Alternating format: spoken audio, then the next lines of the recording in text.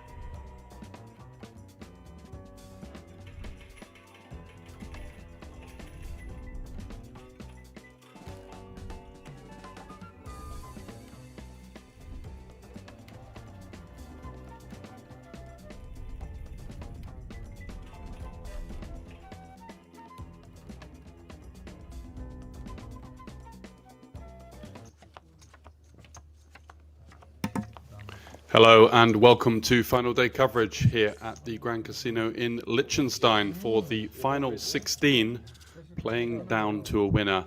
60-minute levels at present, and when we do get to the final table, we'll be bumping that up to 75 minutes. Your average stack is floating around the 40 big blind mark, with the generous structure and plenty of play still remaining here at the business end. A 1 million prize pool was reached, and after the rate considerations, we're looking at 163,000 Swiss francs for the winner, which is good for 175,000 euros.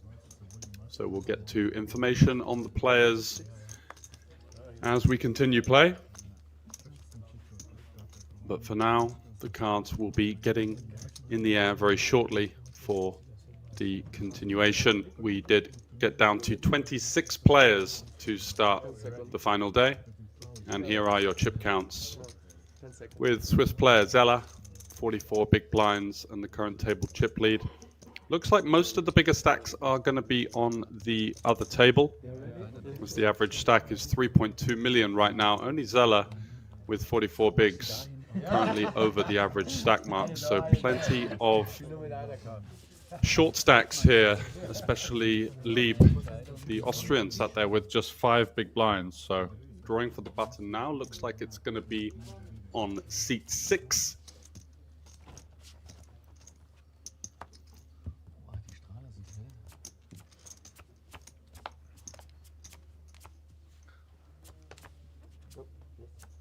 And the cards are in the air.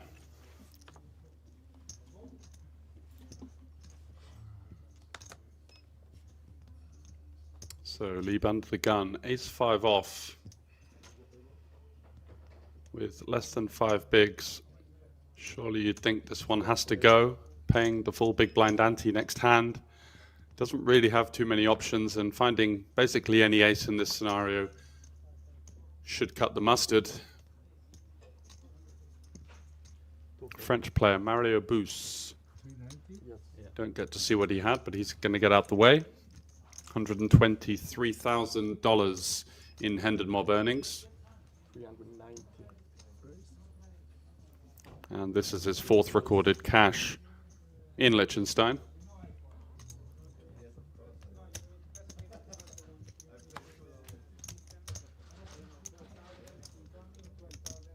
125. 4 fold. 5 fold. So information on this, Leon 17 isn't ISOing 6 fold. the all-in with Queen 4. I believe that's Ace-Queen off. There was just a slight graphical error 7 fold. after the table redraw. So it should be, yeah, there we go. Ace-Queen versus Ace-5. And Zella, the table chip leader, gets out the way. So off to the races. And Leon 17, a commanding favorite, dominating his opponent. But it's the Austrian looking for a 5 or some kind of wheel. Spades also working. He does need 4 of them. And the first all-in of our feature coverage. There we go. Some backdoor opportunities for the Ace-5. Looking for a 6, a deuce, a 4, a 5. Oh, the 6 of spades. Hello there. What a card. So gut shot and a flush draw plus the 5. Not to be. Bricks it out on the offsuit 8. And that's going to be the end of the road for the Austrian. Just one hand on the feature table. And will bow out in 16th position. Which is good for 7,140 Swiss francs.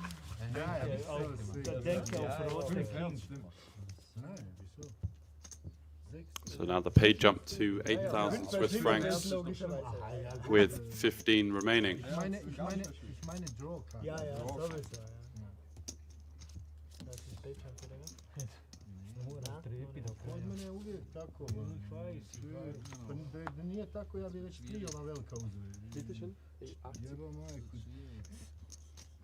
Sit open to the table.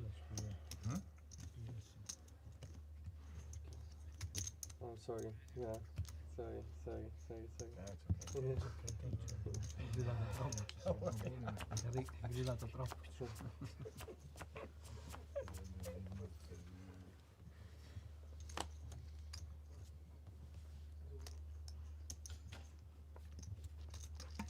Three fold, 4 fold. On 17 with the 3 deuce suited, gets out the way. Over to Delaman. King Jack in the cutoff. A great hand in heavy ICM. 2 high card blockers, which is the way to kind of look at the hand. We're looking to first and foremost steal the blinds here. So having 2 Broadway cards is going to block a lot of the hands that are going to be likely to 3-bet us. And just generally stronger hands from behind. Kings, jacks, ace king, ace jack, and such like. Oh, the card to Koenig on the button. They're folding the ace-3 suited, likely a hand that most players would VPip in that position. With the benefit of playing in position. There is one relatively short stack in the big blind that could rejam, but by the time you factor in the cutoff opening range and you having an ace yourself, decreases the likelihood of that quite significantly. So somewhat tentative there from the ace-3 suited, but Delaman does get the job done and take down the 2.5 bigs up for grabs.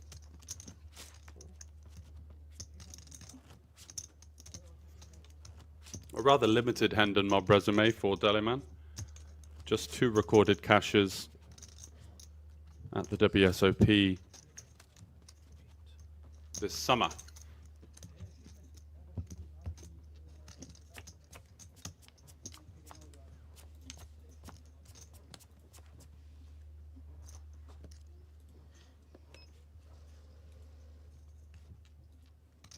Fold.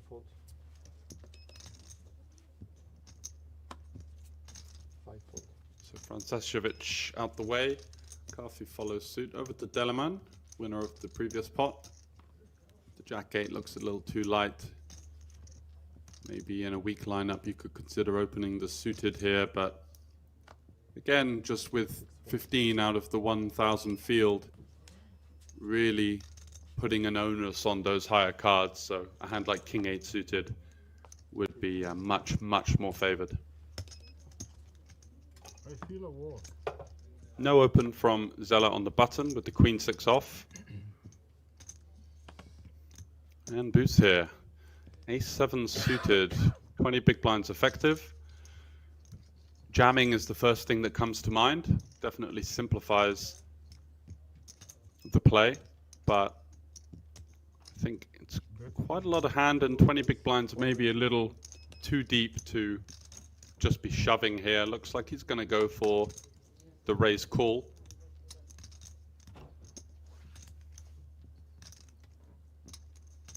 So just over 2.5x. And Leon 17 here, king 5 off. Does cover his opponent and gets quite an attractive price, but is going to let go of the king high.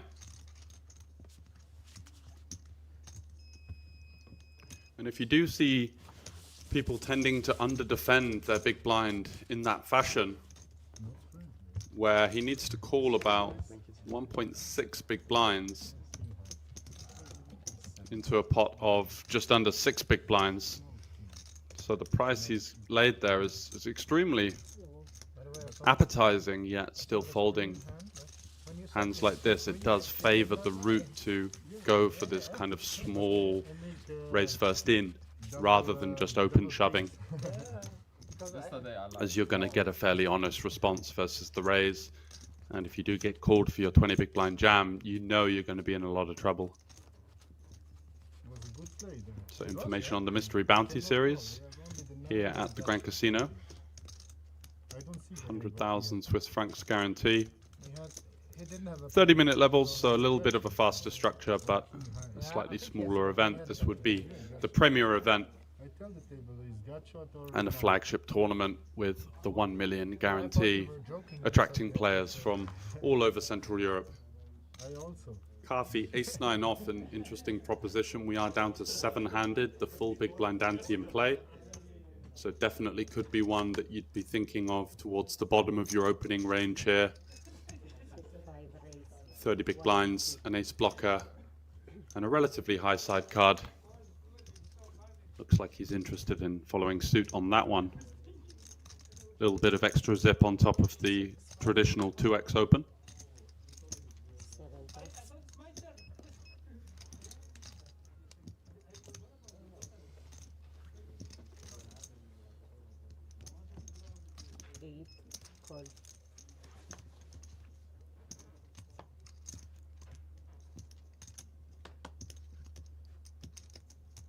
Wow, Zella peeling the 5-3 suited from the cutoff, facing an under the gun open.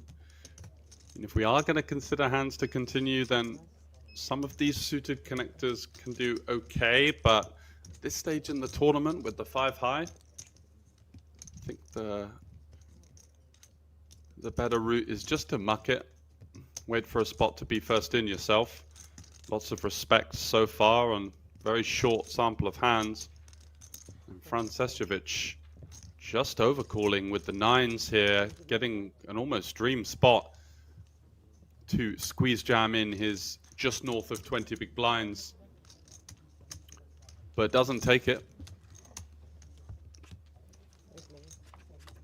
And we'll have to play a flop out of position versus the 2, 3 ways, and any overcard is going to be awkward. And there we do see the queen high board, queen 4-3, Zella, the clairvoyant, over in the cutoff, finding the miracle flop with the 5-3 of spades.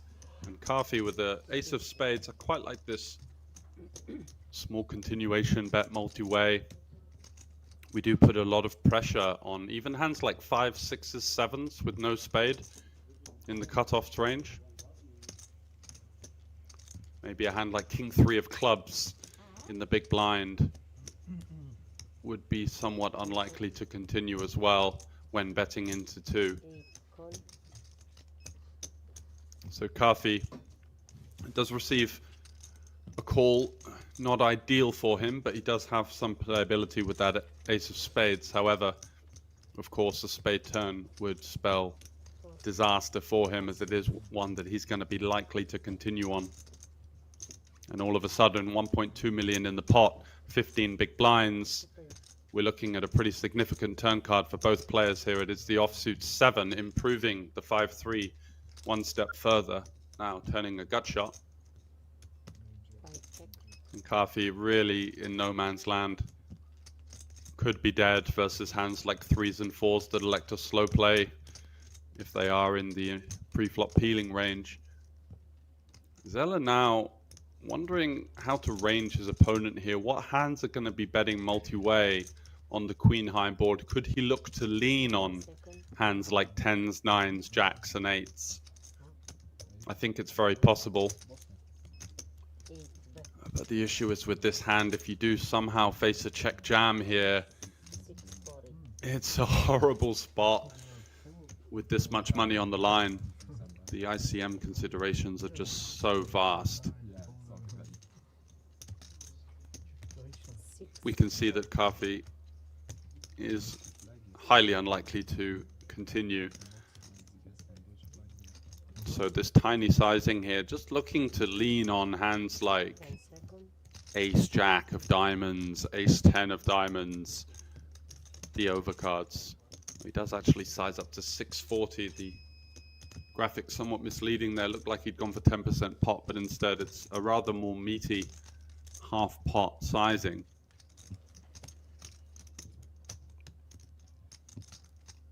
Which would be setting up stacks for around about half pot on the river as well. Does get the fold that he was looking for with the 5-3 there.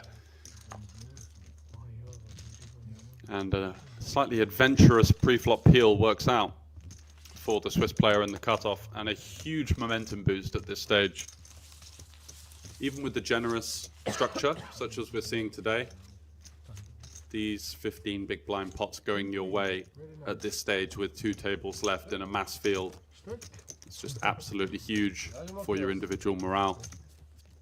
Being able now to lean on some of the medium stacks, apply pressure, and continue to build on what is the mission to now to reach the final table with a considerable position.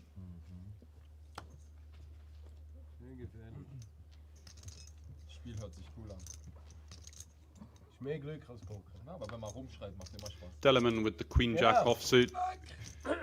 Interesting type of hand here under the gun 7. Some of the more aggressive style of players will tend to open this one, but you do tend to see players in the slightly smaller binds just muck it, which is, I think, totally fair as well. Zella does have King Queen suited, which is, of course, a premium from the hijack. Reaching for chips.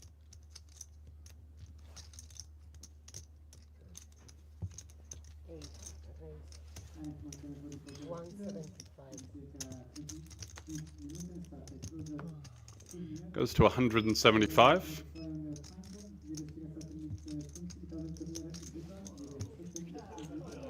So no pay jump considerations in the form of incentivizing a tank here for Mario. 14th and 15th do get 8,000 francs. So had we been 14 left, looking at the jump from 8,000 to 8,900, you definitely could consider rolling down the time a little bit. No real incentive to rush your decision. And Kafi does come along in the big blind. Over 20 big blinds effective versus the hijack. I think a jam is rather unnecessary at this stage, but would probably be winning.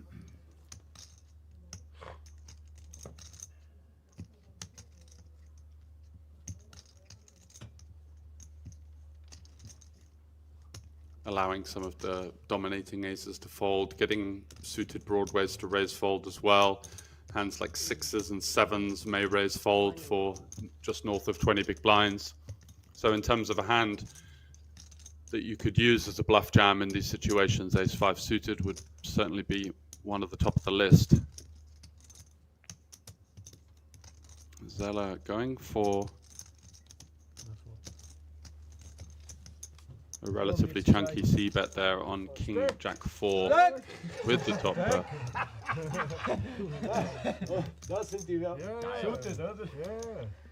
And takes it down. He looks very happy about it. I mean, he's just picked up 2 pots in a row. 15 left, playing for a meaty first prize of 175,000 euros. Why wouldn't you be happy?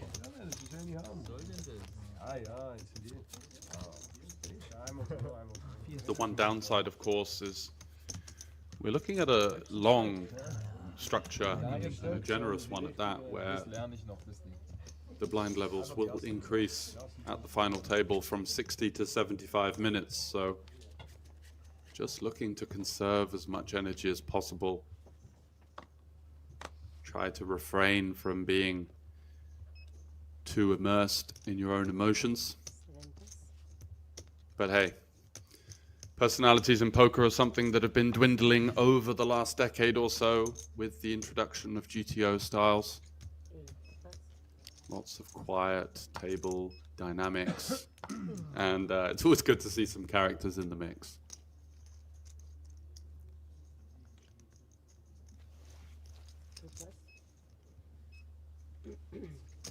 Leon 17 out the way with the Jack 8 there from the cutoff, and Francescovic, who did miss that squeeze jam with the 9s, is of course electing to open the button with the Ace 10. Goes for the min raise. And an interesting spot for Karfi here in the small blind. Very tempting to jam. He does take it. Let's see if the theme continues from Francescovic, who did raise fold the just call. Sorry, can't get the words out. The 9s versus under the gun open cutoff peel with his 20 big blinds.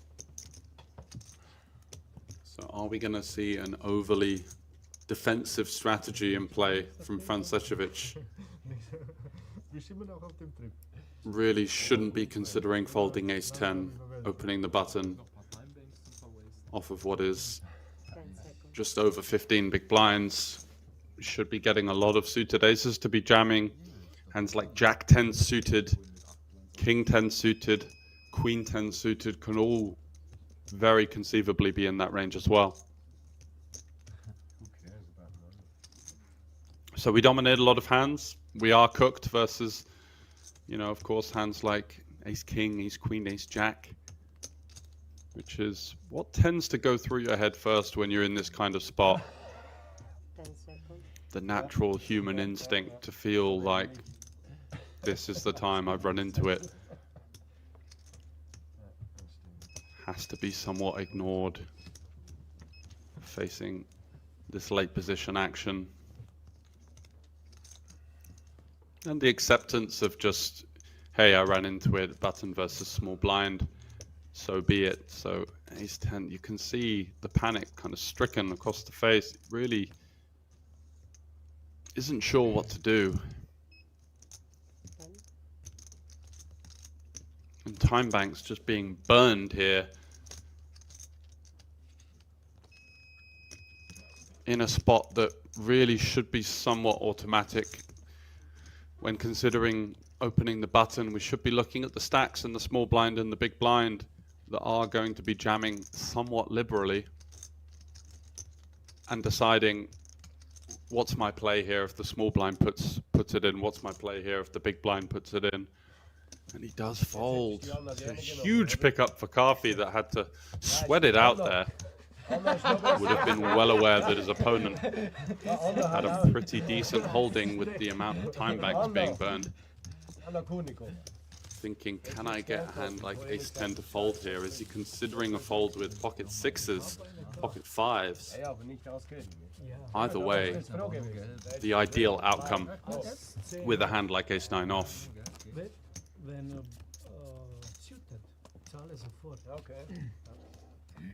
Bon chance. Vielleicht pocket 10. Before big blind pickup and moving along nicely. Ja, viel jetzt. Aber du hast ja eine 10. Ja. Ja, kann auch sein. The old adage of fortune favoring the brave. Man weiß nie, aber man wird es rausfinden. certainly came into play there. The ace-9 just designed to Die drei Herzen. lean on a somewhat wide button opening range. Stimmt, ja. 4 big blinds available. Highly unlikely to be running into anything in the big blind for the most part. But instead he's got a better hand to fold, so even better. 17. Entweder 9 oder... Ich habe sie gestern abgegeben zum Tauschen. Und die haben sie wieder eingetauscht. Ja, die oder? nehmen die Ja, die beiden auch haben's- wieder her. Wussten sie wahrscheinlich nicht mehr. Sagen wir Es war ein anderer Die Floor. hat einen Riss und er weiß von gestern, welche Karte das ist. Gestern haben sie sie getauscht, aber es war ein anderer Floor. Vielleicht wussten sie Aber es. er sagt 3 Herz und es ist 3 Herz. Tut mir leid, hab's angesagt. Ist schon richtig, Ja, ja, was du eben. sagst, Nur noch, du kannst es aufmachen. Beide Karten. Nein, die eine. Okay. Und ich tue dann das Deck austauschen. Die sind wir da so. Und du spielst jetzt mit einer Karte. Die war gestern komplett gerissen oben links. Echt? Ja, und dann hab ich. Eben, da du hast hast schon schon gesagt, gesagt. Tote Dinge, es hat mein Ding. Guck mal, wie ehrlich der ist. Ja, Franzosen mal ehrlich. Ja, danke. Sehr gerne. Dank mir hast du jetzt eine Prämie. Und die 3 Herzen. Ja, sonst hätte ich gefolgt und jetzt passt die. My knowledge of German is somewhat non-existent, but it looks like a 3 of hearts has been exposed, and that has caused a little bit of a discussion between the players. Booth here in the +1 spot, 7-handed with King 8, basically nowhere near a candidate for opening, and that spot does get out the way.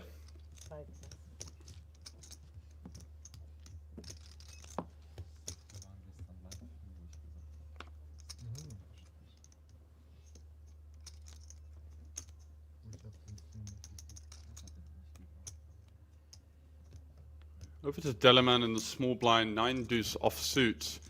He's going to put the short stack in here Das ist jetzt was gebracht, oder? for a very aggressive jam. Let's see what the effective stack is.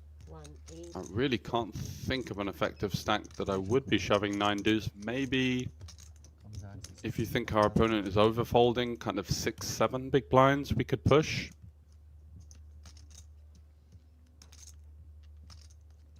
Two big blinds out there to steal. So if he feels like his opponent is maybe undercalling sort of 10-15%, these types of spots do become profitable. His opponent has 11 big blinds, ace-7 off suit, and is considering the fold. A time bank goes into the middle. He's picked up the dream spot.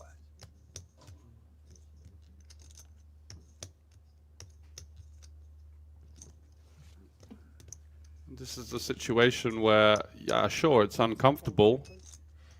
We don't really have anything completely crushed with a hand like ace-7, as the opportunities versus the lower ace-x are quite high at this lowly kicker, but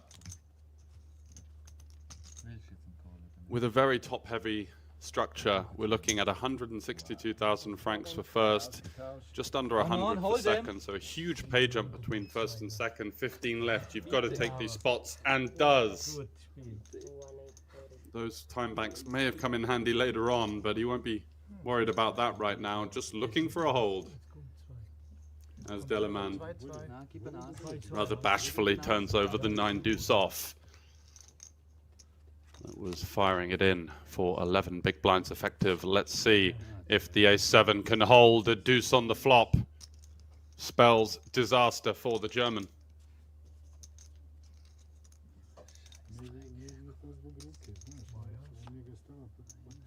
5 on the turn, no additional equity. Was maybe looking for an 8 or a queen to go runner 2 pair for the counterfeit. Yes! Ace or a 7 required, and it is the Barry on the river. Danke. And the fist pump from Carter Koenig sits back down. Dass du noch so Bildkarten hast. A huge smile, having got there in a rather uncomfortable fashion. Wenn ich das Ass 7 habe, bis da hinten kannst du River dealen.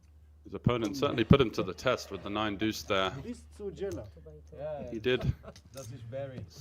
flounder over the call a little bit, maybe a little bit of nerves. Not very often you get this deep in a live tournament with so many runners, but rewarded for his bravery with the double up. via the ace on the river. Das Team ist ein No-Brain Call. So stacks have evened out somewhat. We saw a couple of short stacks to begin our final 16 coverage.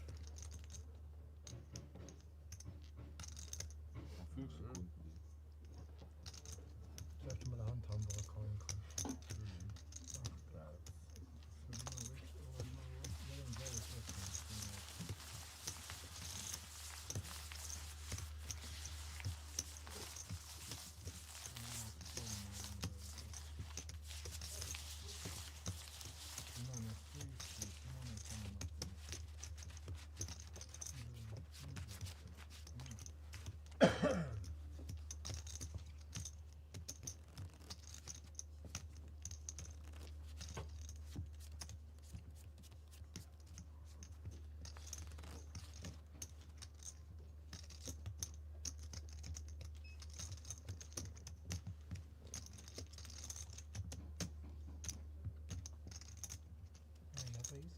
Nee, ist es nicht.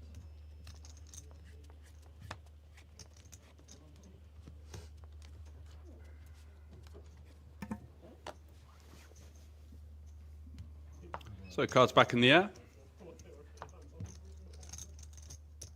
30-second shot clock for each decision. And then we introduce the need for the time banks. Don't tend to be wanting to burn any of those time banks pre-flop.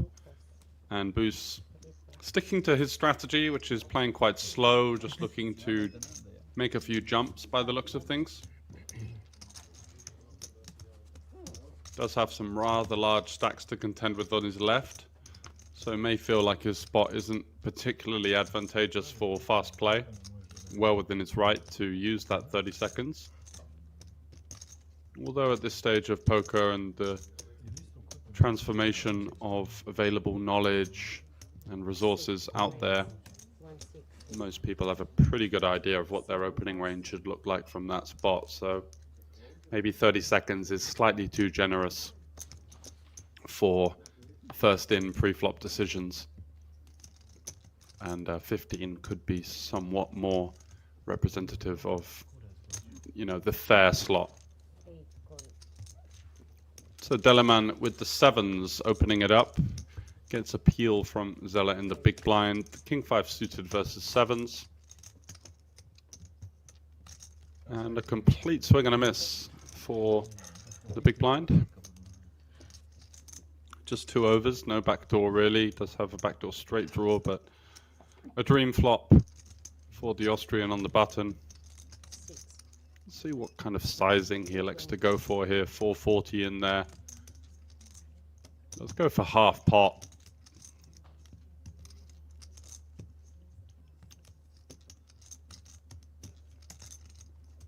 And I think some good merits for that. It's going to have the best hand almost always. The board texture can change quite quickly in the form of spades, overcards. Zella out of position versus half pot with King 5 of clubs does come along for one. Potentially looking to float out of position to maybe take it away on the river. Delaman not slowing down on the turn 10. Goes 300k now, so a third pot after the half pot. Flop sizing, usually indicative of the card that arrived not being so favorable in comparison to, let's say, a third c-bet sizing with the half pot turn size. So there is some information out there for Zella, but he just has absolutely nothing to be able to do about it with the lone overcard to the board. Would not be repping an awful lot with some kind of turn raise either. So does elect to let it go. 9-2. Yeah. Same but different. Yeah.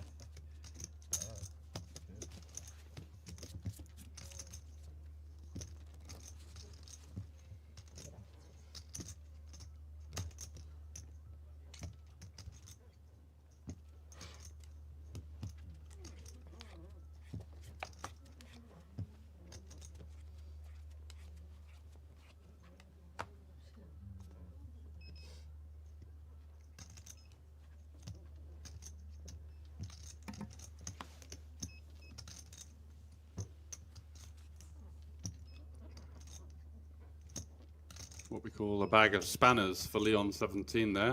8-3 off. Not particularly a tough pre-flop decision with that one. Raise. 160. But Carthy has a hand that he's going to open. Ace-5 off. Quite like the impetus and urgency that Carthy's brought here. Finding the Ace-9, not particularly a hard spot to find, but following that up with a nice Ace-5 off, hijack open as well. Certainly showing a bit of impetus at this late stage, and I think that kind of style tends to pay off. From what we've seen, the Ace-7 for 11 blind versus blind, using 2 time banks before calling. Certainly would indicate a rather more passive population kind of tendencies at this stage of this type of tournament. And Carvey there with the Ace-5, looking to take advantage of that. And Boos with the 6s here in the big blind, 20 big blinds, surely versus a player with any type of gusto, you'd just be looking to jam here. Denying equity to all of these overcard type hands. Is going to have hands like King-7 suited, Ace-5 off, worse pairs sometimes. King-10 off, Queen-10 off, Queen-Jack off. These types of hands are all just snap folding, so it would have been a big win for the 6s there versus the majority of the range. But again, second player we've seen just electing to call. 5, bet, 150. And Carthy, with the initiative pre-flop, you do feel in the driver's seat. Flops an overcard, a gut shot. And Boos in a rather uncomfortable situation here. Just the 1 overcard on the flop, so a very easy check call, but so many turn cards are going to give you a headache if you continue to face aggression down the streets. 7 is another overcard. Doesn't change an awful lot. Now a double flush draw texture, and I think Ace-5 here with the 5 of hearts is somewhat of a perfect hand to find another turn barrel. Whoa. So double flush draw 7, and Boos is deciding to lead. 65. I think he's going to be folding 7 deuce, 7-3. Suited pre-flop, Ace 8-7 off as well in this situation. So I'm not particularly sure what he's trying to achieve here. Maybe leading in order to avoid facing aggression from his opponent. Does get called. And we're going to have to see some mastery here from Boos. On the river, just so many bad cards on this double flush draw texture. Out of position, leading for a third. And now just completely guessing if we do face what you may assume to be a somewhat likely river all-in from the in-position player. Wow, he's going to go small again.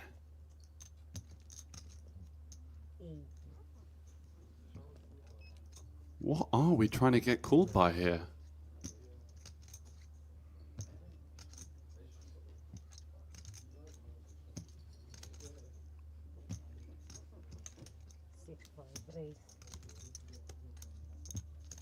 And that 1 big blind stab on the river.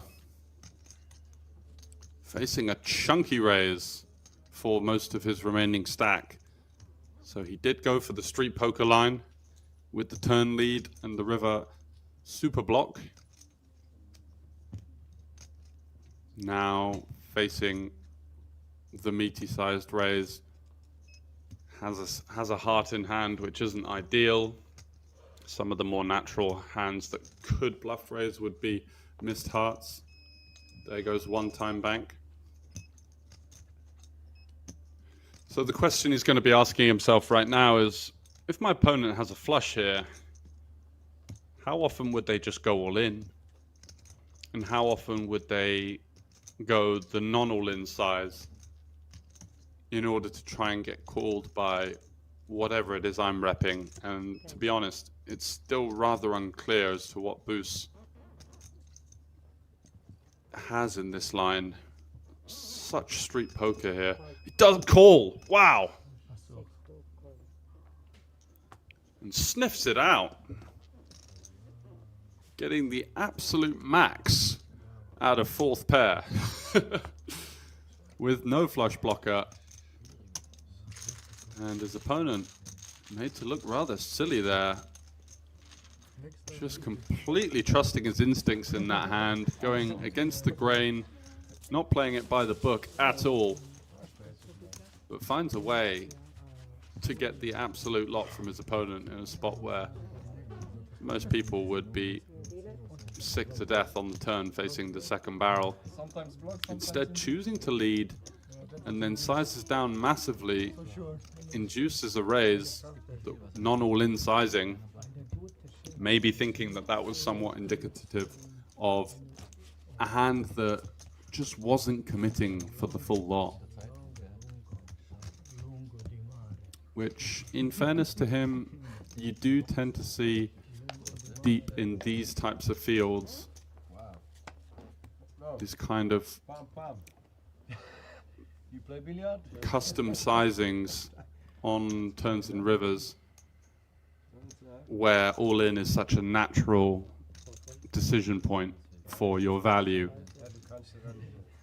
can sometimes indicate that they are telling porcupines. What a hand from the Frenchman, who after a strong start to 2025, coming 6th in the IPS main event in Rozvadov for 52,500 euros, has had a string of relatively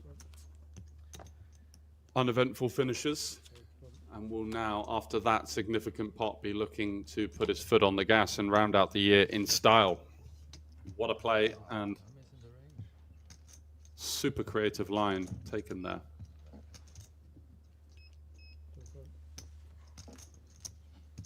I wonder if there was any kind of live reads going on. Didn't see too much weakness in the face of Kafi there, just kind of trying to stare at the board and regulate his breathing. But when you're playing in these generous, deeper structures with the longer clocks, it just gives you that extra bit of ammo in order to be able to read your opponents and kind of pick up on their tendencies so well.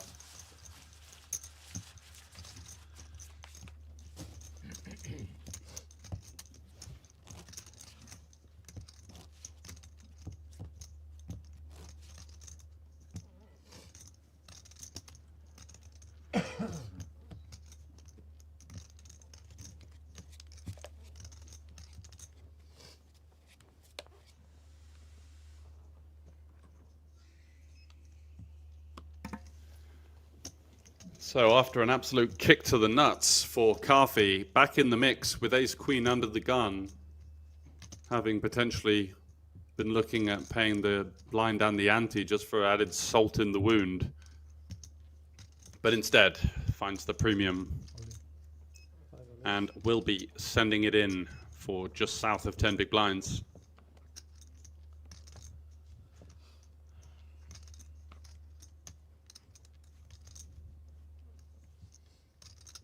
Deliman with some theatrics here, not going to be continuing with the 8 deuce.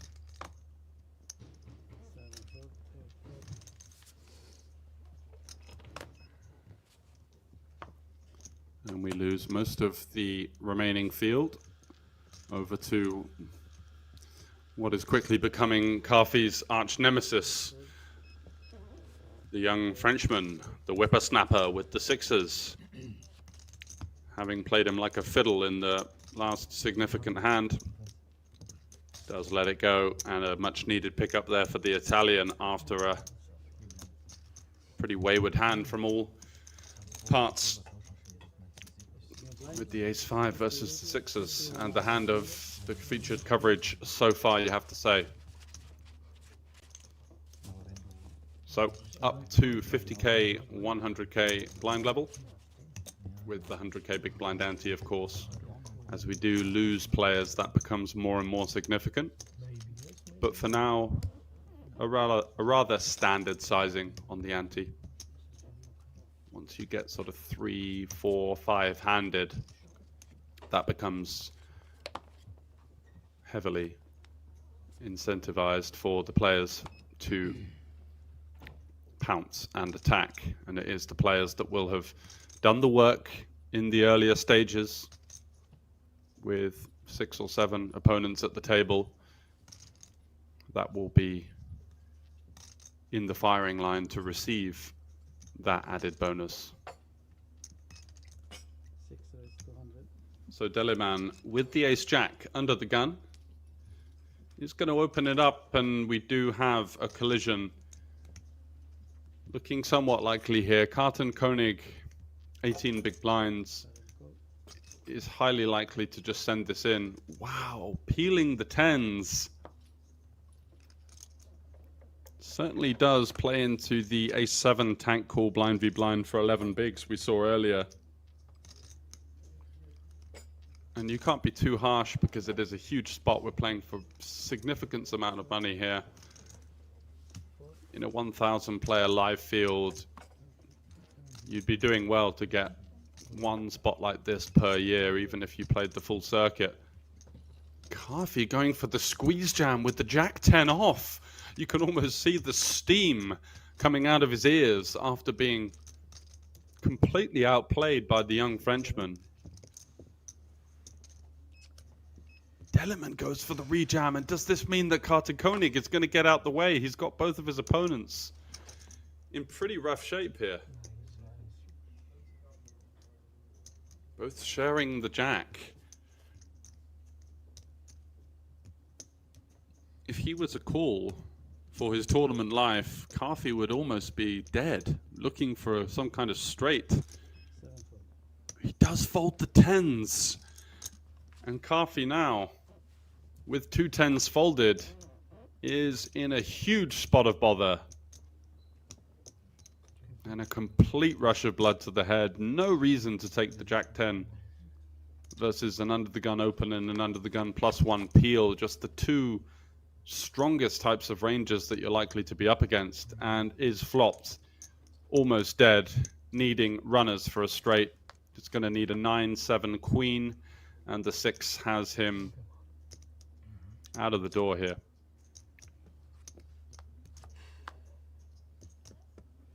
Yeah, just the 110 remaining in the deck, and Carthy. Wow. What a fall from grace there that was, and it's difficult to watch because it happens to all of us as humans deep in these huge spots. Just slightly misplay a hand, or a player makes an amazing call versus us, and we just lose that discipline with the remaining stack. So difficult mentally to reset there and say, you know what, I went for it, I got picked off, so be it. I've still got this 10 big blind stack to work with, and instead out like a flash. So very much a learning experience for the Italian, who hits the rail in 15th place for the payout of 8,000 Swiss francs, which is just under 9,000 euros. Will be bittersweet though, for sure, as he makes his way back to Italy.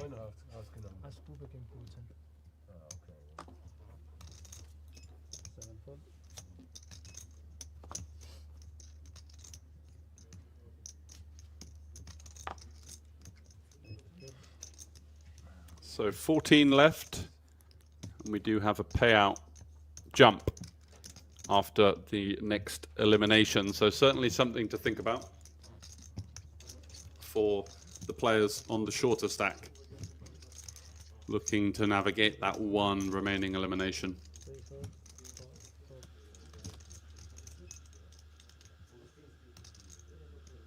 Deliman here with the aces. He's done some pretty nice work so far. and is trending in the right direction. And when you look down at the pocket rockets, it's really hard to contain the excitement in a spot like this because you are facing a hijack open. It's not like you're up against the button. Let's see what sizing he goes for. Hopefully he doesn't go too small. It's 575. Becomes a little bit obvious when you make it sort of 450, 500 here.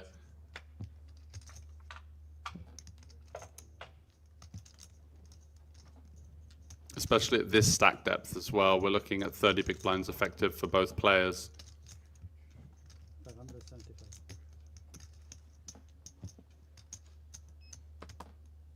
Goes for 575, a bit of meat on the bone. And yeah, King 10 off is just going to be one of those hands that unfortunately you do get the fold from, but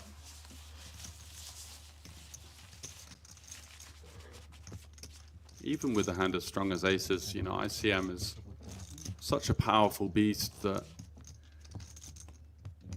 you very rarely want to be able to build a pot for the small 3-bet out of position, allowing your opponent to continue in position and potentially making life difficult. Of course, when you've got the number one, those factors aren't really considered, but because it's such an unlikely situation where you'd be going small with basically anything else, it does make your opponent's life quite easy at times. However, rambling on about that spot, let's get back to the action. King Queen for Zella. Did come in as the table chip leader. Made a bit of a funky play, peeling the 5-3 suited cutoff versus under the gun. Did manage to take down the pot, but aside from that, has been kind of loitering around there.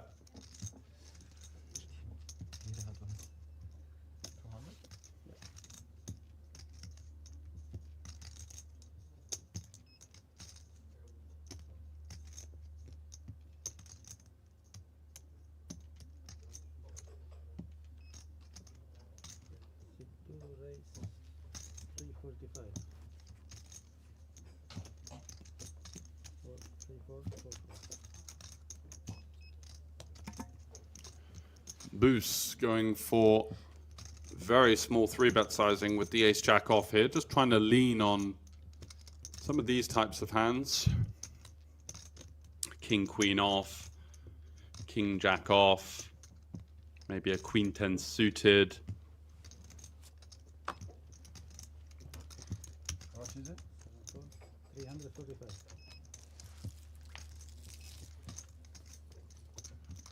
Very unconventional size.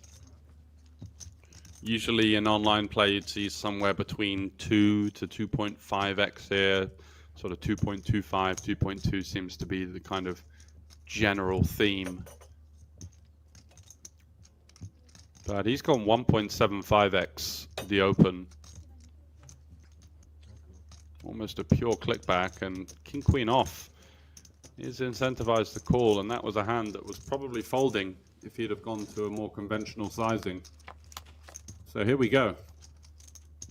Live cards for both players, and king, queen, queen for Zella, flopping his opponent almost stone dead to running aces. We can see that that is not an opportunity that he will have. So the check mark with the Swiss player out of position, having hit the jackpot here.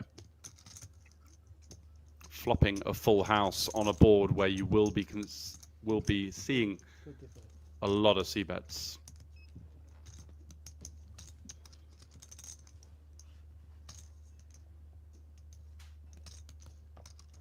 Quite a large sizing on the flop as well. Third pot. So it goes super small pre-flop and juices it up on the flop. And I just don't see what this achieves compared to a sizing of somewhere of sort of 225, 175, that kind of range. Maybe this size gets, you know, pocket nines to just fold. That may continue versus the smaller size. Not particularly sure on that one. And he does have the ace of clubs as well, so the club draw arriving holding the ace blocker to some turn continues as well. Maybe looking to target some hands like jacks or tens. If he were to continue, maybe he could even get king 10 suited to fold the turn if he were to put in a really healthy bet. Does elect to check it back, looking to fade the 10, which would be likely to send him out of the door. So good news on that part. Bad news is he's rivered 2 pair now with a little bit of showdown value. Very difficult to think what his opponent could be bluffing with though. Maybe something like ace 9 or ace 8 of hearts. Only 2 combinations. Everything else has us completely cooked. And you can see that very subtle squint there as his opponent reaching for chips. Discomfort etched all over the face of the young Frenchman here. Bet 950. Knows he won't be raising. Does face a meaty bet of over half pot. Where are the bluffs coming from is the question that Boost will be asking himself right now.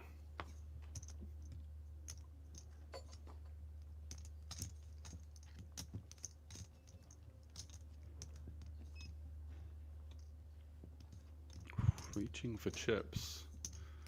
Wasn't an angle shoot as he wasn't looking at his opponent. Full on the flop. It does fold. Nice discipline lay down there. It can be tricky sometimes to Not river. slightly less experienced players when they do, river some kind of showdown to then let it go, just because the range that it's called, that rather large flop c-bet, is going to just be so much more defined. Ace 10 also improving on the river, the gut shot on the flop. Pocket jacks gets there. And Queen X had us cooked already. King Queen obviously is the absolute joint, which is what he was up against on that occasion.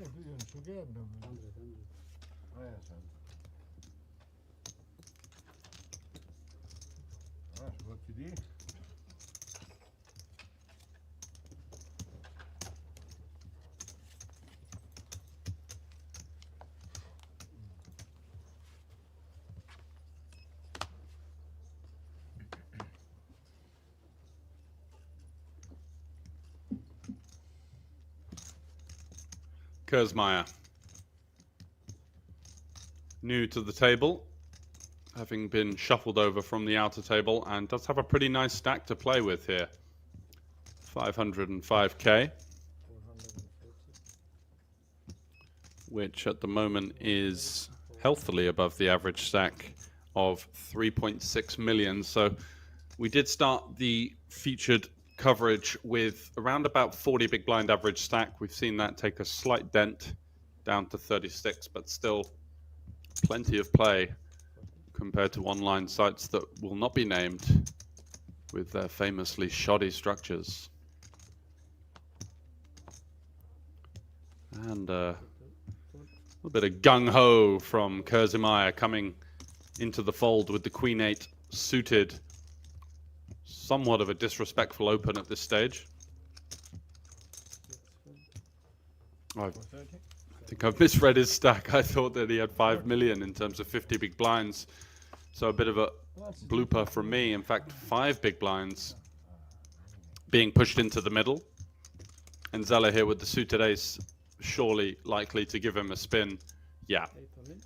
Kind of a exhalation with the hands as if to say, right, go on then. And Kurzmeyer with leaving some chips behind, looking to see on developments on the outer table.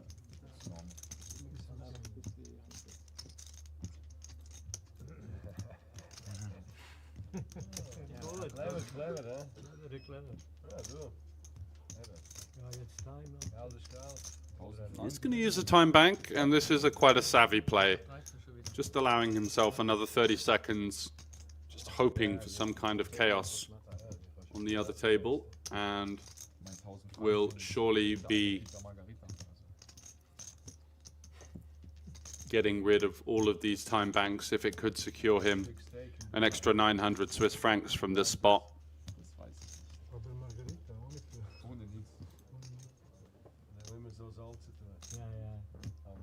Seite jetzt. Gell? Kein Salz mehr. which is almost a full buy-in, so very significant. Nämlich das Salz ausgebaut. Schöne Hand. Wirklich schwierig. Ich treffe sogar noch. How much is it? Auf dem River, oder? It's all in, right? Yeah. Der River Account.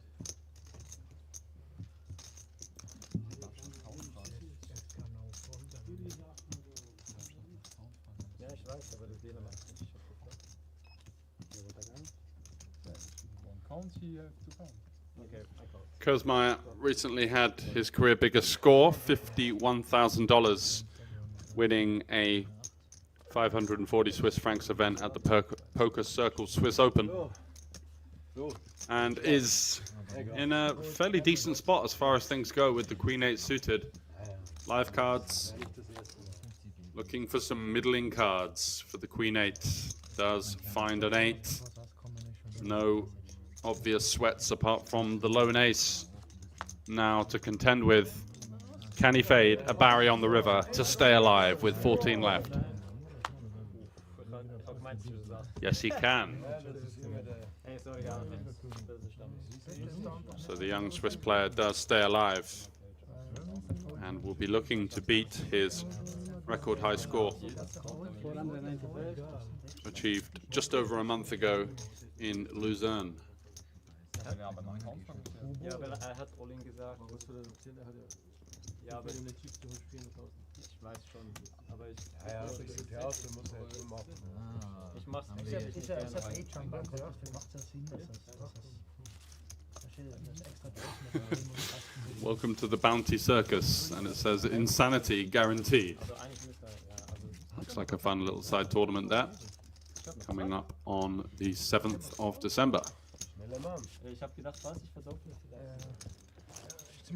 with just under 70% of the prize pool going to the bounty, so Sie waren mitten in einer und ich hab gesehen, could be something fun to tune in for. Stay peeled over at SpadePokertv so lange war for updates and information on that one. Ich finde das kein Problem. Solange es Dimebank-Cards gibt, ist für mich alles Ja. okay. Nur wenn jetzt Ich werde keine auch im nicht Spiel immer wären und die Leute von 10 30. Minuten sitzen, ist was anderes. Ja, ich werde auch nicht immer die vollen 30 Sekunden.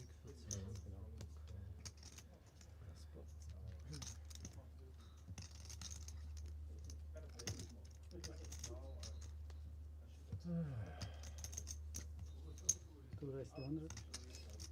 Take one. Four.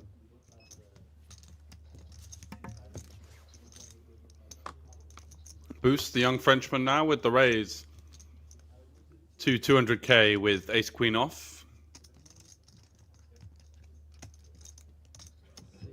Four. 7, 4.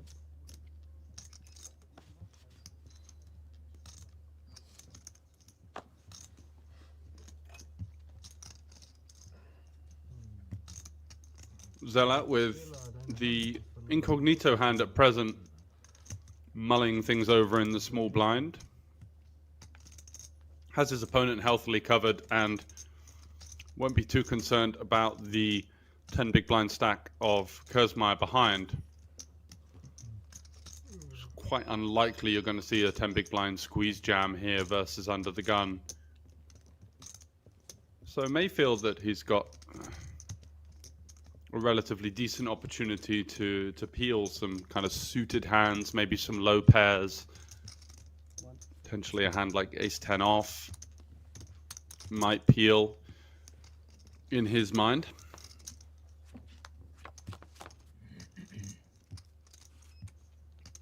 Wow, what a board for Boos. And I did say earlier that fortune favors the brave. Taking a very unconventional line with the pocket sixes on a board of 8 deuce 3 7 queen with backdoor spades completing. And look at this, finds the hand that he wants to be up against as well. Straight versus set with 14 left. And this is going to be fireworks, boys and girls.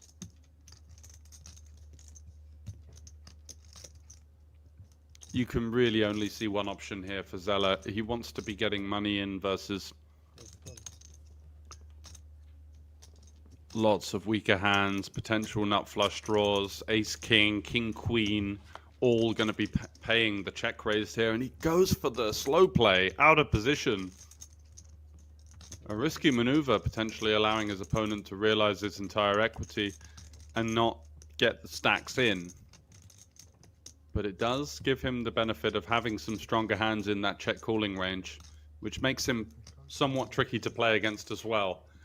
I do think that the turn check jam will be coming, however. And that will be the jackpot for Boos, who's flopped the joint here with the nut straight. Looking to try and target hands like King Queen, King 10,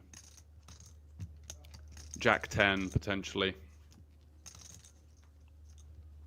You know, the great thing about flopping a straight on this board is just all of the two pairs are available. All of the sets, apart from probably kings, can be likely.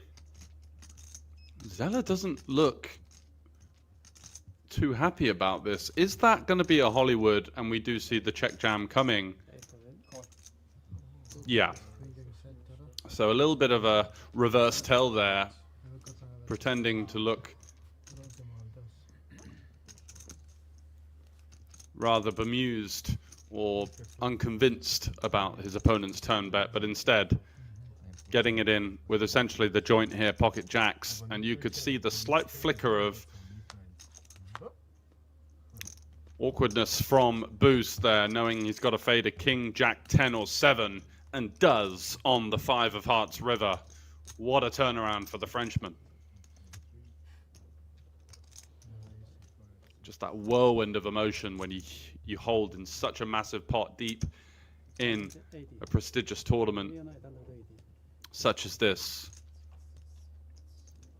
One of the biggest tournaments of the year here in Liechtenstein. $1 million guaranteed, with the winner taking home 162,000 Swiss francs.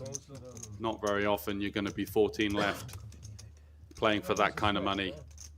And that propels him straight to the top of the leaderboard. 49 big blinds at an average stack of just over 35.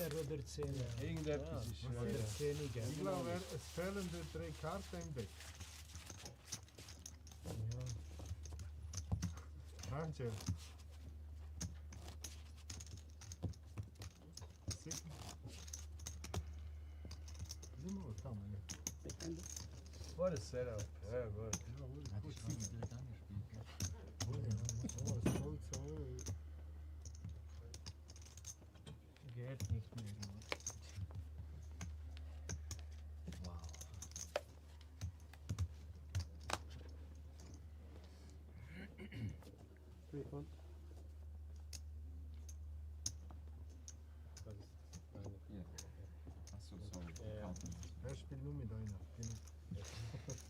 So Francesevich with just under 10 big blinds, under the gun 1, lets it go. Deleman likely to follow suit with the lowly 8 deuce of hearts. Looks like he is happy just to wind down the clock ever so slightly, but at average stack with a lot of medium and shorter stacks to target. Certainly a matter of stylistic choice on whether you are just looking to kind of wind down the clock, or could just be a strategy of just playing slow, just making sure that every decision is at around about the same time. Obviously giving slightly less information away.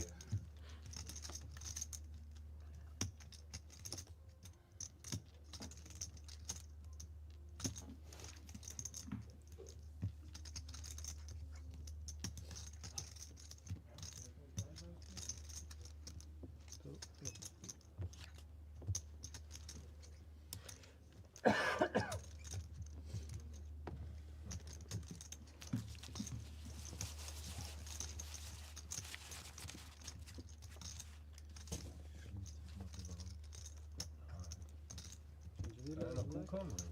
Ja, nicht schlimm. Aber am Flop mal nicht. So we are live on spadepoker.tv, also across YouTube channels. My name's George Sandford, doing the commentary for the English version, and we do have German being streamed as well. Weil du wie halt nicht immer noch. Rather more popular in this part of the world. Ja, ja, aber das ist jetzt nicht so, dass. Ich bin doch allein. Gib mir Das ist das Wichtigste. Yellow. Du hast Steinlenker. Schau auf die. Schau viel mehr. Give me yellow, please. Ah, wie geht diese? Das ist mir meine Angst. Nimmt man meine erste, gell? Und gib mir da den eingerissenen Dreier. Auf hart. Ja. Hätte ich 9-3 gehabt. Oder 2-3, hätte ich wenigstens gefolgt. Dank mir, wenigstens die Ja. 2 getroffen. Fold.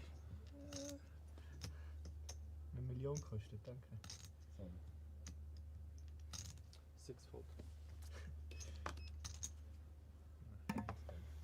Carton Koenig, Jack 10 off, was the undoing of Saverio Carfi, the Italian, having lost a big pot, just maniacally squeeze jamming the Jack 10 for 10 versus under the gun open, under the gun 1 peel. He's not going to make the same mistake and does just let it go for 14 bigs. Seems very reasonable. And Kezmeyer here with the suited ace on the button for 9 big blinds. It's go time. Likely to be leaving a couple of chips behind. As you can see, looking over to see if any developments on the outer table.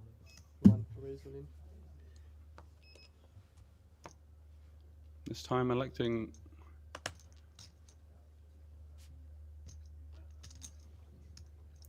to put his chips in as slowly as possible. Does have 2 remaining time banks, so somewhat interesting there. As I believe we are at 14 left with the pay jump at 13, so does get it through. And will live to fight another day. Or orbit, let's say.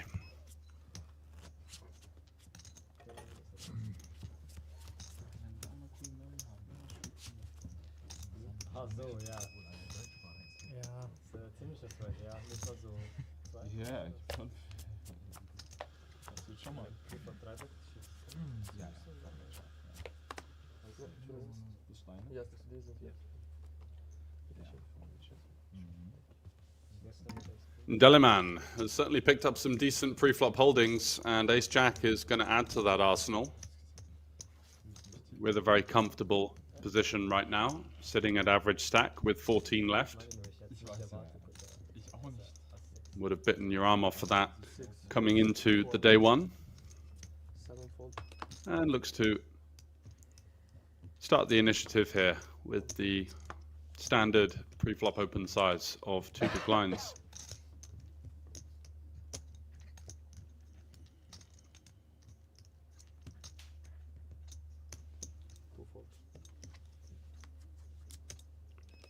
Leon 17 in the small with the ace-6 off, a rather lowly holding versus an early position open, just going to be dominated so often, and is in this situation, and Francescevic is going to hunt a flop with the queen 8 off, potentially looking to go for some kind of stop and go here if he does hit something, and a complete swing and a miss for the Swiss player.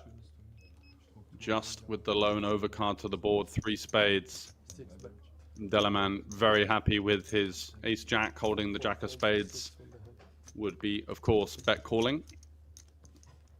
But doesn't have to come to that decision, as his opponent simply was just snap folding there with the queen high.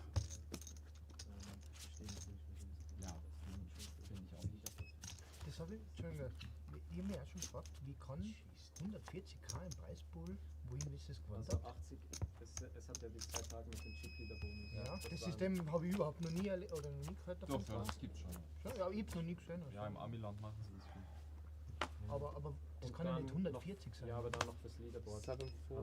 Das wird auch so dumm da. Ja, ja. Nehmen wir alles raus. Ja, irgendwoher müssen sie schenken. Ja, ja, ist mir schon klar, aber 140 Kösemeyer Baseball ist schon. in the hijack. Ace 8 suited.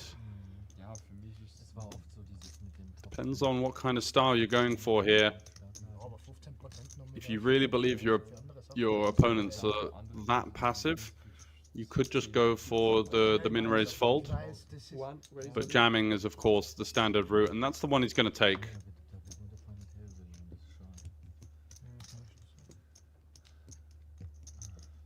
It's an awkward hand to raise fold versus a capable player.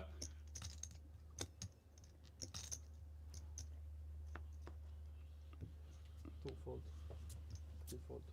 Four fold. So just sending the troops into battle and isn't going to be met with any kind of resistance in this fight, as Delaman with the king 9 off is not looking like a promising holding versus a 12 big blind all in. LA, da war es was ähnliches.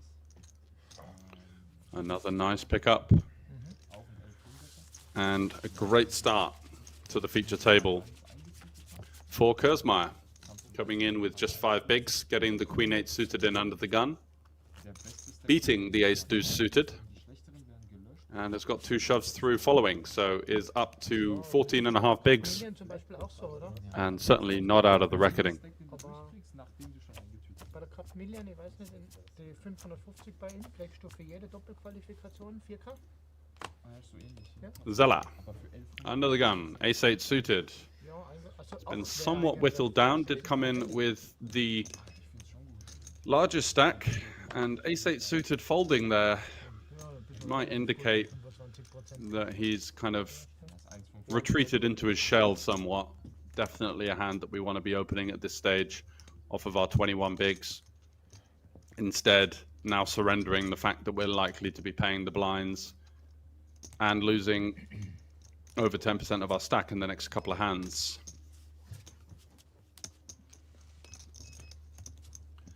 And Delaman with the 9-7 suited.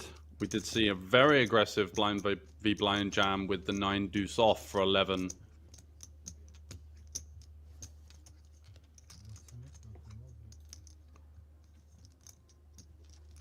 In a previous orbit.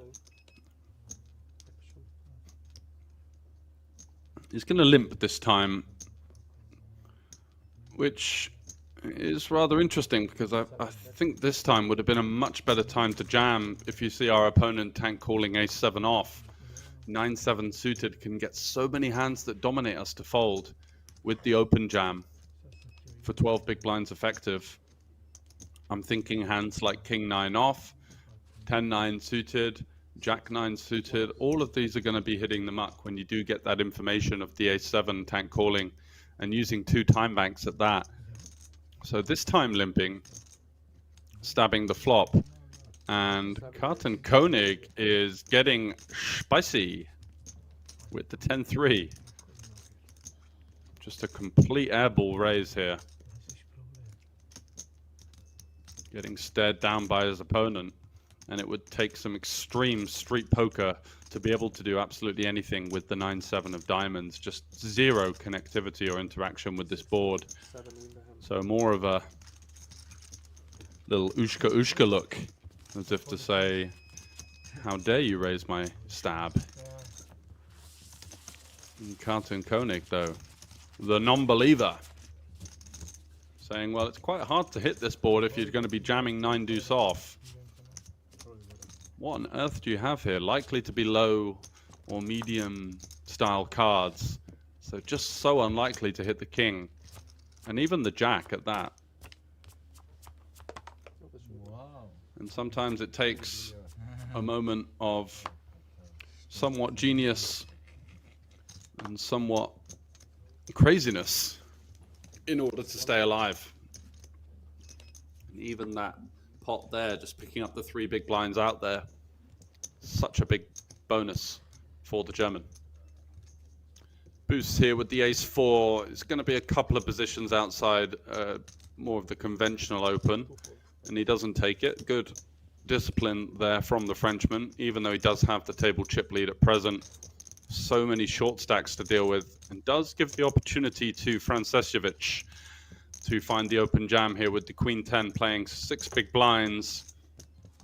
Can't be too conservative with the 6 blinds and does hit the mark. He's just so unlikely to find a spot that golden to be able to still retain fold equity, and you know, you do get called by hands like Ace-7 suited and such like, which you'd be having significant equity against anyway. It's very unlikely that you're going to be running into a powerhouse hand with 3 players behind. So yeah, a bit of a wince looking at that one there. That's kind of the sign of a player that's kind of bowed out already. Let's see if he would have faded a call. I think Ace-Deuce may have even folded. So Queen 10 really missing a trick to pick up some much needed chips.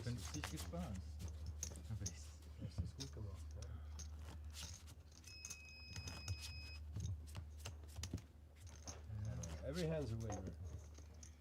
And every hand's a loser. Never know. Alles kan winnen. Afstaan met allemaal. Alles.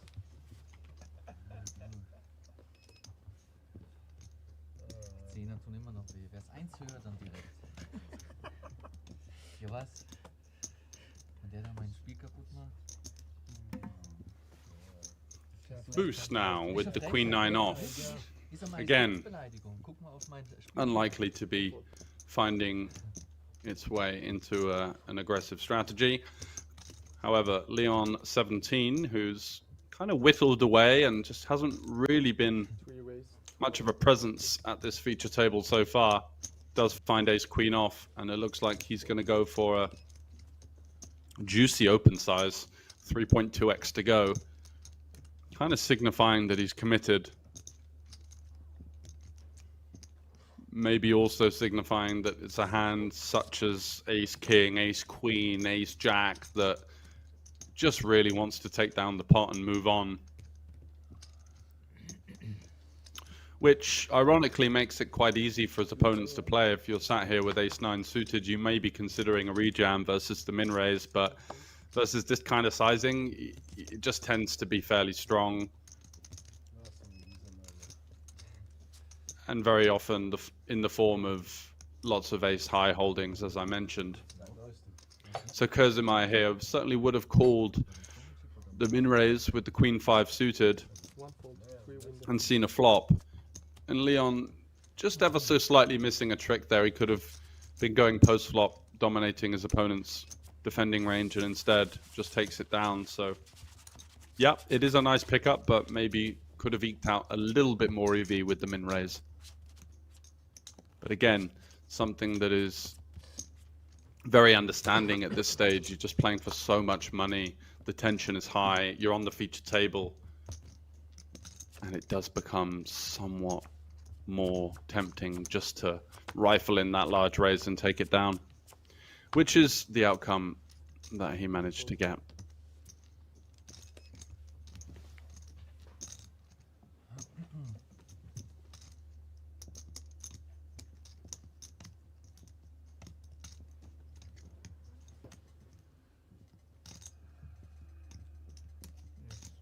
For raise 450.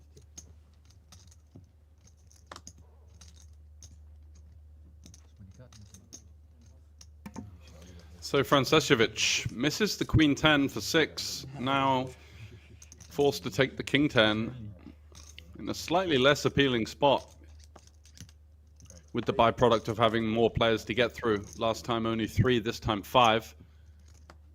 But it's certainly going to be getting through to the big blind. Let's see what Booster's got. 6-4 off. Nice pickup there for the Swiss player. And 6-4 will not be calling. Even suited at this stage. The chips are so valuable, and you know, getting it in behind here when you've just got such a dominating stack versus almost everyone left in the tournament. You don't want to be handing out cheap double ups. Just maintaining that chip stack and moving on. So nice pickup. And a good adjustment because it's a very similar spot to the Queen 10 in the cutoff. And he may have kind of kicked himself there when he saw that it would have sailed through, which it will do the majority of the time.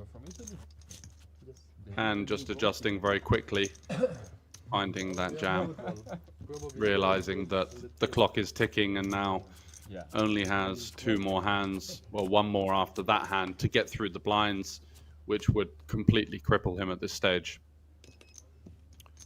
And he'll be feeling rather happy to look down at Jack 6 off and know that his work for the orbit is now done with the King 10. Ja, jetzt mittlerweile, ja. Das war früher mal anders. Ja, gut, das ist klar.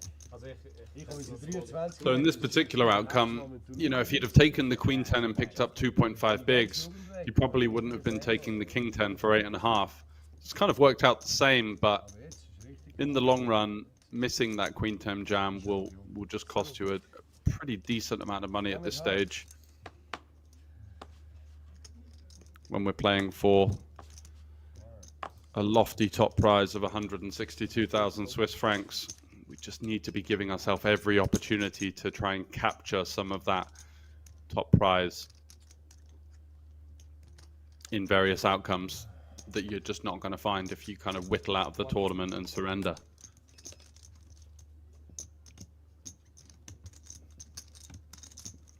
Boost, blind versus blind, at a somewhat awkward stack depth of, I believe, about 17 bigs, which means that a jam is not attractive at all.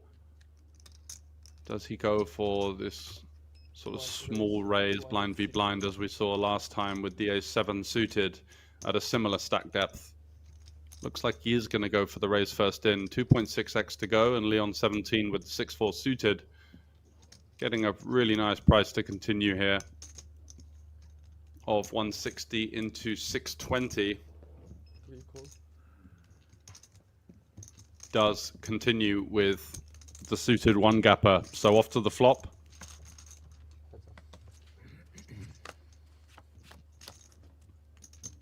In what is certainly a more significant pot for Leon 17 on the short stack, and Boost flopping the joint as far as it goes with Queen 9 off, 9-5 deuce, 2-tone.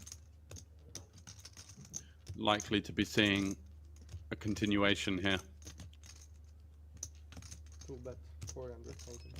On a relatively disconnected board that is going to miss the big blind so frequently, so I do think that we do want to be c-betting somewhat aggressively in this situation. And especially the lower down we are, you know, Jack 10 is such a great c-bet here. Just getting hands like King 10, Queen 10, King 7 of clubs to fold. And this size up makes life really awkward for the gut shot, which does just have to fold. Boost kind of broadcasting that he's going for the 2-street game, looking to get the max from worst 9x, 5x, any kind of flush draw, or some kind of hand like 4-3 suited, or an ace gut shot, Ace-3, Ace-4 that didn't jam pre-flop. And gets the job done. Frenchman just going about business in a nice style so far. That unorthodox hand with the 6s getting the max versus the now defeated Saverio Carfi, the Italian player. Certainly the highlight of his tournament so far.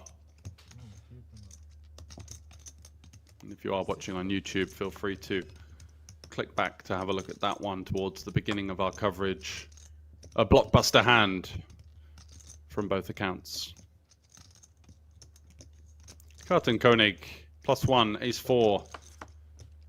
Based on his somewhat more conservative style of play, I don't think that was ever a consideration for him. Suited can definitely find a reason to open there, playing 7-handed, but offsuit's just going to hit the muck.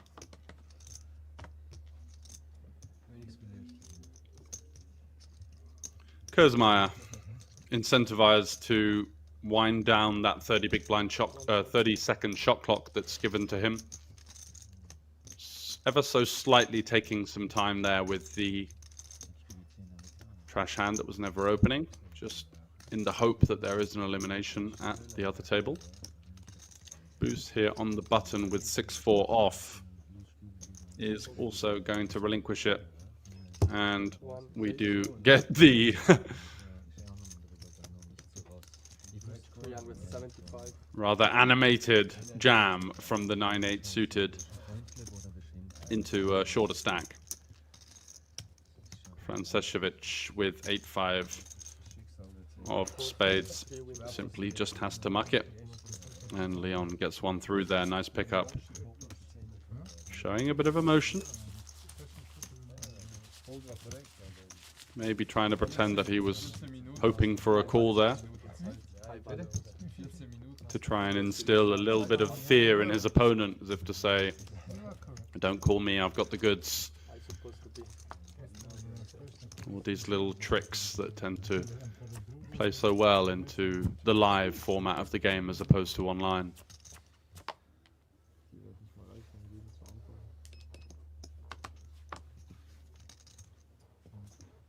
Sevenfold. Eightfold.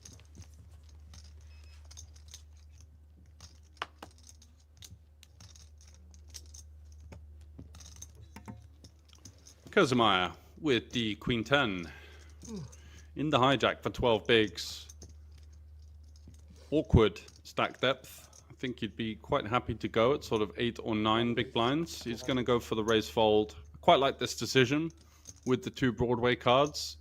We do want to induce some hands like aces, kings, queens, jacks, 10s, even 9s, ace, queens suited. All depending on how aggressive our opponents are.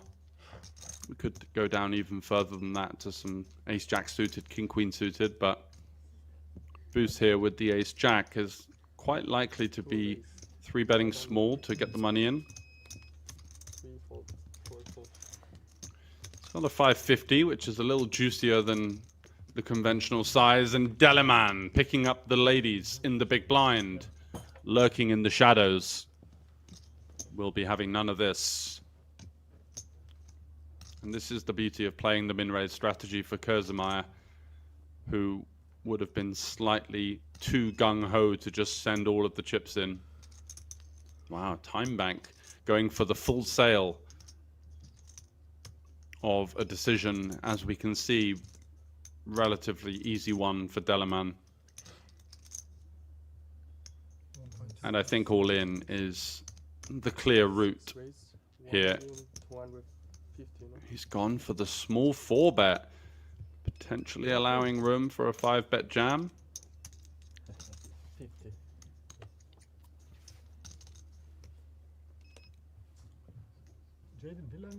So makes it 1.3 with 2.2 behind effective.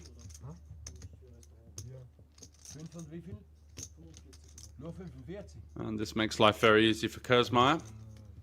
Just going to use that 30 seconds. He's already invested 2 of his 12 big blinds, so very much welcome to whittle down the full 30 seconds and try and find that pay jump on the outer table. Now back to Boost with the ace jack in no man's land here, facing the cold 4 from the big blind. You're just so likely to be up against a premium holding here. The price is attractive, but the range of which the price gives is rather unattractive. As you see, the Time Bank whittling down, and the ace jack hit the muck. Er spielt aggressiv und manchmal hat er noch ein Monster.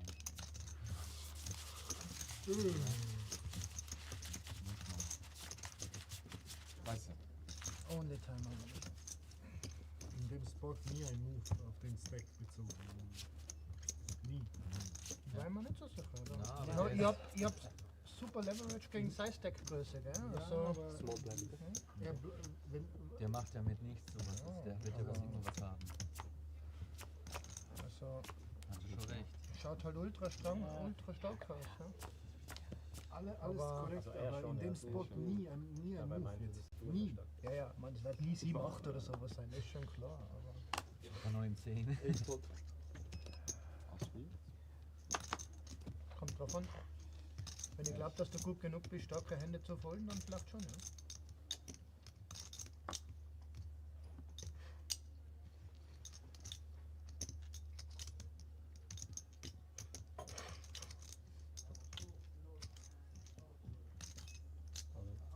One razor in.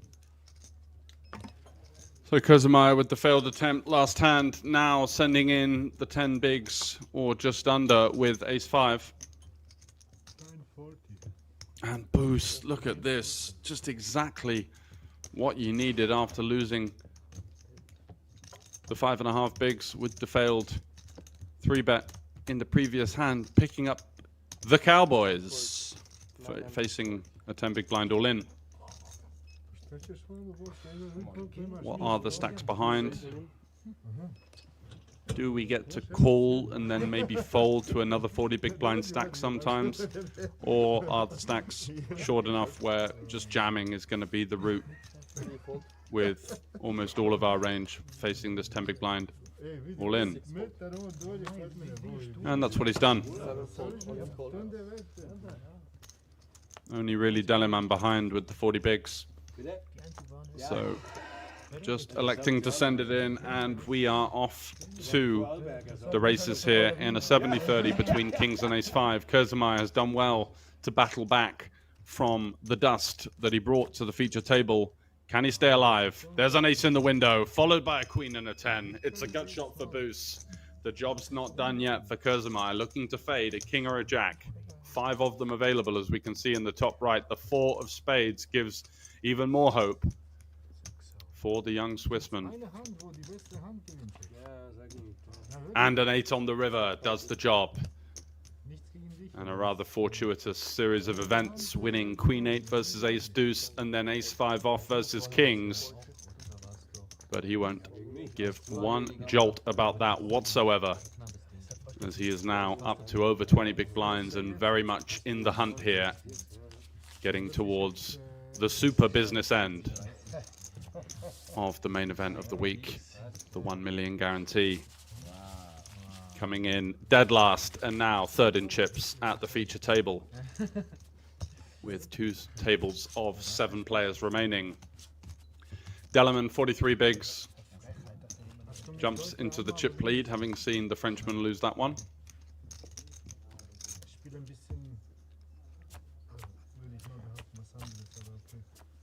And a cruel blow there to Boos, who would have had a rather commanding chip lead on the table.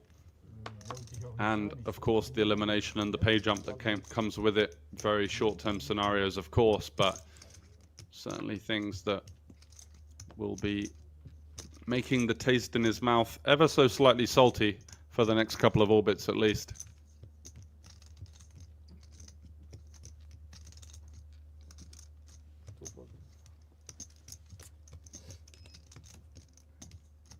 Leon 17 with the 8-7 suited.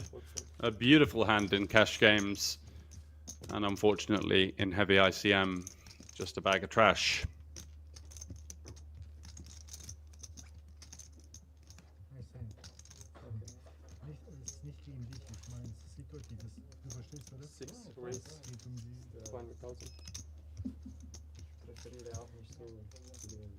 Deleman is going to take some initiative with the Queen 4 suited, facing 2 players that have been somewhat more on the conservative side, but one of those, Carton Koenig, pushing those glasses into business mode and likely following it with the all-in. Goes for the sneaky time bank use, trying to feign weakness. Seeing a lot of this kind of reverse tail psychology in play with these players playing for serious, serious money. 7 raise. And he even goes for the non-all-in 3-bet as well, putting in the 500k 3-bet just hoping for any kind of continue from his opponent. Even potentially opening a possible idea of the 4-bet jam getting through. We know that that's never going to be the case in this spot, but doing all he can to try and entice his opponent into continuing, who does. The Queen 4 suited, taking off a flop here, and Delaman skiing off-piste. Can he find some more clubs after a glorious window card? No, he cannot. And Carlton Koenig has 8-10 behind with 1.2 in there. Do we see a rather more comfortable, smaller size here, or is he just going to send it in and say, hey, the job's done now, pal? Yeah, I'm there, it's your bad. Yeah. 6-7 win the hand. No more diamonds. Gets the job done.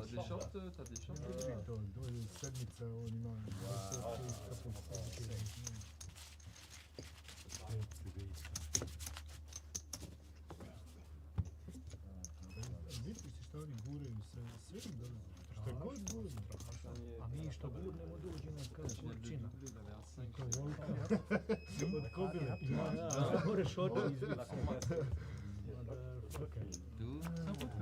Hast 10, oder?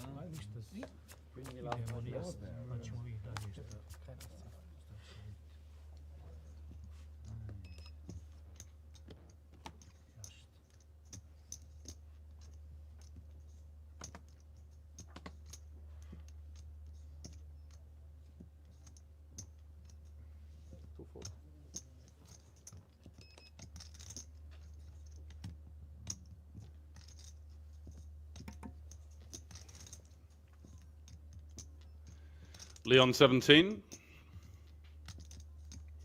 Where is my pen? the mysterious man. You're sitting on it. Don't think he was aware that it was on him. 3 fold. 4 fold.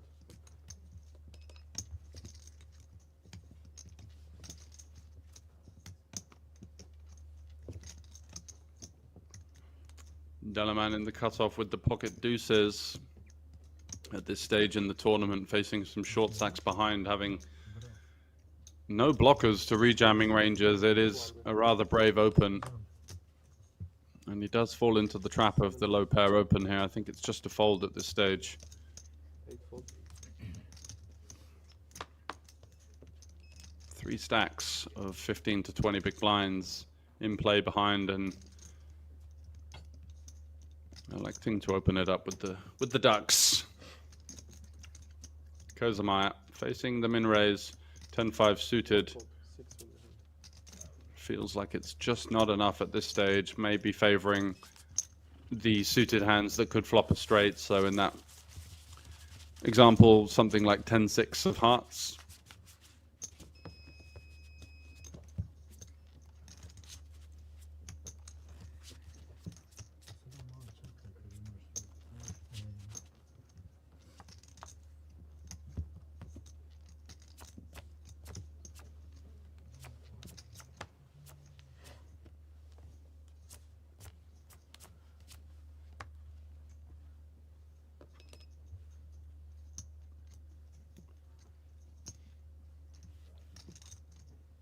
Wie lang siehst du? Die 14, gell? Also der nächste Pick. Ich jetzt, ne? Ja, irgendwann. Ja, Frage der Zeit. Drüben so. 3 fold. Und der Grieche, der spielt jetzt 10 Millionen, der darf nicht aber nur auf Tisch.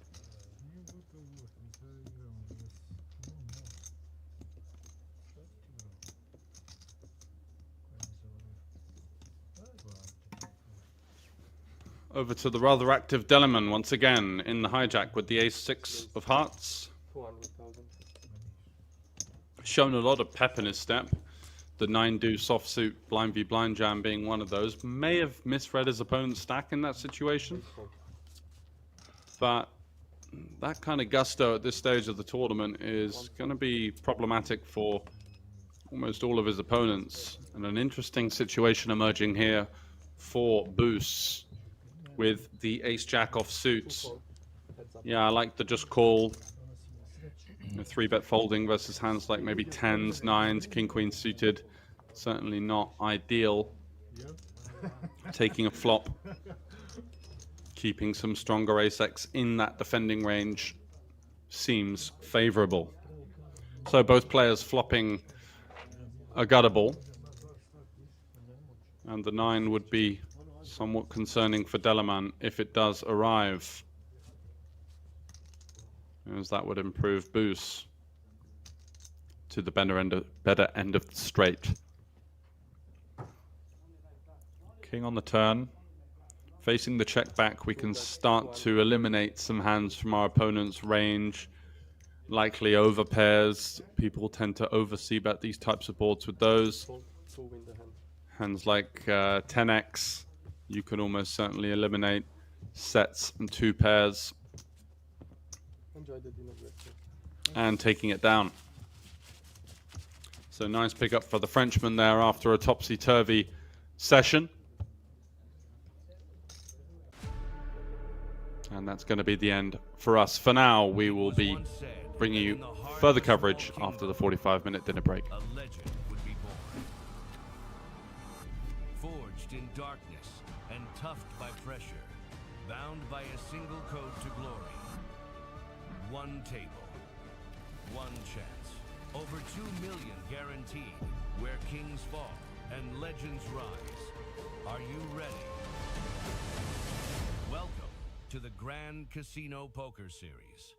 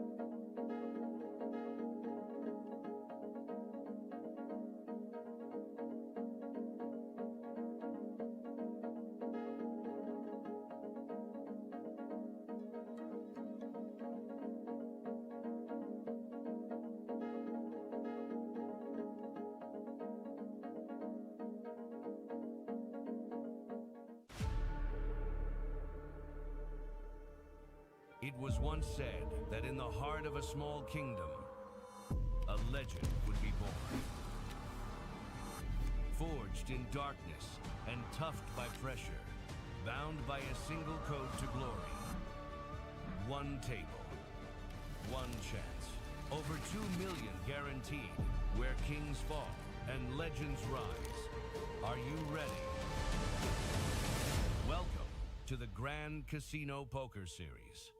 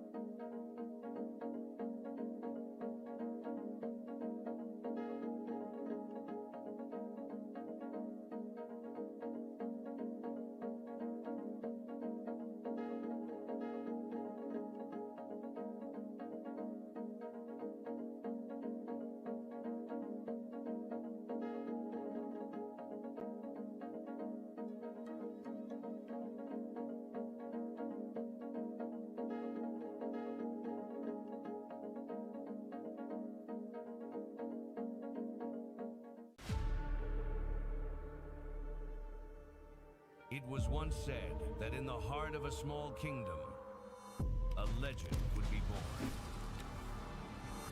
Forged in darkness and toughed by pressure, bound by a single code to glory.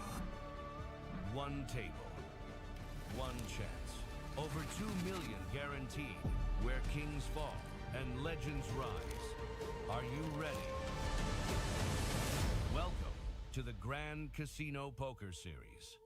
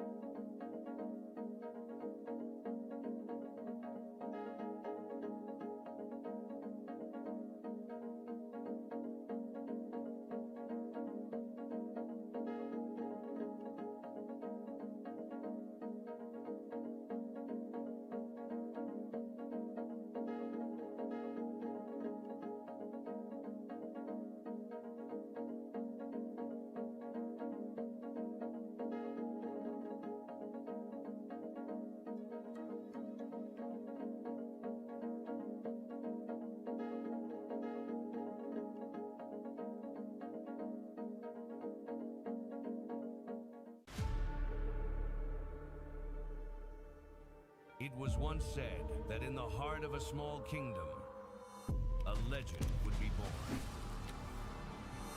Forged in darkness and toughed by pressure, bound by a single code to glory. One table, one chance. Over 2 million guaranteed, where kings fall and legends rise. Are you ready? Welcome to the Grand Casino Poker Series.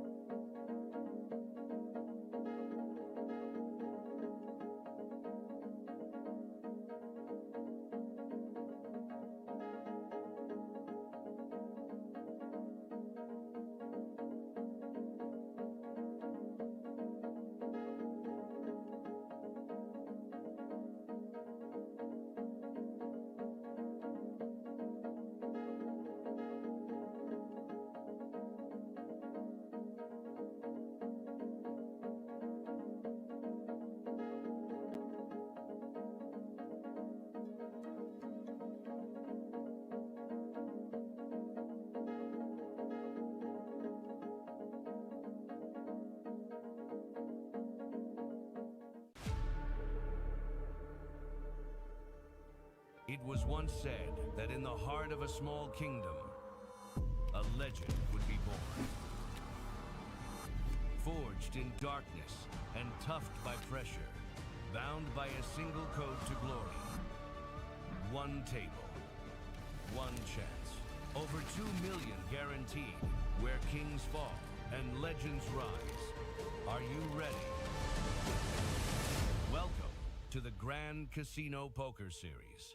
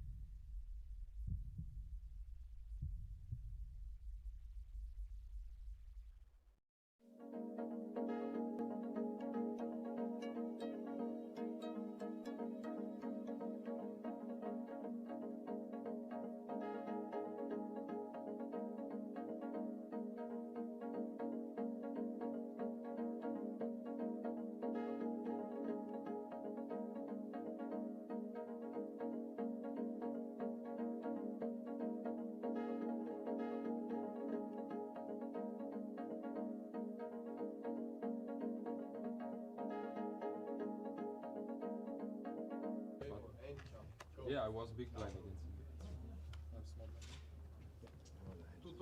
him. Hello and welcome back for continued coverage of the Grand Casino Poker Series. It's the main event, it's the million guaranteed, and we are playing for a top prize of 162,000 Swiss francs. After the long dinner break of 45 minutes, players will be refreshed and raring to go once again. And here is your feature table, coming in with the table chip lead. Andreas Hofer in seat 2, 9.8 million. That is an absolutely massive stack right now. Well over the average of just over 4 million. Delimau and Merck, two Swiss players with a decent stack as well. And it's a myth over in seat 8 with 9 million to boot. Going to be some work to be done for Mammoth, Guerrero, and Scheidegger as we get underway. Here are those chip counts. So 98 bigs for Hofer. What a spot at this stage. I do believe that we are going to 60k, 120k, so slightly less than 98, but a towering advantage for him at this stage. You see there, you don't see that there. Alongside seat 8, who has plenty of chips to boot as well. It looks nice. For TV, it's great. But to play. So for the short stacks, 7-handed does give them some opportunities and plenty of wiggle room, but the onus for Scheidegger, Mammoth, and Guerrero will certainly be to look for rejams or open jams to get going and to kind of re-energize their position in the tournament right now. Pay jumps are pretty steep once we get to the final table, but for now, the initial concern will be getting to the last 13 for the around 900 francs pay jump. Once we get to 11, we go from 8.9 to 9.9. And then a more significant jump as we get to the final 9, which is up to 12,000, all the way up to 161,000 for the winner. Second place, just under 100k. There will be a mammoth heads-up match incoming in what we expect to be around 3 to 5 hours. So plenty of play left. The structure also improves on the final table as we move from 60-minute levels to 75. Which card? Which card? You lost. You don't. Yeah, you lost. Yeah, I saw it. You saw But it. I You don't- lost. I came to this TV table. No. I don't deserve one more card, something? No, for me. When you reach the final Five. table, then you deserve. I have 500,000. no You cards. get one card. 500,000. Yes, I used my in the yes. I had That's the one card. price. 500,000 you get one. Why not? What is it now?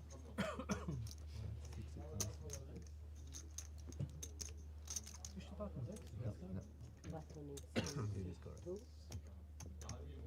New line 6360 and 64 120 120.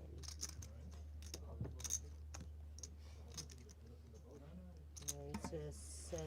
Information on upcoming events here at the Grand Casino, including what will be a tantalizing fixture, the WSOP Circuit 2026, over the space of 2 weeks, featuring 12 ring events. Check out all of the Grand Casino socials for that one. Looking forward to seeing the World Series come to Liechtenstein. And Grand Casino in particular has been putting out some mammoth guarantees, building somewhat of a poker hub in Europe.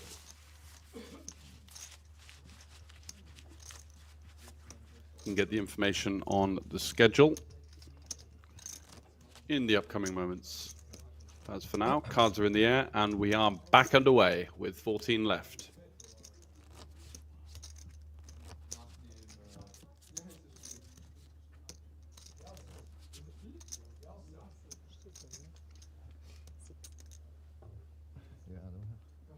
Yeah, just push it.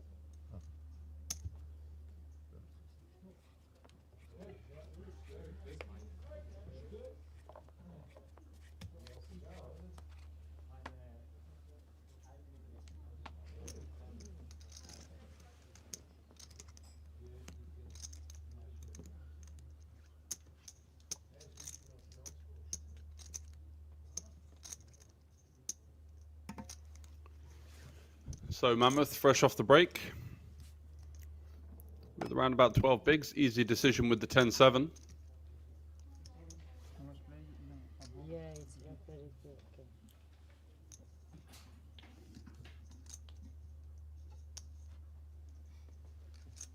Five pass, six pass.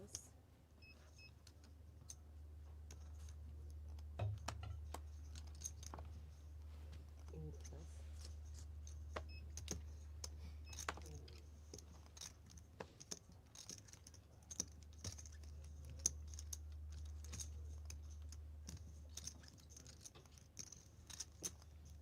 Set one, raise, 250.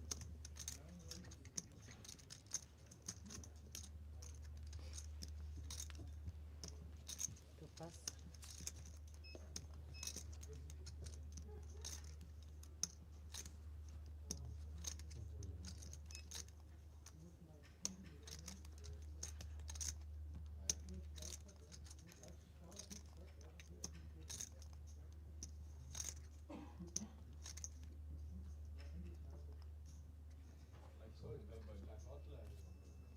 Three pass. Four call. Delimalt opening it up with the Jack-10 of spades, facing a defend from Merck, both players playing 40 big blinds deep. And look at this for some action. An open-ender and a flush draw for Delimalt.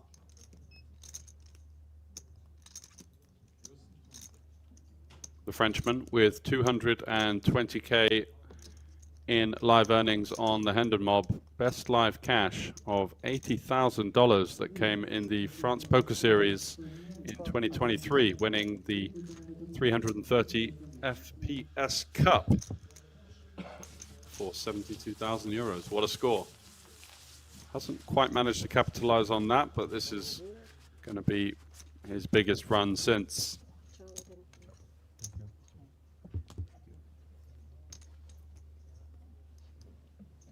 And an eye-watering one at that, with that top prize equating to 175,000 euros.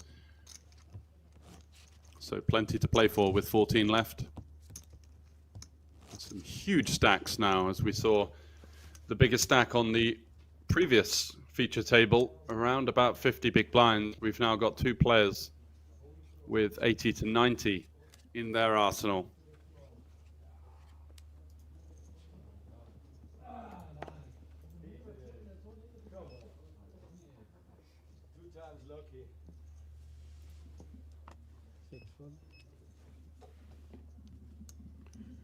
And here is one of those. It's a myth with the King Queen.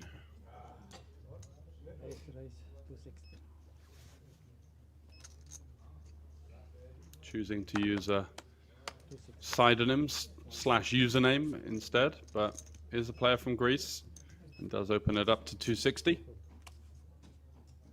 Not facing any resistance so far.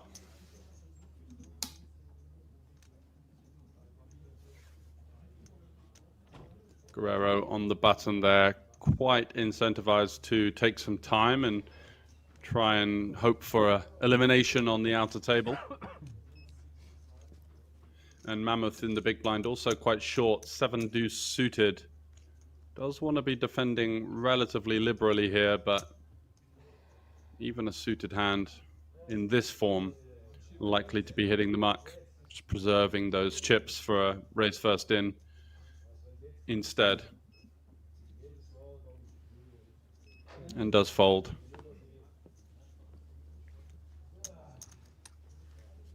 So another pickup for the towering stack over there in seat 8.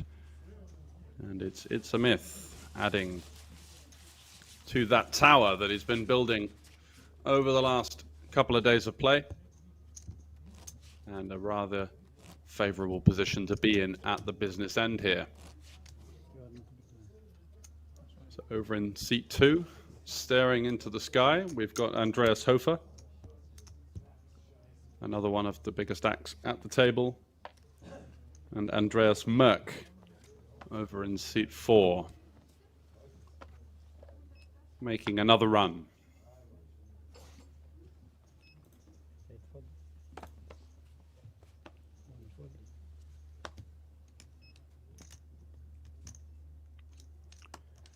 Merck came third in the EPM main event here in Liechtenstein this time last year for 116,000 Swiss francs.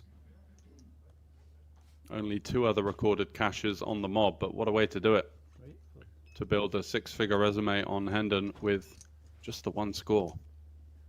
And now once again at what I'm sure is his favorite casino, making a run. So Mammoth in the small blind with the 9-6 suited. As far as opportunities go for jams, this is a rather favorable one. It's going to be shoving into our opponent here, I believe, hoping to get the fold first and foremost, but we are going to have decent equity even versus a calling range.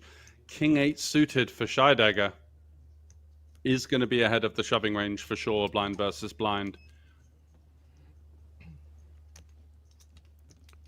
Playing for chips, going to be a snap call, but we do have lofty ICM considerations. The bonuses for him is that he would retain 400k, which is 3.5 bigs, which is still spinnable. So it makes that decision somewhat easier, and I do believe he will be calling here. Just taking his time. Can't see any time banks available, so he's not going to have too long left to make this decision, or he's going to get timed out. Wow, finds the fold with the King 8 suited. Little wince and a look up, maybe somewhat triggered by the lack of time banks available. But the pay jumps are so small at this point of the tournament that, you know, when we are beating a lot of hands in our opponent's range, we can expect our opponent to jam 8-7 suited, 9-8 suited, 10-8 suited, maybe Jack 8 off, Queen 8 off in that spot, hunting the blind and the big blind ante. The King 8 suited just feels like a lot of hand where the less than 1 buy-in pay jump that we're facing right now pales in significance to the opportunity to get the chips in ahead for the most part with such a premium hand, blind versus blind. However, it doesn't take the spot. Mammoth will be happy to see that one if he looks back later on. Getting a sneaky one through with the 9-6 suited there. 7 deuce of hearts for the second time in 3 hands.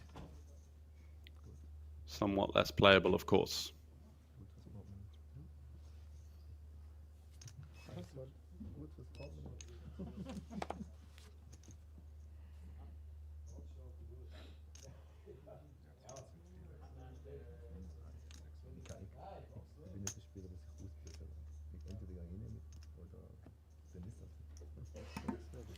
And Scheidegger not rewarded with anything to go BVB and would have been up against an ace and likely snap called.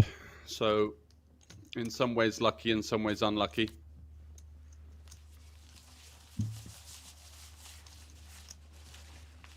Got to try and keep a positive mental attitude at this stage of the tournament. Yes, you're playing for a lot of money up top, but you have no chance of capturing that right now. You've still got to play the spots fearlessly to give yourself the best chance of contending for that top spot. If you do get really short, then of course those pay jump considerations become the most likely route to additional success in this particular tournament. But with 10 big blinds, still retain a lot of forward equity, can still get it in pretty decently from time to time. So got to just try and find those spots, and even if they are somewhat uncomfortable, the king 8 suited there might be ruining that one when he watches that back later on. 4-3 suited for Merck. Has a huge stack in the small blind there, which makes life somewhat more appetizing, but not really holding the required blockers to consider opening with 2 short stacks behind. Scheidegger now on the button, king 7 off. Would have been happy to go with something like king 10 for sure. This one, some players may elect to go for the raise fold, using some of those hands that are just below the open jamming range as raise folds, and then having some hands that are inducing action from the 2 big stacks. So, you know, ace 10 suited plus, maybe a king queen suited, these kind of holdings that are just happy to play for it, trying to invite worse holdings to put the chips in.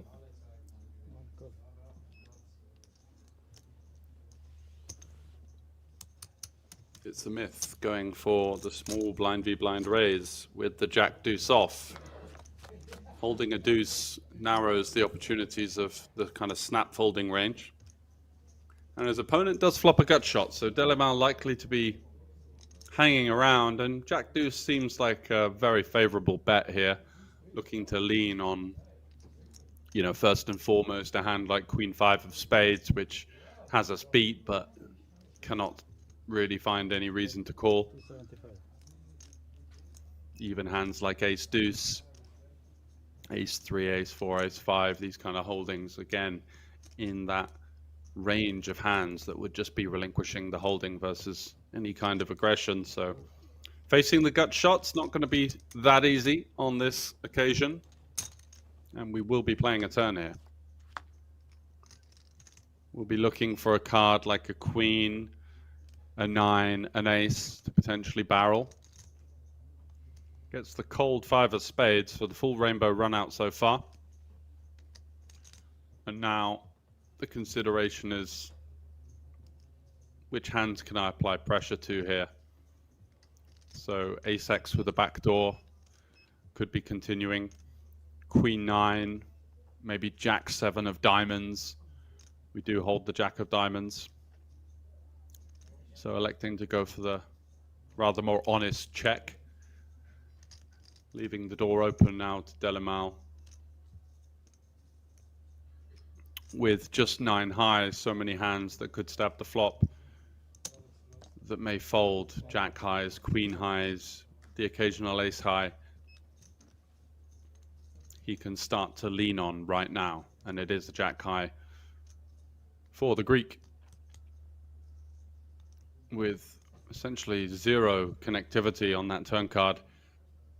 Just mulling his options over, and you feel the likely outcome is the cards hitting the muck.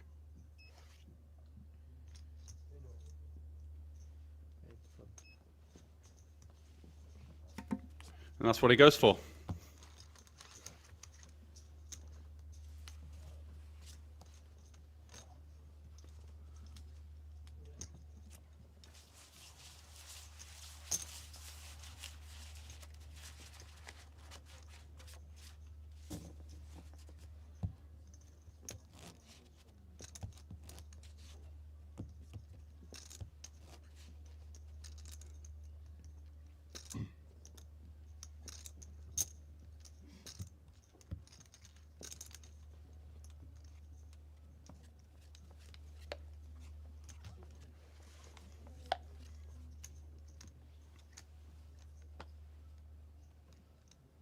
So relatively tentative, I would say, on the most part, has been the kind of theme of general play. We haven't seen too many outlandish bluffs.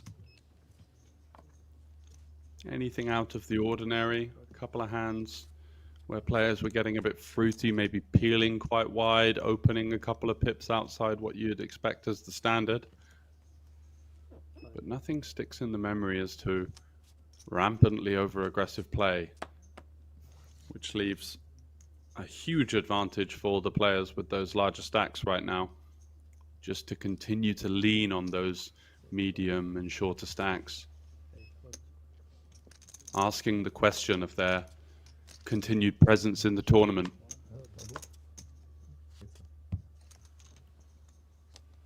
And that's going to be another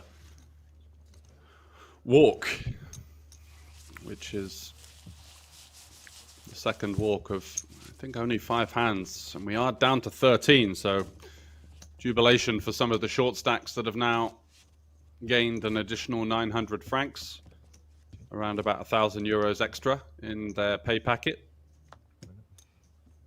As you can see at the bottom of the screen, the current guaranteed payout for all of the remaining players, just under 9,000 Swiss francs.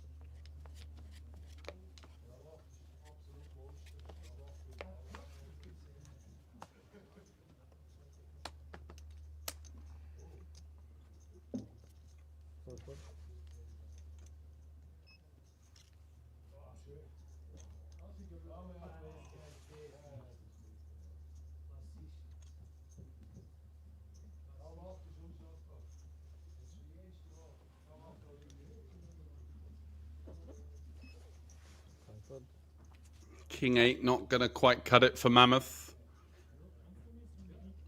Did get the jam through earlier with the 9-6 of diamonds in one of the first hands back from the dinner break. And Scheidegger, Ace King. Let's see which stylistic choice he goes for here. Some players do tend to just shove, which is of course not incorrect, but maybe an induce could pay a little bit extra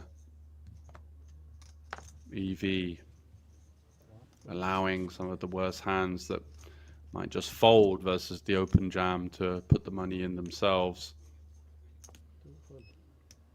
in the form of a re-steal. Guerrero with the 7s in the big blind is going to be calling it off on the short stack. And we are off to the races. A classic flip between the two Swiss players. And a heart-in-mouth moment, especially for Guerrero.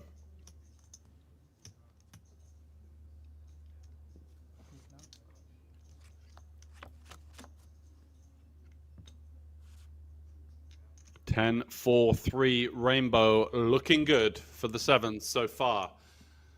Ideally looking to fade paint, a deuce or a 5, which would of course bring additional outs. Oh, but the ace on the turn spells disaster for any additional hopes of continuing. Can he find a miracle 7? Is it always coming? Yes! 7 of diamonds. What a roller coaster ride. Would have been almost certain that he was hitting the payout desk with 1 card to come. But as they like to say in German, it's always coming 7, yeah?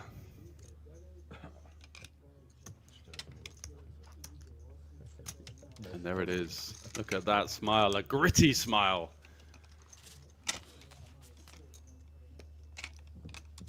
As if to say, wow, I had to work hard for that. Obviously, the cards are on their backs. There's nothing you can really do at that point, but just the emotional turmoil that you're subject to when you're playing for this amount of money. And we are down to 12 left, so 2 eliminations on the outer table.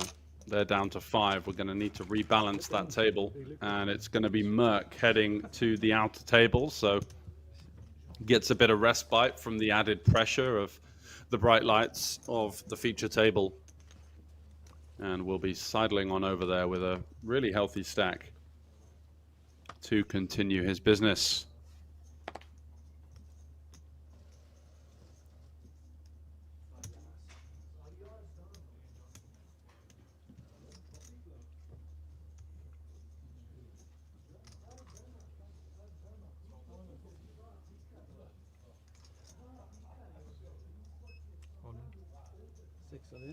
Scheidegger left with crumbs. Goes with the 10-9 off. A little bit of a panic jam, but you may feel like he doesn't have enough or doesn't want to face the discomfort of having to go through the blinds, and this is the issue. He does have around just over 6 big blinds there. I guess he's thinking I've got a little bit of fold equity here. I can just try and sneak one through, but I think by the book, maybe just folding, and you never know. There could be a 3-way all-in on the other table, and then 2 players on this table collide, and you're down to 9 on the final table. With the redraw, it's very thin, but it is a possibility. So Delimalt calls with ace-queen of spades. And Scheidegger will know that he's up against it now as Mammoth finds jacks in the big blind. And will be go time.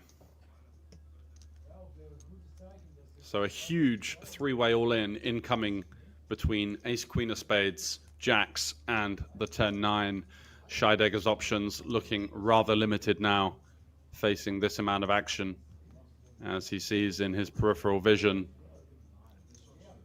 the clear interest from the big blind. There are some faint concerns in the head of Mammoth, thinking this cold call looks awfully strong, facing an under-the-gun shove of 6 big blinds, but when we're this short, we are basically just forced to go with it. 10s could be in there, 9s could be in there.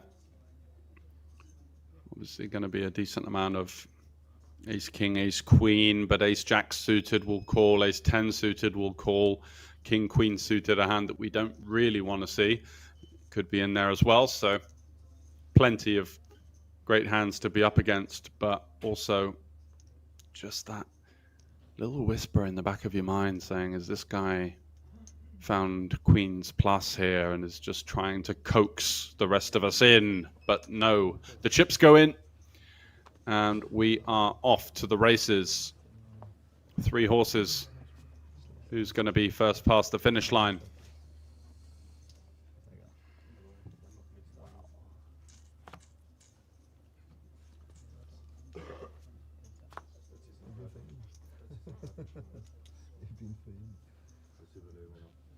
A gulp of some excitement and some nervousness from Mammoth. Delimalt is in a pretty nice spot.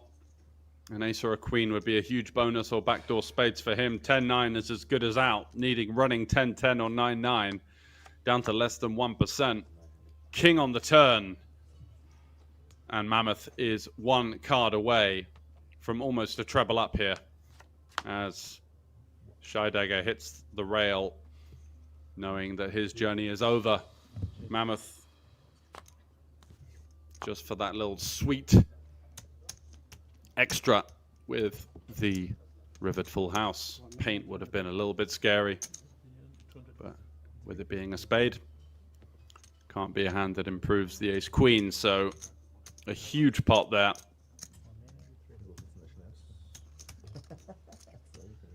For Double M.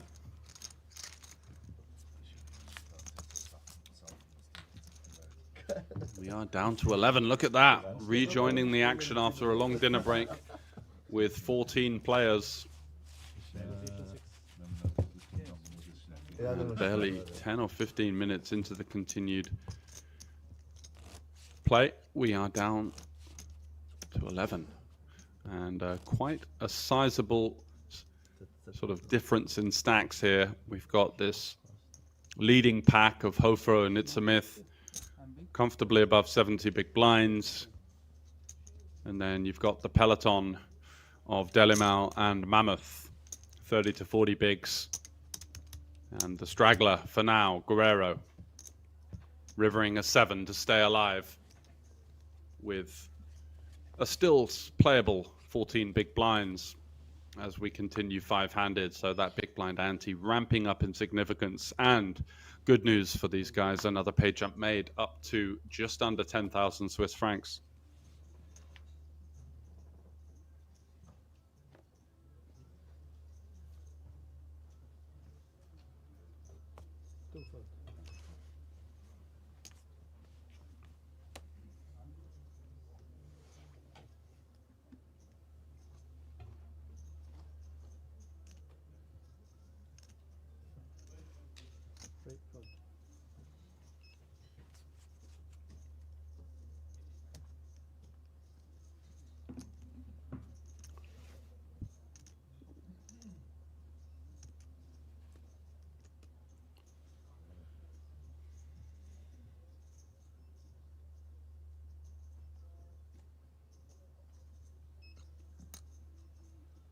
Cycle.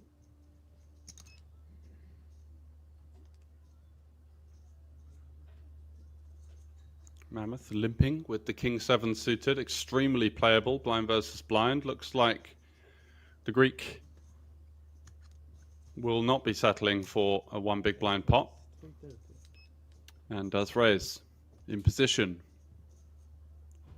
The issue with this type of hand is if we do face a limp jam, it's, you know, we're just up against a lot of flips. We do kind of incinerate some of that equity. We just can't really raise call here. But the amount of times we face a limp jam, quite rare. 30 big blinds effective.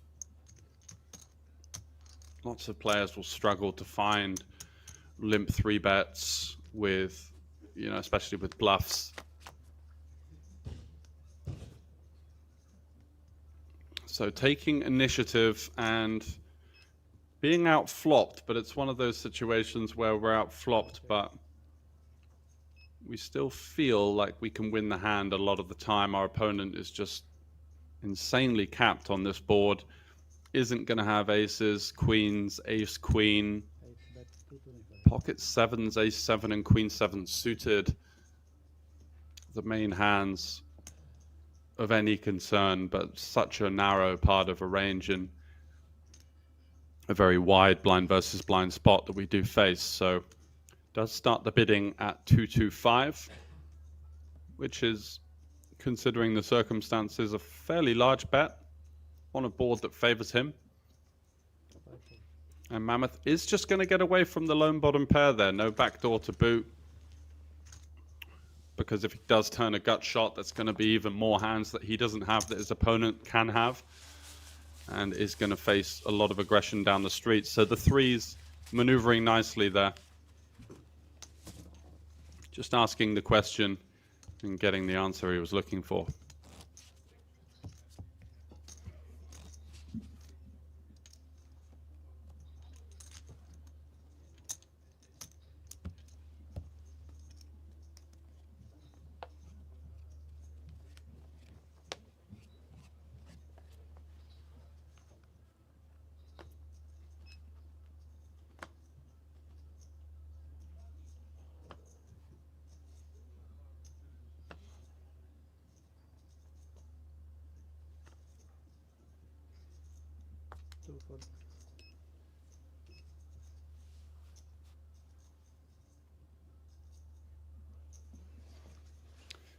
Guerrero in the cutoff with the ace-8, shade under 15 big blinds.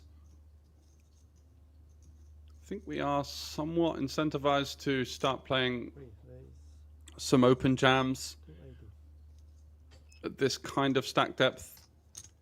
3 players remaining. The big blind ante equates to 20% for each player, so really significant.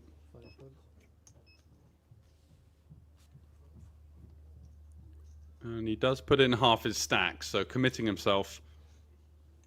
And that does make life quite awkward in this exact scenario. So ace-9 has to toil with another big stack behind, knows that he is ahead of the open jamming range for the most part.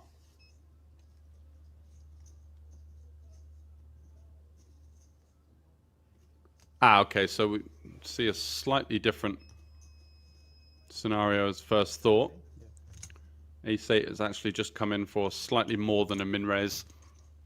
And now ace-9 is looking like 3-betting to commit the stack versus the shorty. He's gone for a very small size of 550, opening the door. Is he going for a 3-bet fold here with ace-9 off? Very interesting size. It's one I wasn't expecting. I thought we'd just be going kind of more 2.5 to 3x and kind of getting it in versus the cutoff. Instead, kind of signaling that he feels he does have 3-bet folds here when you go this size. And Guerrero gets out the way with the ace-8, so gets the job done. Did have the best hand, but could make life really awkward for a hand like King 8 suited, King Jack off there. Really difficult to know what exactly to do. The price you're being laid is excellent, but the range just looks so strong. So a nice bit of maneuverability there from the Greek.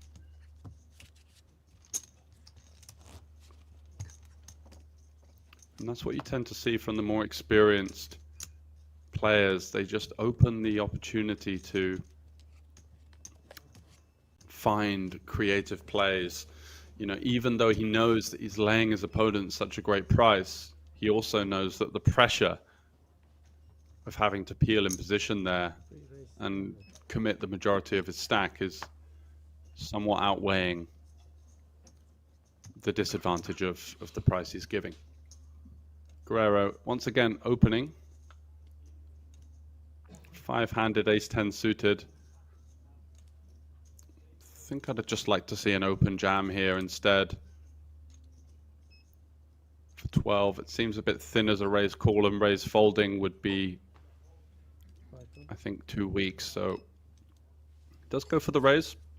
2.5x this time. A little bit of added meat on the bone after the ace-8 off raise fold last hand. Potentially signaling a slightly stronger holding, or the fact that he just really wants to get one through. And that is exactly what he's going to achieve here as Queen 5 off. I don't think we'll be continuing in any form.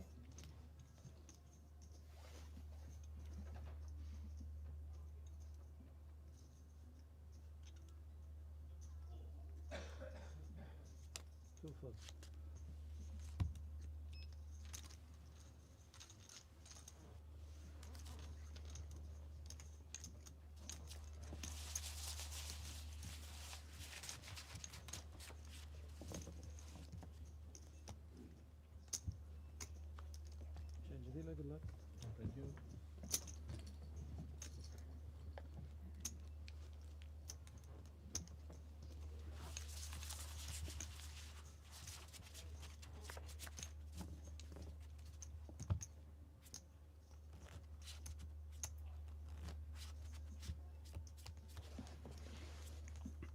So there is the state of play in terms of the payouts. Getting pretty lofty once we get to around about 8 left. The difference in pay jump doubles between 8th to 9th from 7th to 8th.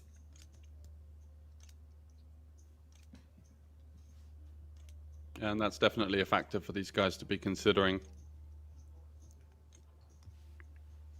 Not wanting to dust it off, but also not wanting to completely eliminate their chance of any hopes of some of the top berths where really the majority of the prize pool sits. You're looking at a good 25% of the prize pool almost for the top 2 spots.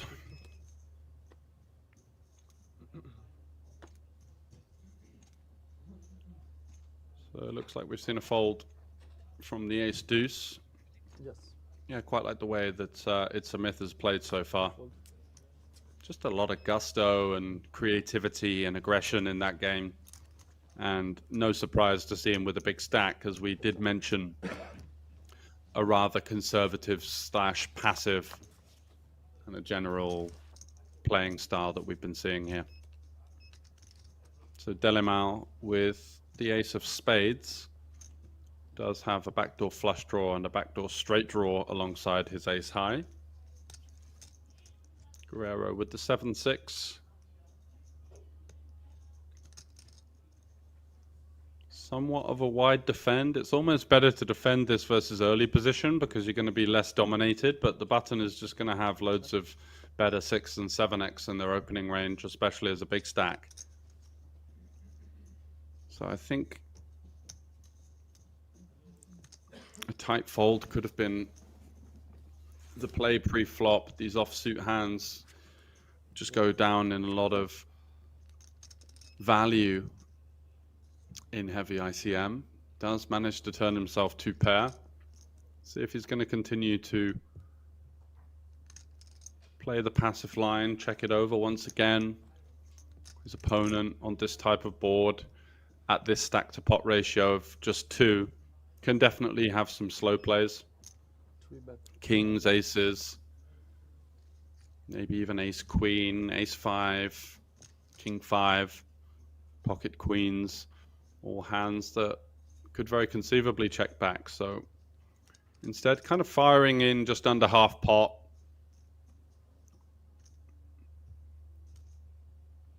For equity denial. And Delamal is going to wave the white flag on that one. Guerrero getting the job done.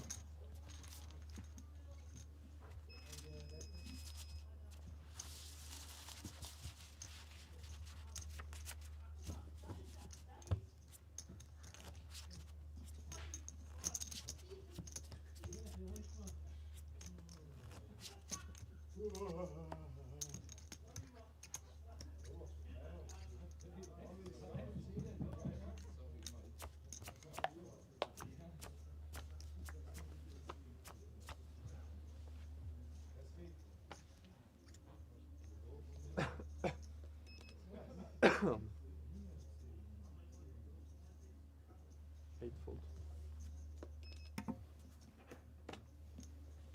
1-fold.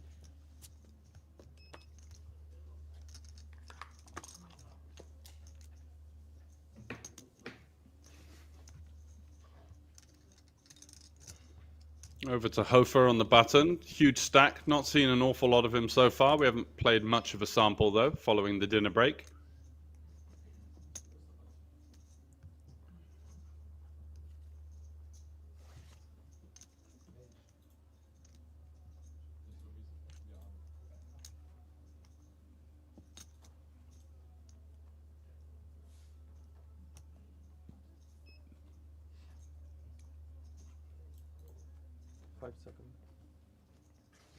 Raise 300. Guerrero is going to limp. Oh no, he goes for the raise with the 10-7. Okay.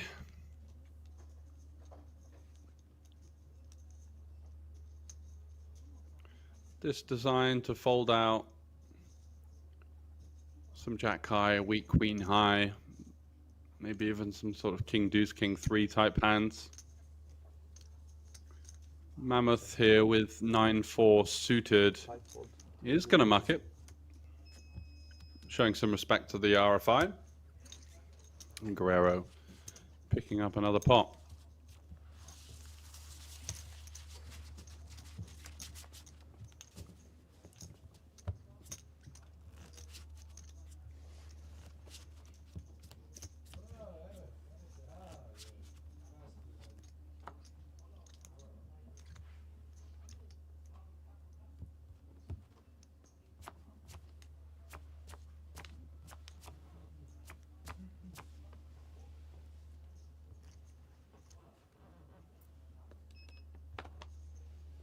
One-fold.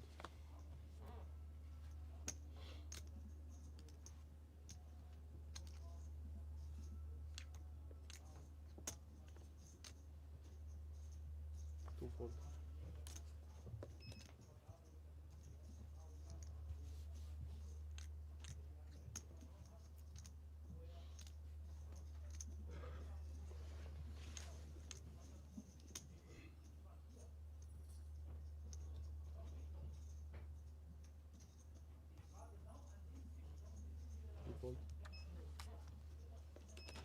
So Guerrero folds. Mammoth in the small with 6 deuce off. About as poor as it gets. Facing what he will perceive to be the wrath of the big blind. And obviously the hand is garbage, but it's a myth. Even with that first ISO with the 3s, it paints a picture that, you know, you're not going to be able to limp into my big blind out of position liberally. I'm going to put you to the test. I'm going to use this arsenal of chips I've acquired over the last couple of days to make your life as uncomfortable as possible. And these small psychological things play very well into the game flow of live poker. Whether conscious or not, just helps to build a really strong and kind of menacing table presence. So I hope for actually missing the hand there. Not sure why, but it's a myth over there in seat 8, watching my opponent as one of the other larger stacks, kind of just not really looking interested. I remember him looking towards the ceiling earlier. I'm thinking, you know, this is all to play for here. I'm going to put my foot on the gas and really try and drive the action as much as possible if the only opponent really in my sights 270. is showing this much disinterest. And he continues to drive the action, of course, ace-7, blind versus blind. Just happy to try and seize the 2 big blinds first and foremost, and if we do face resistance, we cross that bridge when we come to it.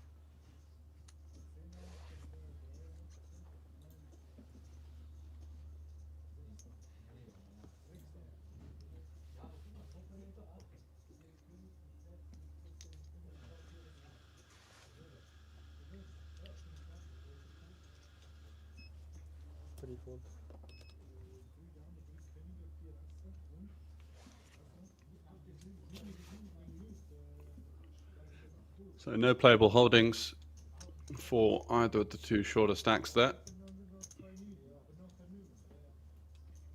5-4 for Mammoth. Really grinding down the shot clock here.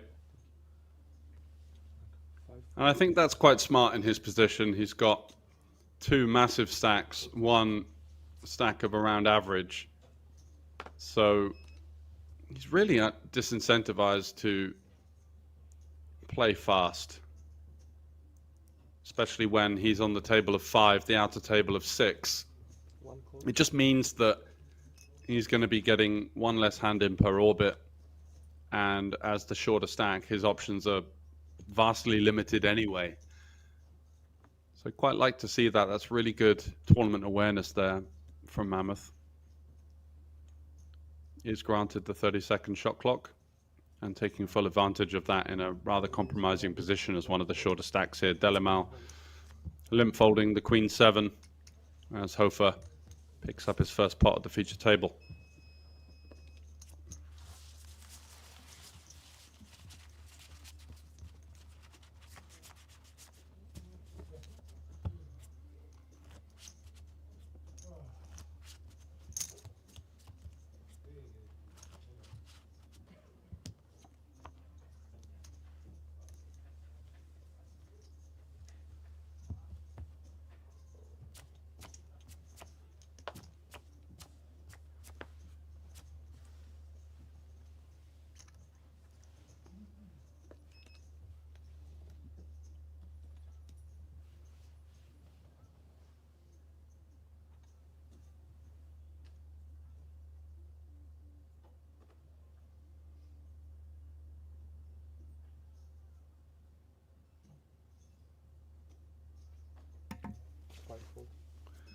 Mammoth once again with the rather laboured fold.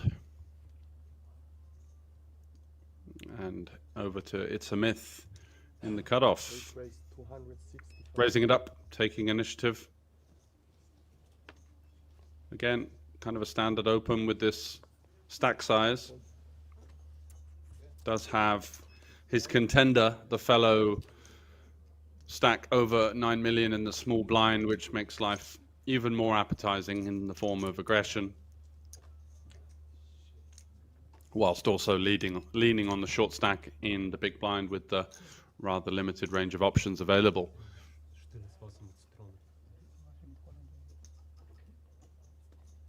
Einen Espresso bitte. An Wasser bitte. Ohne.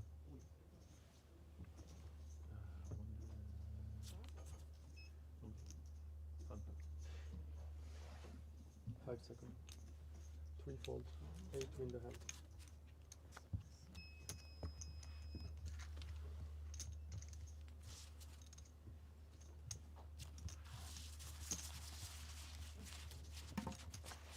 Also, you'll note with that kind of intensity, that table presence, just not facing a consideration of any resistance there from the ace-4 on the button, a hand that could find its way into a 3-bet bluff from time to time. Instead, just relinquishing, allowing the Greek to continue to go about business, and that is going to be absolutely ideal for him in the form of just building that huge stack for the final table, where the pay jumps become even more significant, and the likelihood is lots of the shorter and medium stacks will be freezing up and giving him even further reason to build that towering stack. So Delimal out the way with the king 5 off. Over to Hofer, 5-3 off. Looks like he's considering it, but in terms of hand selection, it's going to be quite lowly. You know, opening a king deuce or a queen 3 suited is just so much different from having two of the worst kind of reverse blockers available there with the low cards. 300,000. Wanting to our opponents to hold those low cards in order to make the steal that little extra bit attractive. So Guerrero in the small blind with the ace-4, likely just to put his opponent in here with the ace. Goes for the small raise. Actually is covered. As Mammoth, of course, won the multi-way all-in with jacks versus 10-9 off the short stack and ace-queen suited. So is actually sitting a little bit healthier than I first thought. Great flop for Mammoth as well, top pair. Guerrero reaching for chips rather quickly here. 3-bet, 350. In a spot where I really think you can consider checking, there is a deuce, which means that obviously our opponent's opportunity to connect with the board is a little more limited, but 9-6 deuce with the smallish sizing out of position is just going to still see a lot of continues, overcards with the backdoor flush draw, all the gut shots, any pair of 9s or 6s.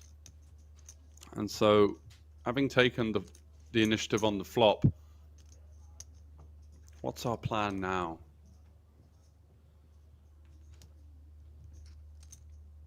Did we prefer to maybe navigate to a turn, start to try and seek the mission of getting to showdown with our ace high? 5 seconds. Instead, now in a rather uncomfortable situation where we do have showdown value, but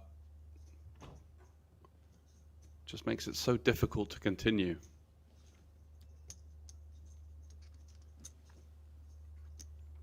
And the efficiency of the flop bet, you tend to think, are we getting worse hands to call? Yes, but they're going to make our life quite tricky in future streets. Are we getting better hands to fold? No. 700,000. So kind of that mental checklist there of what am I trying to achieve with this bet?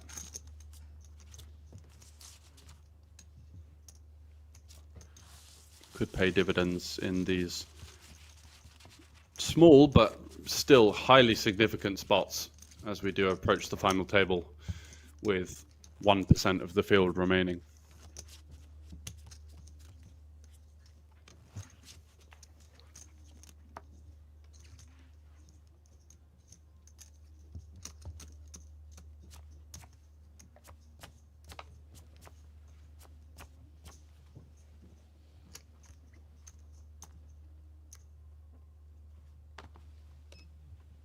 One fold.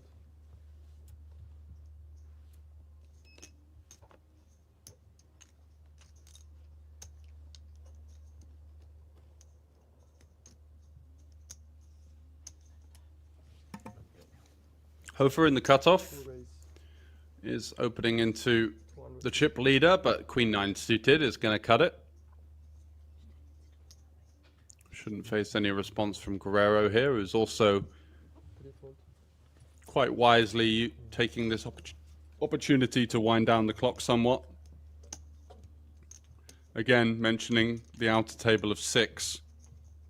Playing less hands, the short stacks are playing less hands, so just incentivize to take your time, try and negate some of that disadvantage that you naturally face. Okay, so a hand that plays quite well as a 3-bet bluff in heavy ICM at slightly lower stack depths, but potentially doesn't really have decent enough equity facing a continuing range for this kind of meaty stack depth, and does just wave the white flag with the ace deuce, not wanting to face multiple streets of aggression on an ace high board where he could well be completely dominated. Again, seeing a nice awareness of the varying stack depths, of the varying factors in play from the Greek in seat 8. Just going about business really shrewdly right now. And for me, certainly the player to watch. Dankeschön.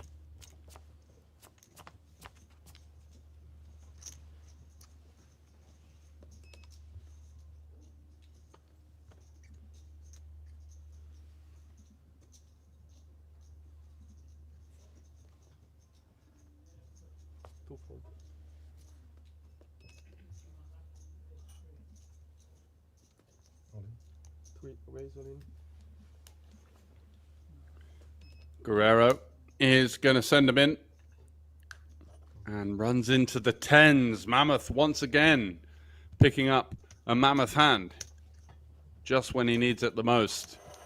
1,390. Only having to face one overcard now as opposed to that sweaty jacks versus ace queen suited for the huge side pot in the previous 3-way all-in. This time he's got his opponent fairly crushed. And likely to be rejamming here. Don't really see what calling achieves with 2 million behind. He does just call though. Maybe some kind of pay jump reason. Need luck. So ace 6 suited versus the 10s. And another huge all-in in the form of both players' chances of contending for that top prize of just under 175,000 euros. One heart in the window, but no additional help for Guerrero. Some backdoor opportunities here. Lots of straighty cards. A heart, there's one of them. So he needs an ace, a 5, or 2 10s. And doesn't find it. Ace of diamonds, 8 of diamonds on the river. And that's going to spell the end of the road for Guerrero. Did come into the feature table after the 45-minute dinner break with a short stack. Wasn't able to push on from there. And is eliminated in 11th place for 9.9 thousand Swiss francs. We do have 10 remaining, and we are on the bubble of the final 9, where the pay jumps start to become all that much more significant. 10th and 11th getting 9.9, 12th and 13th getting 8.9, and then the remaining 9 up to 12,000. So 2.1x the jump of the previous jump, signaling that added pressure on the medium and the shorter stacks contending for those pay jumps. As we are going to get another jig around.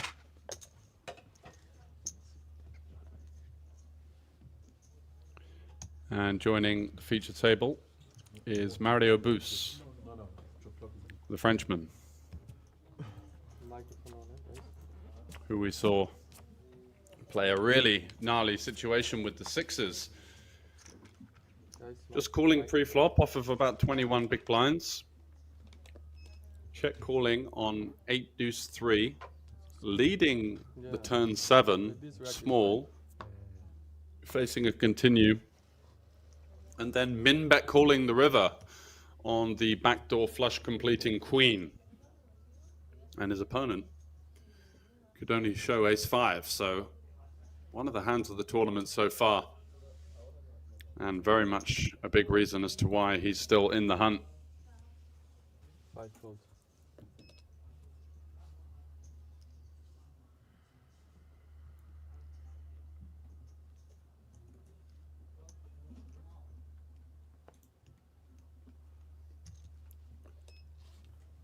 Here we go once again from seat 8. It's a myth. 270. Showing a lot of aggression with the 9-6 off.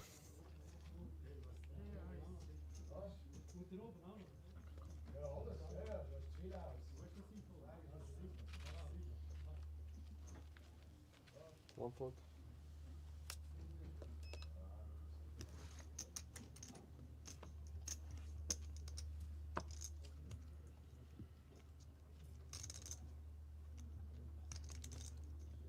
And Hofer in the big blind with 9-5. Likely not to be continuing. Again, with that slight concern of being out of position versus the chip leader.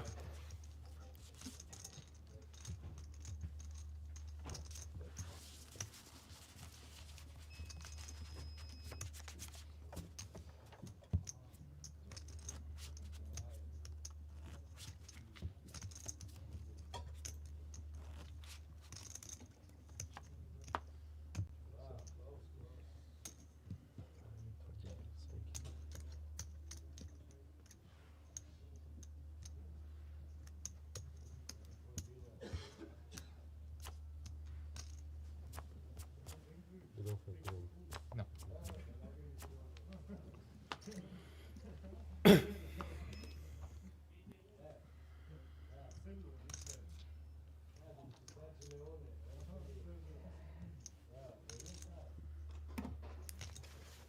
Mammoth, King Jack off. With a rather healthy newly acquired stack now of over 40 big blinds. And looking to put them to work. Going for the min raise. Are we going to see anything from the Jack 9 suited here, facing what is now under the gun? Just 5-handed, but not conventionally the type of hand that we might be 3-betting here. Calling with 3 players behind. Seems somewhat risky. Let's see what he's going for. Looks like aggression is in his arsenal. Oh, no, just calls.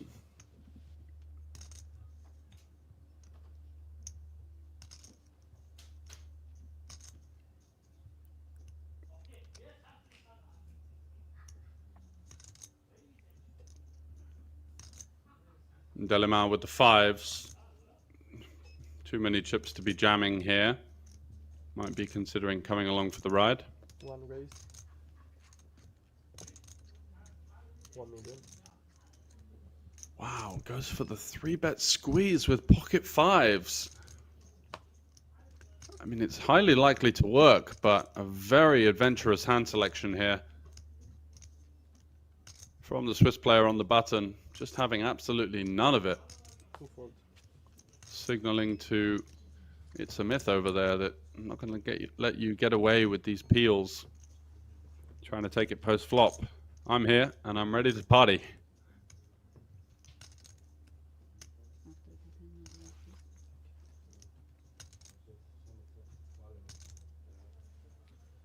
Fold.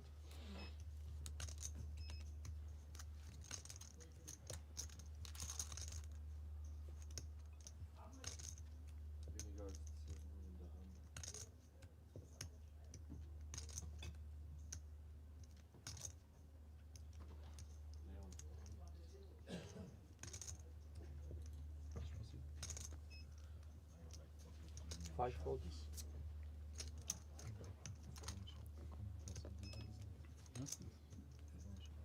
So back over to seed 8 here, Jack 9 suited. I don't think he's considering continuing, but certainly Can't go wrong with a little glare over at our opponent. 8 fold, 1 win the hand. And he does muck it, so a rather off-piste hand selection, but finds a way to take it down with the 5s.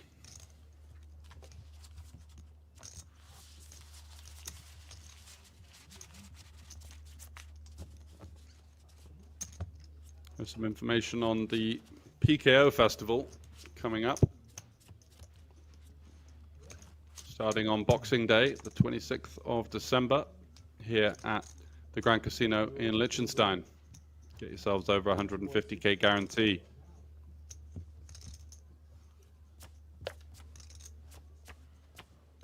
For some Christmas action.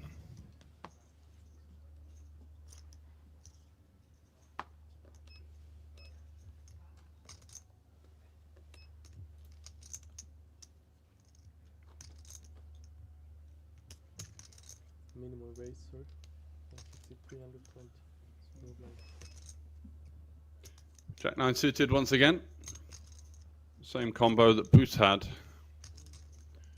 in the diamond form. Delimal out of the way.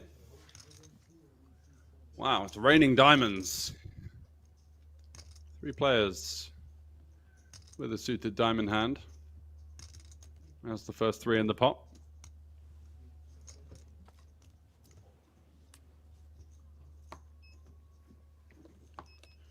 Jack 9 getting the job done so far.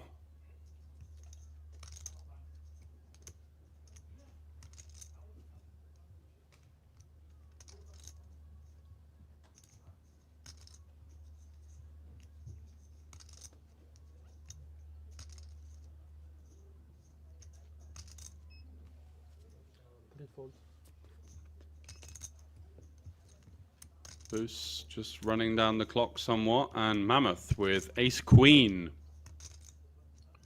Very interesting spot here. 40 big blinds effective versus the chip leader.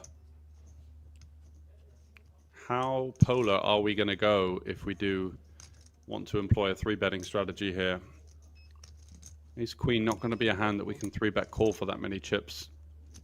And facing a 4-bet non-all-in as well is going to shrivel us up somewhat. So just electing to go for the call. And flops mustard in the form of top pair on a very dry, disconnected texture. 5 check. About as good as it gets here for Mammoth. Checks it over, of course. Likely to see some form of range c-bet here from It's a Myth. Even when you do have this sort of middle pair. Just going to continue for around about a third.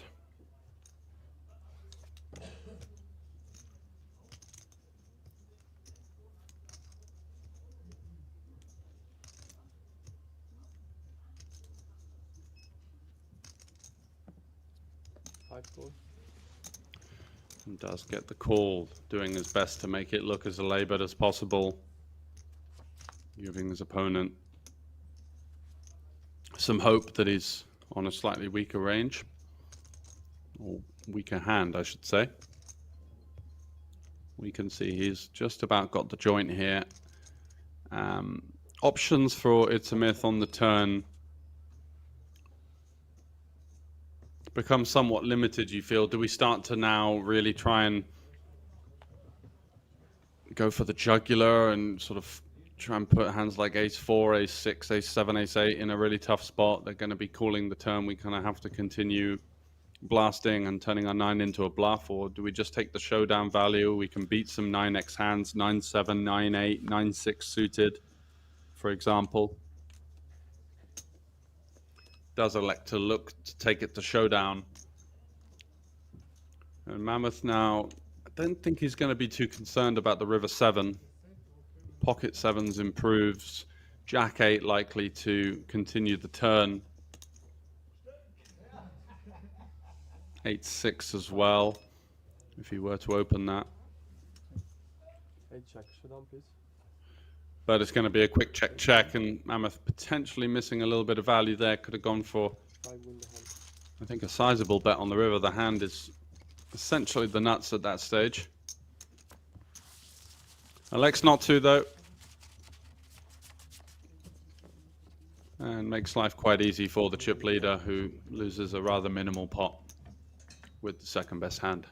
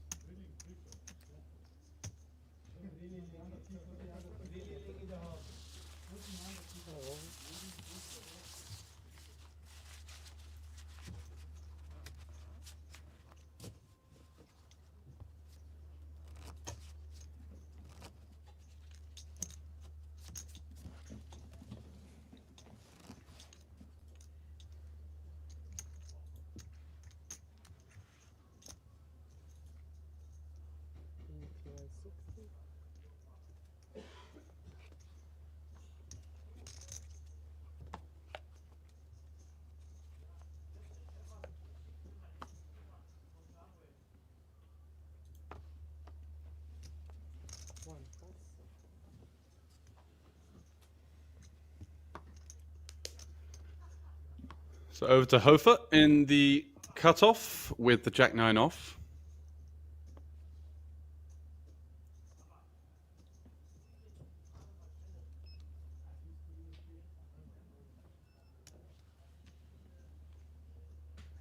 We are not friends. TV time. Yeah. Roller coaster, as always.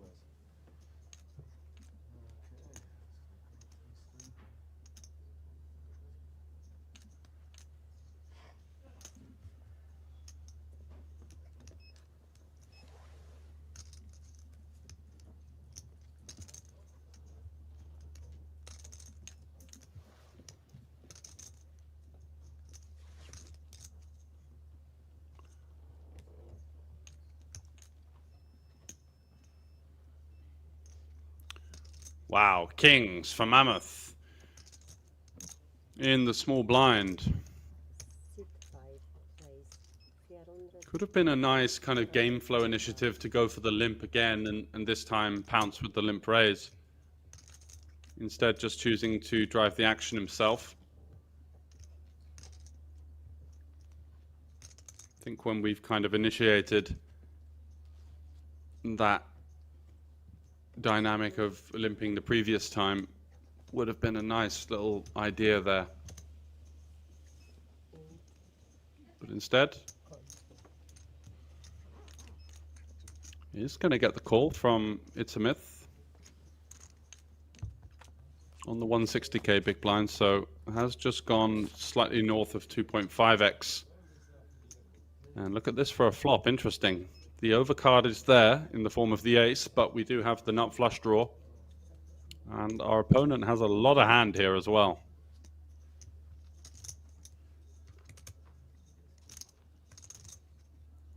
With middle pair and a flush draw of his own. So it's going to start with a value bet 5 bet 325. of around about a third pot. Seems to be kind of the custom, or should I say conventional sizing that most players are deviating to.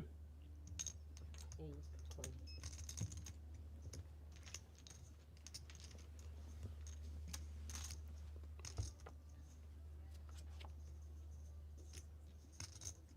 And there is the diamond on the turn, but a straight flush draw for It's a Myth.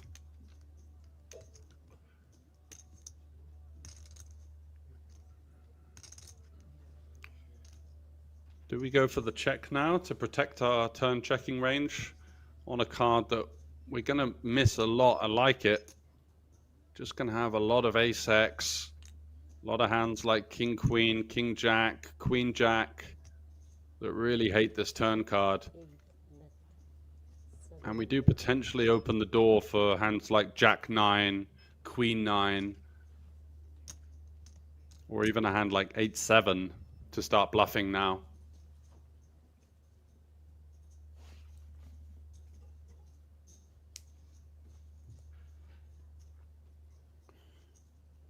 Instead, 10. met with a rather sizable imposition bet from the 7 of diamonds. 5 coin.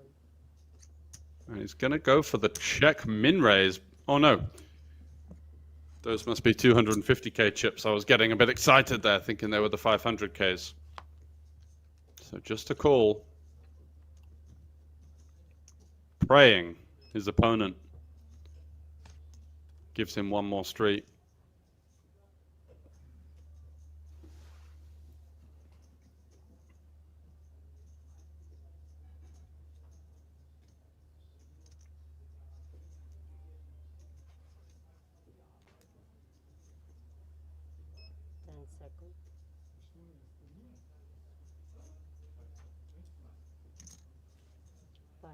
Now with the lead. Wow. So just leads for about 15% pot. A bet designed to capture value from these types of holdings that were going for a slightly larger than standard turn bet in order to kind of shut down the pot. But Mammoth has other ideas.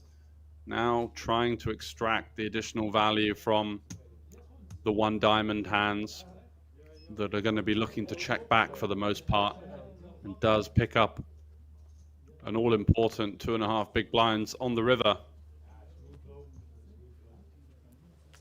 Nicely done.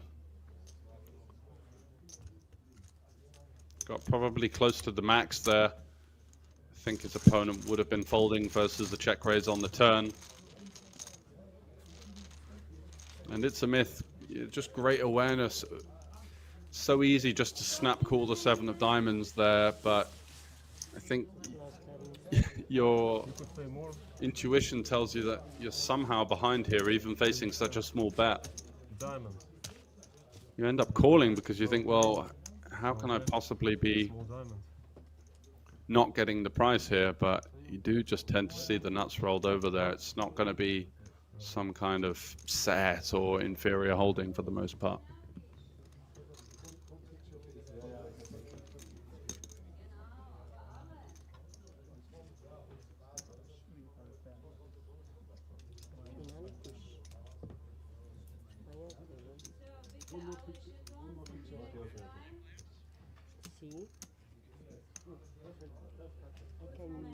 I have the name on the screen if you want. So bitte alle Jetons in direkt rein.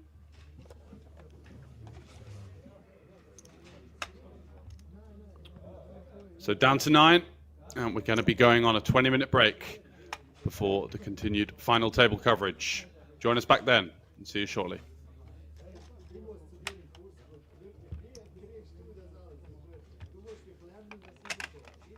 Jak dlouho potřebujeme pauzu na chip konto?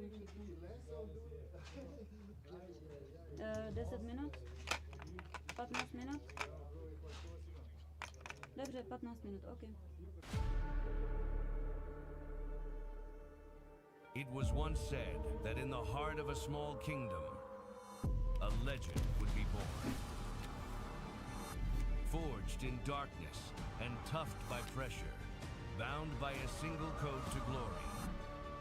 One table, one chance, over 2 million guaranteed, where kings fall and legends rise. Are you ready? Welcome to the Grand Casino Poker Series.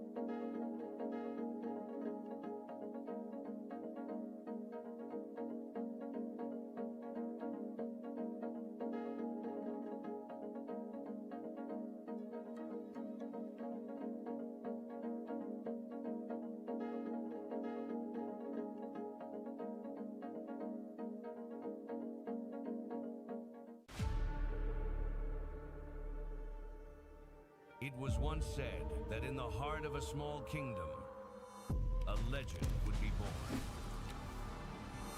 Forged in darkness and toughed by pressure, bound by a single code to glory. One table, one chance. Over 2 million guaranteed, where kings fall and legends rise. Are you ready? Welcome to the Grand Casino Poker Series.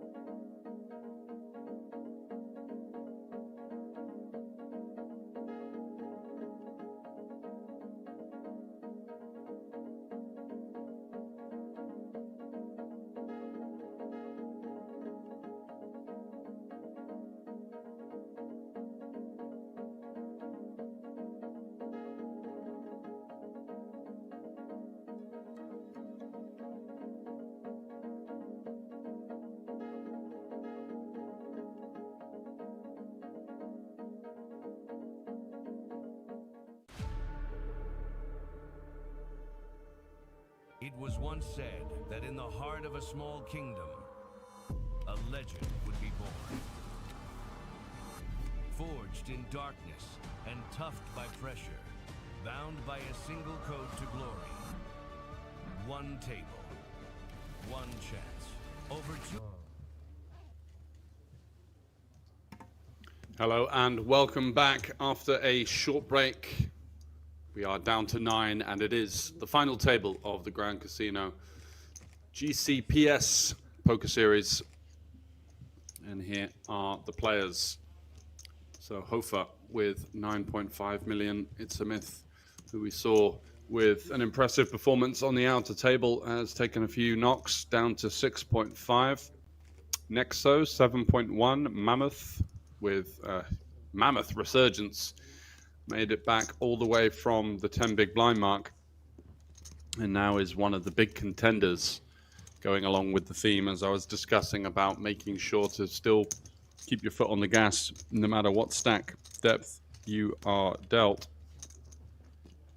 Just continuing to take the spots when they are presented to you, and that's exactly what he's done. A little bit of fortune along the way, but that's what you need to make such a prestigious final table. There are the chip counts in order. So Hofer, Mammoth, Nexo, It's a Myth, Delimal, Karten Koenig, Merck, Boos, and Leon 17. Is going to be our final 9, playing for 162,000 Swiss francs, which is good for 175,000 euros.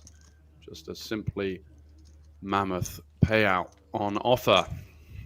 Current guaranteed payout is 12,000 Swiss francs, so just over 13,000 euros. And then the jumps are becoming quite beastly. A 3k jump to 15, a 6k jump to 21.5, and a 9k jump to 30.6, followed by 10,000 up for 5th place for 41,000. 4th going to be looking at 52,000. 3rd just a shade under 70,000. 2nd almost 6 figures. Here you go, 98,000 for 2nd and 161.4 thousand Swiss francs for 1st place. An eye-watering spectacle ahead. 9-handed play and the added bonus for these players of an even greater structure. 75 minutes now from the conventional 60 on the final day we saw before. So plenty of play, plenty of action, and plenty of money to be played for here.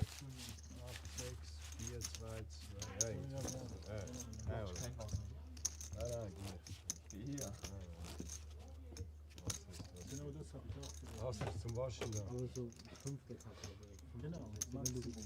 Aber immer, Franzosen-Power, hein? Des Français, hein? On est là.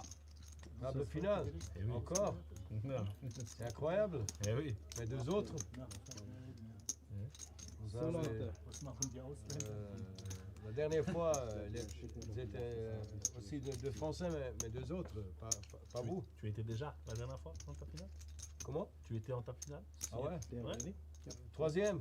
So, Flanqué des 2 Français. J'avais pas de chance, non? Noch 47 Minuten im alten Limit.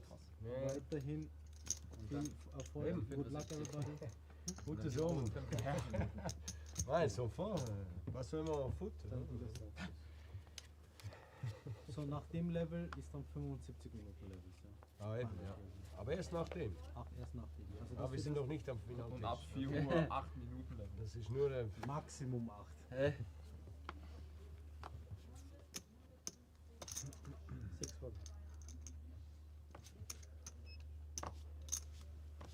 Und dann haben wir auch 45 Sekunden.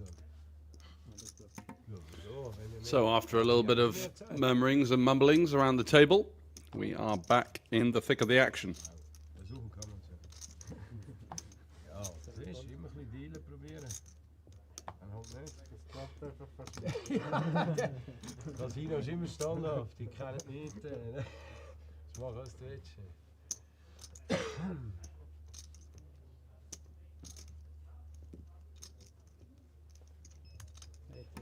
And what a pickup for Boos. First hand of the final table and 2 queens to boot. Going to open it up. Gino, that's allowed. It's very good. Ah, dat is niks.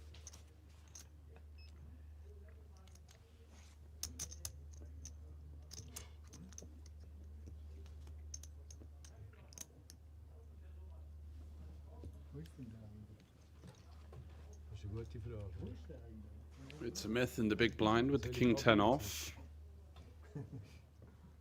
9-handed now, so the dynamic completely changing from earlier on, and is going to make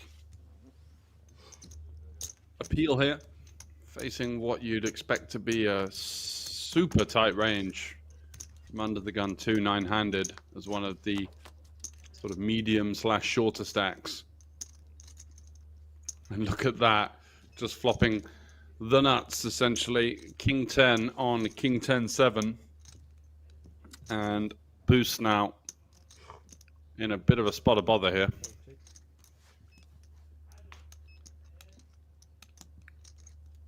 Quite unlikely to be getting stacked at the very least, but could be facing quite a meaty river bet or even a check raise on the flop, which is going to make life very difficult.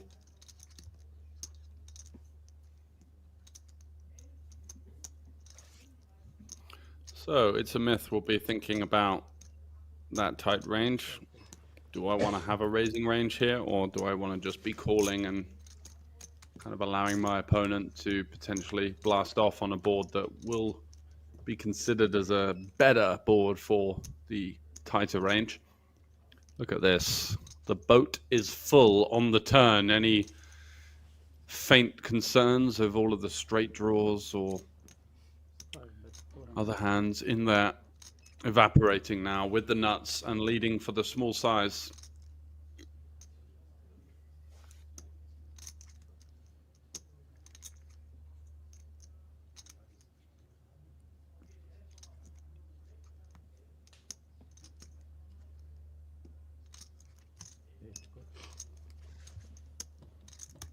Going to see the queens continue. Stone dead, so looking to really fade a queen. The 7 doesn't change an awful lot. I don't think It's a Myth would be leading match 7x on the turn, and Boost just doesn't really have any 7x in that opening range. Plus 2 9-handed on a final table. Going to be razor tight.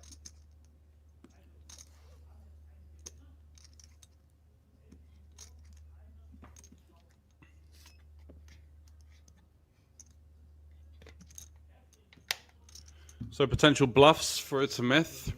Could be some kind of hand like Jack 9, Queen 9, Queen Jack, where you block some of the stronger King X.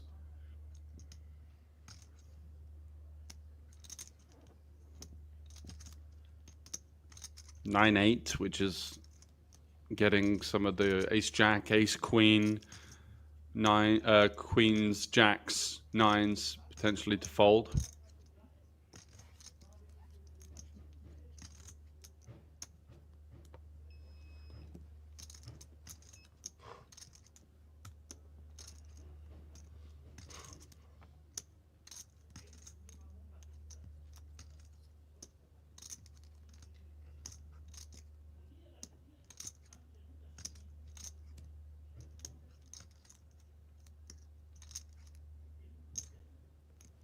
King Jack.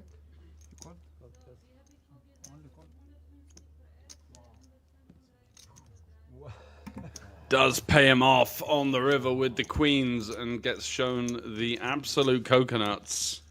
Bad news for Boos, who had his options limited there very much from the flop. Just highly likely to be losing a decent sized pot and ends up losing a good chunk of his stack, probably half of it gone there.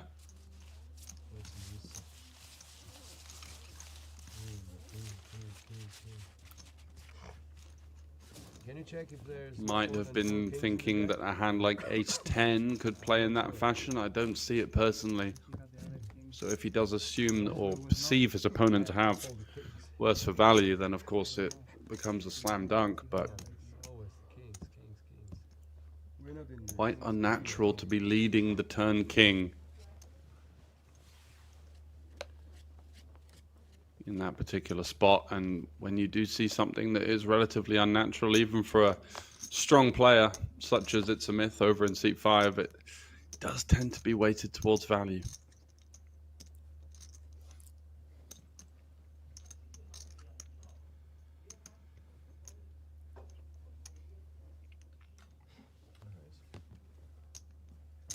Seven raise 320.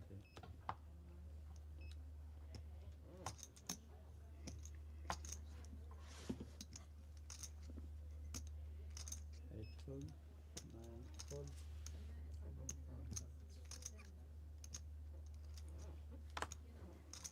1 full.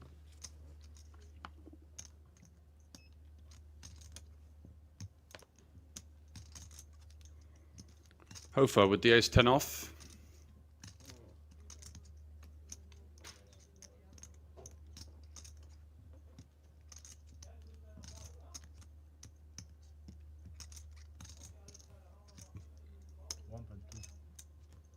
Two raise 1,200,000. 3 full.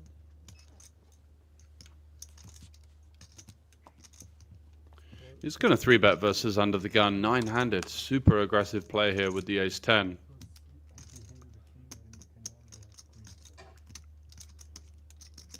And now a very interesting spot developing for the ace-queen versus quite a meaty 3-bet sizing as well. The full 4x. Wow.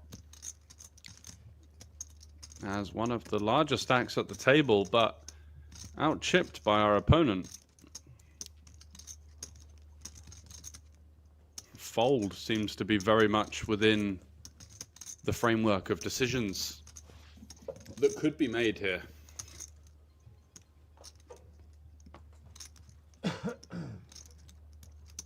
Peeling an offsuit hand out of position versus what you'd assume to be such a strong range feels nasty as well.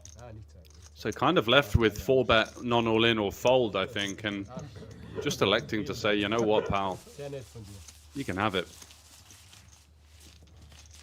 Probably thinking his opponent has a hand like queens, ace, king, jacks, a little more than ace-10 off. I don't think he would have been considering at all. So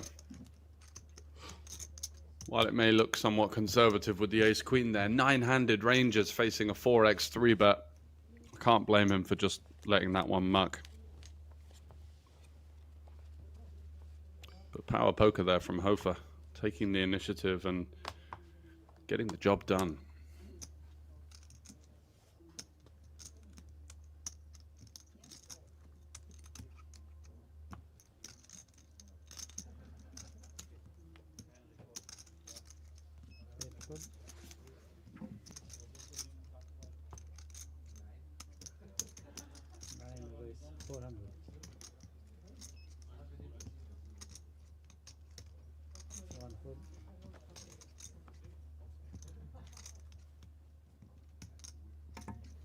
So Leon, opening to 400k. Blimey. Huge raise sizing in play.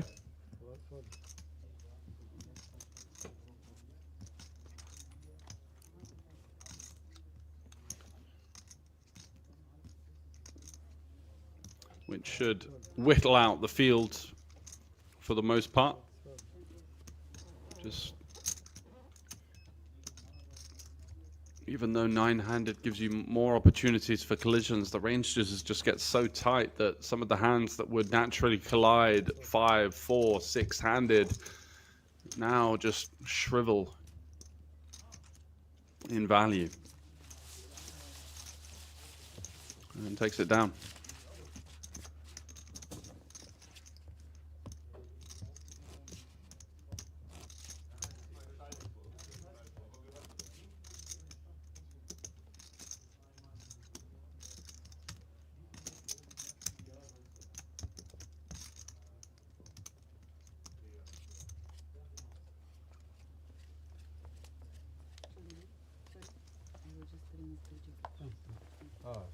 table change. Yes, yes. We are splitting again. Wohin? Wohin? Carlton Koenig coming in with just under 25 bigs, pocket eights in the +1 spot. Raise 350. Again, I think folding here is an option with 7 players behind. Our primary aim is just to take down the blinds, and eights is one of those hands that just doesn't really have great blocker removal.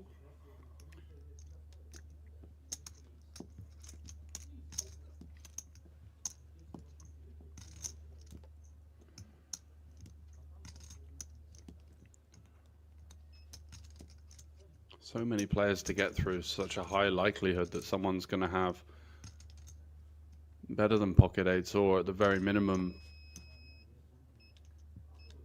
suited ace, suited Broadway, these kind of holdings. So it's a myth deciding whether to go for a call or a 3-bet. Both options on the table.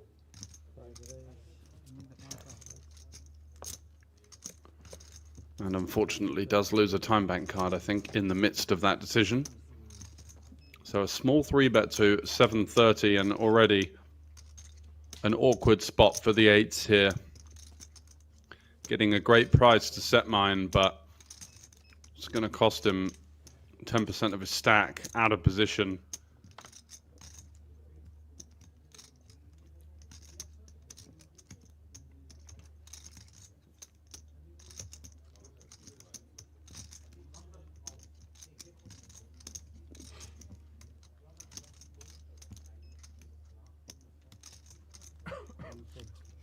Does elect to just wave the white flag. Not going to take his price.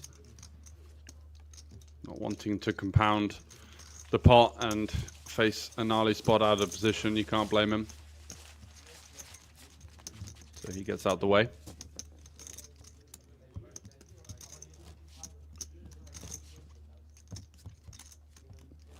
And a much needed pickup also for It's a Myth, who has faced a little bit of a rough ride over the last level or so.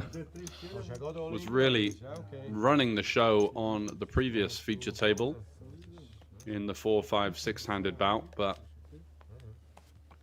facing some resistance now, and nice pickup there.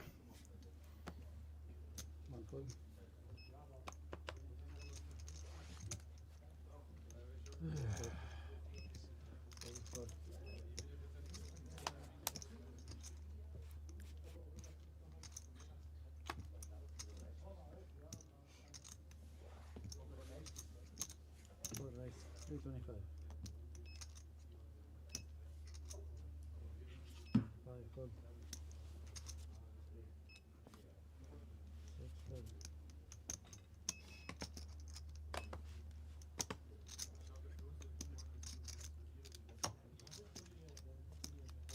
7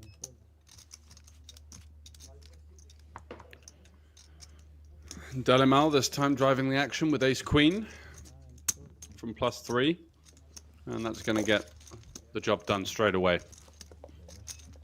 So again, just very likely to be seeing some fairly tentative poker with this 9-handed dynamic. Lots of reasons, to be honest, and not that much incentive to get out of line either, because he's just going to be attacking a much stronger range than normal.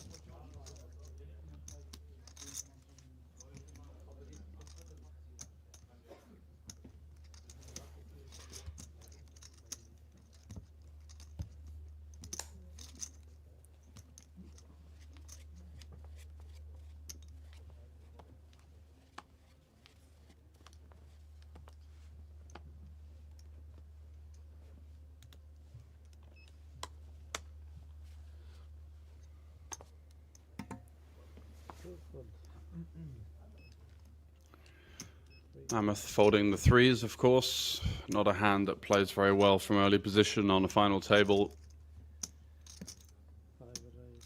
But It's a Myth with the 8s. 9.4 million in his arsenal, and facing a spot here versus ace-king suited just sending it in.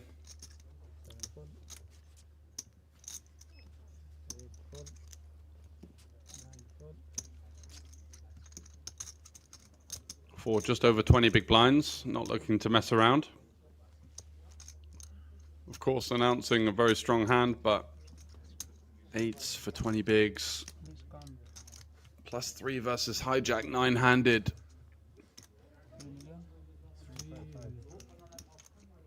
Going to be lots of hands that dominate us here. 9s, 10s, jacks, queens, all going to be jamming. May feel like aces and kings would go for a small 3-bet alongside the occasional bluff. Ace king off is a very prevalent hand in this range as well. 3,470,000. So some flips going to be cooked a decent amount of the time as well, and doesn't really dominate anything, which may lead him towards folding here. Just don't think we're going to be seeing 7s in this rejamming range. So such a different spot, hijack versus small blind, for example, than +3 versus hijack, and shows the pair and lets it go, and won't be too disheartened to see a rather honest ace king of spades.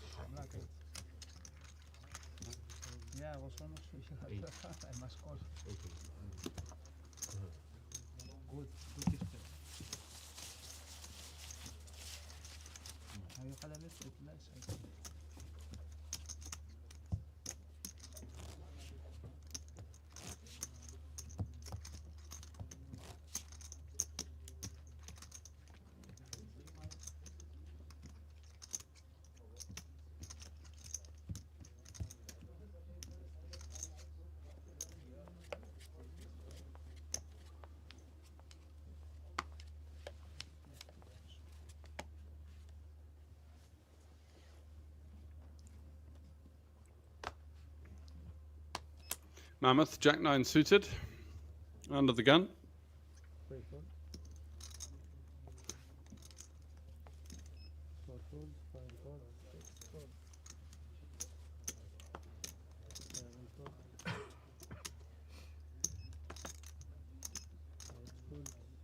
Gets out the way, all the way over to the button. Leon 17, Jack 3 off. Not going to cut it.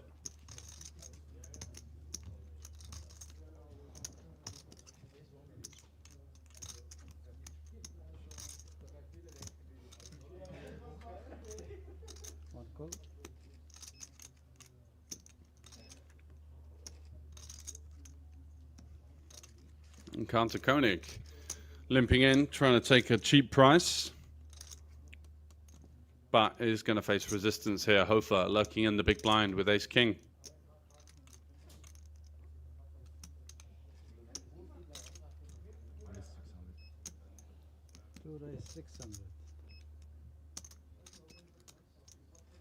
And there is the raise to 600k.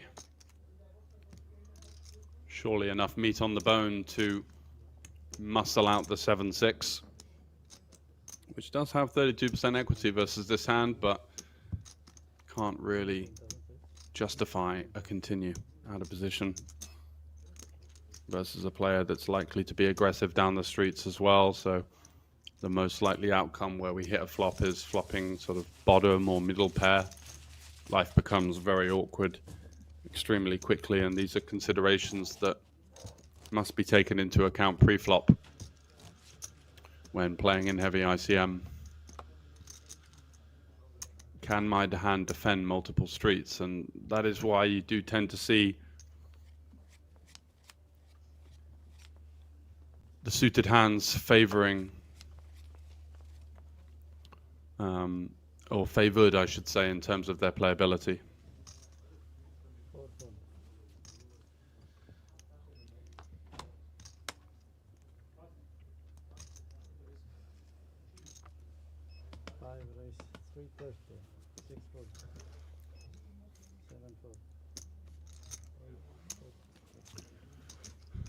It's a myth. Getting loose here with 8-7 of spades. Again, showing that tempo and flair we expected from him. Leon 17, ace 6 of diamonds, having absolutely none of it with the 3x 3-bet. So spiciness all round.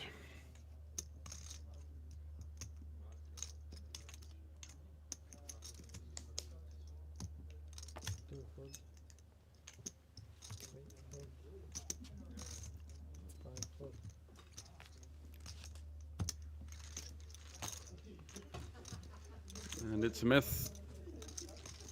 Not letting us wait on the outcome of that one, just snap mucking, giving respect to the 3-bet. We can see it was a very creative ace 6 of diamonds there. 9-handed, that is. Quite a brave take, but it does get the job done.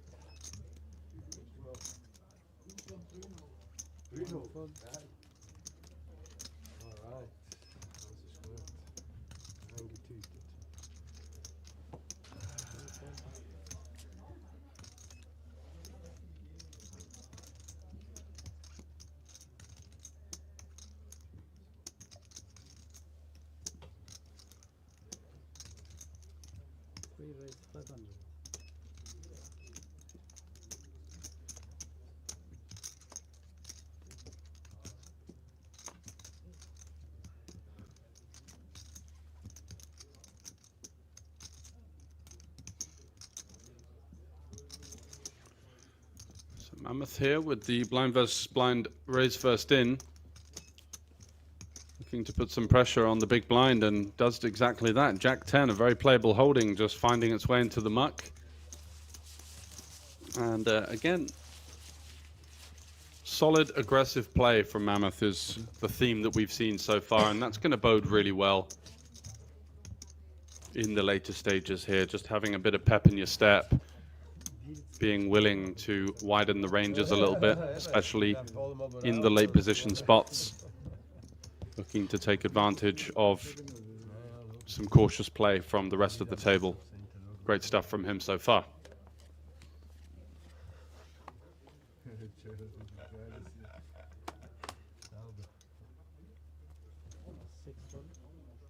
Schon, wenn ich die nicht kenne, kann ich die geil.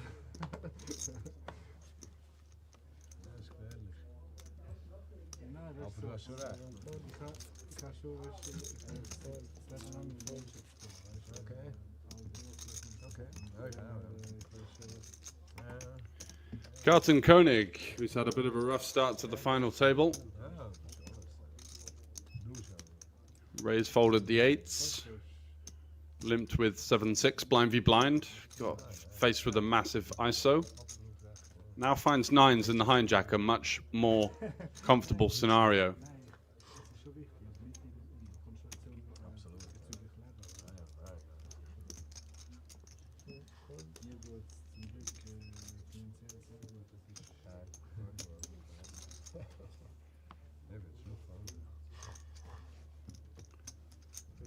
Sixes out of the way, not looking to tangle, giving respect to the relatively short stacked opener.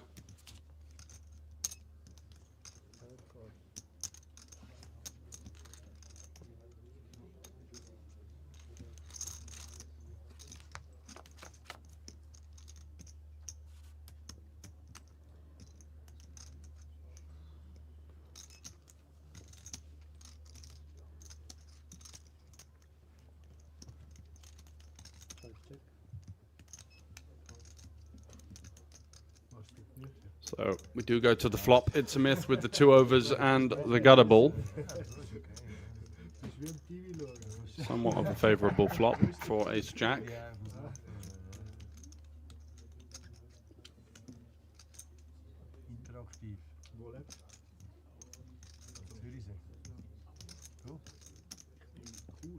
Facing a largish c-bet sizing from the nines with the overpair and the backdoor flush draw, just looking to seek the value from these types of holdings. And turns the set on the double flush draw turn card. The board is wetter than an otter's pocket, but he won't care, having improved so much now. It's a myth again, going for the turn lead.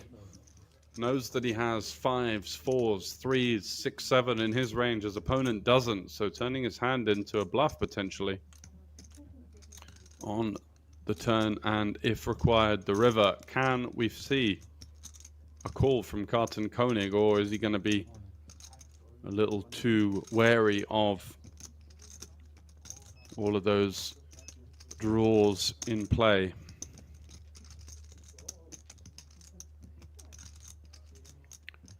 Looks like he does elect to lay down the hammer and send in the troops, not wanting to risk a dodgy river card with so much money on the line. You can't blame him.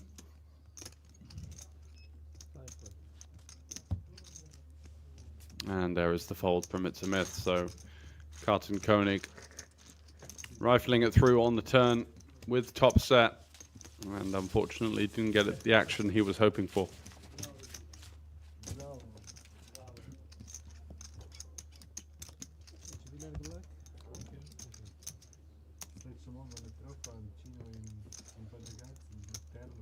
Zeker niet.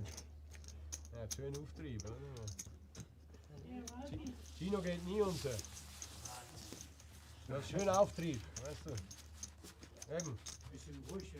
Du brauchst kein Totes mehr, um oben aufzuschwimmen.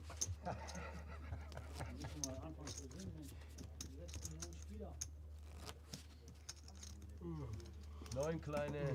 So there we have the chip counts. Hofer with the one standout hand so far. The big 3-bet with the ace-10 off versus an early position open. Getting the fold from ace-queen. And Nixo, who had the ace-queen in that spot, now rewarded with another premium under the gun. This time it's number 1, American Airlines.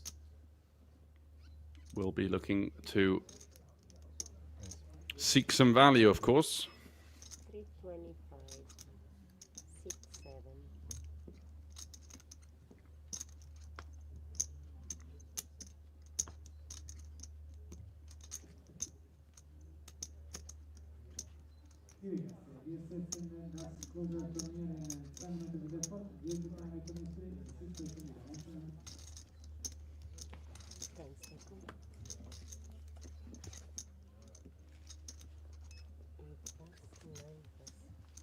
Studying his opponents as the cards are hitting the muck.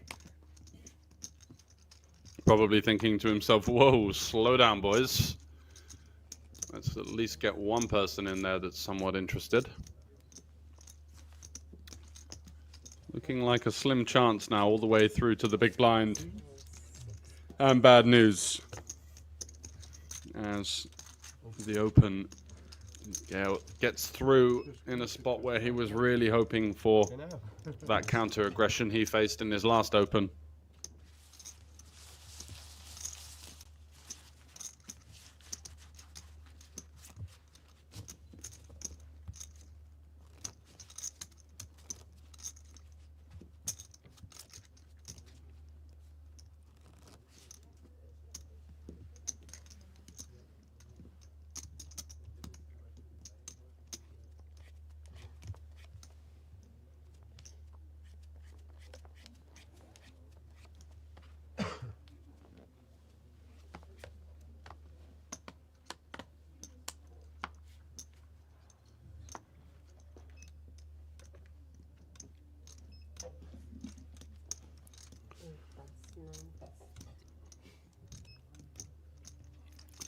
Action continuing. On to the next one.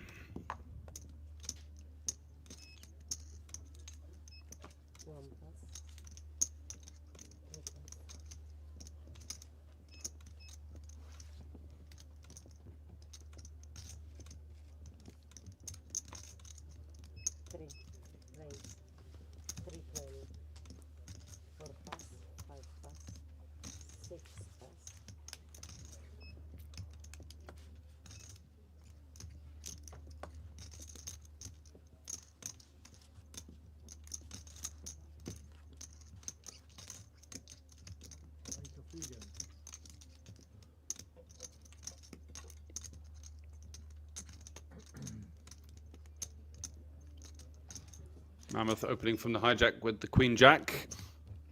And Nexo looks like he's going to make an adventurous defend with the 9 deuce suited. Don't try this at home. Covered by our opponent. Very disconnected holding, albeit suited. Quite a surprising continue.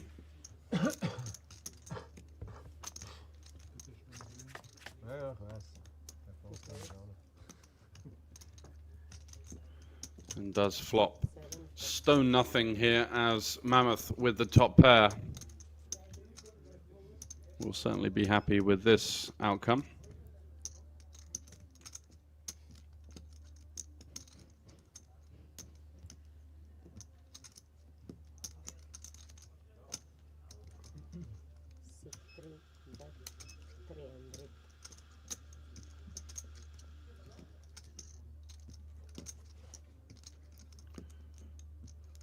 Goes for the standard c-bet sizing that we've seen across the board for 33% pot.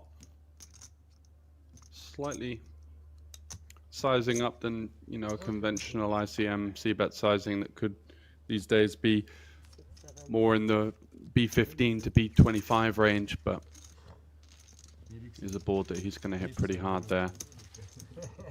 So certainly meriting a little bit of extra action.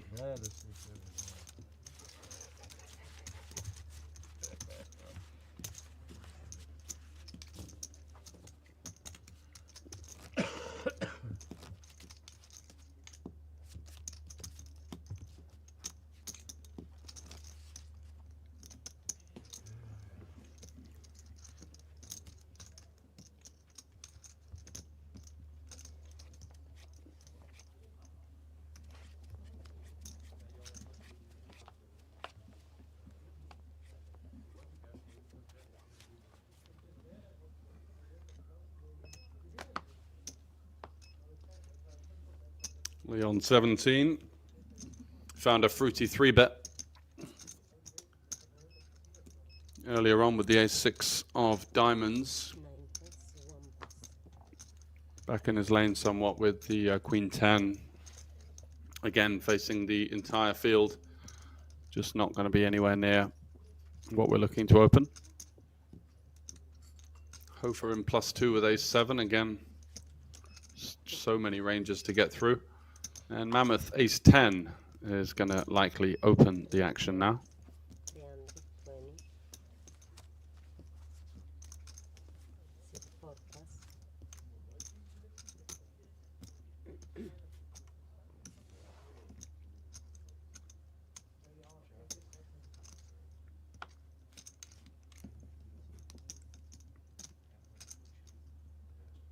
10 seconds.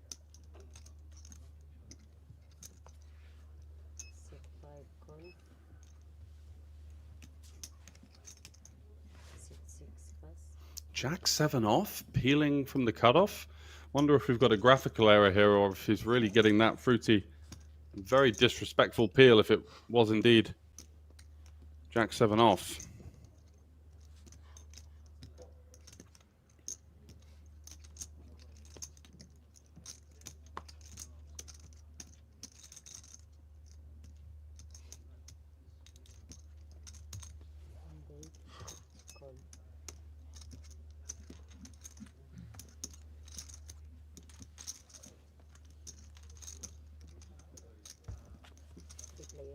Hard to believe from what we've seen from It's a Myth so far that he'd be in there so wide, but hey ho, and Boost comes along with King 5 off in the big blind.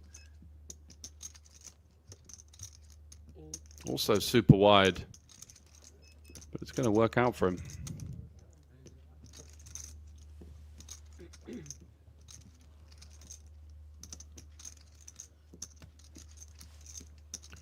King 9.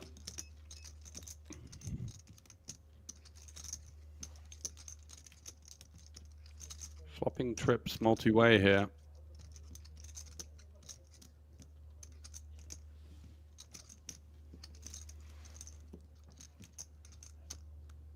But it's going to be It's a Myth.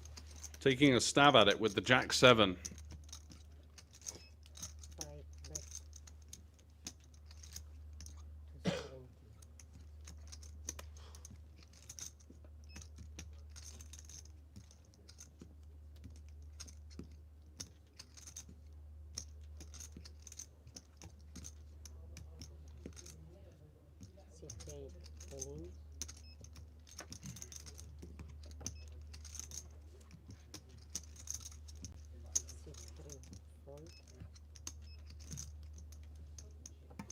Boost now all in on the short stack, facing that stab, but it's just not really happening for the Greek at the moment. Getting a little bit out of line here, to say the least.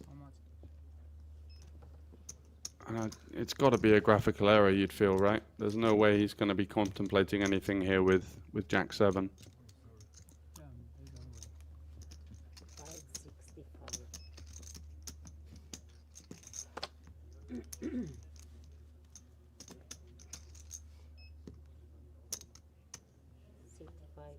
565.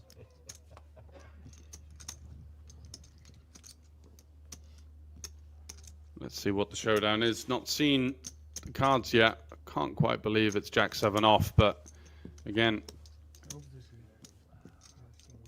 the curse of the commentator, you can never be sure. It is Jack 7 off. Wow. What a mistimed hand there for It's a Myth, who goes for a kind of pre-flop float idea, and it ends up just completely hitting him back in the face.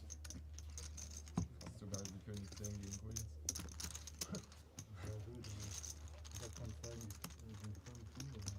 Ah, der King sich pairt, wenn er sich nicht pairt, dann kann die Chance haben. Genau, wenn er sich so. Eigentlich halt ein Löwe, was soll ich sagen?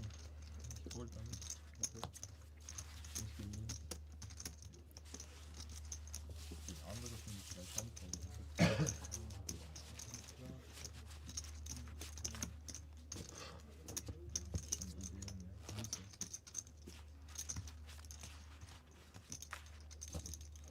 So now is the time to reset. Starting to slip away from you. It was such a dominating position that we were in with 2 tables left, but maybe some signs of fatigue there from the Greek. As you can see, it's giving himself a little bit of a pep talk, thinking, what am I up to here? Let's just go back to the previous strategy of, you know, solid, tight, aggressive poker, playing 9-handed and getting toiled up there with the Jack 7 off and offering up essentially a free double up.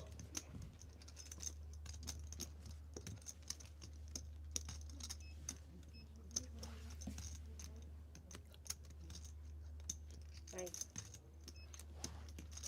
166. 405.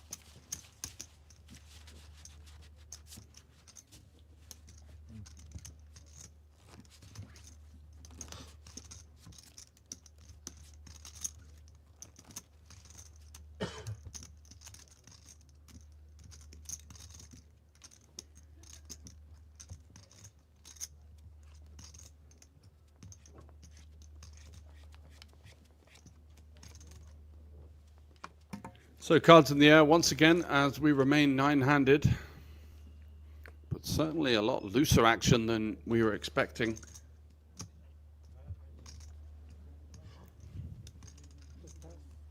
Chips have been flying around in a much more aggressive style than we saw in the 5-6-handed bout. Very interesting developments here, and let's see if it continues. King Queen, a very natural open for It's a Myth, looking to kind of get a foothold back onto this final table that's been a little bit of a rough start so far.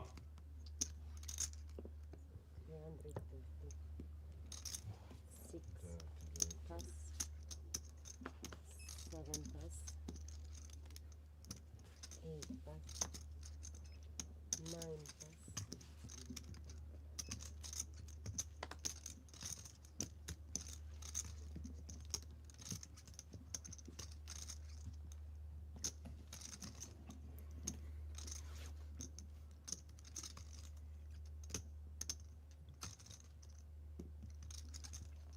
all the way through to Carton Koenig in the big blind, 10-4. It's definitely not going to be cutting it.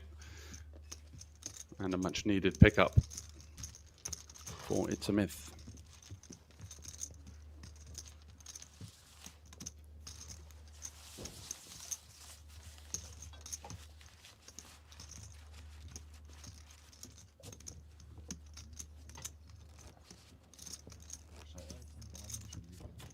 Ja, ja, ja, das sind ein paar Mal gewundert. Ja, ja.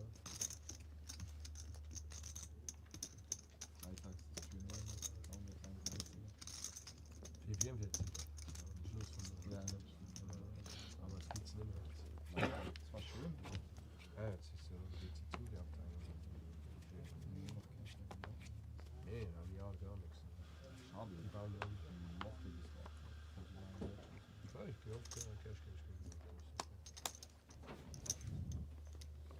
Pass.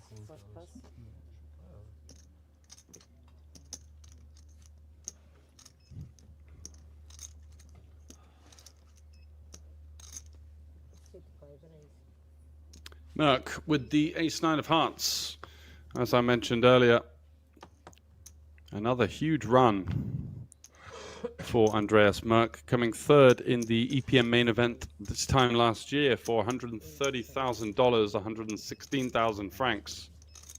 Only 3 recorded results on the mob, and most people will be happy with 2 runs like this in an entire career. He's done it as his 4th recorded cash. 3 betting. It's a Myth's Open. And unfortunately, the timing ever so slightly out on this occasion, running into Ace King.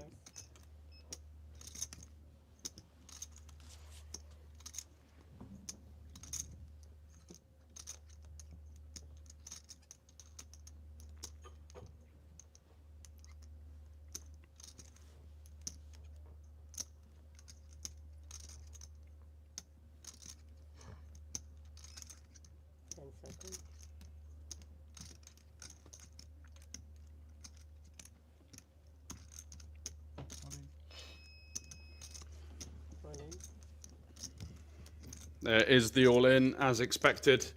Not really any other option here with Ace-King. And Merck is going to see the bad news. Was a nice idea with the Ace-9 suited. Whoa! He's 3-bet called Ace-9 suited here. What a rush of blood to the head. Tapping the table, standing up. I mean, It's a Myth will be happy to see the action, but at the same time, you're thinking, what is this guy doing? Just let me take it down and move on. A colossal pot out of absolutely nowhere.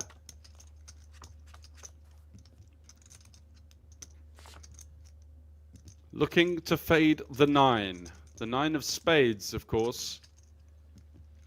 Giving a flush draw anyway, so as we can see in the top right corner, only 1 9 available. And can we fade the 9 of clubs for the absolute lot? As Merck just goes down in flames, doesn't find the Miracle River, and is out.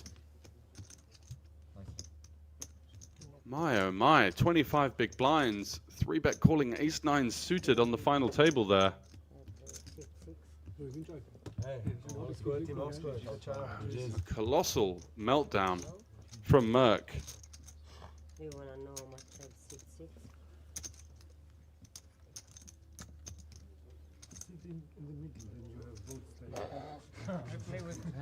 And he's going to go home in 9th place for 12,000 Swiss francs. Somewhat lost for words there. That 25 big blind stack was right in the middle of the pack. Look at where Delimal was. That was where Merck was just now. And instead of, you know, staying in the lane, going for the 3-bet bluff, it not working out, decides to just call it off. And I guess his logic was thinking that It's a Myth was steaming and was tilted at the way it was going, and whether or may not that's true, a monumental error here with so much on the line. I don't Break. Breaks break. Is it break? Ah, is Flommen. Ja, dat is break. Jawohl. Jawohl.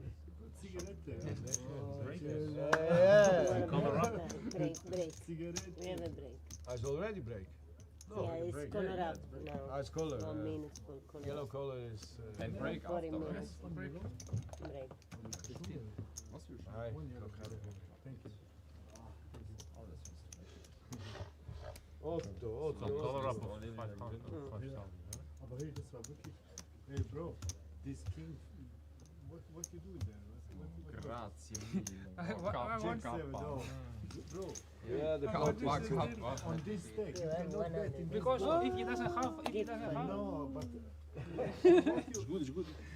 He can do it. Wait, can do it. wait. When you have. For sure, I will push every. Players are taking a break, Bet and we will be back very shortly with the continuation of the final table. another flop of this deck.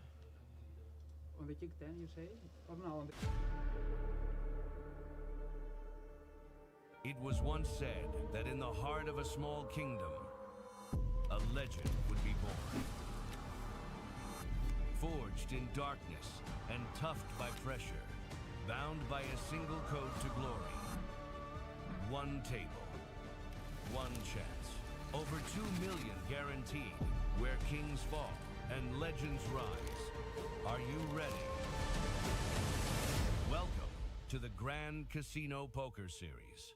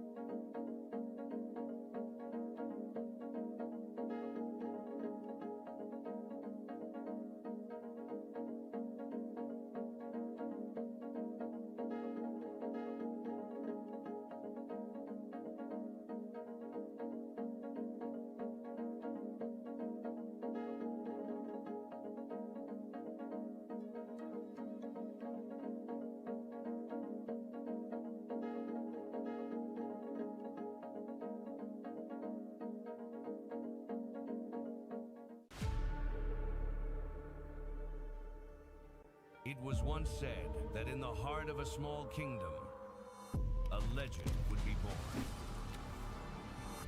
Forged in darkness and toughed by pressure, bound by a single code to glory.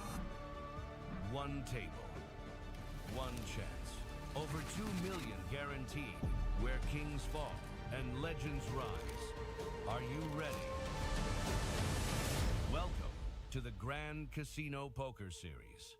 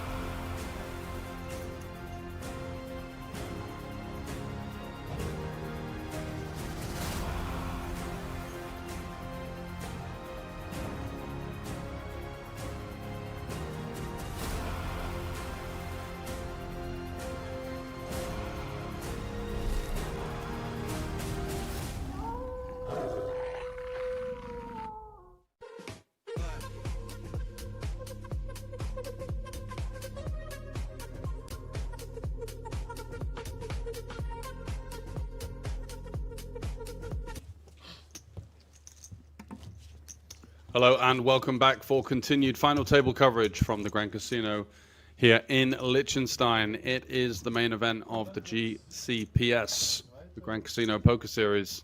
Million guaranteed, and we are down to 8 from a field of just over 1,000 runners, with the blinds ramping up once again.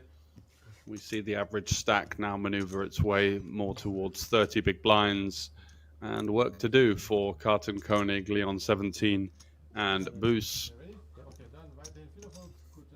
With It's a Myth getting a bit of a hefty punt in his favor. Ace-9 suited, 3-bet calling his 4-bet jam with Ace-King, and managed to hold up in a huge equity spot for 8 million in chips, or just over. I remember I opened early with Ace King. I opened early with Ace King and he 3-bet me. Non, c'est juste, je pense. C'est bon, tu penses? I think it's right because you didn't have the last decision. I think it was. You remember? Like the last decision. A bit of a discussion occurring now. I'm not sure. Nah, maybe you check, maybe because I believe Call maybe man, please. No, I think I wait my under the gun maybe. I think I put big blind and then it was remember breaker. what I it- took it you back, can, so probably it should be me. Yeah. I think Okay. I think I'm right. It's right. I think I'm right. I think so. Yeah. It's 4. So? No. Je crois qu'il était là même, il No, était I là-bas. think I'm right. Think he's Can you right? check, please? No. He said. He said. He told me. He told me. Okay, I'm sorry. So The last time. thank you. Yeah. Maybe some long days. I'm sorry, but 5 fold.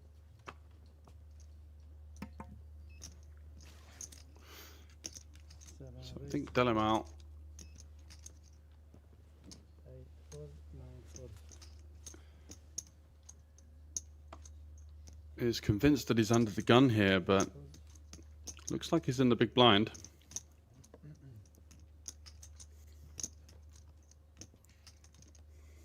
Four and 2 fold.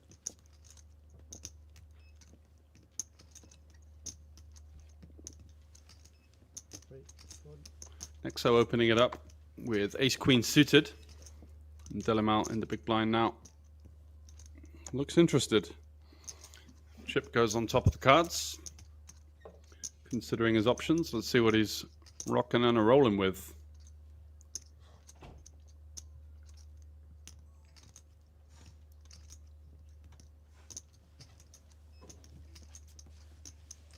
Fold. He does fold. So another raise and take for Nexo. He's picked up some hands in early position. Ace-Queen twice. Once offsuit, once suited, and of course the aces that didn't quite get through. Sorry, didn't get him any value, just getting that one through.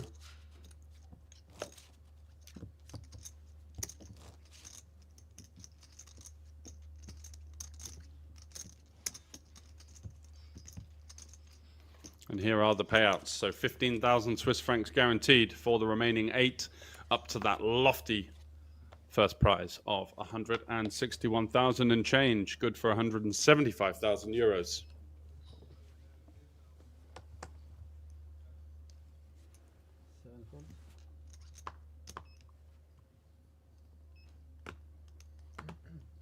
Boos in the +1 spot does have just under 12 bigs, so no need to get too out of line here with the King-9 off.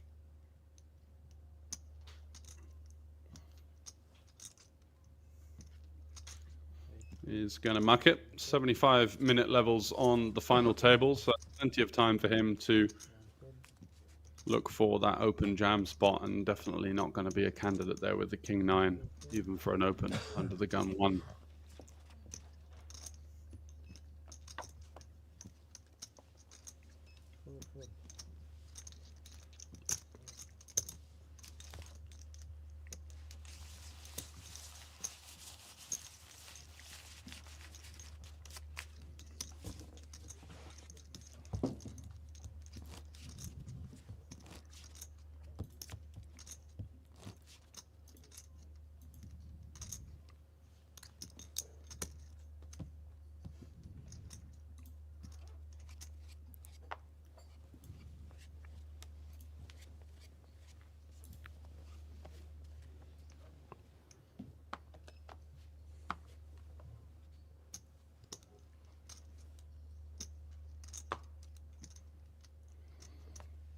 7 deuce again.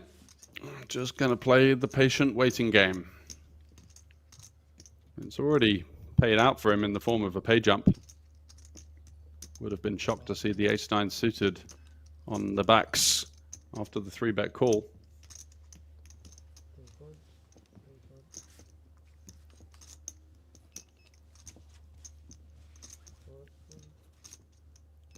So round to the blinds. It's a myth with 9 deuce off and the table chip lead.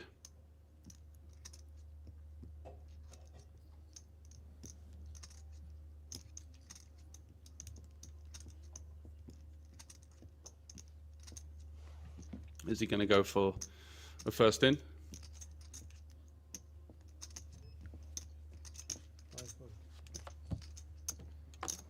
No, just folds, and Nexo gets the walk with king 10.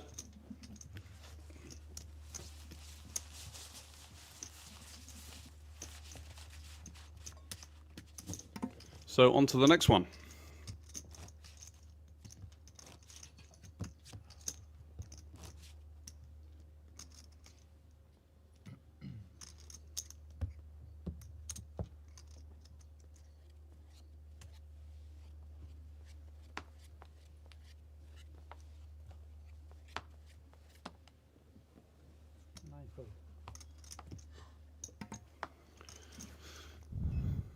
On 17.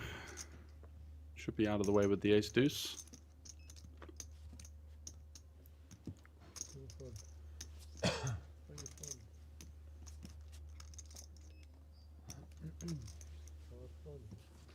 And once again, round to the button. It's a myth, king 9.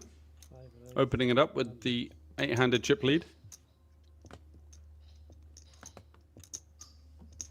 500.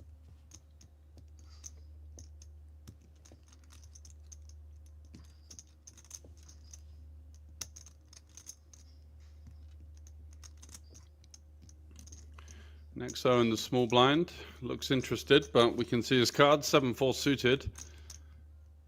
Heavily incentivized just to allow a collision between It's a Myth and the short stack and the big blind.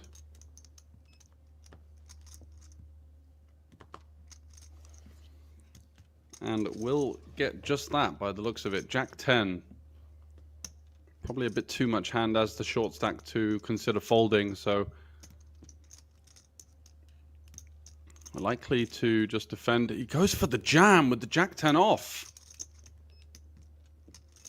Oh, that's a brave play. 1.6 million effective remaining.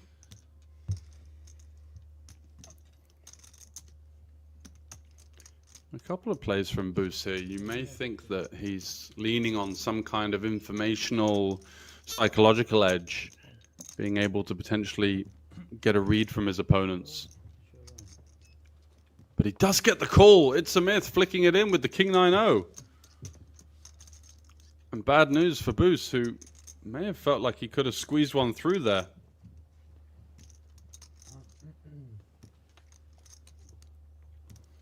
But instead gets the reluctant call.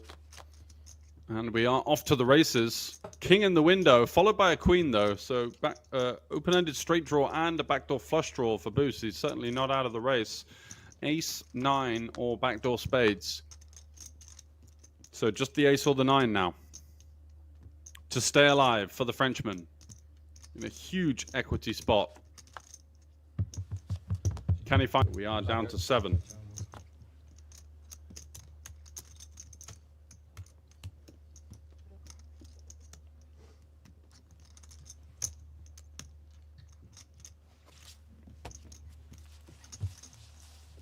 Where do you learn this? In Mykonos?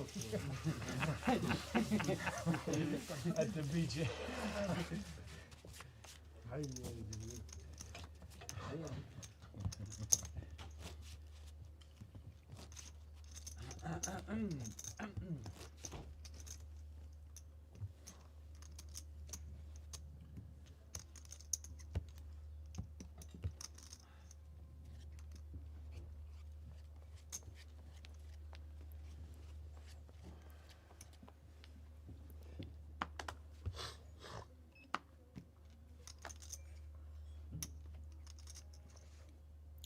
Karten Koenig, 20 bigs.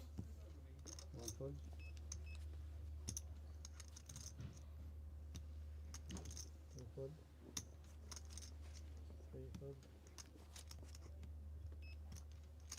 4 fold. 5 fold. No equity.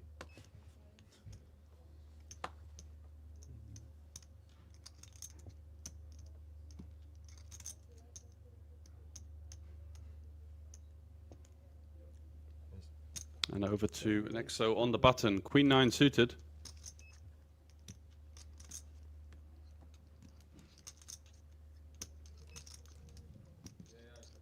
Opens it up, Leon in the big blind. With the pocket threes. Would have been a good spot to, I think, jam it in here for 15 effective. Instead, just calling, which really limits the options post-flop down to just hitting a 3, basically. And look at this. He's allowed Nexo to flop the joint on ace, queen, queen. Trip queens for Nexo.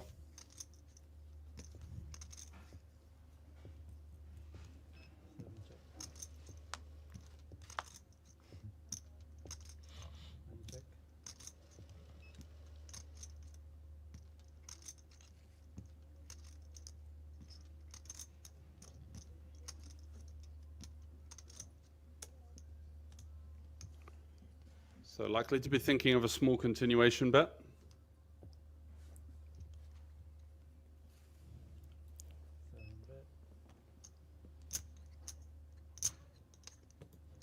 $475.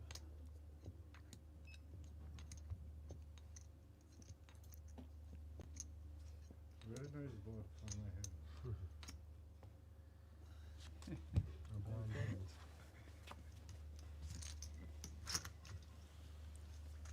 And does get the job done.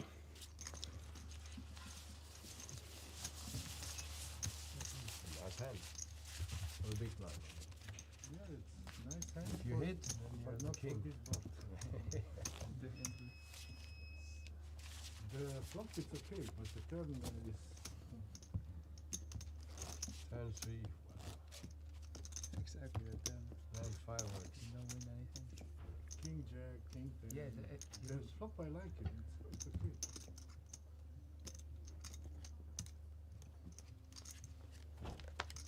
Yeah, there's an ace. Yeah, but So cards back in the air. As we are down to 7, all remaining players have locked up a sizable sum of 21,530 Swiss francs.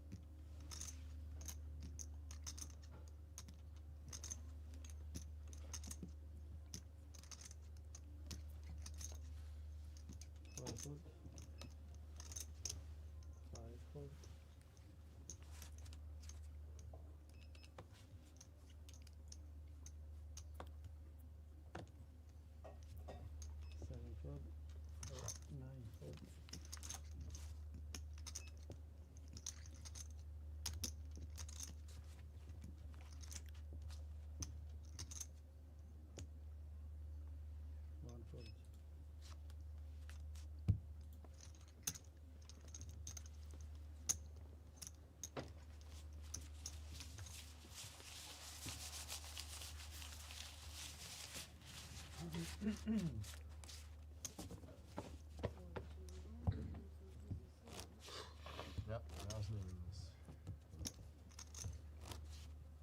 some space.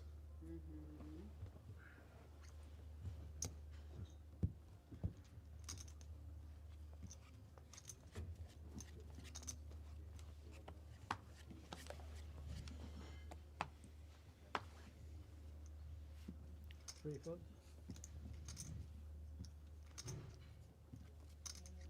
4 fold.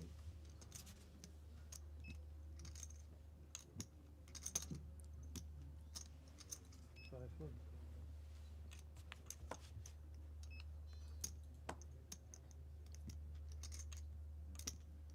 Over to Nexo and the cutoff, the jack 3 off. 7 fold. 9 fold.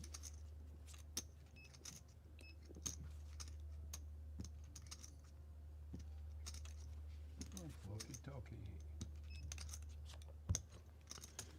it folds all the way around to the big blind once again.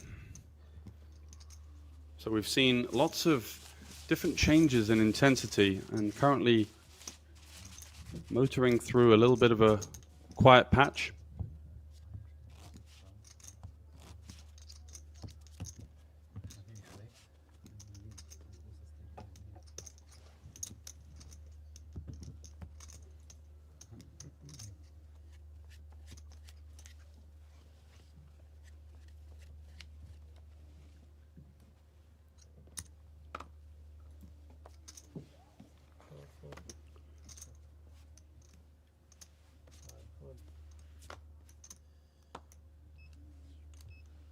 Over to Nexo once again. 10-7 of hearts is going to hit the muck.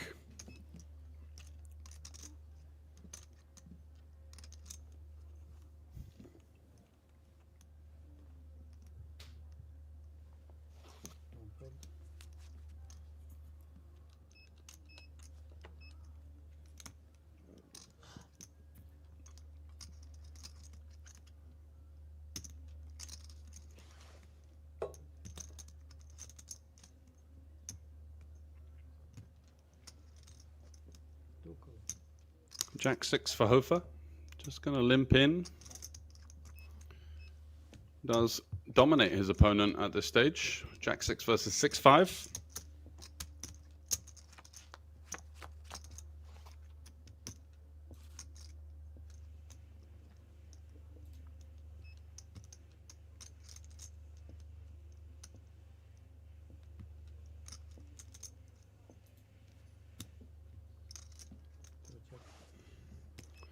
And gets outdrawn. Mammoth's 5 kicker now flopping bottom pair. Going to go for the check back here. Take a free turn card.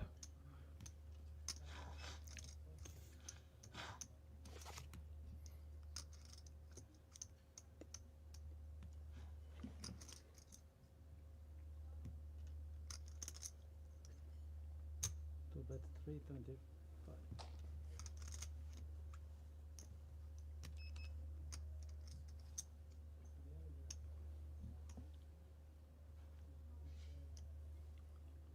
Facing half pot from his opponent on the turned heart after check flop.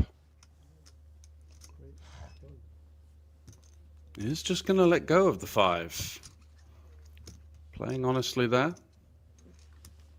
Giving his opponent some credit and not looking to tango.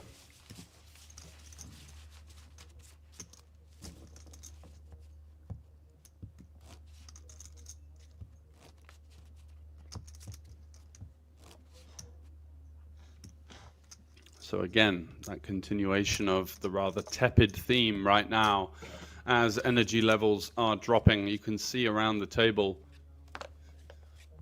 being totally frank, no one exactly looks too sprightly. It's been 3 long days of action and a very generous structure on offer here at the Grand Casino for these players playing for big money, as you would hope in these situations. But at the same time, Leon 17 may be looking the freshest of the bunch. Behind the comfort of the snood.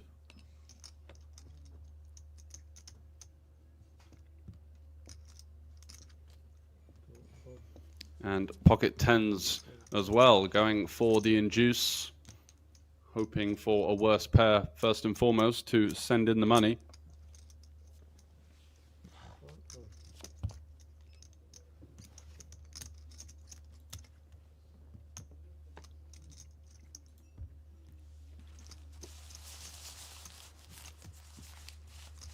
But instead, just taking it down, not a bad outcome at this stage. Although on the shorter stack, might have fancied his chances versus any kind of action, of course.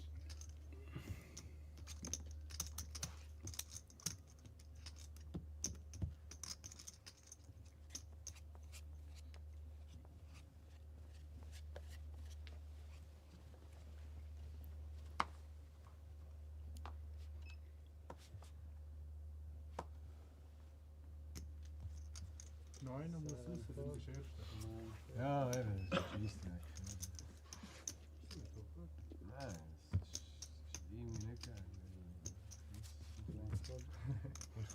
So Carton Koenig out the way with the king 6 over to Hofer. Not electing to get frisky with the 7-3 suited Mammoth on the button. Jack 10.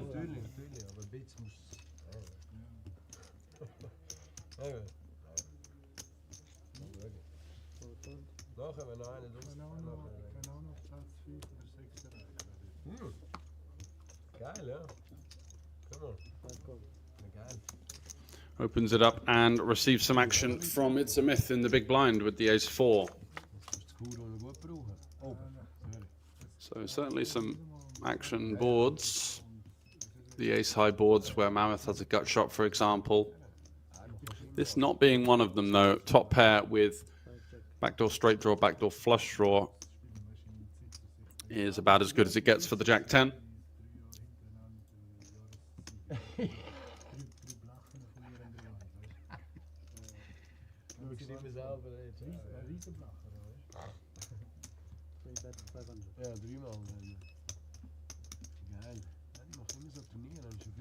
And a large c-bet sizing here with the type of hand that is looking for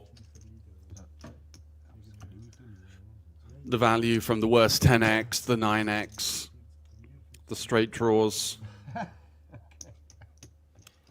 3x and diamonds that can consider calling with the backdoor flush draw to boot.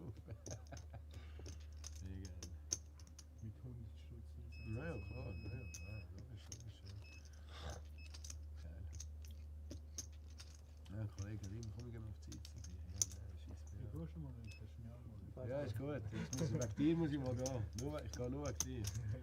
Sonst interessiert mich das nicht, aber das mache ich ja. It's a Myth continuing with the overcard and the backdoor 4 high flush draw. Based on his style, I was expecting him to potentially lead the turn. He definitely has more Jack 8, 10-7, 9-7 in his range.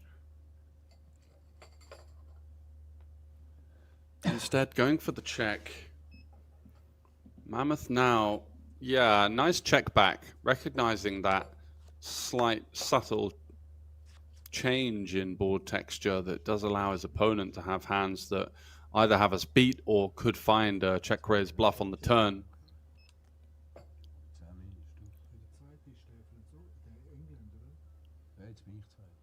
Some kind of continue like Jack 7, 7-8 would be ones that may elect to go for the check raise, kind of turning their third pair into a bluff with a good blocker.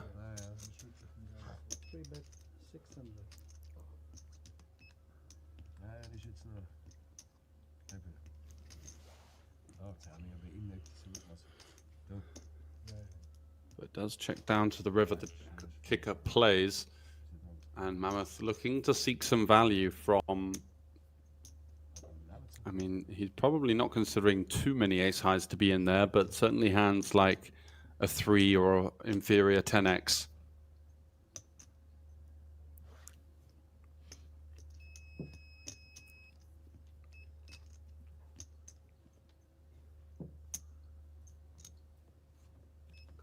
And It's a Myth does pay it off with the ace high, seeing lots of missed straight draws, missed flush draws potentially out there. Doesn't give his opponent credit for sizing up the 9 on the flop, which is fair enough, but again, frustration all over the face of the Greek as he just gets another decision ever so slightly awry, and they're becoming more and more costly for him. Apart from the ace-king versus ace-9 hold, it has been quite a rough final table so far, but still, plenty of chips, and will do well to be rid of the clear frustration and annoyance that he's facing right now.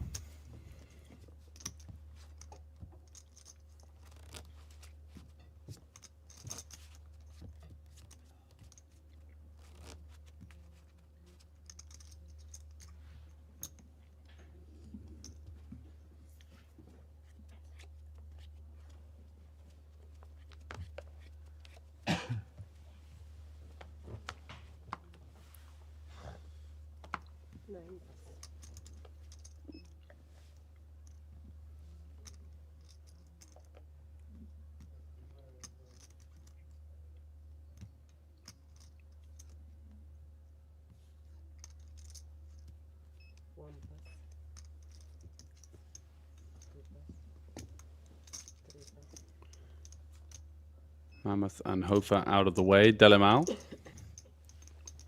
also surrendering. The Jack 3 suited. Back over to the rather emotionally challenged It's a Myth right now. Just looking to deal with those natural feelings of frustration that do arise when you make a incorrect river call.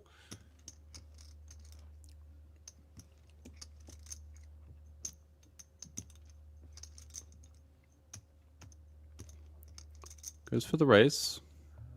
Nexo has been quite stubborn so far in the big blind, but looks to be getting away from the 6-5 off.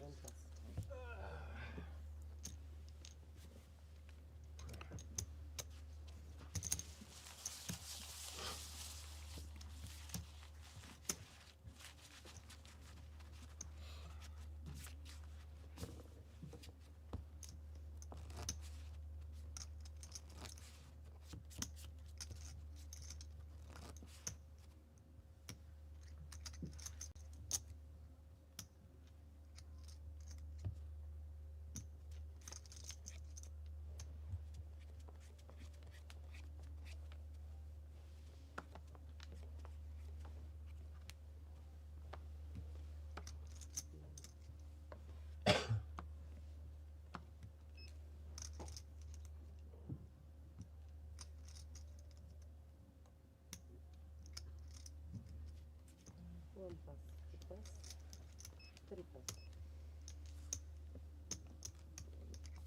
four pass, five pass,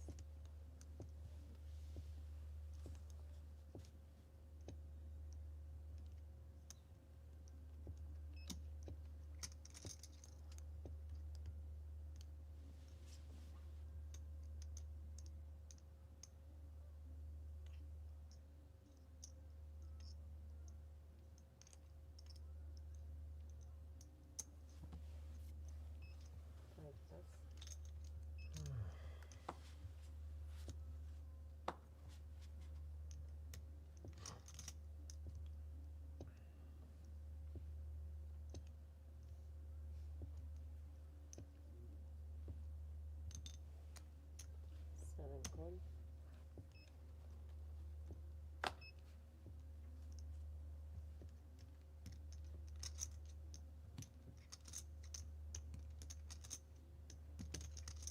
nine, raise, 600.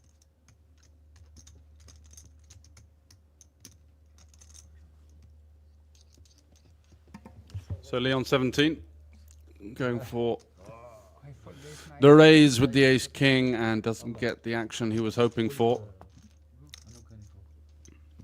He's been somewhat of a silent assassin so far on the feature table. Had that really creative 3-bet versus the one player he could probably get away with it versus in It's a Myth.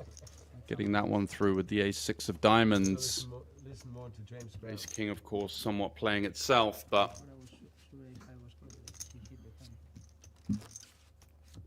seen a strong game from him so far.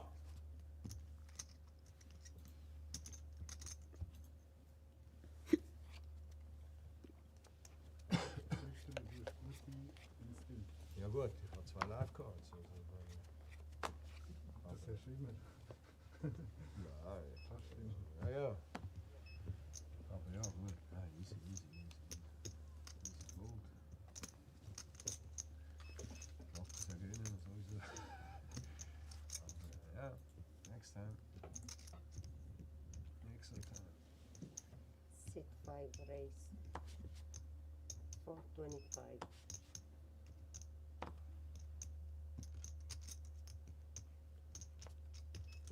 Seven pass,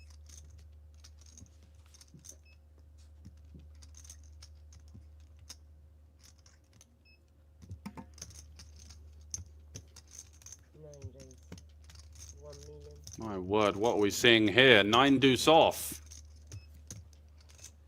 Going for the 3-bet to 1.2 million. One pass, Again, choosing the player really well, but this hand selection, 9 deuce off. Surely we want some kind of ace or at least a king X type of holding to just block the 4-bet jamming range.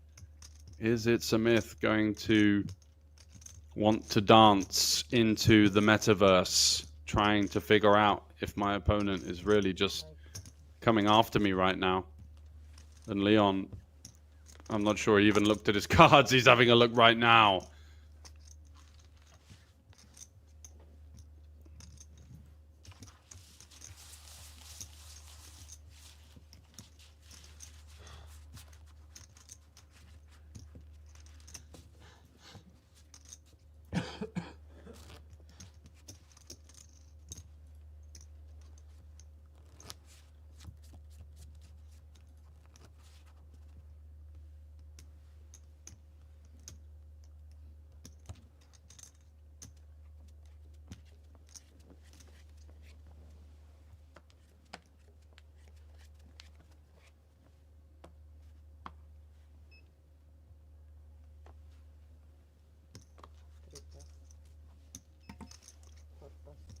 Delimal getting out the way. It's a Myth with the 4s, restraining himself from any 4-bet jamming heroics with the 10-7 suited in the previous hand. Will be a little bit sus of Leon 17's actions once he does see that hand back on the next break.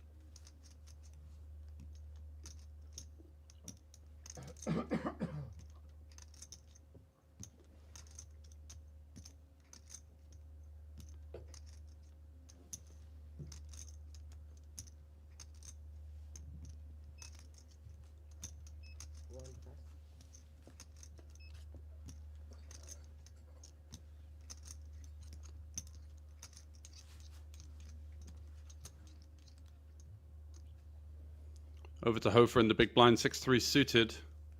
Does he want to tango with the one player at the table that has him out chipped? Usually the answer to that is no. Maybe 6-4, 6-5 suited would be in there, but 6-3 he can just wave the white flag and say, hey,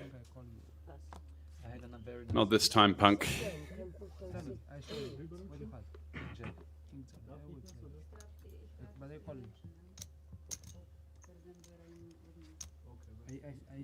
I see you. Because your hand was good.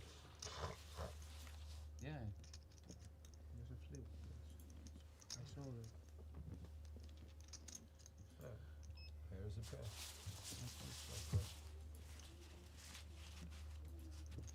What did you have when you mid race? I made 350, 7, 20. I didn't watch the TV. No, tomorrow. Doesn't remember. So hard to expect what to see next. We've seen just about everything. Blow-ups, wild 3-betting combinations, super passive play at times. And that could be why some of the players look so tired at this stage. Just keeping up with the dynamics is hard work itself. There's a lot of street poker from time to time happening, with the rule book simply thrown out of the window.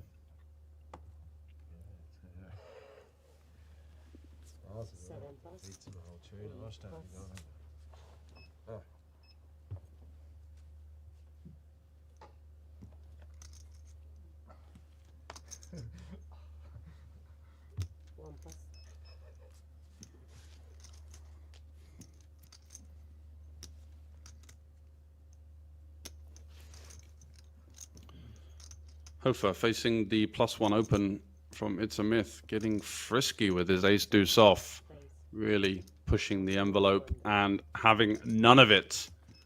And this is the battle you do tend to face when it's so obvious how wide your opening range is. Certain players will be looking to fight back. Is he going to find a heroic 4-bet here or simply muck it?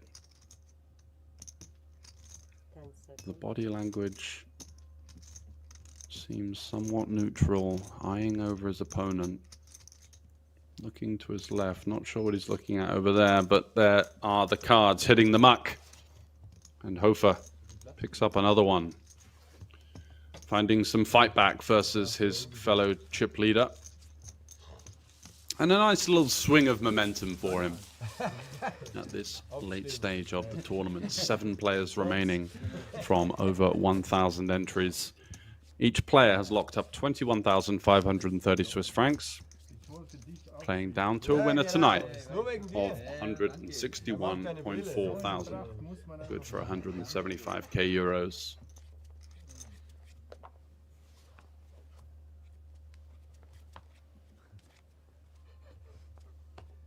Die weiblichen Gesichtszüge. Ja. Ja, kann ich schon. 5 plus.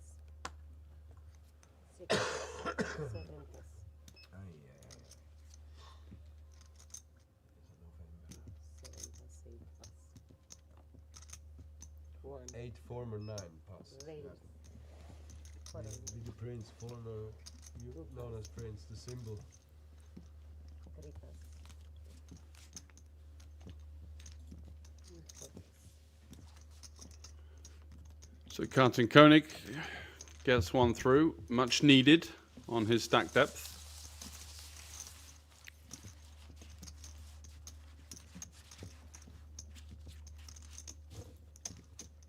Delimal not having things quite go his way, as you can just see in seat 4, that little flicker of frustration emanate from the face, as if to say, ugh, not finding anything, not able to do anything, just kind of trapped in ICM jail right now. Someone throw me a key, get me out of here.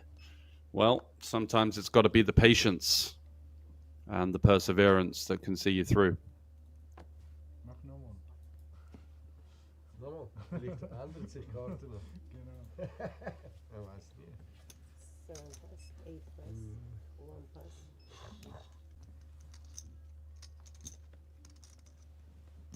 2 plus. 3 plus.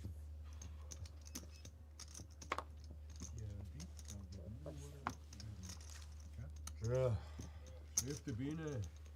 Gut, kann ich von dem her easy. Aber stimmt, ja. Die weiß. Ich sag dir nur jetzt.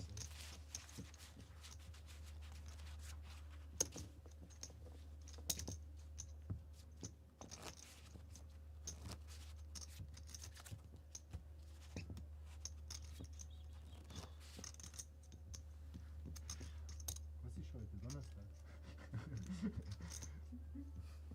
Freitag. Heute ist gar nicht Freitag. Wirklich, wie Donnerstag. Was für ein Montag ist das? Was ist für Wetter? Im Casino ist immer das gleiche Wetter. Welcher Tag? Keine Ahnung.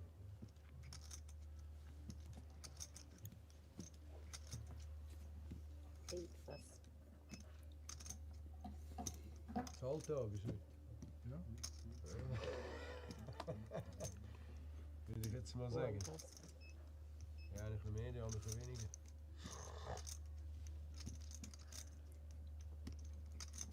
2 plus. 6 3. Nice. 400.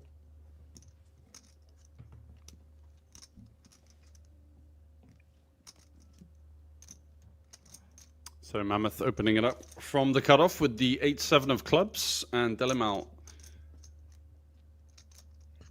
Is his frustration going to get the better of him with the ace-3 here? Not conventionally a hand that we want to be jamming, just not strong enough. The suited would be somewhat of a different scenario with the 12 less combos there.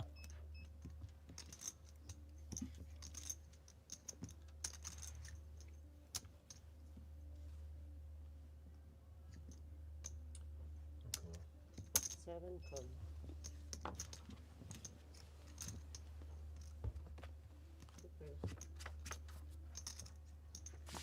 So in the big blind, just going for the call seems reasonable at this stack depth. 7 check.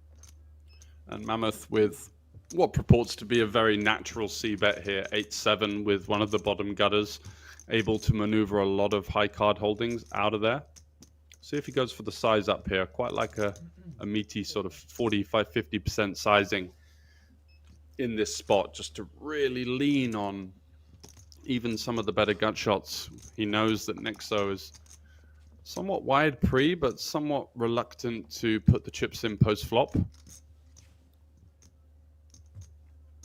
May have seen earlier when he opened ace-queen and faced a large 3-bet that he was essentially never thinking even about the 4-bet bluff, which is also an indicator of passivity somewhat. Ja. Straße und Fahrstraße und alles. Irgendwie, ja, stimmt. Muss wieder ein bisschen justieren. Das stimmt. Man muss nur den richtigen Spot sein.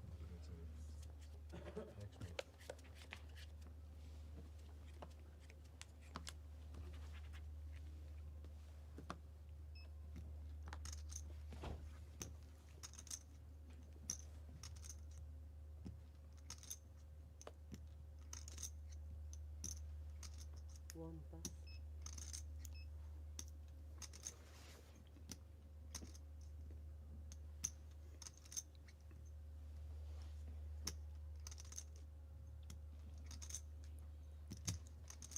Two pairs.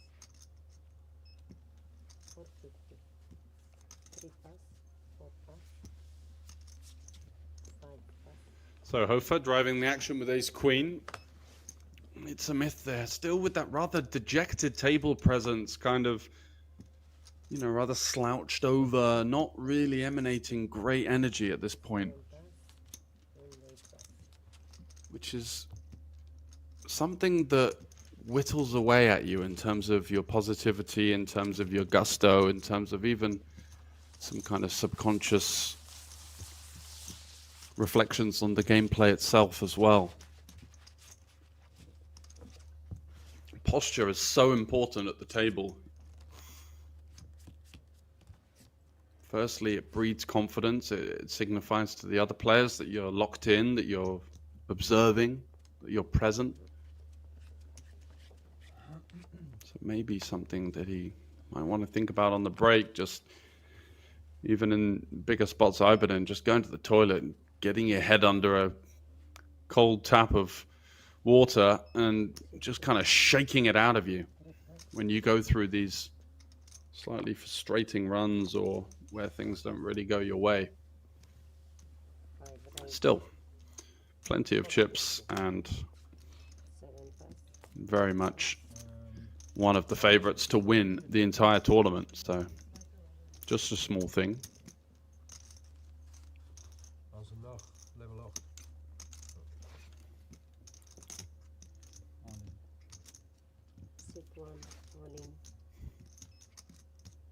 And Kartin Koenig laying down the gauntlet, and it's a myth once again, facing resistance after his opens. Would have hoped for a bit of an easier ride of things. He's been trying to push on from that slender chip lead for quite some time now and just keeps either running into an audacious 3-bet bluff or the goods in this case.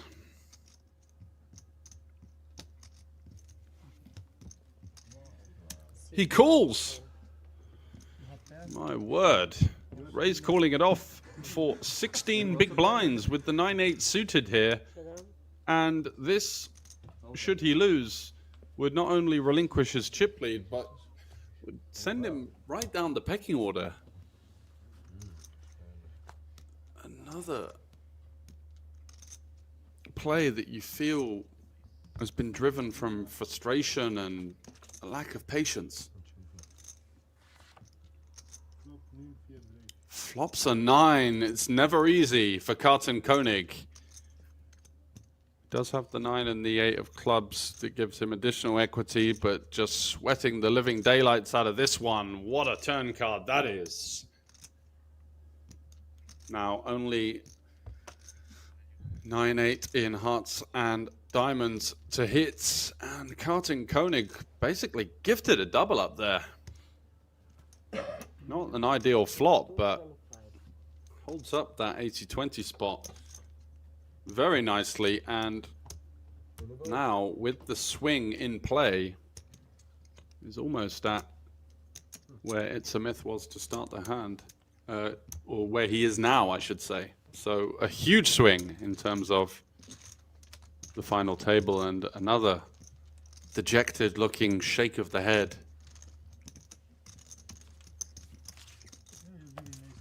The ace-4 river called, certainly a lot of arguments for it. Your opponent is repping very thin. Have they check back the turn with much 10x? They don't really represent second pair on the flop when they've gone for the c-bet size up. Totally on board with that one, but raise calling the 9-8 suited there, just a real display of impatience, I feel.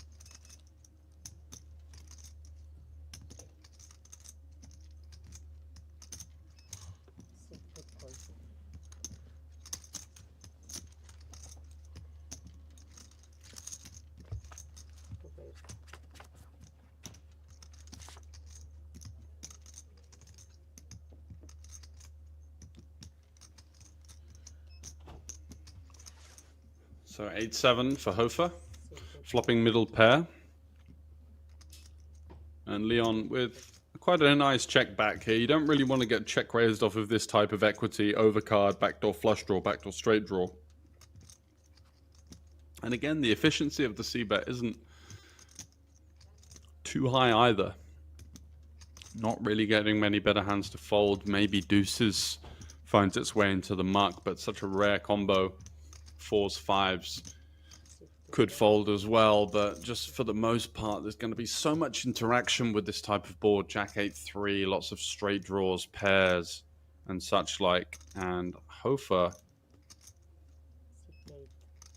goes for a small lead on the turn, or stab, I should say, facing the check back. And Leon now raising with ace-4 of diamonds here, just a pure airball. His opponent's suited heavy range. He's going to have lots of flushes. He's going to have lots of 2 pairs. And Leon, very much just an absolute street poker player. Shows the ace-4 of diamonds.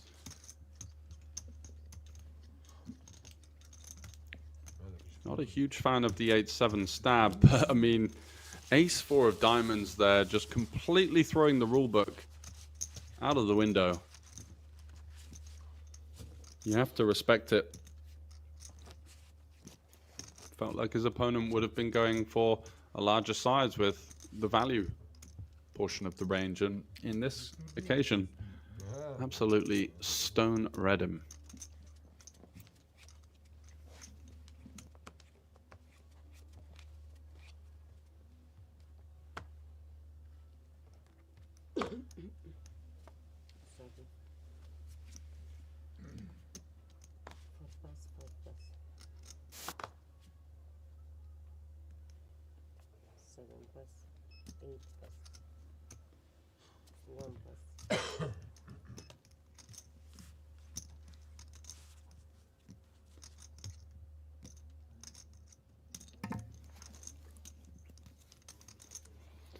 Hofer with the Jack 7 off.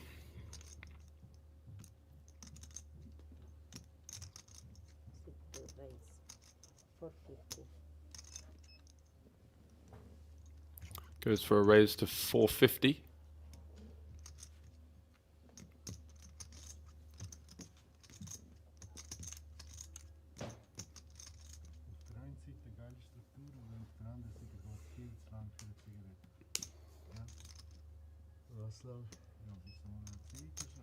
Mammoth will continue with a decent price in position, similar stacks as well, so likely to benefit from somewhat of a more honest post-flop strategy from his opponent. Hofer, though, finding this dry, disconnected ace-high board with the Jack-7, likely to be wanting straight away to lean on some of these King and Queen X holdings. Jack-9, Jack-10 as well.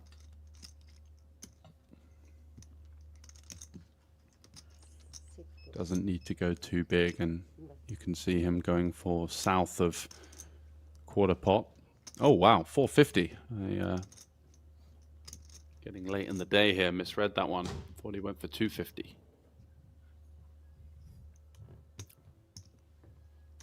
Mammoth. No backdoor straight draw, just the queen high. Is going to let it go as the Austrian adds to his arsenal.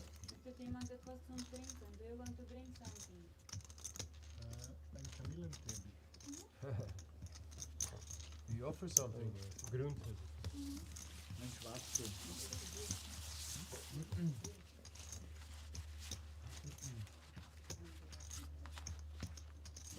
Ja, sag nicht nein, okay, ja. Dankeschön. Vier.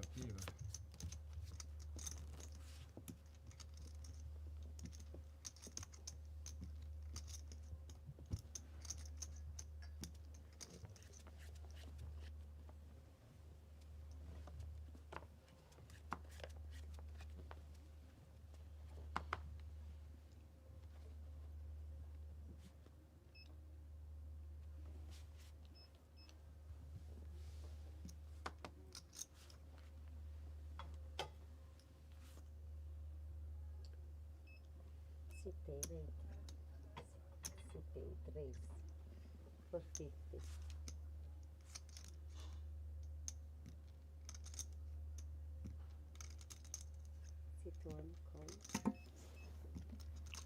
So Leon with the Queen 9 of diamonds opening it up. Sevens for Carton Koenig. He's going to peel the cutoff. Over to Delimal and the spot he was waiting for. King Jack suited. Definitely a jam and does take it. Not taking any prisoners now. Sends in the 12 bigs. And let's see if Carton Koenig is going to go for the double cold call here. With the sevens. Getting a great price. Snap mucks it. Wow. Wasn't expecting that. Getting a really nice price. Going to be seeing some hands like sixes and fives in there versus the hijack. So was dominating some hands. Could be up against ace-5 suited. Lots of flips. I'm not even thinking about it. Potentially just rushing that decision. Just hearing the words all in and becoming a little bit cautious. Where really, once you factor in the big blind ante, the small blind, the 2.25 big blinds you've already committed, you're looking at a price of about 2.7 to 1 there.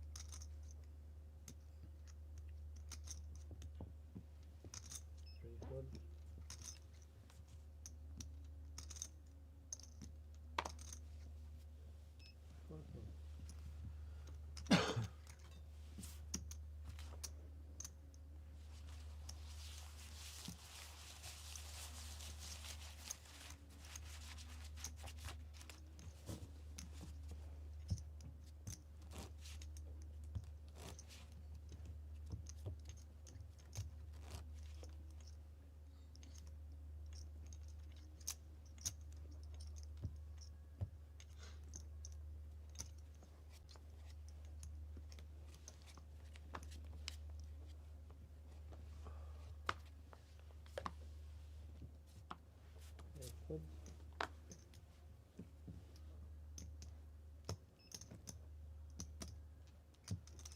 1 fold, 2 fold, 3 fold.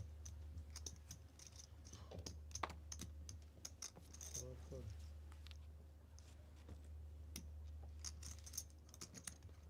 Submit. 5 raise 400. Makes it 400 to go for the pure min raise.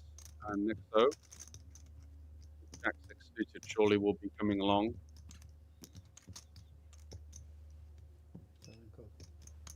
He does. Got his opponent dominated. Surely we'll have no idea of, but very favourable scenario, but the flush draw for it to miss Seit Tag 2 war ich noch nie all in. him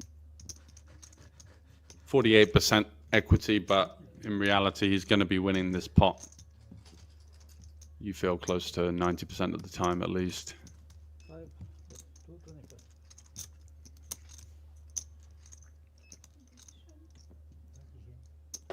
Das war Punkte, oder? Nein, ich hab Familientipp. Kamillentee. Sonst ein grünes Dauerglas.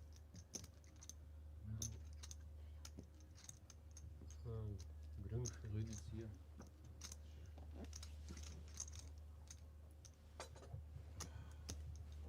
Dann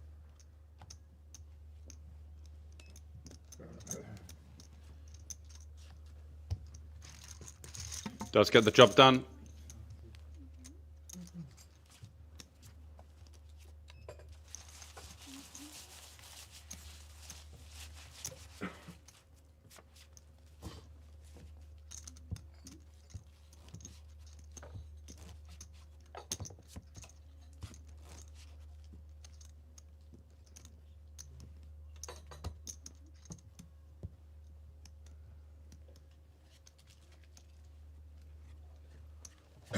Sorry?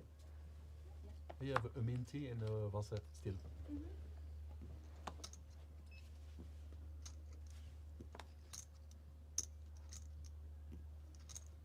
one fold.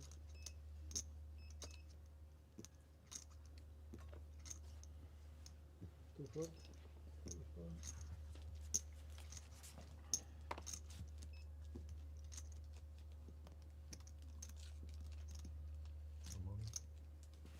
Four all in.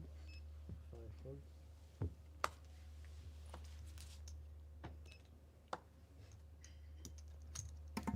So Delamal in the cutoff, open jamming.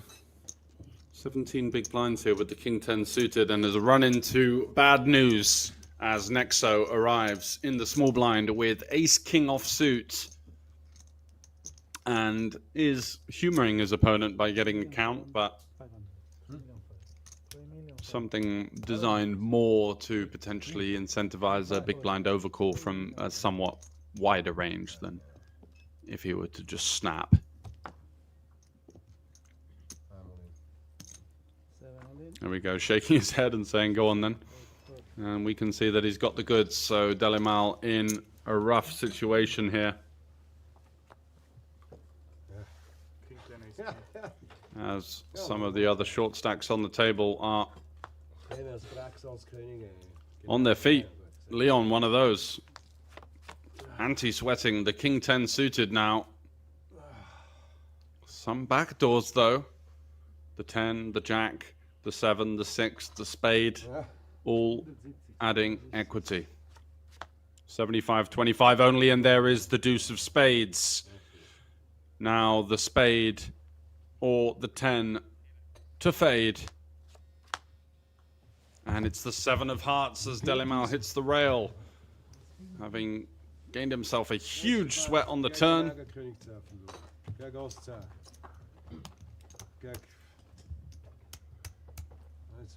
And hits the rail in 7th place for 21,530 Swiss francs as the celebrations start to come for Nexo. Such a sweat and such a nice hold, which gets him right in the thick of it. 3rd position, but not much of a gap between him and Hofer, the current chip leader. Mammoth, of course, breathing down his neck in 4th, but then quite a sizable gap between that pack Wow. and Trump. Karten Koenig, and then of course Leon at the bottom of the chip counts. Der ist doch gar nicht gespielt. Ja, ja, du bist Du musst gar nicht alles, lange zwei. Ja. Du musst nur richtig, weißt So, jetzt. du? Ja, jetzt ist fertig. Jetzt ist Hamper ausgelöst, Kopf verloren. Let's go, hä? Ah, nur wegen dem hast du Handframes gehabt, ne? Ja, es sind 10 Mil. Ich meine, okay, für die 10 Mil sind 10 Mil. Ich meine, du kannst etwas Schönes machen mit 10.000.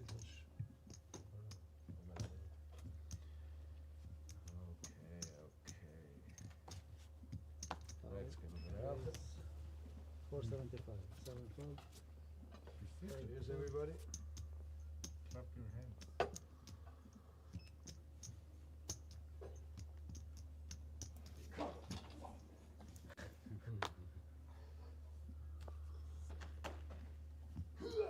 Wonderful.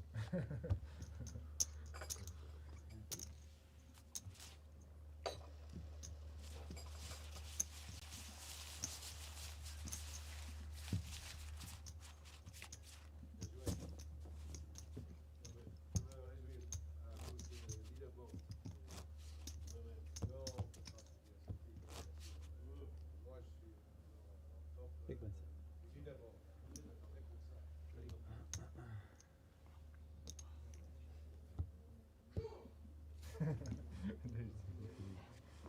Ja, mit König 10 hat er nicht gerechnet. Aber wieso bestellst du so viel? Ja? Kann ja. Jetzt frage ich mich, ob wir vorher sogar nicht von vorn Ach, hat er lagen, gut wo er erinnert. Nein, nein, ja. Fold. Aber für andere Situationen. das passt jetzt gar nicht zu ihm. Nee, es passt überhaupt gar nicht. Nein, wirklich nicht. Also, 8 fold. er hat konstant gut gespielt im Fall, die ganze Zeit. Ich weiß nicht, warum er jetzt auf einmal durchdreht wegen König 10.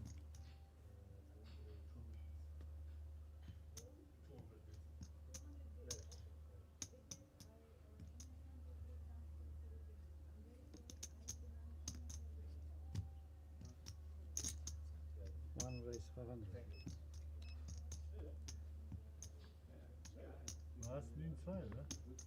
Was denn? Aha. Ich weiß nicht, was du meinst genau. 2 call. Ah, ja. Ah, ja, ja, ich kann auch noch etwas. Ja. Voll easy. Ja, ja, ne. So back to the action, Hofer. Defending with ace deuce of clubs and flopping trips. Karten Koenig War von an gespielt, weißt One check. wie Turnier. with king high here. Große, Doesn't feel that there's much reason to bet weißt and is swerving one. Might see Hofer check this one back. Doesn't look like he's going to do that on this occasion. 2 bet 350. Ja, ist okay.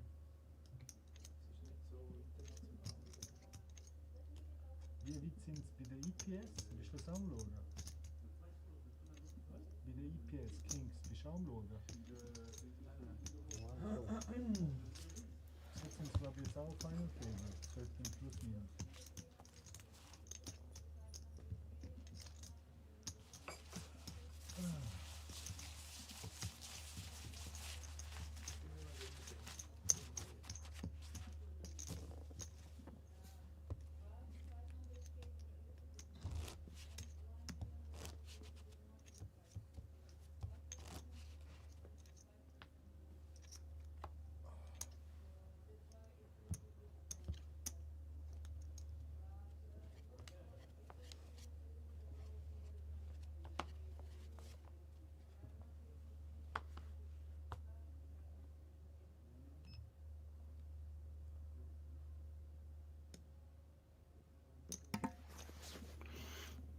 King 3 for It's a Myth 5 raise. with 75. what purports to be a rather mythical choice of open. Makes it 475, 6-handed, although 5-handed I guess, because Nixo is taking a break, so essentially opening as the hijack here, and Hofer in the small blind could be looking to once again find some counter aggression. Folds King Queen off. That was the last outcome I was expecting. I was thinking it was pretty even Stevens between 3-bet or call. Instead, just allowing his fellow contender an easy shot of it.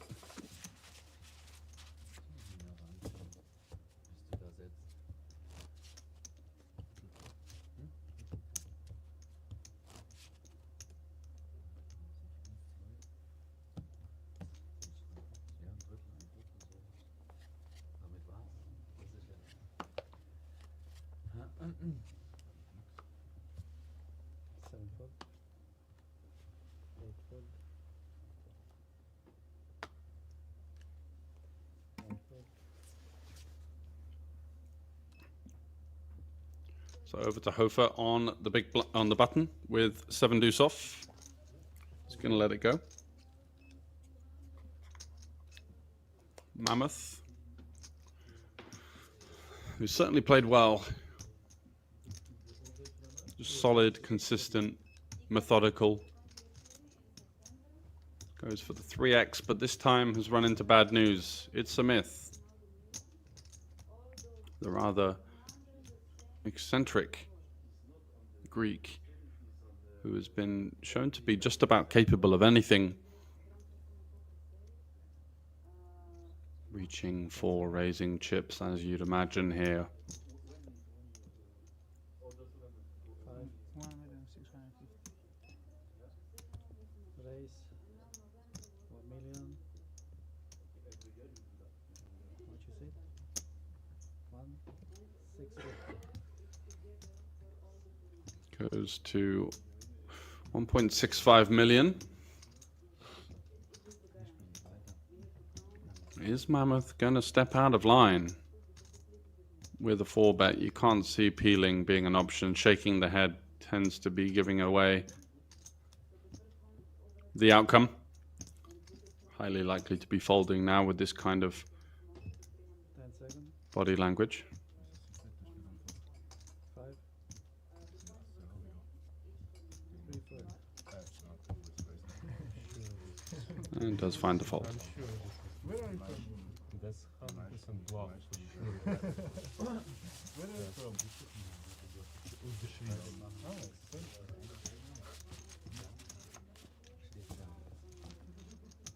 Country. Yeah, good. Haydi, hey, Zella. Zella, big blind. Haydi, do Hey, perfect timing. Kom. Yes, you have Hast du to. das Time? Next time. Jetzt ein schönes, das ist Schweizer Getränk. Das, ja. All Appenzeller. Geile Sache. Was macht das? Das Ding?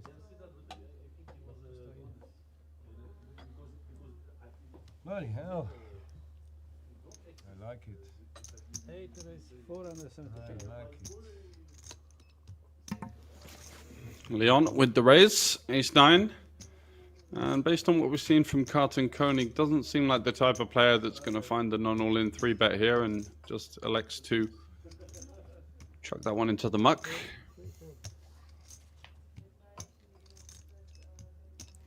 All the way over to the big blind. I can't see It's a Myth doing anything, although these two do have quite a fierce history between them. Oh, I think he thought it was folded to him and then just at the last second checked to see if Leon had done anything. Might have been forced to cold call the open had he have limped.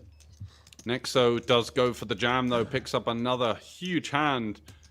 And in terms of card distribution, you can't beat what he's been dealt so far. Finds ace king versus a 17 big blind cutoff open jam. Finds aces under the gun, ace queen suited under the gun, ace queen off under the gun 1.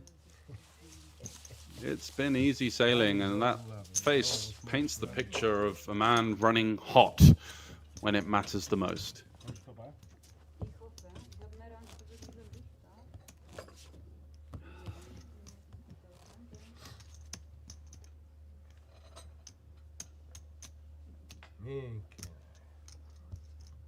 really good. Sorry, I verstaat ze.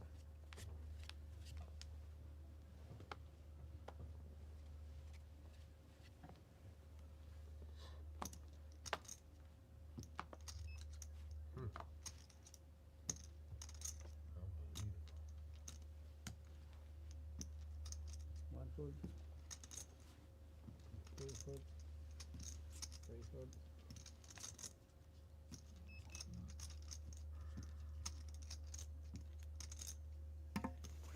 It's a myth. Certainly an apt name. Very tough to know what he's going to be up to. Yeah. And Nexo gets out the way with the 10-3 suited as well, not even going to limp, and Leon missed out on half a blind there. Most players would limp in with such a cheap price, only 6-handed now. Raak het is niet helemaal snel. No hoezo for you. It's dangerous the next day. All remaining players have locked themselves up 30.6 thousand Swiss francs. And then you get drunk. You don't, but you know. And we're looking at an average stack. Again, once around about the 40 big blind mark. You have only... Two fold. What are you doing about only sex, drugs and rock and roll. So no drugs, rock and roll and sex. Okay, well, that's enough. Nexo certainly having a good time. Five raise. If you did happen to hear the table talk. It's a myth with 9-4 off. Again, continuing that mythical style of play. Just looking to lay down the gauntlet at any available opportunity, and runs into kings for Leon, who is in a perfect spot as the short stack to try and induce some action. And he's done a lot of hard work here in building this dynamic. But 9-4, surely you've got to draw the line somewhere. I mean, this is the third time Leon has 3-bet his late position open. We saw also the ace-6 suited, mid position versus early position earlier on. We saw a 9-deuce off 3-bet from Leon versus It's a Myth. So the chip leader will be feeling like he's going after him, and this time Leon shows him the goods. Also, a bit of a eccentric player himself, certainly not afraid to follow his reads and his raw intuition.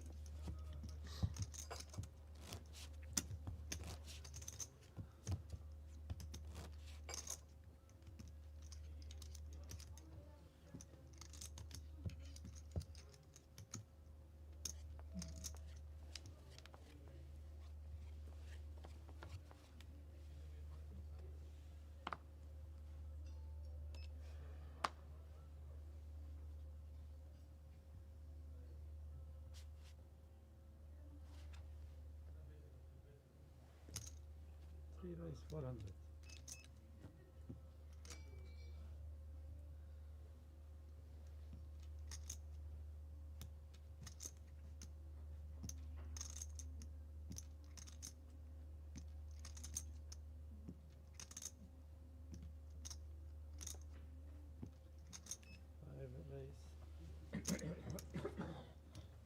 Oh, jetzt ist genau. 1 Ja, 400. du bist noch schneller als ich, oder? Ich habe 2 geraucht, Mann. Und einen Appenzeller bestellt. Ja. In welchem Floor? Stereo rauchen, Mensch. Voilà.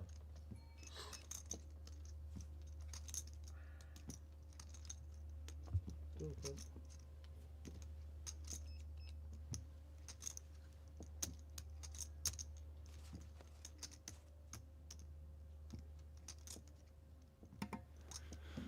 It's a Myth once again with his wildly aggressive style of play, finding a 3-bet. Jack 10 off, facing Mammoth's open here, 6-handed, so hijack versus low jack essentially, giving his opponent a good old-fashioned stare down as the cherry on top. are we going to see a 4-bet? No, just a call from Mammoth. And this is designed to retain some of the hands that would fold to a 4-bet that we do dominate. So hands like King Queen and inferior Ace-X. But it's a myth that comes out on top. And now a very awkward situation for Mammoth. 2 overs to the board.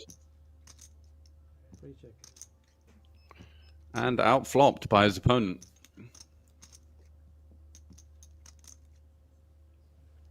Do we see the smaller C-bet sizing in the 3-bet pot? Looks like it. 5-bet, 550.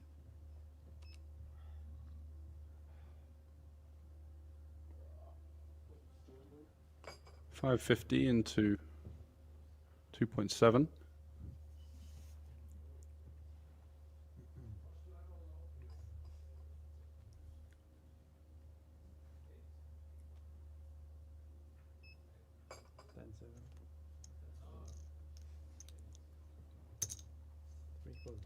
And that is met by a call from Mammoth. So sticking around for 1, getting a really decent price with the 2 overs. 5 of diamonds on the turn.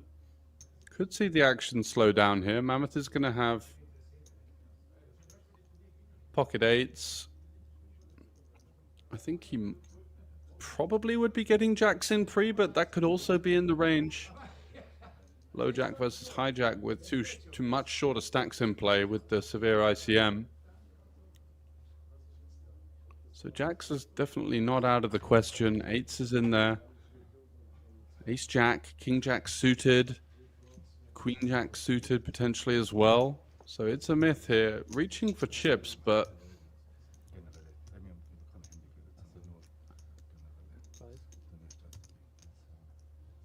can't be feeling insanely comfortable with his situation, having been met with the flop continuation, but does just instead drive out those 2 overs.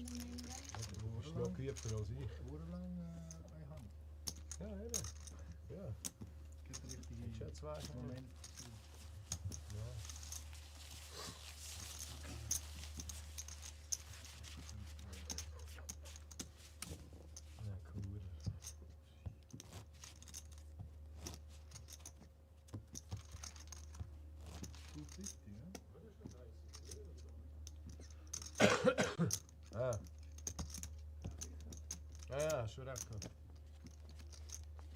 30 und 30 gibt 60. Noch Adam Riese.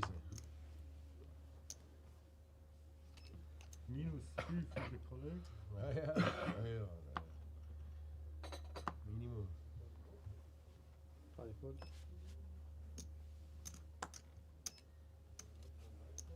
6 foot, 7 foot, 9 foot, 8 foot. Sorry.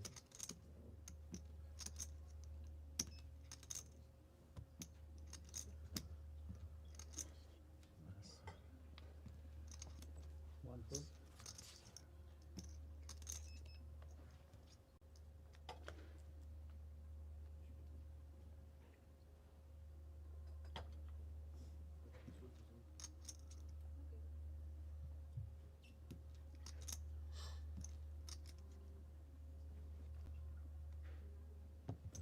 Two goes.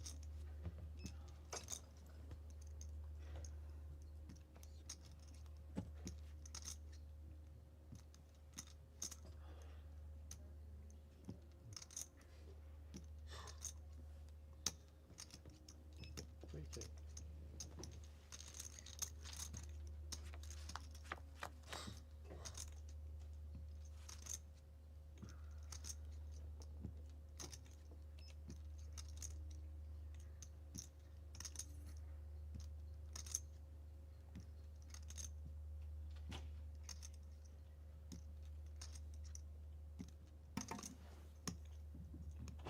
So the blind versus blind limp pot here between Hofer and Mammoth. Hofer with the open ender.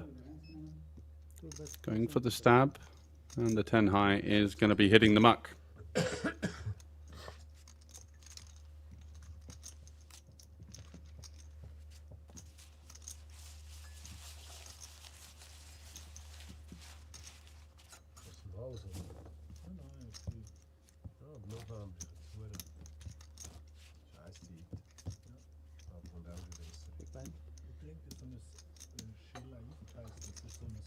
ich? Oder wie heißt es? Ich weiß nicht. Das ist Schlagzeugerin von Prince gewesen, Sheila. Auf jeden Fall, das ist nur pflanzliche Basis. Ja, Jeder das ist immer Tag, gut. das ist Ah, das machst du jeder? Ja, das Noch ist ein Honig drin oder so? Nein, nichts. Das ist urgut für das Immunsystem. Ja. Seit ich das trinke, bin ich nie krank. Nie. Sheila? Schüleit. Sandford. Sheila, okay. Das muss man Das ist merken. ein Gleitmittel aus Was? nur aus Gleitmittel für alles. Ah, sicher, ja, okay. Ja, geil. Und hilft dir, oder? was? Mega, mega. Einfach am also wenn du aufstehst, dann. Vorher immer wieder krank sein, seit ich das trinke. Aber heiß musst du das noch. Und komm morgen, ich lege auf viel Magen, weißt Aber nicht heiß. Nein. Lauwarm Wasser. Normal. Geil. Ah, check you. Das Immunsystem ist wichtig. Hofer on the button.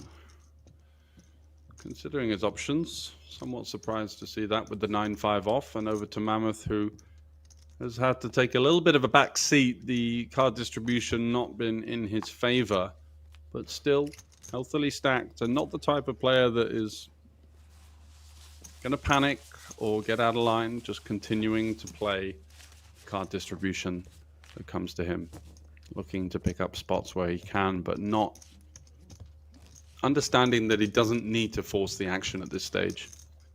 There is other players doing that for him in many respects, and two of those in the 3 on his left.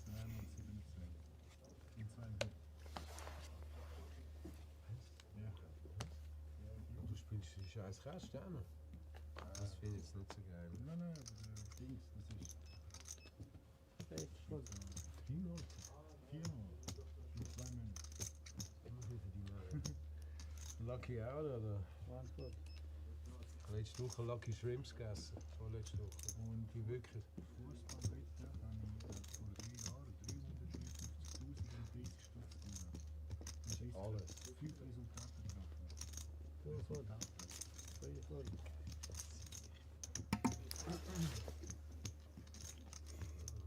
In 3 Jahren Also genau getroffen. als Resultat. Und zwar 5 davon Final Team. 5 race, 625.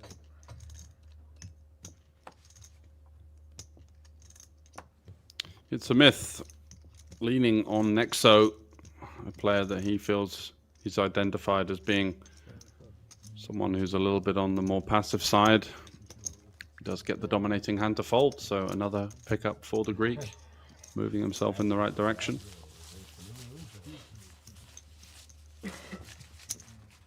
Okay. Geile Sicht.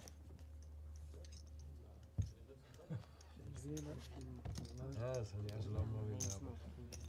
Sportwetter. Fußball kommt schon wieder. Ich muss nachher schauen, ich habe heute auch gespielt. Ich habe 120 Hallo.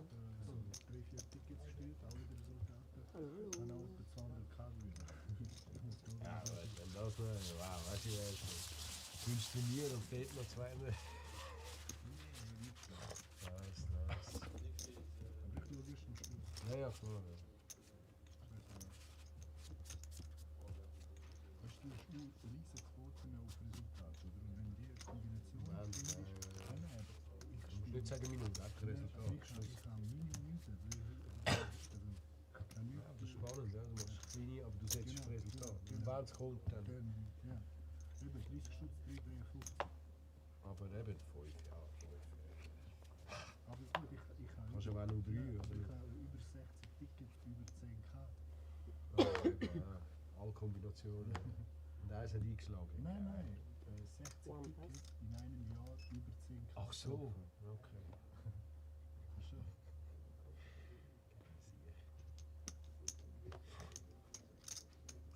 Ja, du kennst noch ein paar Schiedsrichter in dem Fall. Ne? Du was?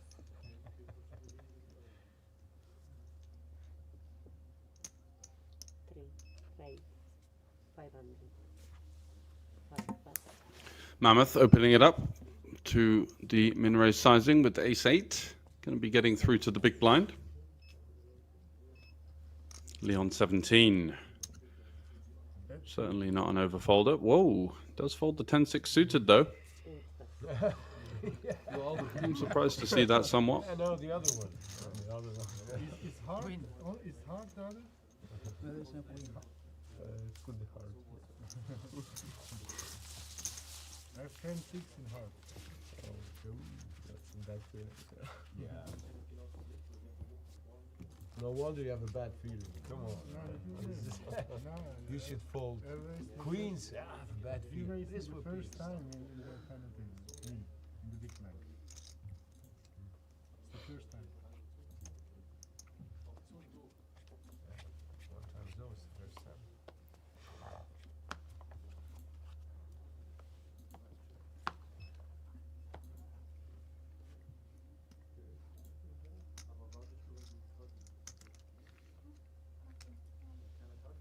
Two pass. Three raise. 5 under. 5 pass.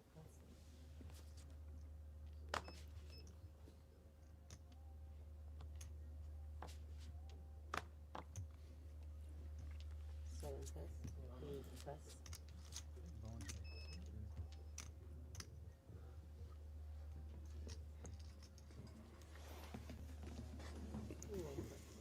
No, don't show the ace, please. Actually, Mammoth taking it down with the raise and take. Yeah.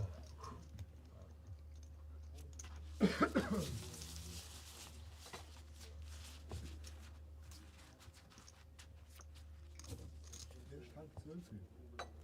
Is het? Ja, hoor ik. Nou, du hast geiles hier. Ik heb een miljoen liter vorne. 50-50. Mijn handy. Ja.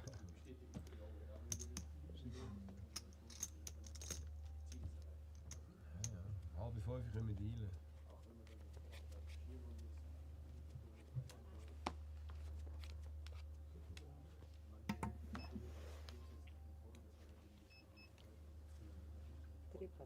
Does his job for the orbit and now folds.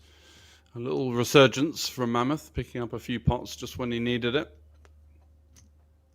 Continuing a nice, solid style of poker that has certainly earned him his right in the final 6. Tiredness still stricken across the face of our chip leader, but it's over to Nexo in the cutoff with the Jack-9 suited. Right. And he's going to open it up. 6, 7, 5, 25. 8 pass. 1 pass. How much? 5, 25. Hofer in the big blind with the 8-6 off. Unlikely to be continuing.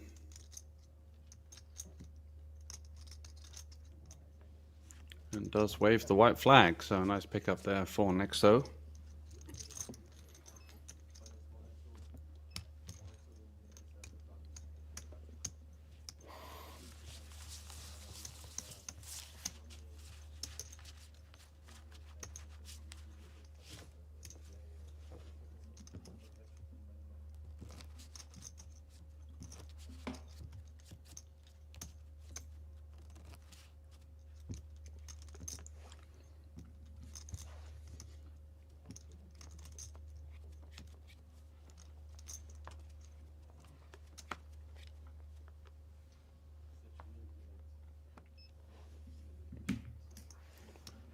It's a myth with the Queen 8.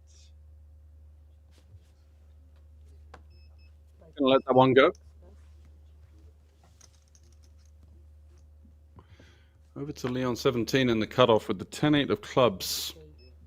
He's gonna go for the steal off of just about 15 big blinds.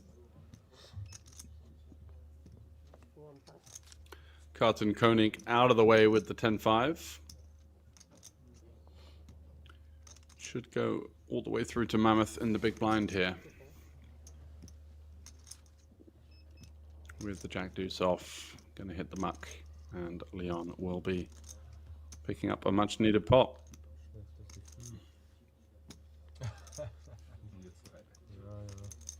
10-6, Gleiche Farbe. Zeig so, welche Farbe hast du? Brokkoli. Brokkoli. Grün? Grün. Ja, Grüne oder weiß? es ist grün. Beim Vierfarbendeck ist es grün. Ich muss Sergio fragen, diese Emilia. Kennst du? Jesus. Vegetarier. Ja, was? Sergio Emilia. Er sagt immer Brokkoli. Ja, ja, klar. Ja, das ist Brokkoli. Vegiflop.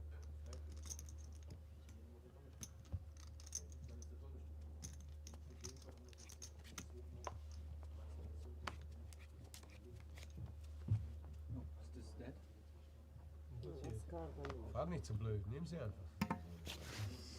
Nexo with the 10-3 has had probably the most favorable of card distributions across all players. And that's why he's so animated and happy. Life's pretty good when you keep getting dealt premiums and getting action to boot. Can't say fairer than that. Carton Koenig with the ace-queen in the cutoff. South of 20 big blinds. Will be happy to go unless it gets mad crazy behind. That's one out the way. We'll be looking for some action here though. And it's over to It's a Myth with the sixes. And this could be the first all-in we've seen for quite some time. Can't see the chip leader taking any other route than all-in here. Looking to lean on those offsuit broadways.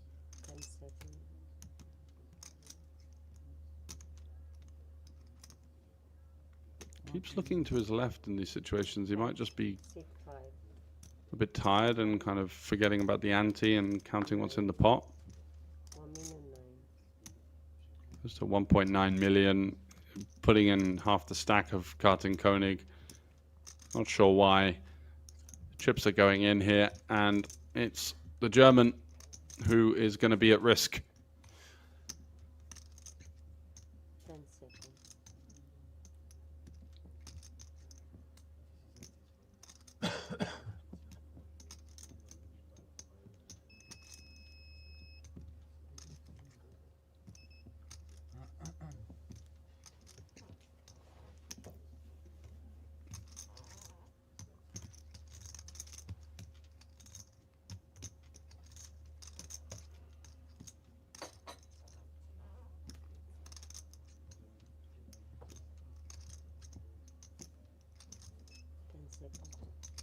Taking his time, but surely we do see the all-in, and there it is, 4.2 million. It's a Myth with his conventionally unorthodox style of play, but gets the chips in, of course. Same purpose as the rejam. Might have just miscounted his opponent's stack or something. But then again, not too sure why we'd want to be 3-bet calling the sixes or opening the door to a fold. Anyway, we do go for a big flip here between ace, queen, and sixes. And it's 2 overcards, a backdoor flush draw, and a double backdoor straight draw for Carton Koenig, still retaining a healthy 36% equity. You can see in the bottom left of your screen. Can he find some help? No. The 8 of diamonds. Disastrous turn card. No additional equity. Now an ace or a queen to fade for another elimination. The 5 of diamonds rolls on the river. And we are down to 5 after somewhat of a stubborn 6-handed play. Lasting a fair few hours there. It's going to be Carton Koenig hitting the rail in 6th for 30,600 Swiss francs. That's good for just about 35k euros or under.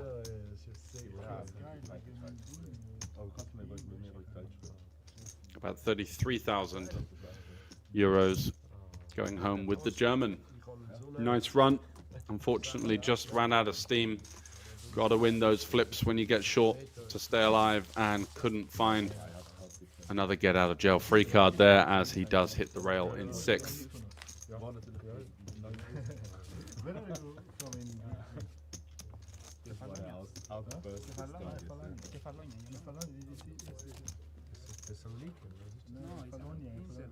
Efalonia. Kefalonia, Insel. Ja, ja. Johannes in Mer. Mega schön. One two. Und günstig. No. One blind. 125 to 50. No, we're still playing. No, we're See. already. Let's see. Yeah, Right. continuiamo. Stessa cosa.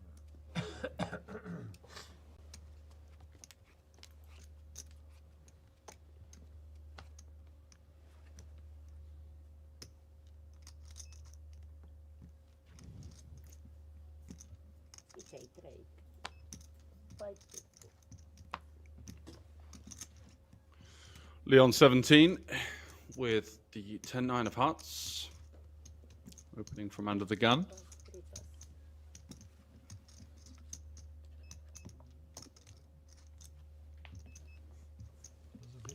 Getting his way through to the big blind. 5-handed now, so 20% ante effectively in play. With the big blind ante that will be relinquished from the big blind in each orbit. Leon gets another steal through. And in terms of, from the perspective of a short stack, he's been really active. Looking to kind of muscle his way in to this final table dynamic. And it's been that gusto and that kind of impetus and urgency in his play that's allowed him to still remain in the thick of it. He's really had to battle hard, finding some really creative 3-bet spots, finding a bluff raise on the turn versus Hofer. In terms of earning his seat at the table, he is the first person you think of because the card distribution just hasn't been great for him. I think he picked up kings once, which was his third 3-bet versus the chip leader, and didn't get any additional action there. Just really battling away to stay afloat.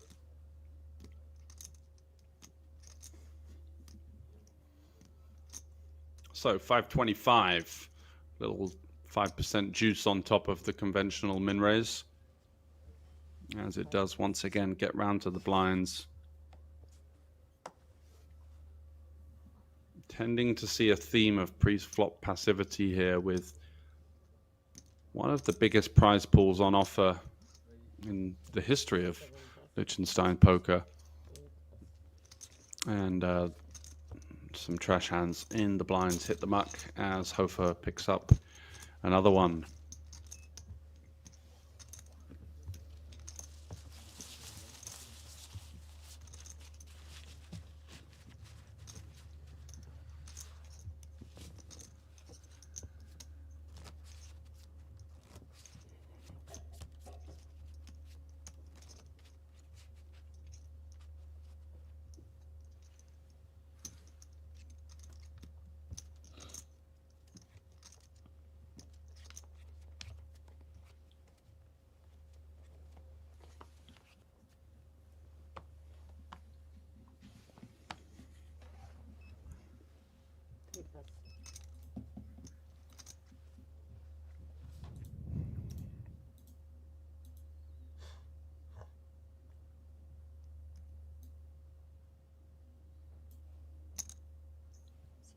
Right, 6.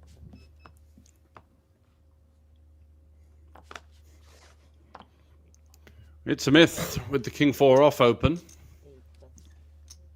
Just trying to blitz through these shorter stacks and carve his name onto the trophy. And of course, the lofty sum of 175,000 euro equivalent, just over 161,000 francs up top, and a monumental pay jump from first to second of over 63,000 francs, which certainly incentivizes aggressive play in this 5 leading to 4 leading to 3-handed, wanting to keep your foot on the gas so as to effectively limit the opportunities for the shorter stacks to stay afloat. And in terms of that kind of aggression, that's what we've seen very much in Ja, his genau. Jetzt siehst du arsenal. ein bisschen. So ace 10 again. Couple of lighter opens, now picks up a decent holding. 5 raise. Eben, ja, komm, fang an. Is quite a jump up in golf of hand class, but still will not be 7 looking to face any kind of rebuttal from any of these guys. Just happy to keep raising and taking. 2.5 big blinds at a time, whittling it down.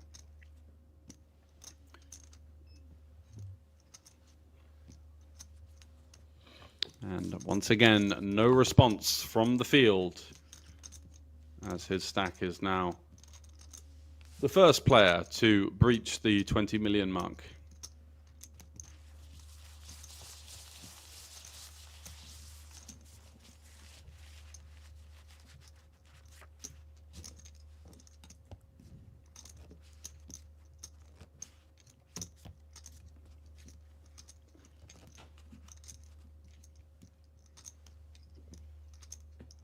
Thanks to those of you that have stayed with us throughout the entirety of the stream and for supporting us in our journey into the night here, looking to crown a winner at the Grand Casino in Liechtenstein 6 7. Okay. for the GCPS main event, the 1 million franc guarantee. 7 pass, 8 pass.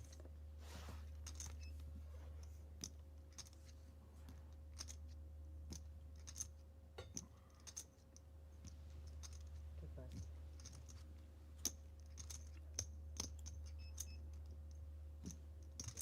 Hofer out of the way, Mammoth with 6-4 of clubs. Certainly going to be at least completing.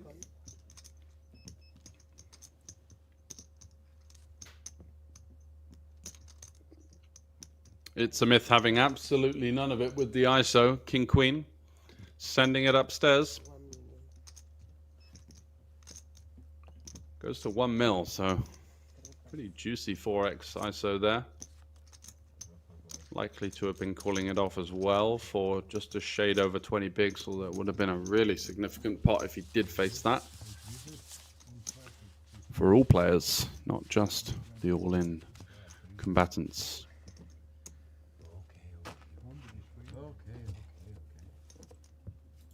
Ich bin immer falsch. Ich wollte nur die, die testen.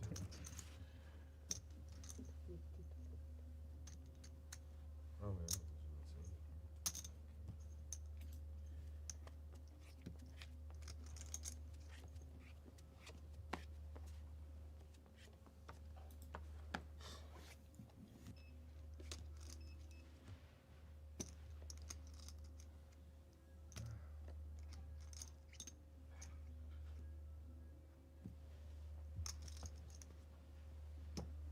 Six pass, 2 pass, and 3 pass.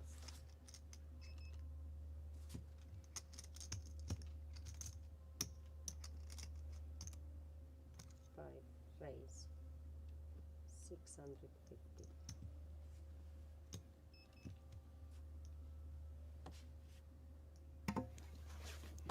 It's a myth with the 970. Once again, leaning on Nexo here, a player that he seems to have identified as someone that is not giving much of a fight back. 10 seconds. What's Nexo got in his arsenal? Can he find a little 3-bet bluff here? Of course, folding with an ace blind versus blind out of the question in this situation. But does he have the gusto to send this one upstairs and send a bit of a message to the chip leader that he's not just sitting around waiting for premiums, that he's willing to fight?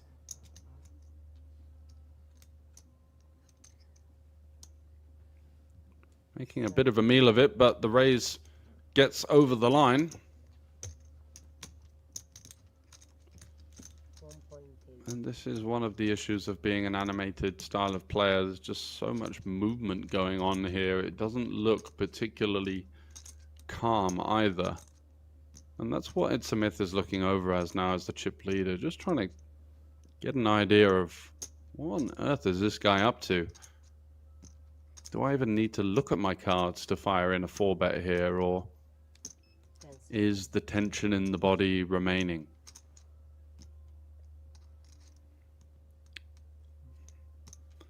First time bank whittles down, and this time elects to not follow his suspicions. When a guy shows you just the ace there, you know it was probably having a bit of a lower kicker.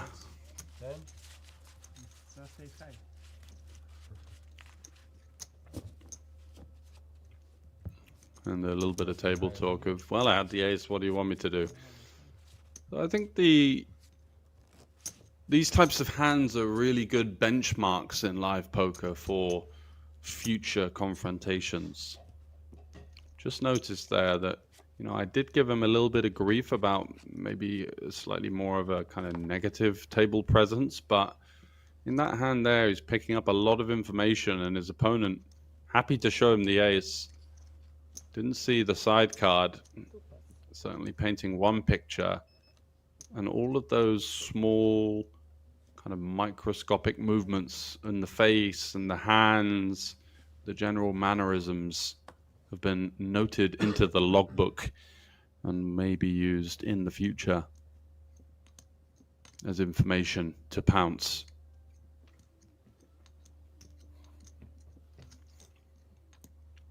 So, King 5 of diamonds for Nexo.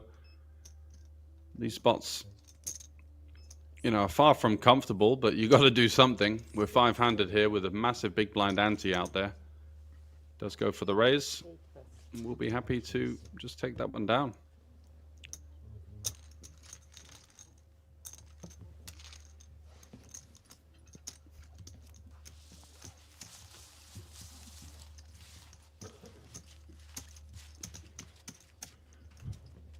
Check us out if you're not already tuned in over at spadepoker.tv for poker news, schedules, and all of the latest happenings in not just European poker, but the global stage. I was in it.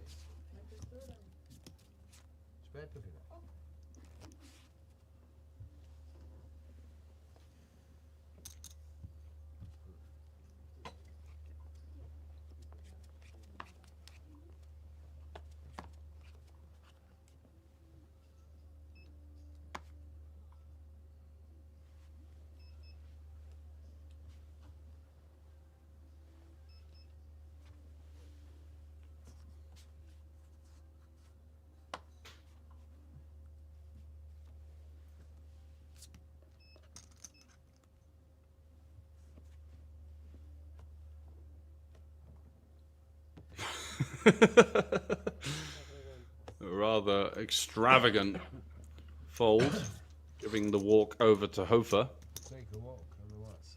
from Leon.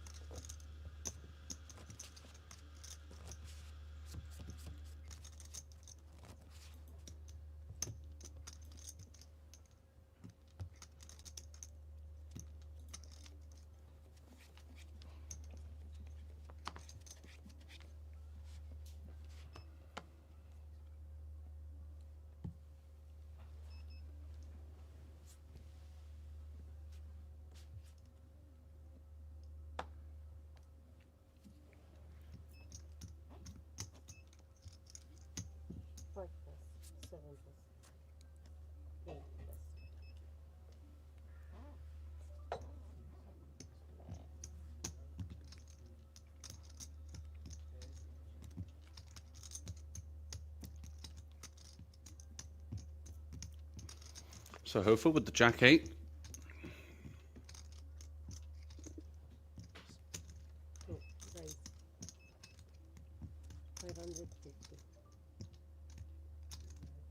Makes it 550 to go, blind versus blind. Just a little added juice on the min-raise sizing, and that should be enough to shake out the likes of 10-6 off. Mammoth, of course, aware of his fellow short stack counterpart in Leon, just disincentivizing him from making these loose peels, allowing the game to flow on, not getting overly attached to short-term scenarios, thinking I'm getting run over and this and that. Just staying with that solid style that we've seen from him throughout the final table.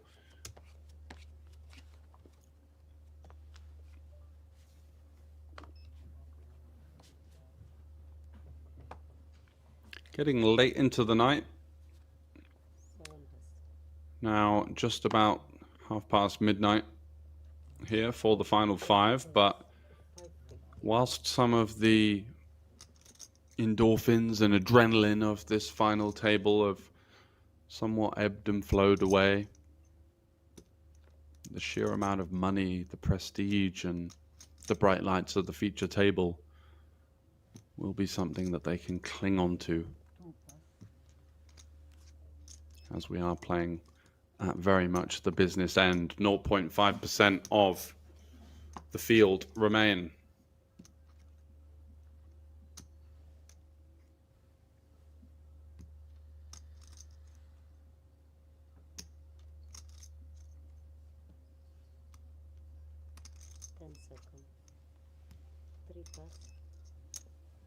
Mammoth in the small blind there may have had some ideas of a 3-bet non-all-in, but facing Leon's stack size is just going to let it go.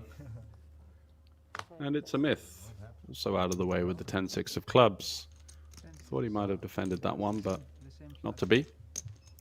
Great hand.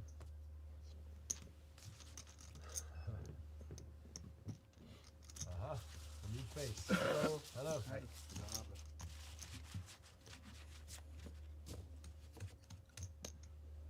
Ciao, thank you.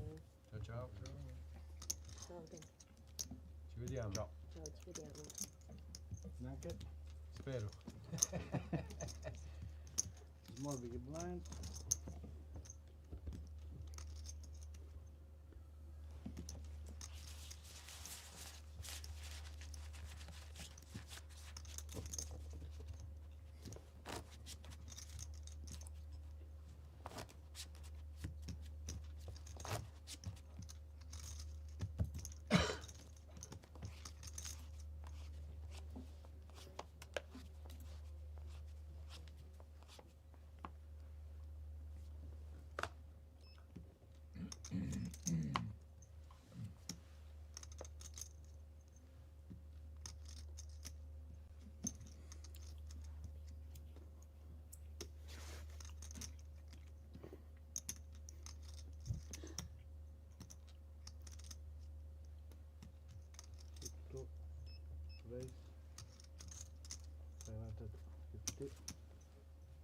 Raise 550. 550. Hopeful with the raise. No initial interest from the two players to his direct left, and Nexo out of the way with the 10-7. So another raise and take. As the chips somewhat getting passed around here. 75-minute levels give plenty of play.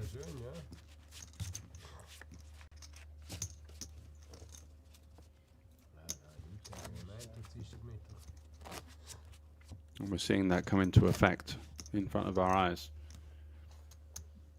Die werden brutal, die scheinbar.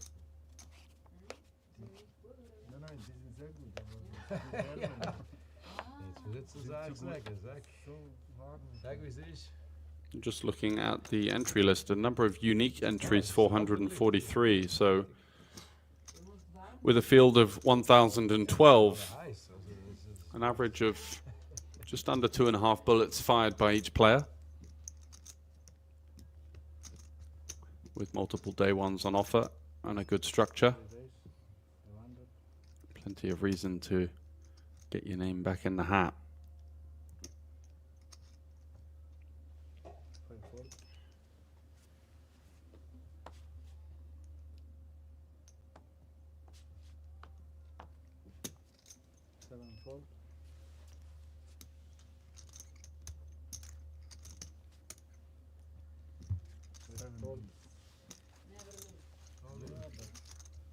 time. Oh, sorry, screwed it up. Rolling, rolling, rolling.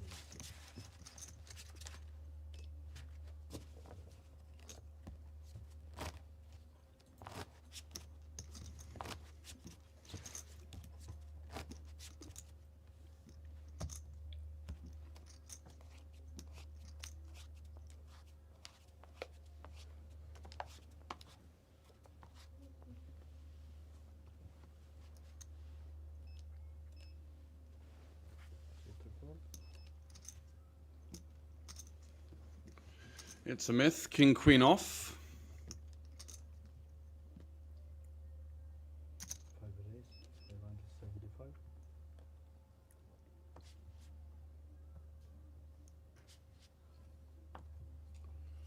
Goes for 575.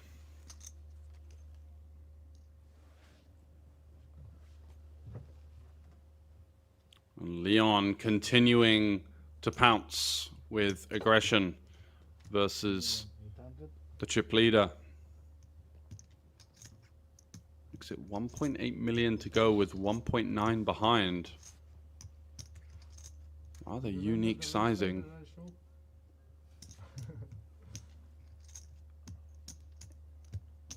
Small blind versus cutoff Now it's not so for what good, is but effectively also very good. 16 blinds. King Queen O does put the money in.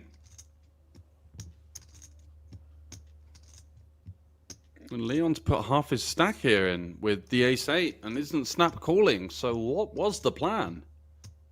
Are we really half stack folding here? It's a myth, just having enough of his wild antics. Would have seen some of the hands on previous breaks. The 9 deuce off. The ace-6 suited.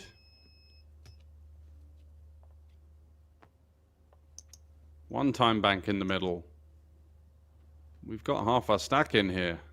It's a myth looking over and thinking, holy smokes, I've got fold equity. Let's just stare at the board and hope that he blunders off half of his stack.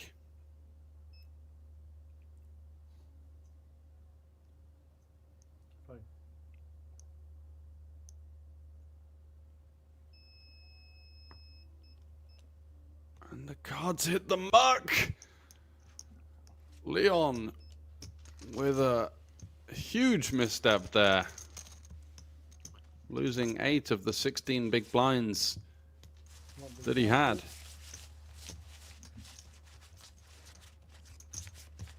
Not electing to go for the smaller size, which would have given him some more options, allowed him to, you know, bluff. Instead, just going for the one and done, just please fold. Facing the resistance that he wasn't hoping for and kind of over-committing himself, but then not wanting to get it in so light. So it's, wow. Tiredness levels certainly coming into play in that kind of situation. Just maybe misreading the amount that he had in his stack.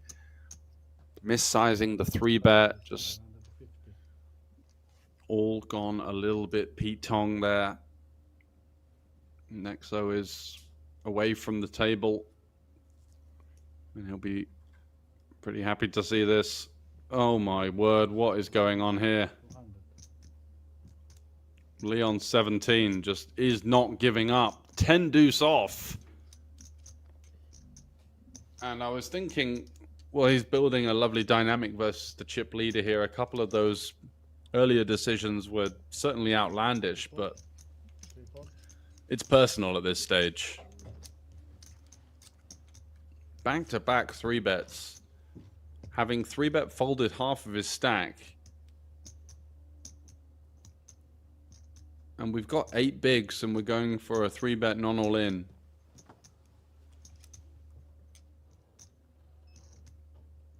The 4s just has to go. I mean, it looks ridiculous, but what can you do? He's called. So 700k back, 3 million in the pot. We're playing a stack to pot ratio of under 0.25. And Leon's got 10 deuce off. have the wheels fallen off for Leon, known for his erratic style. Sit 5 check. King 7-5. Sit 8 all in. He shoves 3 overcards for the 4s. Is he going to get this through somehow?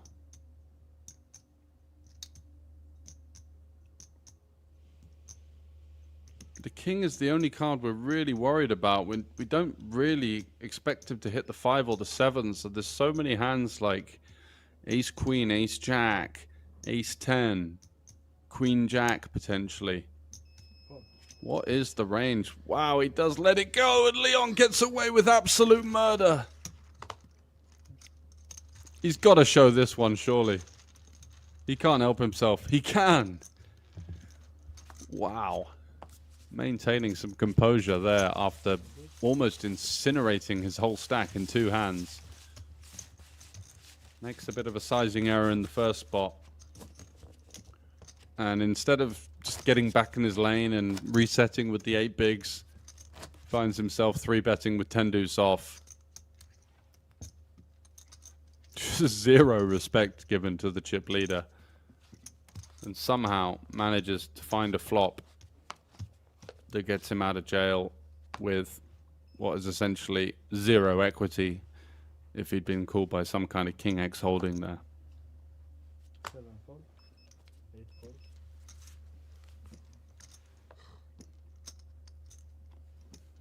My word, what are we seeing here late into the night in Liechtenstein? It's all gone a bit balmy.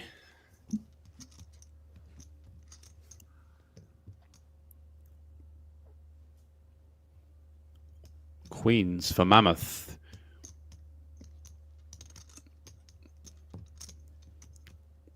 Limping in. Trying to find the ISO and does not. 6-3. Not going to cut it for the chip leader. But Mammoth will be happy to see his opponent has improved to 1 pair.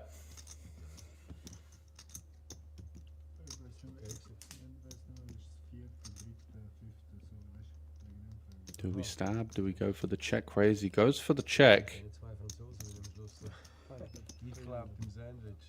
Very quick bet from the chip leader. 300 into 750. And I think having set the trap, going to be likely to see this one being taken upstairs.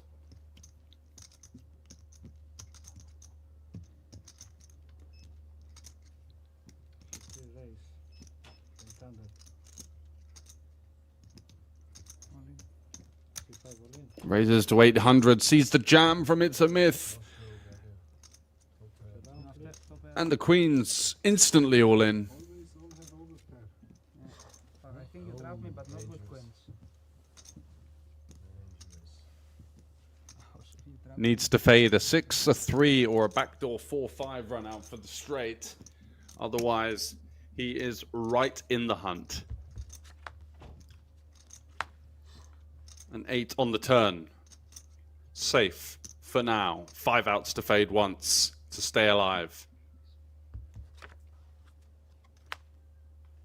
And the 9 on the river. Completes the double up for Mammoth. It's a Myth. Really not considering that check raise at all. Just snap jamming it in. Having none of it. And now some of his erratic play of his own. We've seen Leon try to gift his stack away. Manages to find the one flop versus pocket 4s that got the fold. And It's a Myth just getting in almost 20 big blinds on the flop with second pair. Now is the one maneuvering away some of that tower.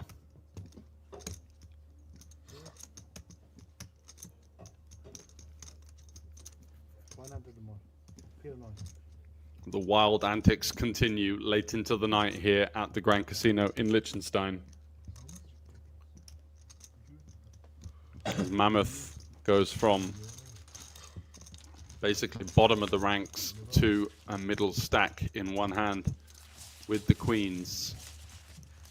A patient limp, a patient check on the flop, goes for the small min raise and gets gifted it.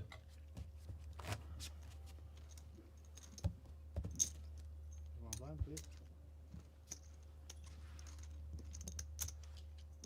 Dank je.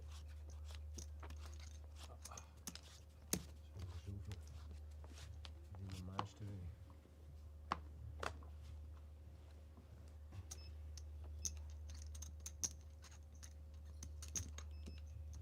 Zit het re.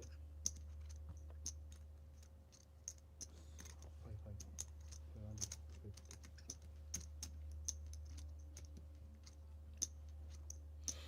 Zit to fold.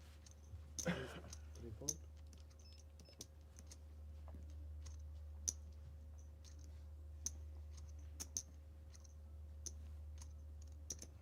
5 call.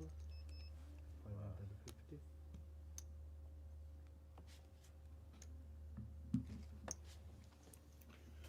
So Leon, with his rather fortuitously acquired chips, 7 call.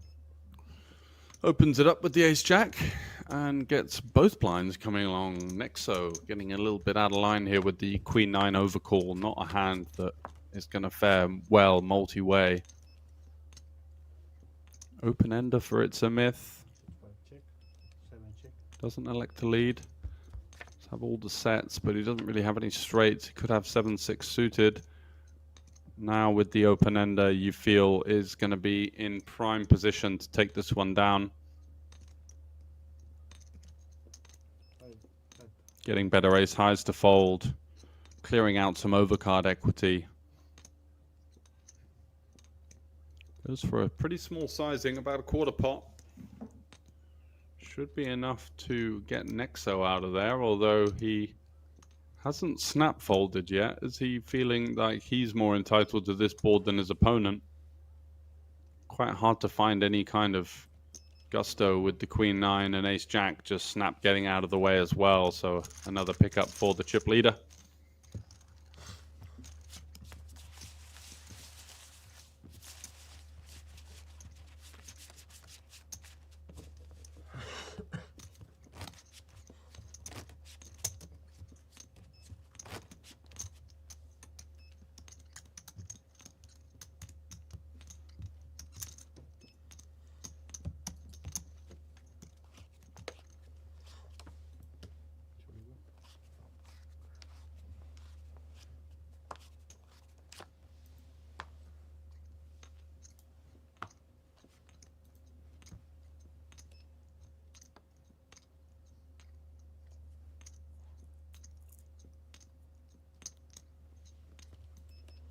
Sit to fold.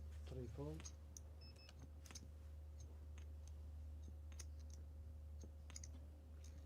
5 raise. 625.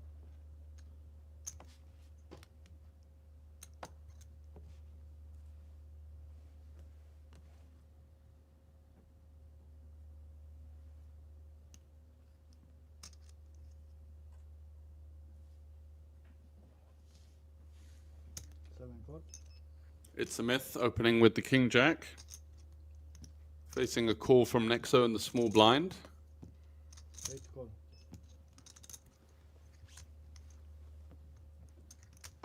Feels like he's got too many chips to just stick the ball in with the ace-jack there. Kind of nice to peel from time to time here, just to have these stronger hands in your peeling range. But also I think based on what we've seen from It's a Myth, just thinking of 3-betting a decent amount as well.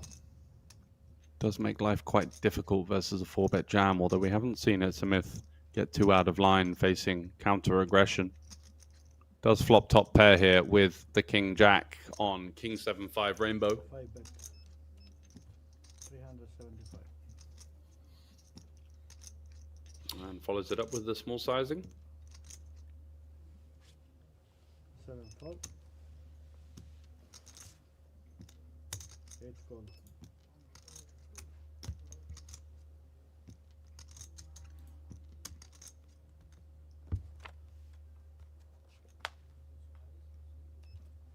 check.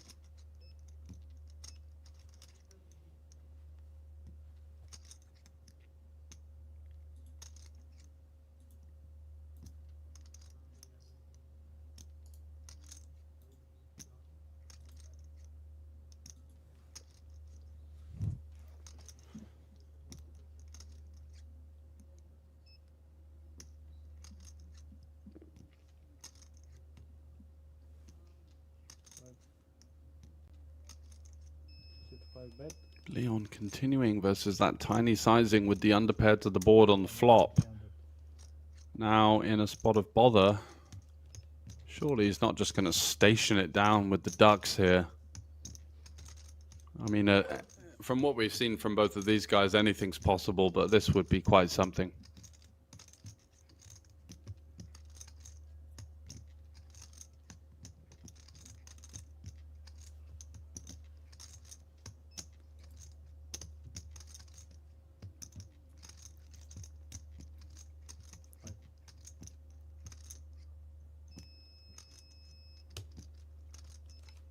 Does let it go. Not sure what he was trying to achieve there with the float on the flop.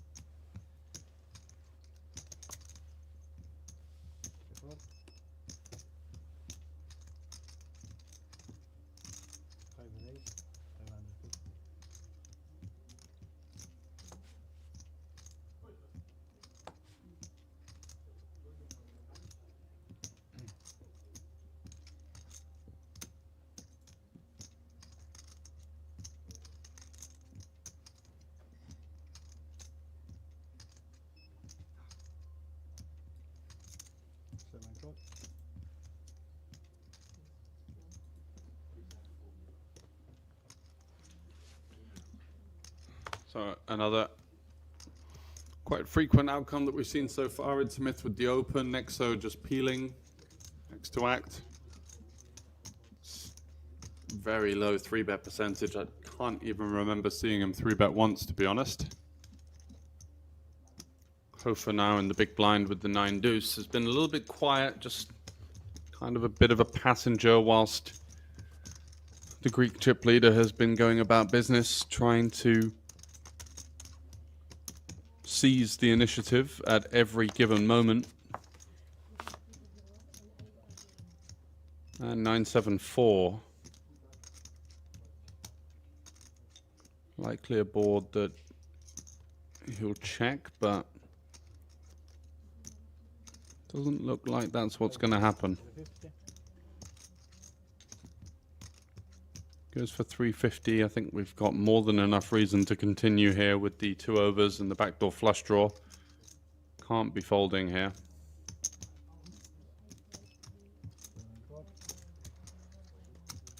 And he does elect to call. 4 on the turn. Should slow down the chip leader now. Where maybe we could try and fold out some live holdings on the flop. You know, getting King Jack, King 10, Queen Jack type holdings to fold is not a bad result.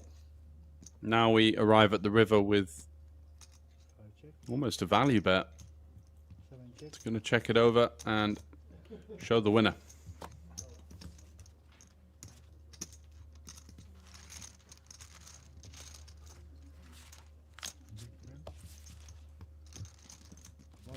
Please.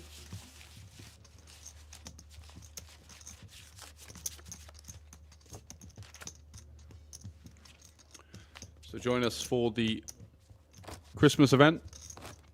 the Bounty Hunter Day is between Boxing Day and the 29th, the 26th to the 29th of December. 150,000 guaranteed prize pool here at the Grand Casino in Liechtenstein just after Christmas Day.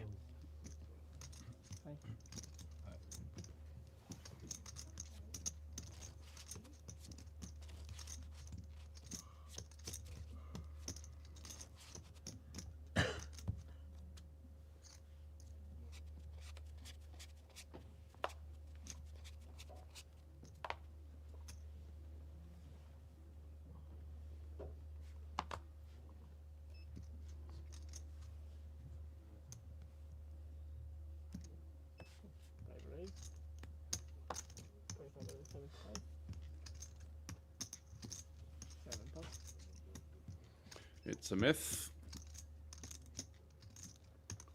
Continuing to drive the action. Leon has tried to hand over his chips multiple times, and this time does show some restraint with the ace-3.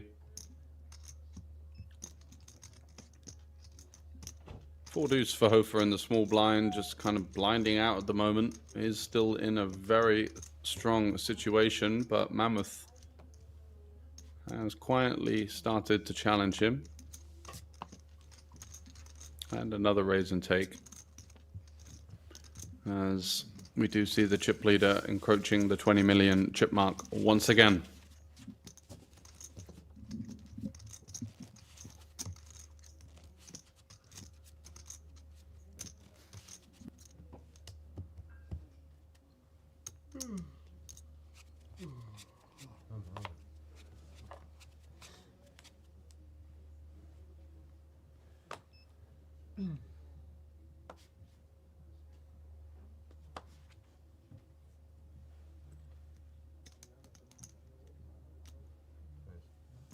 Seven raise, 500.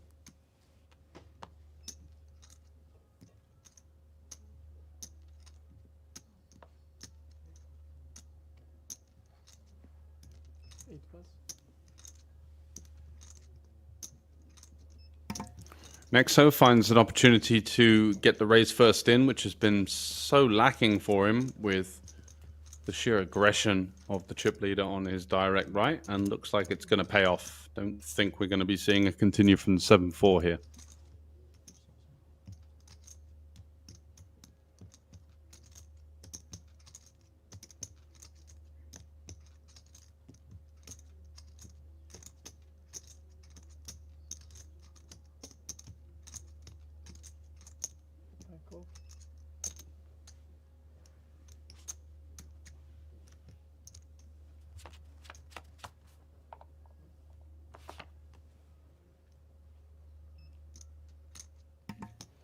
We do see the continue though, and it is a favorable board for Nexo, with the top pair likely to be firing in a c-bet, as chip leader here with 7-4, a little bit of a disrespectful continue pre-flop.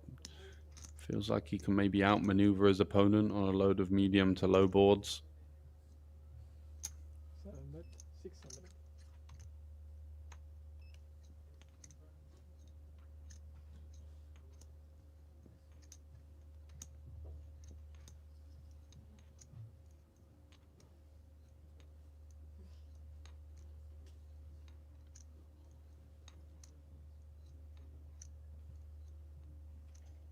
Seconds.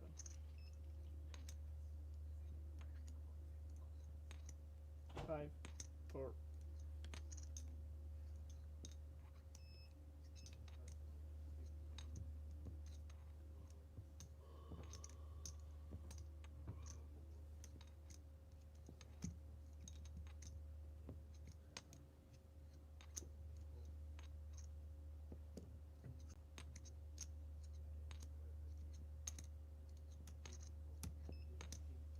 Raise. 1 million. What on earth have we got developing here? So it's a myth.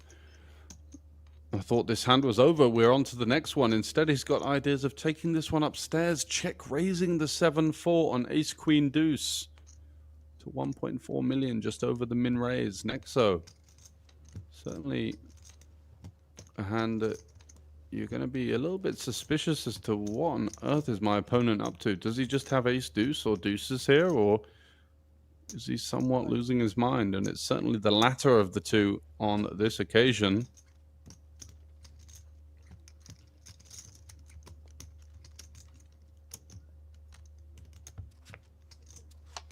Nexo does call. A spade on the turn. Is that going to be the card that the chip leader can somehow find a way to maneuver his opponent out of this one? Representing the flush draw, check raising the flop.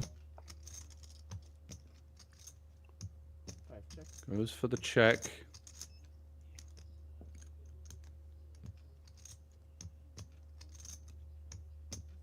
Thought he might have continued with the small sizing for the river all in. Oh my word. A filthy run out for Nexo, who's had some pretty decent cards with distribution just to be in the seat at this stage, but it's a myth. Check raising 7-4 high with the 4 of spades. Seeing those 3 Broadway spades on the board makes it highly unlikely his opponent has a flush as well. So does he go for the block here? 1.5? 5 best, 1.5. Goes for half pot.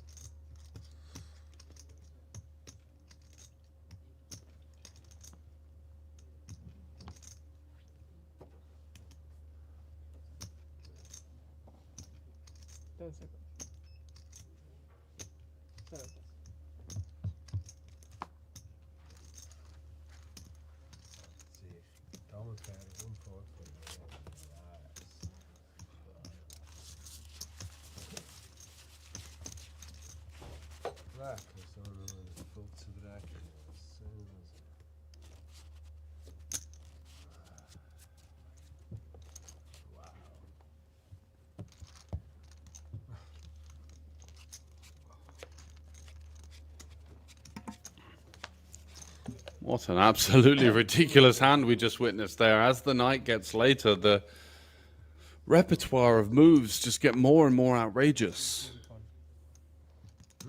Any spade is easy call. Easy call. For me? Yes, for you. If you have spade, you call.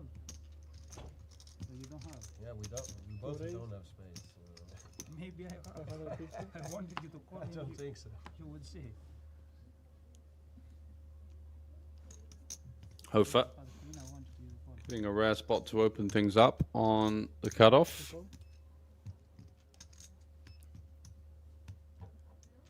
And the chip leader here, after getting extremely lucky to find a way to win that pot,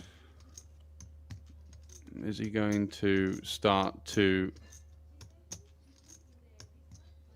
completely put his foot down here? 10 seconds.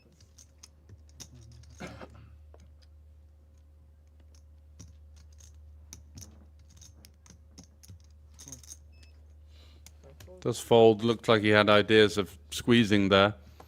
Both players to his right will be happy to see that outcome. And Nexo with ace-jack of clubs, surely going to be jamming. Can't really ask for a better spot than this, especially after losing such a big pot.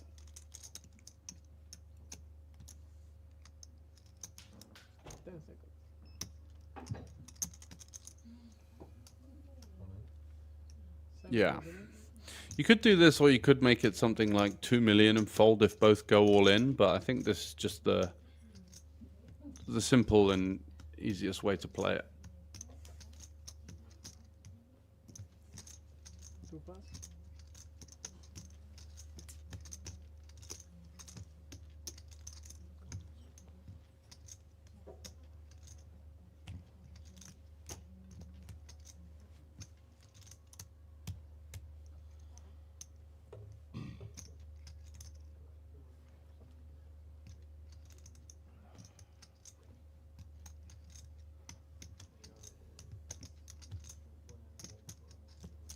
$5.2 million.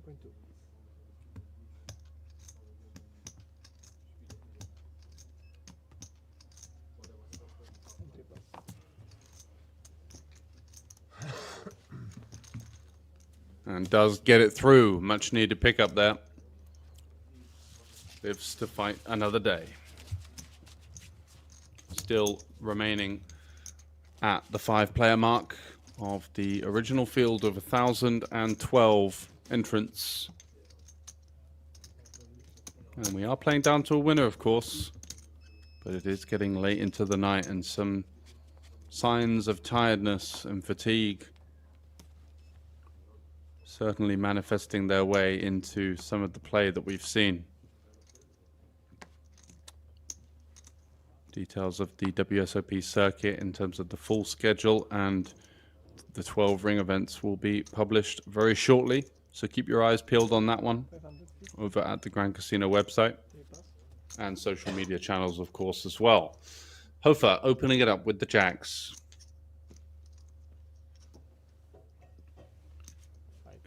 Doesn't get a bite out of the chip leader. Nexo with the 7 deuce.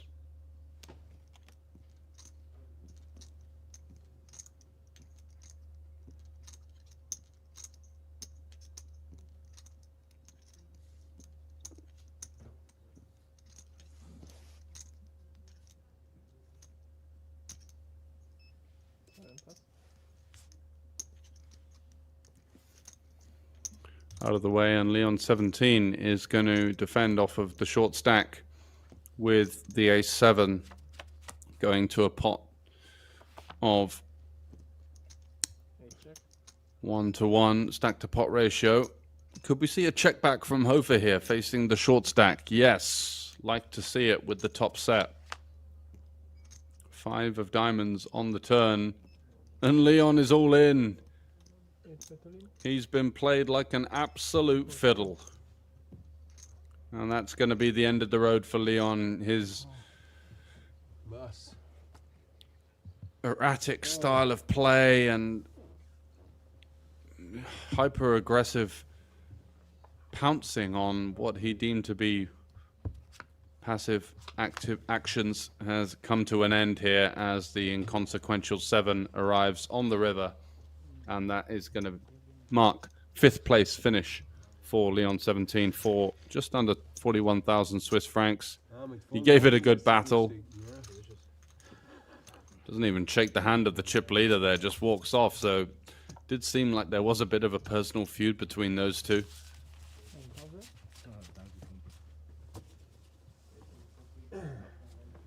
Going back for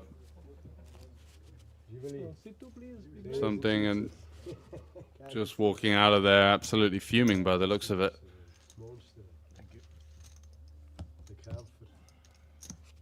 Gave it a good spirited effort, but unfortunately the last of his chips went in stone cold dead and doesn't know what to do with himself. Is kind of ambling around. Not the most graceful of exits, but nonetheless, late into the night here, just past 1 o'clock local time. Got to forgive him for that. Here he goes once more.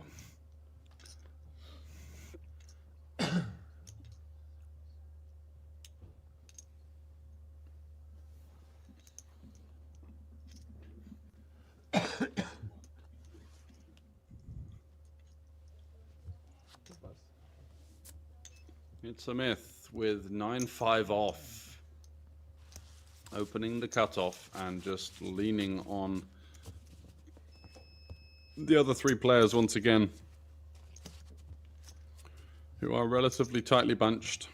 Hofer certainly now in 2nd place, having found the check back there with the top set and been given essentially the gift.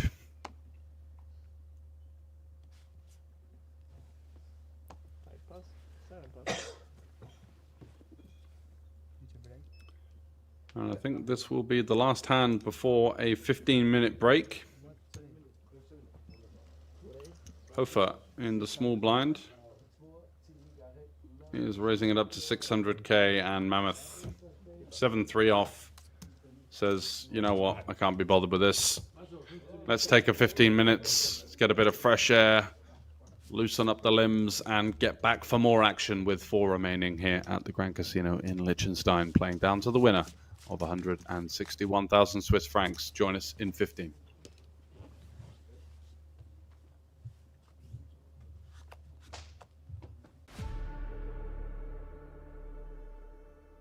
It was once said that in the heart of a small kingdom, a legend would be born.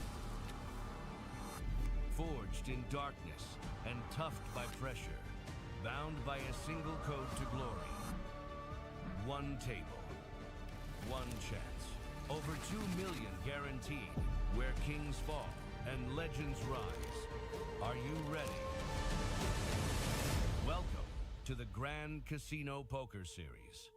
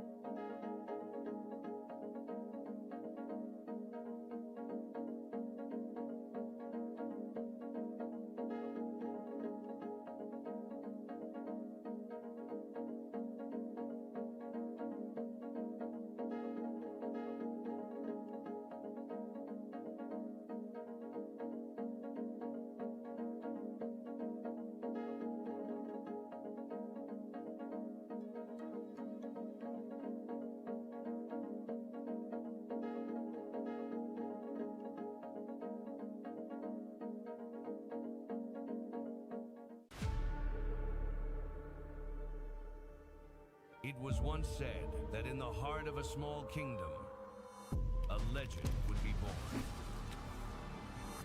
Forged in darkness and toughed by pressure, bound by a single code to glory. One table, one chance, over 2 million guaranteed, where kings fall and legends rise. Are you ready? Welcome to the Grand Casino Poker Series.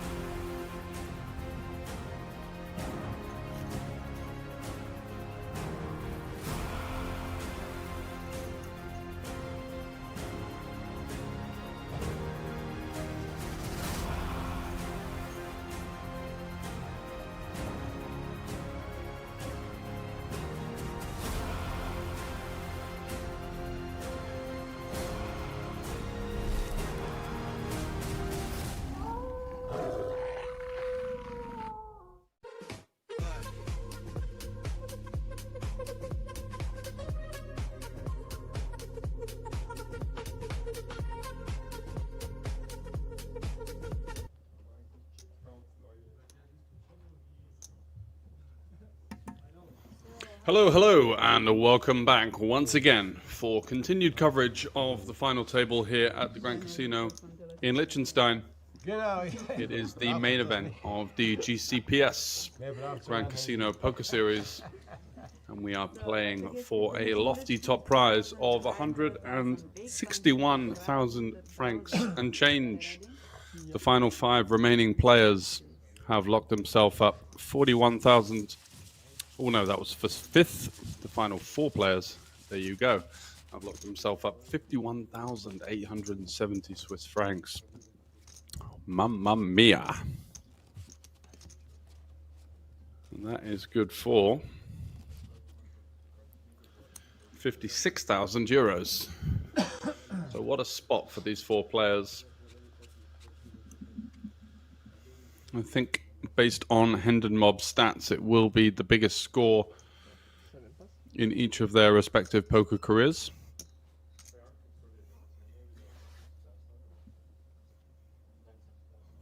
Hofer with the button, Jack 9 offsuit. Raise 600.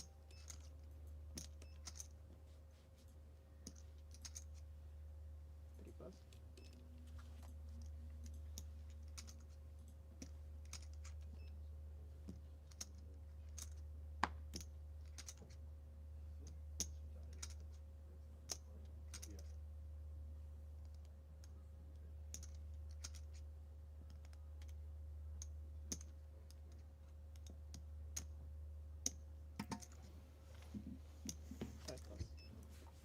And that's going to get the job done.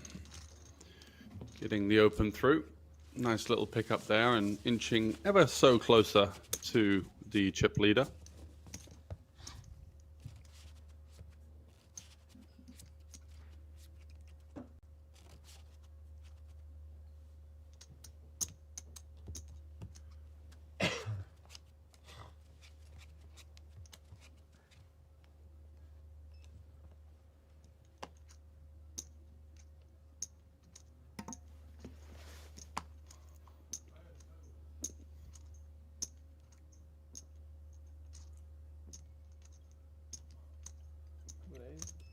Hofer once again electing to seize the initiative in the form of an open. King 8 offsuit. Should be enough to get rid of the chip leader and the small blind. 7-4 unlikely to find its way into a VPIP. Oh, and Nexo with the pocket jacks. Playing 20 big blinds effective. It'd be quite nice to see a 3-bet non-all-in here. Something around 1.6, 1.7 million. Can also put in a sort of a third of his stack, which does allow perceived fold equity. Make it 2 million. Is anything in that ballpark, 1.6 to 2? That's what he's gone for. 2 million.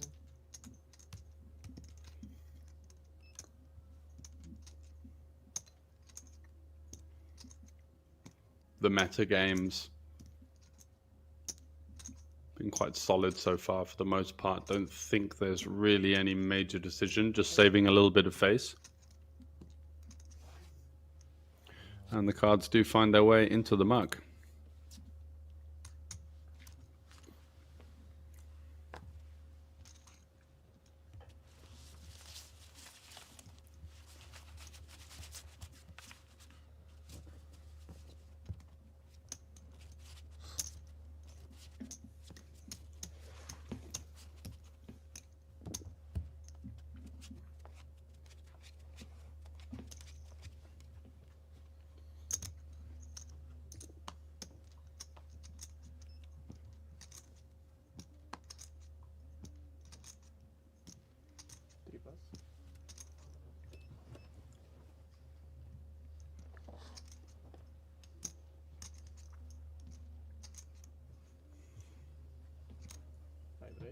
Raise 7 and 5.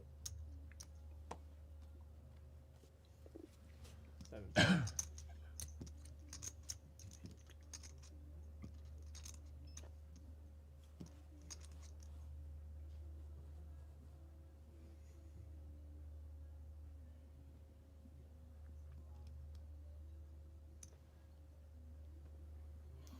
It's a myth, electing to open the button, king 10 off, facing some resistance from the big blind, you'd imagine. 6-5 at this stage is going to be too much hand to relinquish, despite what could be some rather awkward out of position decisions down the line.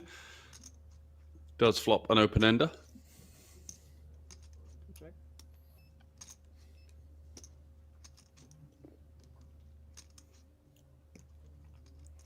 It's a myth with the king 10 here. No heart in hand. Just looking to lean on some ace highs. King jack, king queen, no heart. Hofer won't be going anywhere with the open ender, of course. 3 green chips, good for 250k each. And we do see a turn card.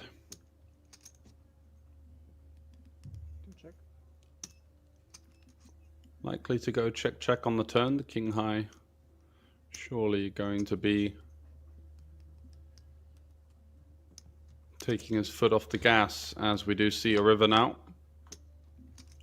And it is the 3 of spades, leaving Hofer with just 6 high. Can definitely value bet. Any 8, any 7. Does have a decent amount of 3x as well.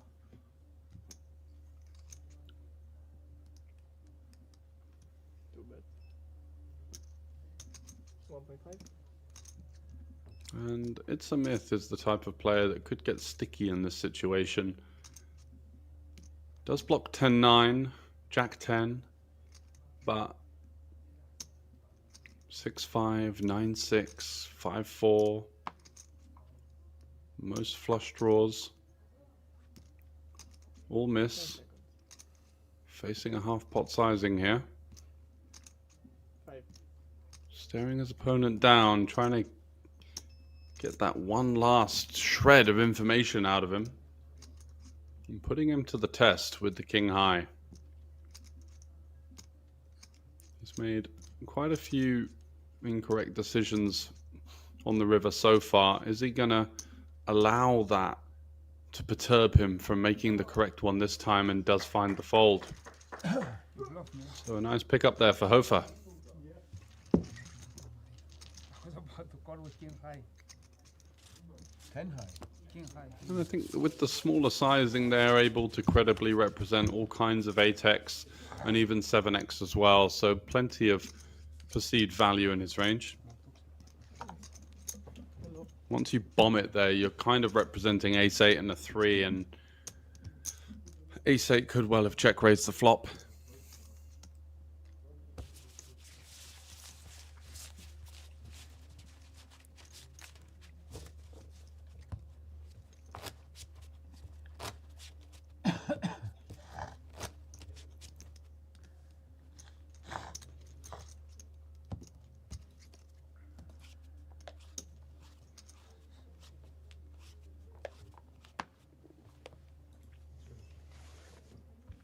Information on the WSOP circuit coming up at the end of February here at the Grand Casino in Liechtenstein. Get yourselves down here for 12 ring events over the course of 2 weeks.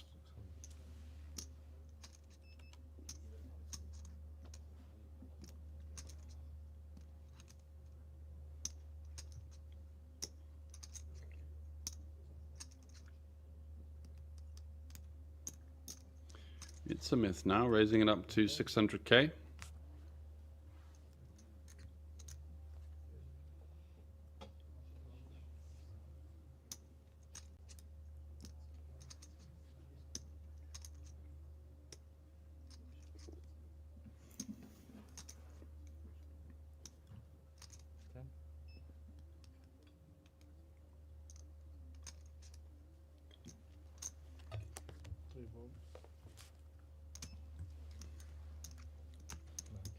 And gets the folds, continuing to seek the aggressive route wherever possible, and that's been certainly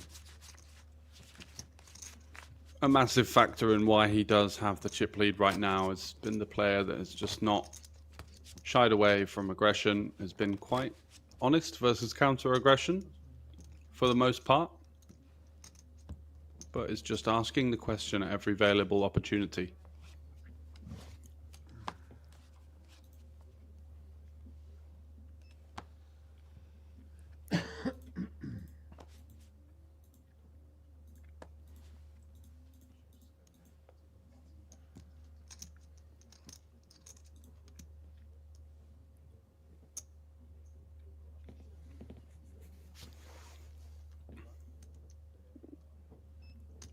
Next though with the ace jack, Raise 650.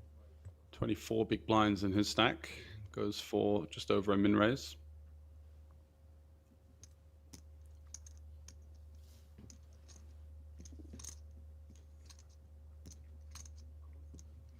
To fold. To fold. 7. 7. Over to It's a Myth in the big blind, 6-5 off. Certainly not the type of player that's going to be overfolding the big blind here. Is indeed going to come along for the ride. And as you can see, 38% equity versus ace jack. So looking for a low board. Doesn't find it up against middle pair. 5 jack.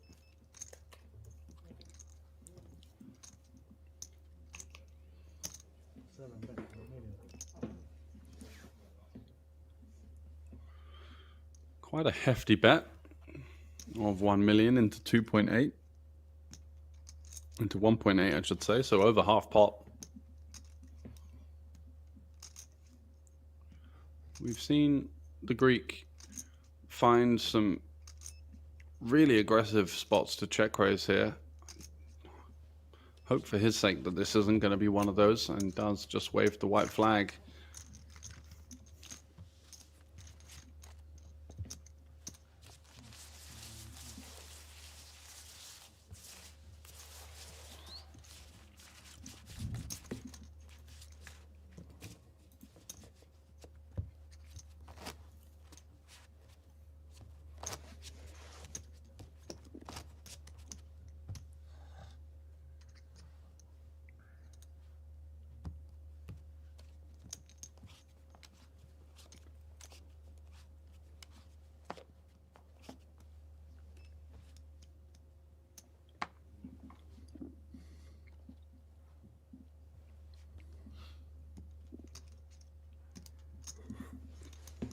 Fold.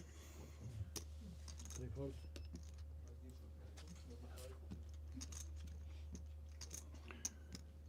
So It's a Myth, likely to continue his aggressive strategy from the small blind, seeing a lot of raise first ins versus Nexo. Once again, just over min raise and gets the job done versus 6-4 off. A pretty big pickup in the grand scheme of things when you consider the big blind ante is now effectively a 25% ante from each player.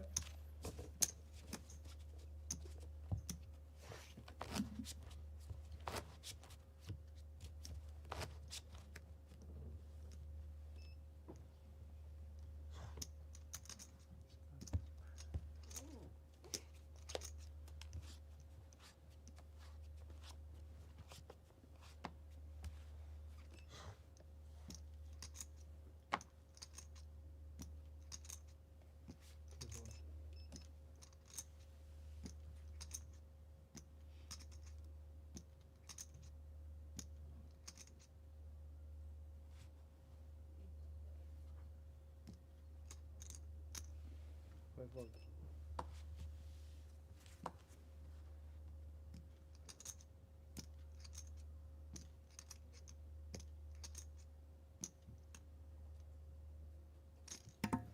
So Nexo in the small blind, ace queen. Just going for the limp, and we could see some action here as the chips are likely to find their way into the middle. Can't see Hofer checking back here, and I'm sure when he does elect to ISO that Nexo will be sending the rest of his stack into battle. To raise 900. How much? 900. Raises to 900k.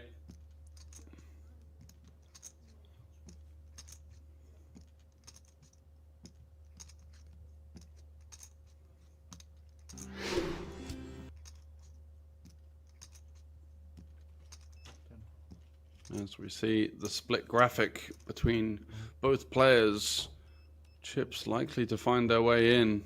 Whoa! Instantly just throwing the time bank cards into the middle. Can't be raise folding the nines here. Blind versus blind.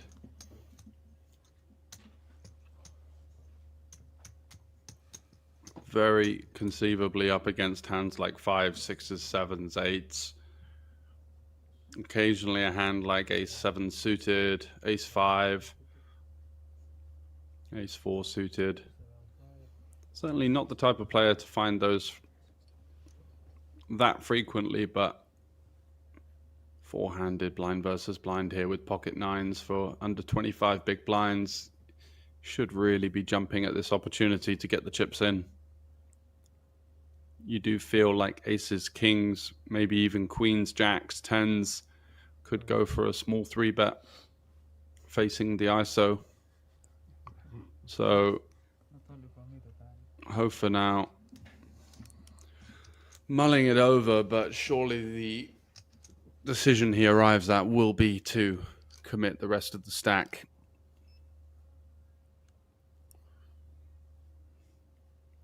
Has his opponent covered as well, so isn't out of the hunt, even if he does lose.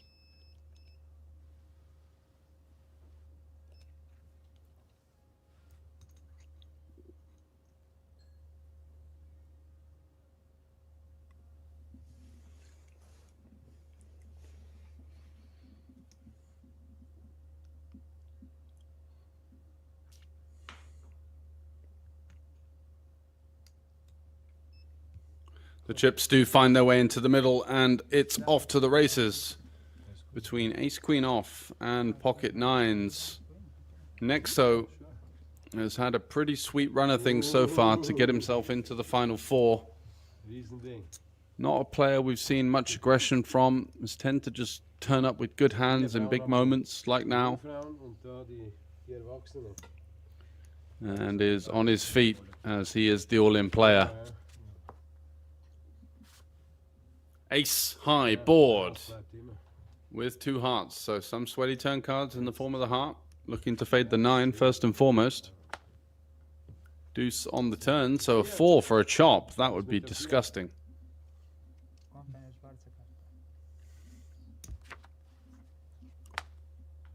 And a king on the river seals the double up for Nexo. Sits back down with a sigh of relief, and the two players will be swapping positions in terms of the chip counts.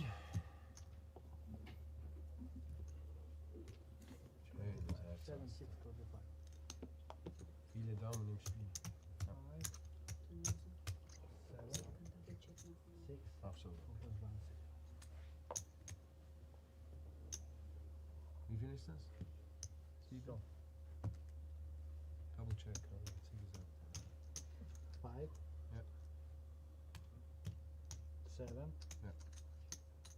7, 6, 25. Oh, that sounds good. So there you have it. The current chip counts 22, 27, 52, and That was the double check. of course our chip leader.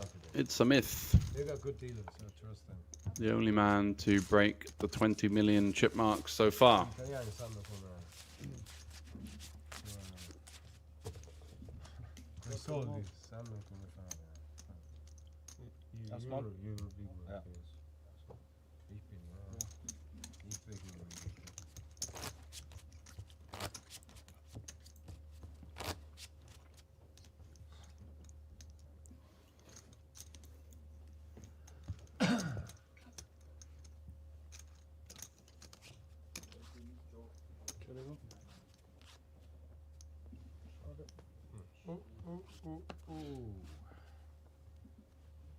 Wie geht dies?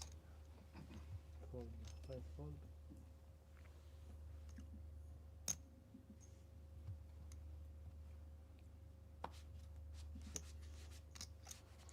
Nexo looks like he's going to be back in the mix with the king nine on the. Oh, just folds, giving himself a little moment to stack up those newly acquired chips and missing a trick there.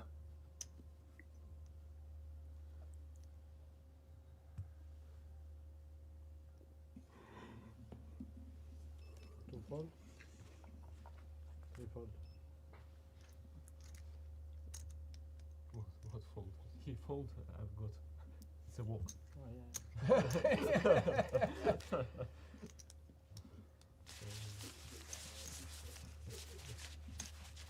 Remember the blind, please.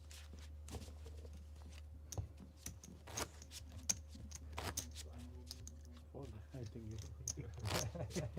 She takes again. It's just one walk on the wild side.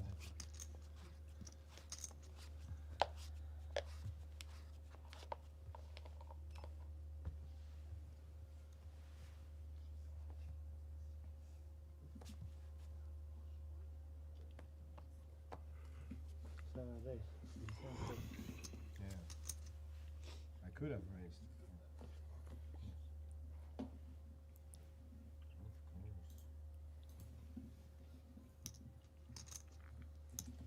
fold.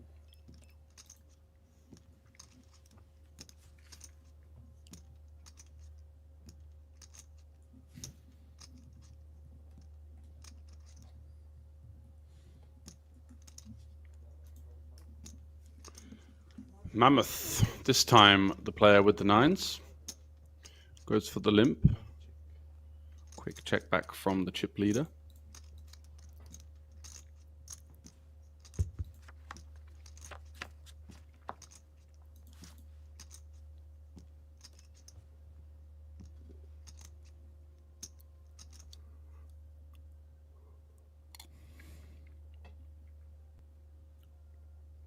Check. And a decent board for the three deuce, flopping bottom pair with the gut shot. I'd take a stab now just to kind of lean on some hands like 10-9, Jack-9, Jack-10, these types of holdings.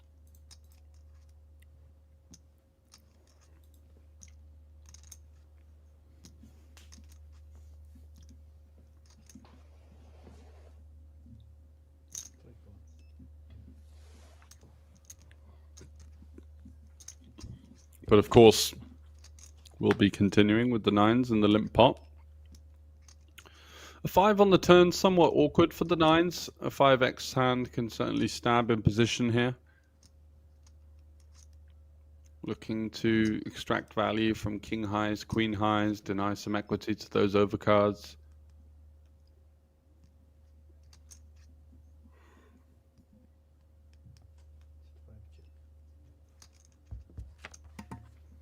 Does go check, check. Looking for a 3 or a 4. The deuce, an interesting card with 3 pair, but no match for the nines.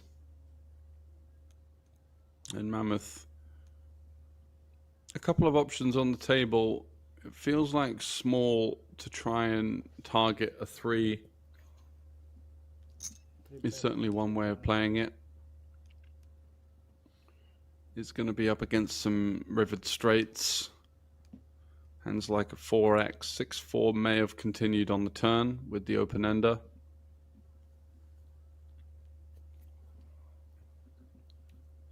Looking to target this exact type of hand. Let's see if it's a myth can find a bluff raise here with what is a hand that versus this line shouldn't really have much showdown value, but does just call it off, and the nines will be the winner.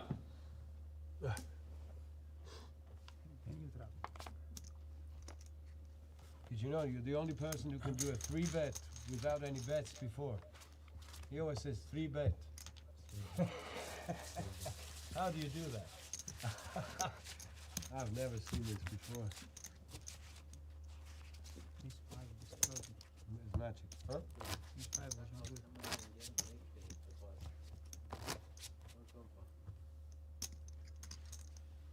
Yeah.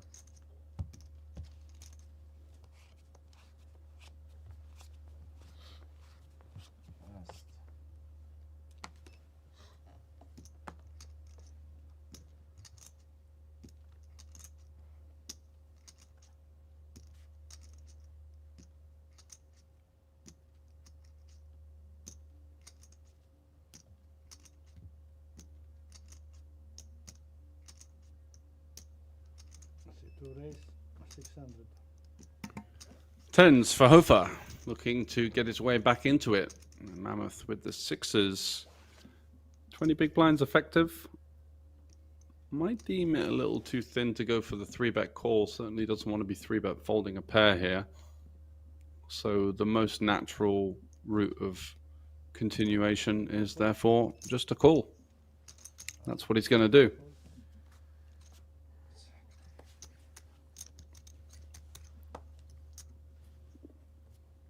$110 has gone. Next, though, folding the big blind with the 10 deuce off. The Texas Dolly.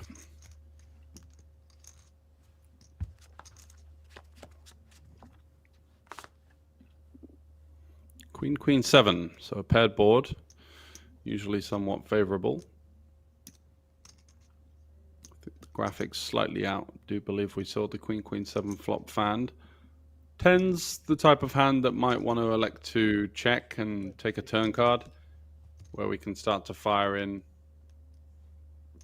and go for the 2 streets of value. It just becomes a little bit awkward on these types of boards when we see bet the flop. Turn becomes a lot less obvious. Do we have a hand that can go for 3 streets, cutoff versus button? I just don't think there's enough 7x in our opponent's range to justify that, and a whole bunch of Queen X, as well as the occasional aces pre-flop trap.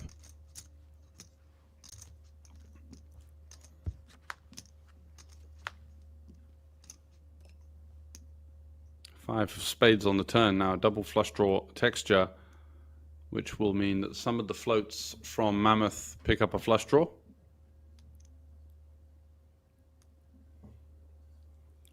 And now you do feel is potentially the time for Hofer to slow it down, instead going for kind of a custom sizing here of essentially I've got 10s, jacks, 9s and 8s, and potentially some bluffs.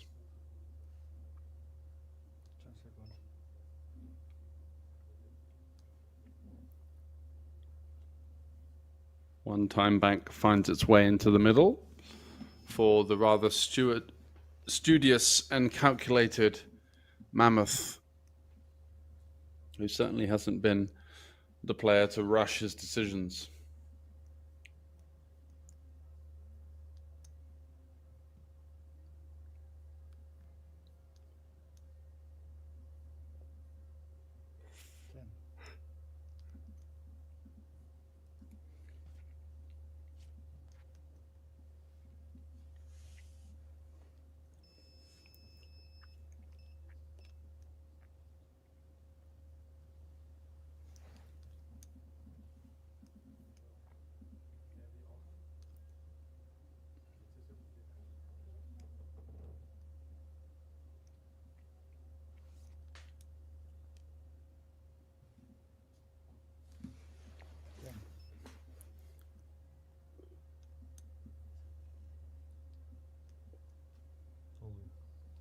Sit, raise, all in.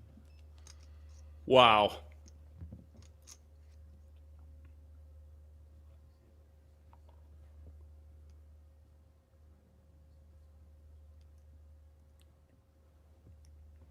Mammoth turning his hand into a bluff here, jamming in the pocket sixes, just stone identifying the type of hand that his opponent has, the 10s, the jacks, the 9s, the 8s. And a stone cold killer at that. Look at that. Absolutely locked in.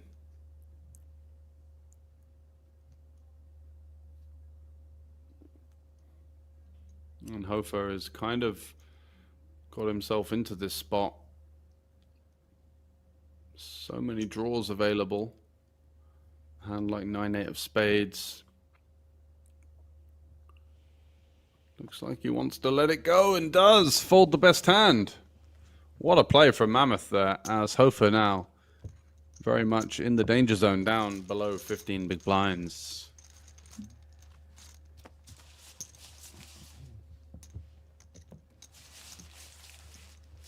Mammoth there just identifying that his opponent is so unlikely to choose that sizing with a queen. 2 flush draws emerging. And when you can eliminate a queen, you start to think of the hands that are likely to find that size. The 2 pairs. Realizing that he doesn't have showdown versus those, but can still credibly represent a queen where he feels his opponent is completely stripped of queen X. And just fires it in, where if called, he's going to have 5% equity. A ballsy play late on and paying off.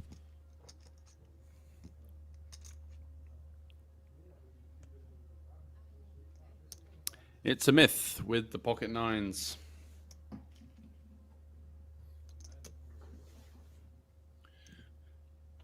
In terms of the amount of sheer aggression that we've seen from him, it's been actually quite rare that he's actually picked up a premium holding, so he'll be loving the look of this.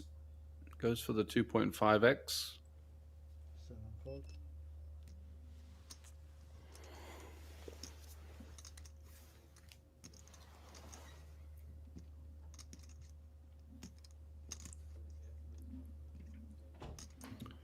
Hofer with the 8-5.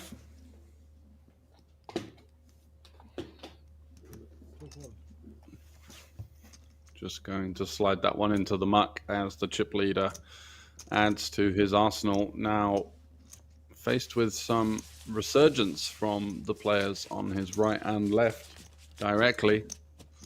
But it's Hofer with work to do at the bottom of the pack now at around about 12 big blinds.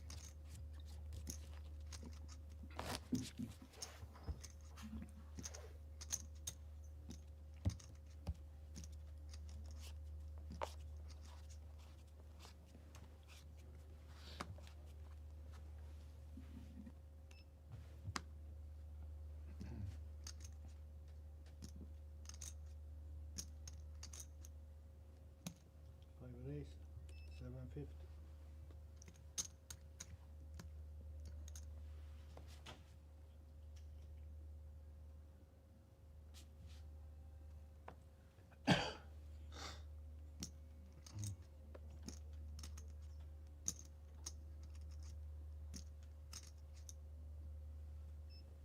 Sandford.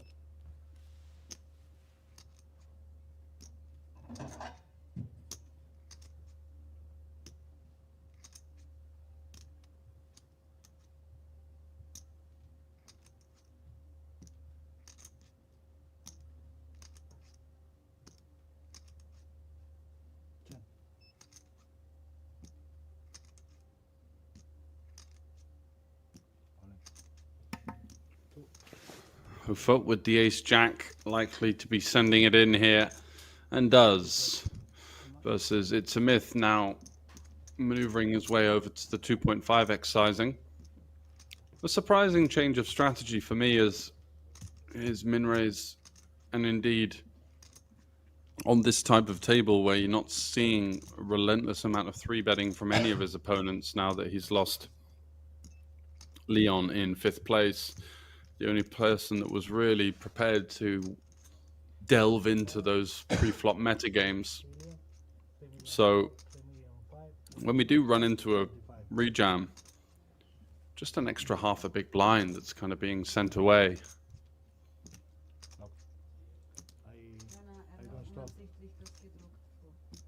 Kind of makes more sense if you're opening from a perceived tighter range to start to size up to 2.5, because you're just looking to get chips into the pot. From now 5. But for someone that's had a raise first in that's so high, oh my word, he's called it off with some of these short stack ranges from the chip leader have just been a little bit awry. 9-8 suited, finding a raise call for 14. Now raise calling 13, ace-5 versus ace-jack. Just lacking that little bit of discipline. And these mistakes are costing him big time here as the jack-high board almost seals the double up for Hofer, needing to fade runners to a straight or, of course, the flush or 5-5. There is the 9 of clubs, though. So a club is live. And does manage to fade after the mother of all turn sweats.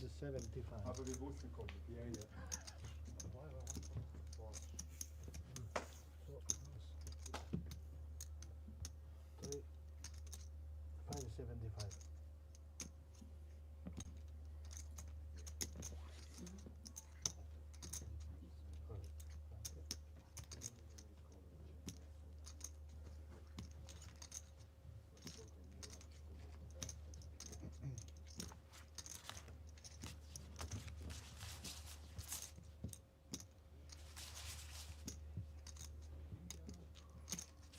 So yet again, another soft double being handed out by the chip leader.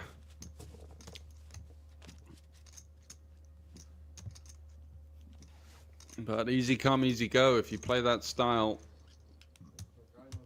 I had seen that versus 3-bet non-all-ins, he was being very honest and not waging the war, getting into the 4-betting and playing the full meta game, just kind of allowing his opponents to get some 3-bets through, but Ray's calling it off with ace-5 off there for 13 big blinds. Has to purport to be a rather monumental error at this stage.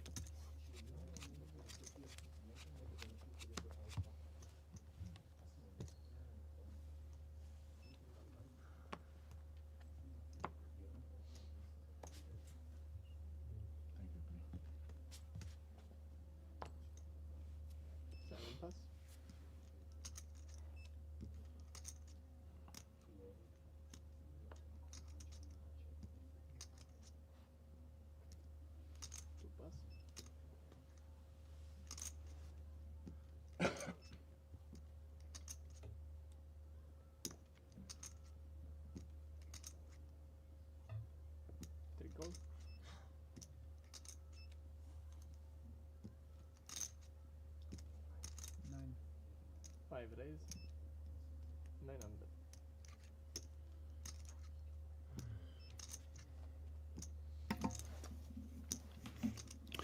It's a myth. Raising versus the limp, putting some pressure on. Second in chips. You don't really get the lessons on him. And can't quite make out what he's saying, but the table talk feels like, God, you again? A rather honest response, and usually met with the fold that the Greek was looking for. Not enough? I want to see what else. Okay, next time aces.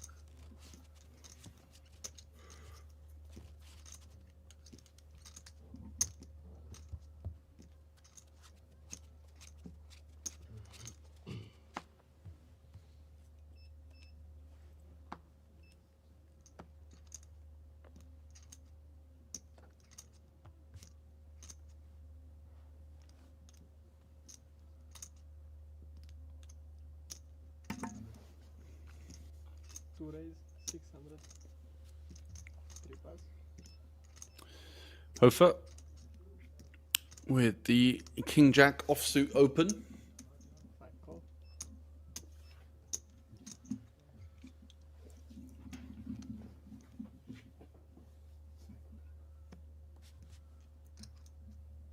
Gets a peel from It's a Myth in the small blind. And Nexo this time getting out of the way. We've seen him be quite sticky with these three-way overcalls.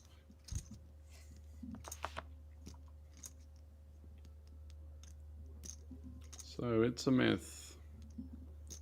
Action on him. 10-6 of clubs. Five check. Got some backdoors here. Is he gonna find a devilish check raise? We've seen that he's certainly capable of these types of plays. 800. His opponent betting 800 into a pot of 1.1 million. Huge sizing. Oh no, a pot of 1.8. So about 40% pot. 10 seconds. As the clock wears down, I think the first 10 seconds of that was 1.6. some kind of surprise as to this just larger c-bet size. Yeah, he does find it. I think I've got a pretty good read on It's a Myth's current mood, and that is just blasting his way into victory. 10 seconds. Can Hofer find some street poker here? 2 calls. And does find the call, putting his opponent to the test, saying, okay, you've check raised me here, don't really believe you, so I'm just going to peel for the small sizing imposition. And turns a 6 for some showdown, but what on earth are we doing now? 5 check. Checks it over, as he might with a hand like ace-8, ace-9, ace-10. That could potentially be finding somewhat of an informational raise on the turn, on the flop. Now looking to navigate towards showdown.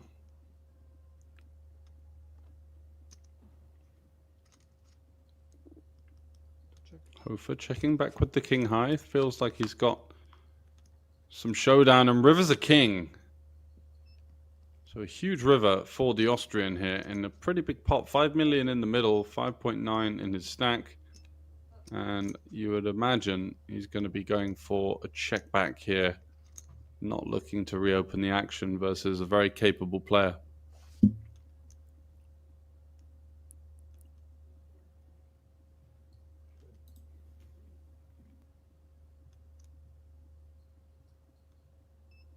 Second. 2 check. Should on me.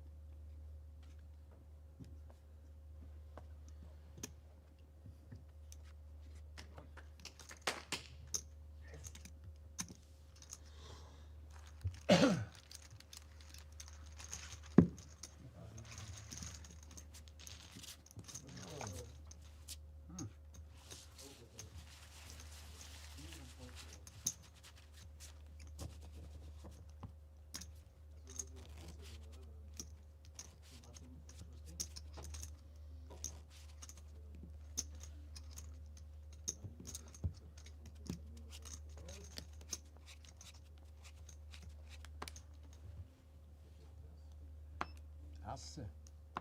Nein, Asse. Genau, Hungerbrötchen, ja. Das ist meine Nahrung.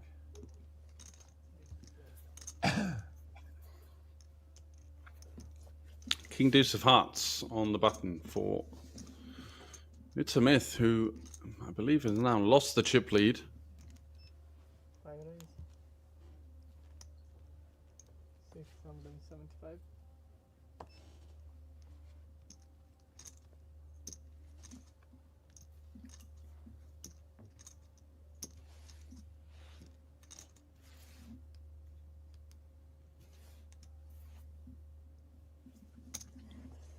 Call.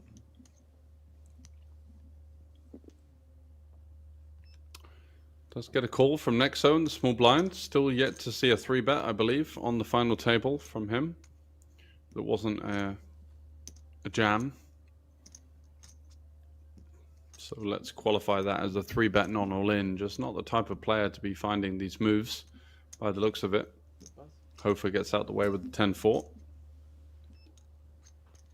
And these two players are neck and neck right now. And in fact, all 4 players are very, very close. Wow, what a board. Ace-7 for Nexo, flopping trips. Just again, absolutely hammering the deck just when he needs to. And It's a Myth with the nut flush draw. 5 check. Could we see some fireworks here? Well, not likely unless we see a rivered heart. 7 check. Nexo checking once again.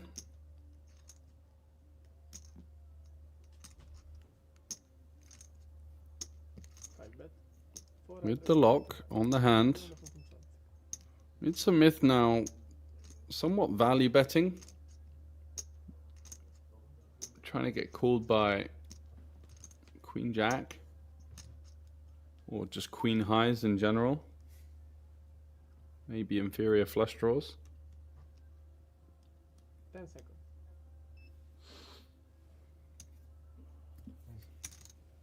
Seven raise. 850. Nixo now goes for the min check raise on the turn. Alarm bells should be a ringing for It's a Myth.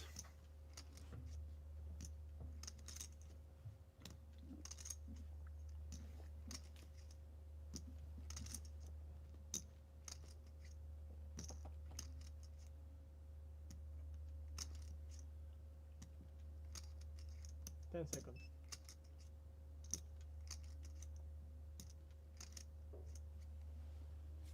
Five plus.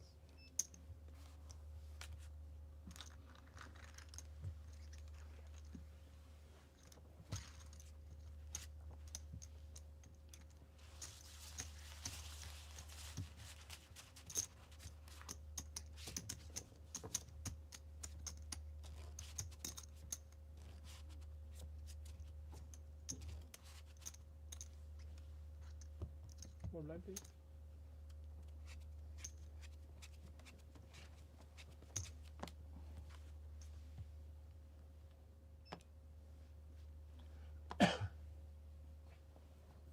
Five plus.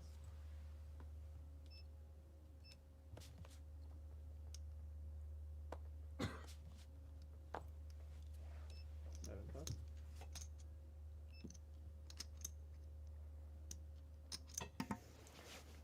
Hofer now in the small blind with the 10-8 of clubs.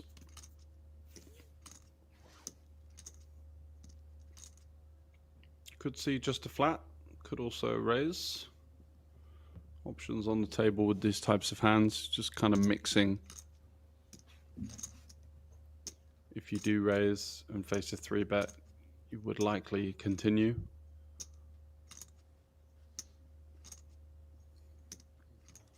But instead, just setting his price, limping along, and we'll be calling in the ISO, of course. 3 days. 900.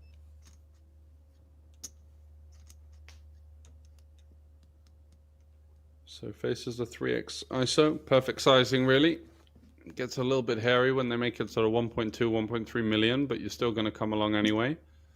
And versus the 3x now getting 600 into a pot of 2.1 million. It's a very clear continue. Cool. And that's what he does. So off to a flop. 7 big blinds in the middle.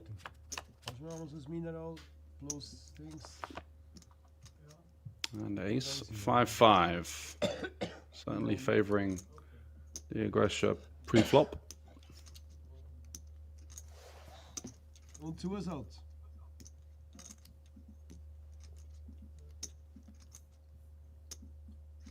Two check.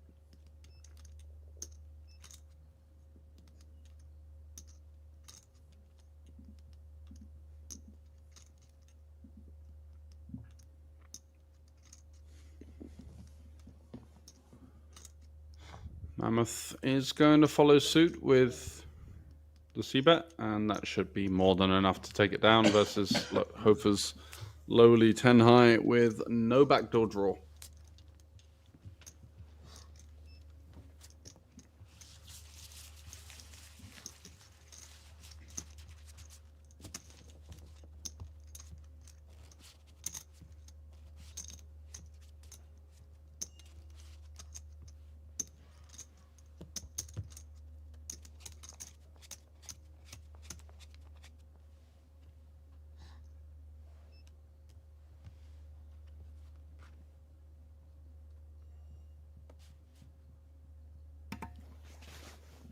Next, so Queen 10 off. 7 plus. Does go for the fold, and this is kind of in line with what we've seen from him, just not willing to push the envelope at all, playing rather tight ranges. Can't rely on getting dealt premium hands all the time.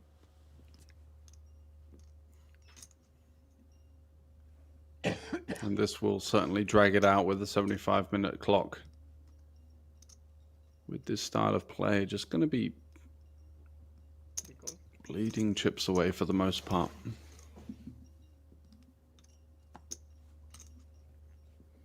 Mammoth continues his rather defensive small blind strategy, playing a lot of limps.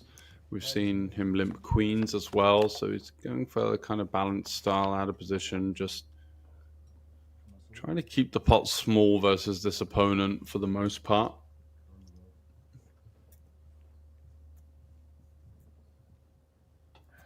As the two chip leaders, just looking to kind of navigate their way through the streets, not overexert themselves. 300 the bet. C3.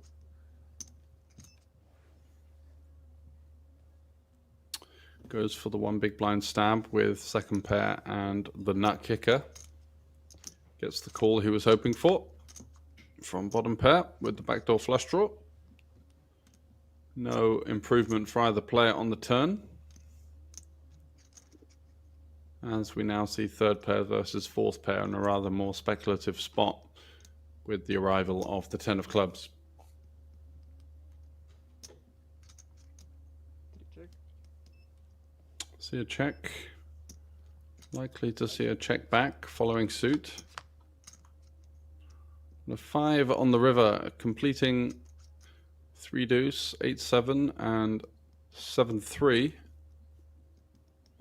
as well as some potential 2 pairs, 5-4, 6-5.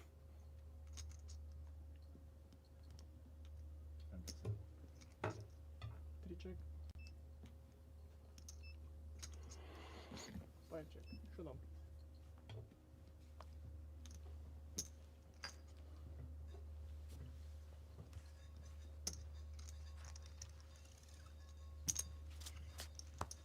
And third pair is good enough to take it down.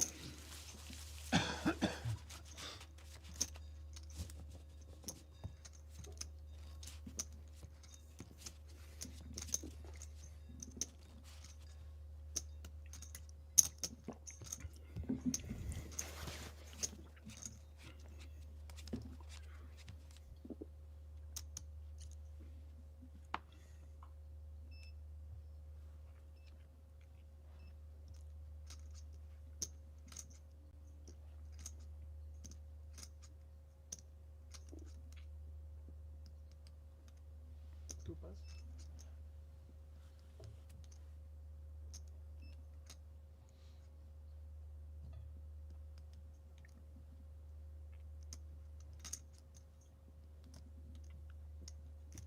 Three days. Mammoth with the queen 10-0. Makes it 650 to go.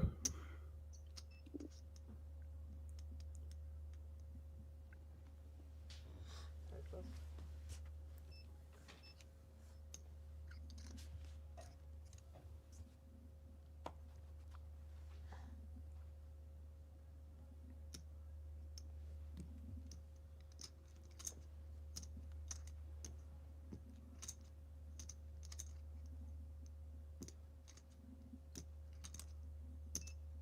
Ten seconds. Nice. 7 raise.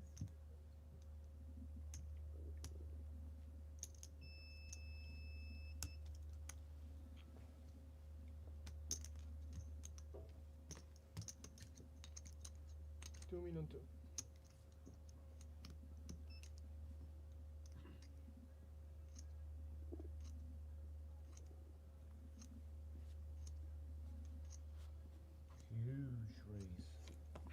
And now we start to see some fight back from Nexo, battling back with 7 deuce of clubs here. And I think if I'm in Mammoth's spot, I'm just folding it. I mean, I've not seen any aggression from this player. That's how it works. Does wave the white flag. And I think out of the remaining 4 players, he's certainly the most locked in, studious, present, aware of what's going on.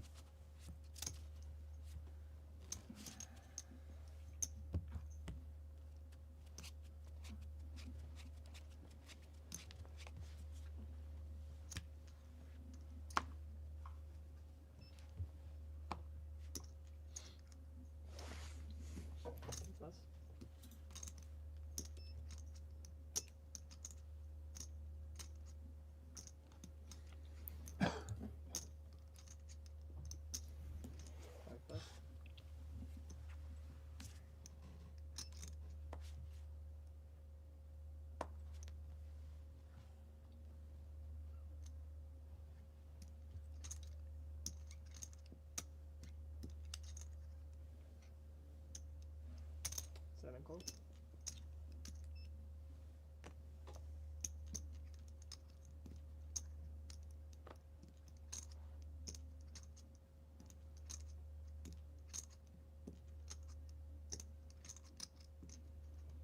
Two check.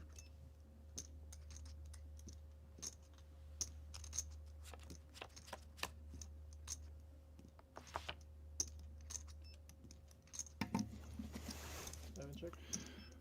So next so in the limp pot with the ace deuce, flops the gutter. Hofer also with the gut shot. King of diamonds on the turn. It's not the best card for Nexo here. Some of the checkbacks are going to be hands with showdown values such as king highs. Usually would expect the 8-6 to have bet themselves.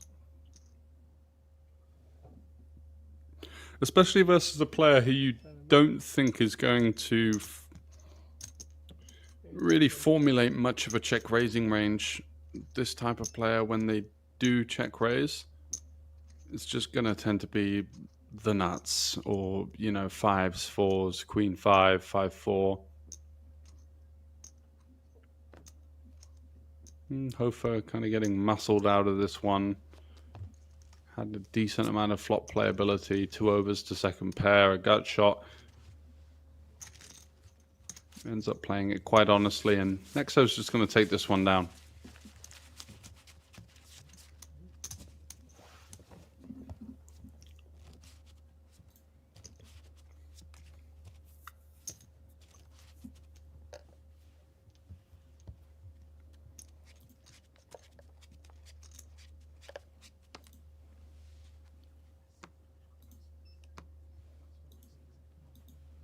Five plus.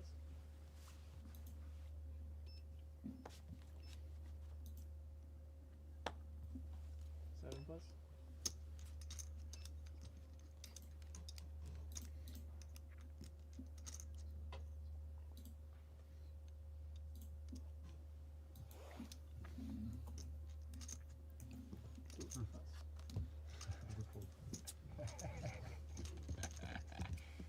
Oh, for one, it's a good fold.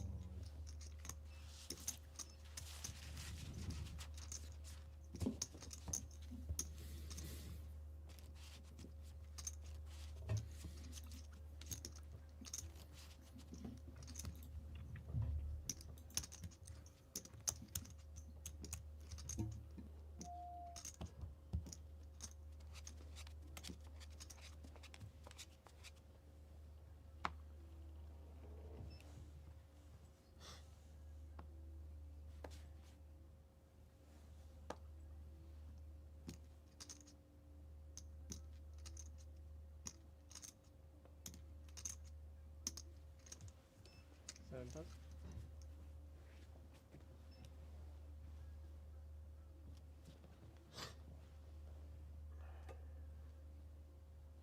Two plus.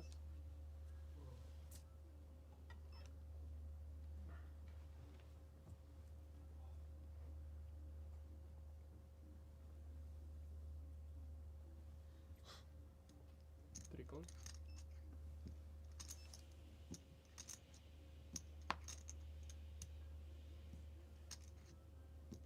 High check.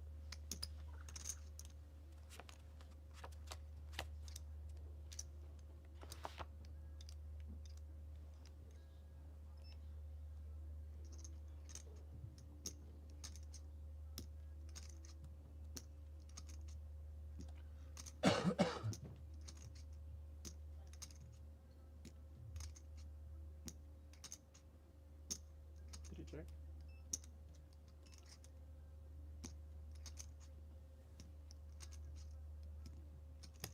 Five bet.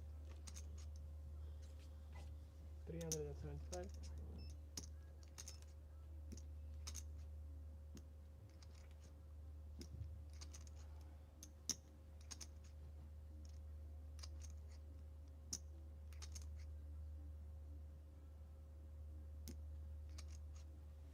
Three plus.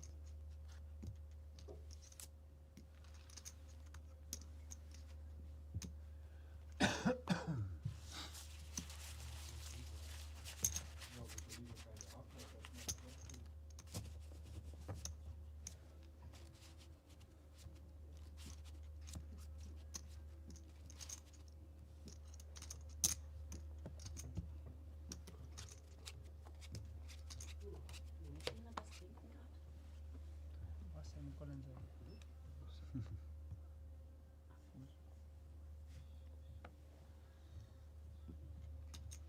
Two pass.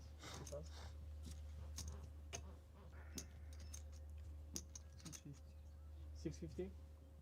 5 raise 650.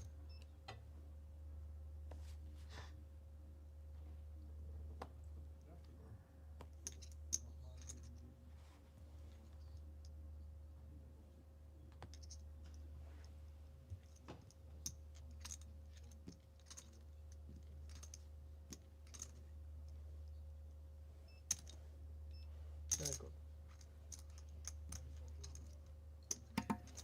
It's a myth with the small raise sizing, blind versus blind. Going to get some action from the worst holding.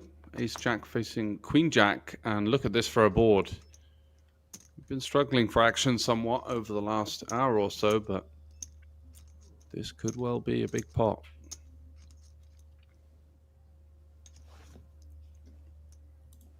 Nexo does take the bait 650. with the open ender and the overcards. It's a huge flop for him.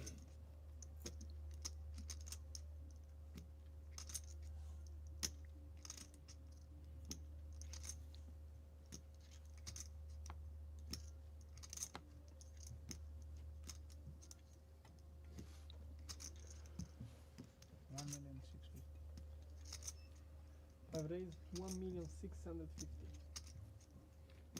And there is the check raise to 1.7 million. Very small.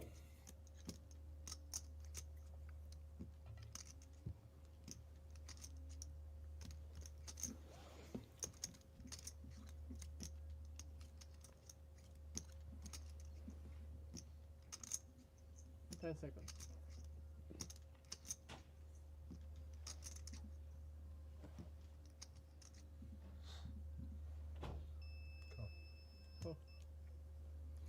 And the call. So the pot juicing up with 16 big blinds in the middle, and it's a myth dominating his opponent quite heavily here. Interesting card would be a jack, and then also the king or 8 of diamonds.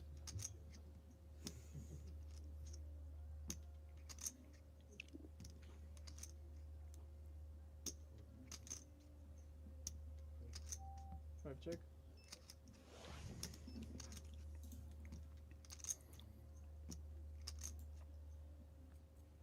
Seven check.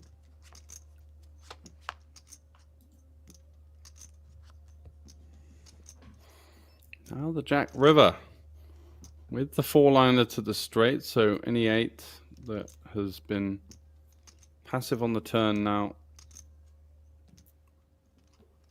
arriving at the river with, Five bet.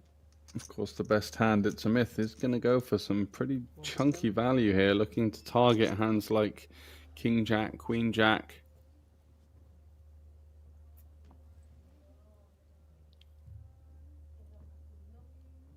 King Queen improving, Queen 8, of course, having turned the straight, but improving to the better straight on the river. Aside from that, tough to think of hands that the Queen Jack is even doing that well against now, even though we have river top pair, but not thinking much about it, just sending the chips into action and paying it off. Nice kicker. Wow, what a flop.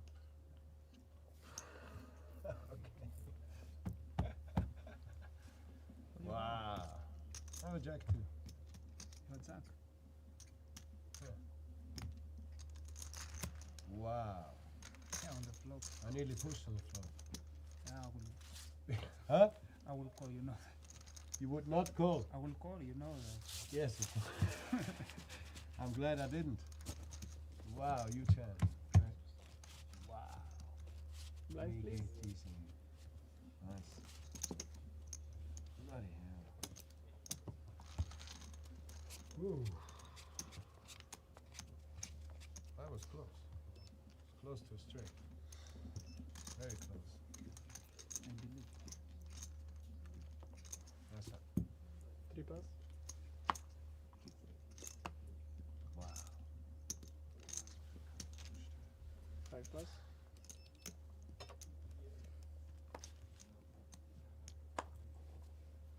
Seven pass. forgets to walk with aces. Brutal. Aces. Just as he's been on the wrong side of it. Goodbye. Hasn't Last really time managed aces. to It's make come much of never. a statement for himself in this four-handed duel. Ever so slightly just whittling down.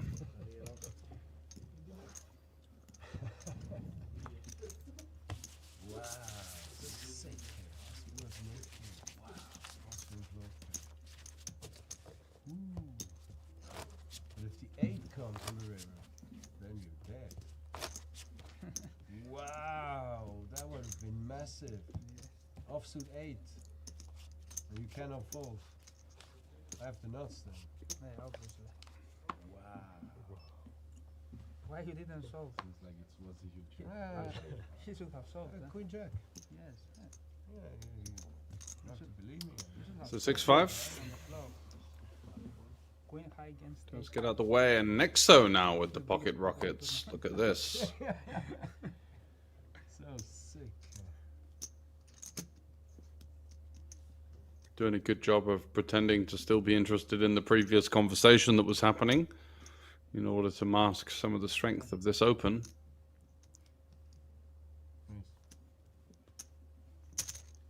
Raise 675.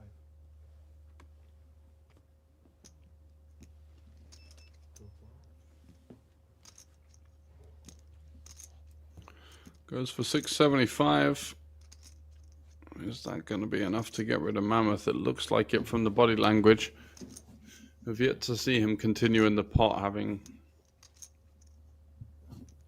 taken this type of action. Bad feeling.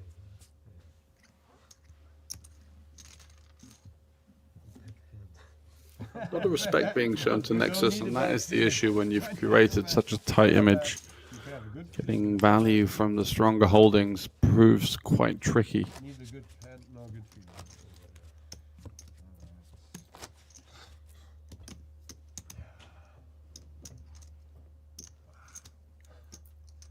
So close.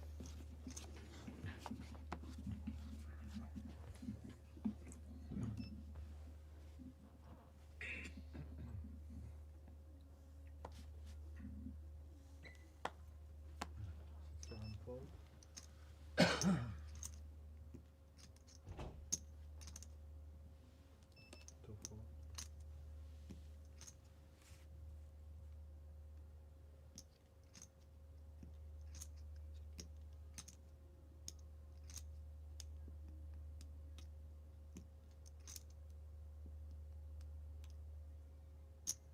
Three-four.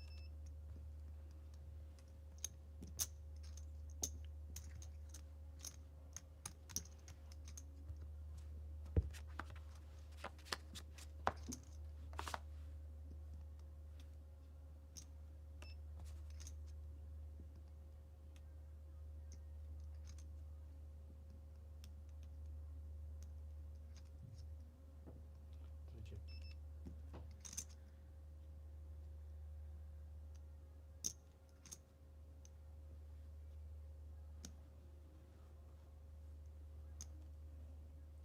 Five bet. 350.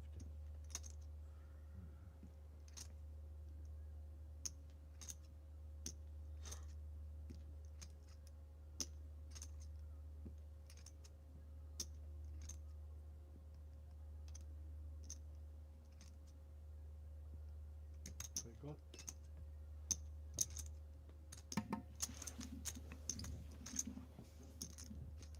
Blind versus blind. Mammoth going for the check call with the king high.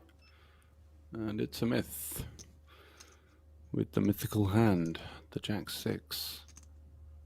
Is he going to face another bet here on the turn ace?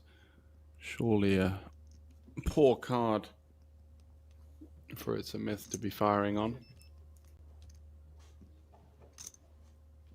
Really sell the apex with all 3 screens if we were considering it. The rivet 8, giving king high a very nutted looking hand at this stage, only really losing to some kind of 3.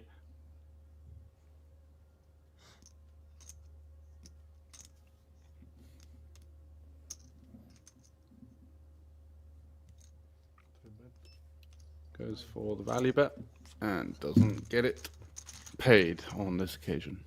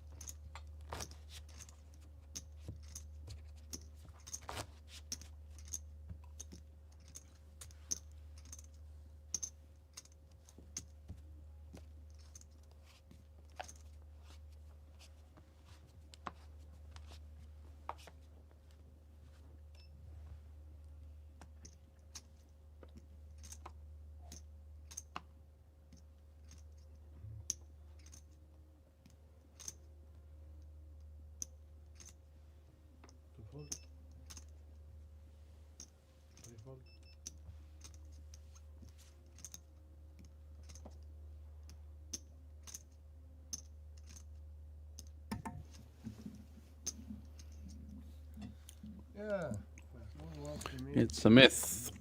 Folding Queen 4 blind v blind. Surprising to see.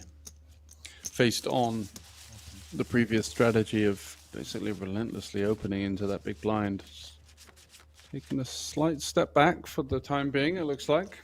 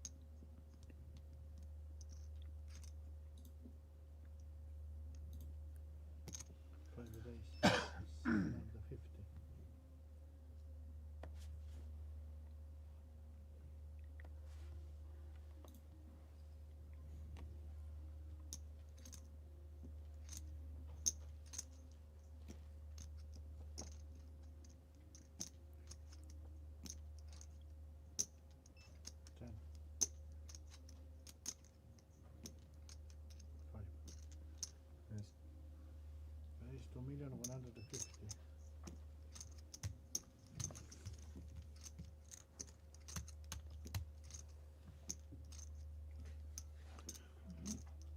Nexo, once again picking up a huge hand. Queens this time. 3-betting to 2.3 million versus the 250 open. It's a myth. Has struggled at times with discipline. Is this going to be another one of those times where he gets himself into a gnarly post-flop scenario with 2 unders to his opponent's hand? Nexo is... He might perceive Nexo to be opening up a little bit more now. We've seen him be really active, but having seen the hands, we can just see that he's picking up the goods.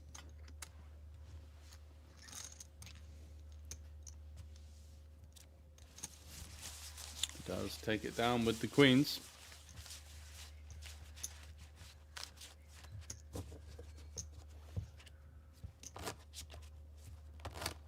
Level up. There's no break. Oh no. After this level is a break. Bloody hell. No, this is the last hand. Yeah. What? Big blind, dry. Aha. You open up the last hand. And it's over. Then we're just gonna... We're gonna fight outside. Who's gonna win? Nee, om zo snel stopt. Ah, dat gaan we zo mogen. Huh? We go out for a fight and then we'll see. The last man standing wins everything. It's 7-4. Huh? I know you're quite aggressive, Greeks. See, yes. I was in Piraeus. I know what I'm talking about. I know what I'm talking about, I tell you. But, So it looks like we are on the last hand, I believe, before the 200-400 level, in which the average stack will drop down to 31 big blinds. Because I was talking to a girl in the club, you know? Yeah. Just talking is not a problem. No, it is. I thought so as well. It is no problem. But it was one. All the remaining players have locked themselves up a current payout of 51,870 Swiss francs. Third place will be getting 69.2 thousand. Second, 98, and first, 161.4k.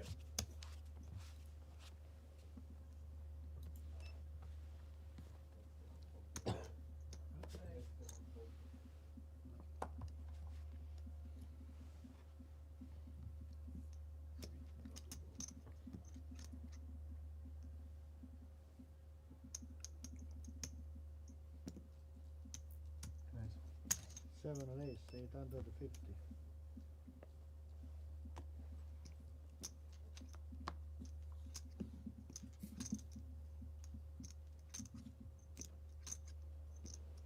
Fold. Three fold. Five fold. And Nexo picking it up with the 7-6 suited there, showing a bit of pep in his step late on.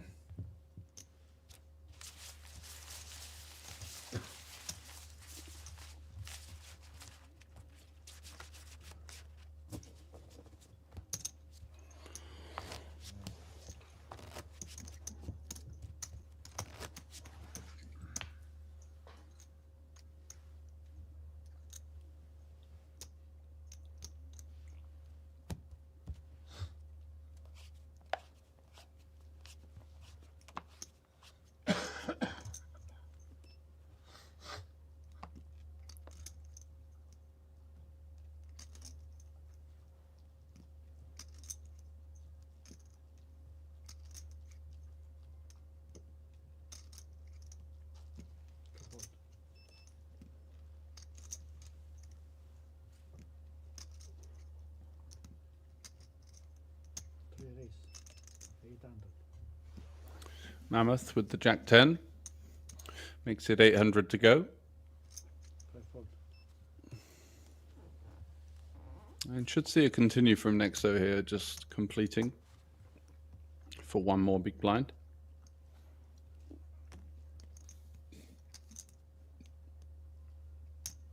Seven fold. It does. So off to the flop, both players with 30 to 40 big blinds. Bit of post-flop action. Top pair for Nexo. Mammoth has 2 overs, backdoor straight draw.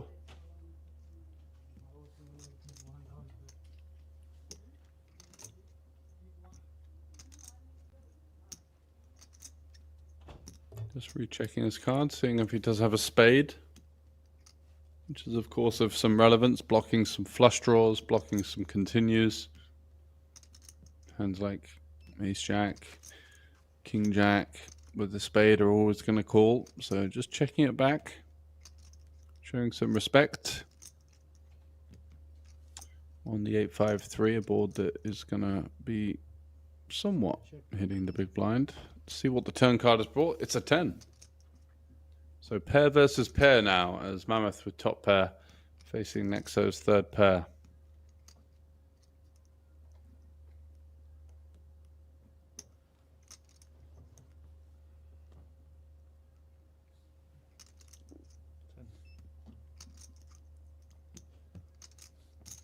I bet 1,300,000.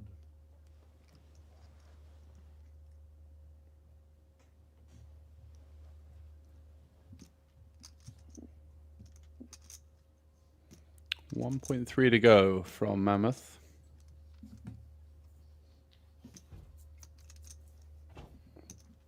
Ten. Sit, 7, call. And that does get a call from the third pair.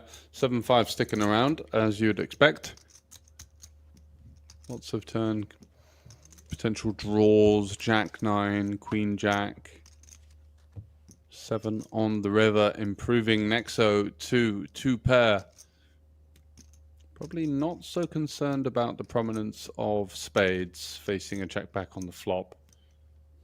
Going to be likely to eliminate some of those.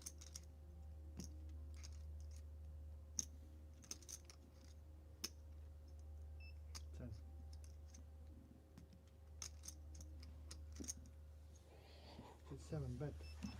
2 million.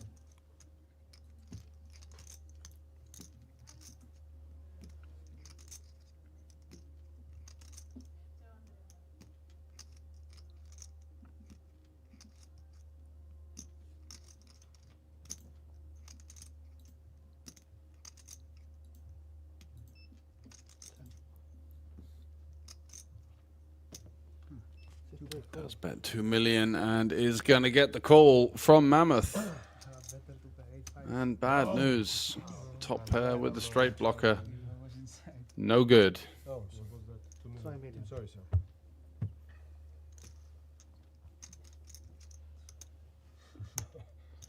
8-5 is my favorite hand.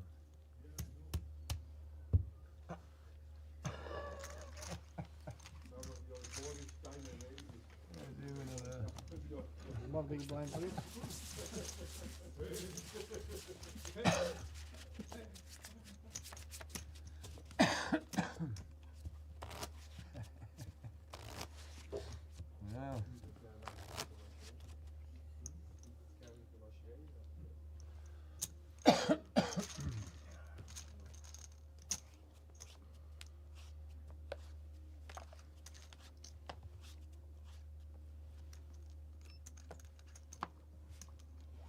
Three fold.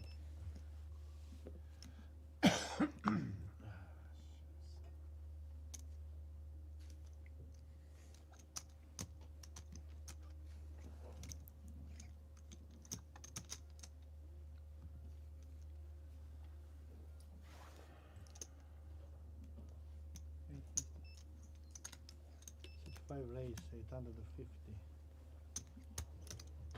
8-5, 850. I love that. That's my former car, an 850. That's a good number. For cars, but not for cars. 7 fold.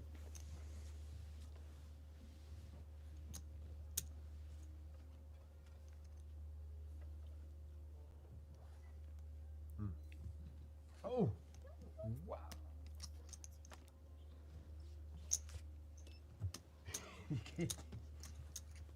Adlerauge. Vielen Dank. So it's a myth getting one through with the 7-6, just continuing to go about business, despite some bumps in the road. Still bringing that typically aggressive style of play into the last four.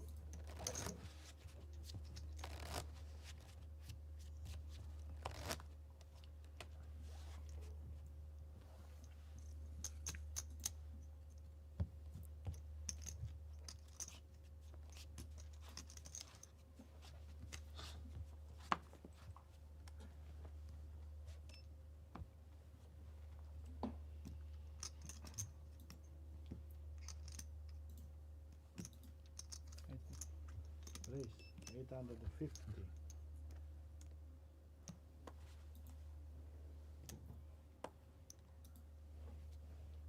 Fold. It's a myth, this time picking up a premium ace queen off. He's going to open it up.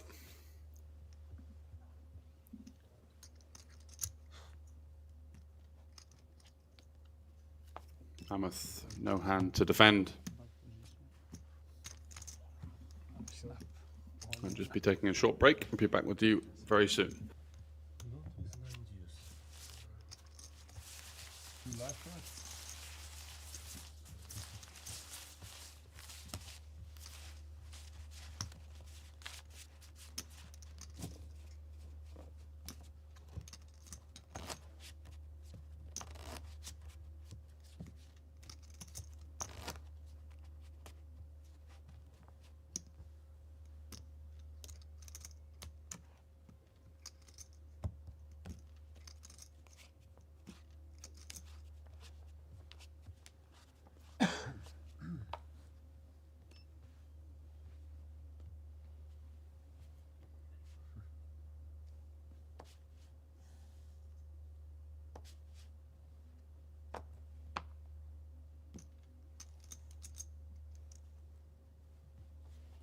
7 fold.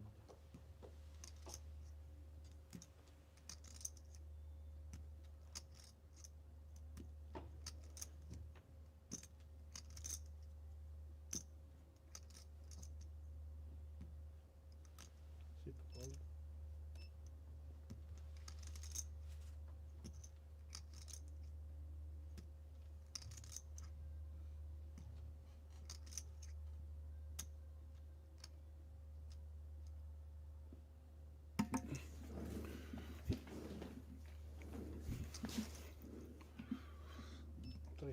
Queen 4 hitting the muck from Mammoth and Ace Jack. And Zitzamith getting his way back into the chip lead spot.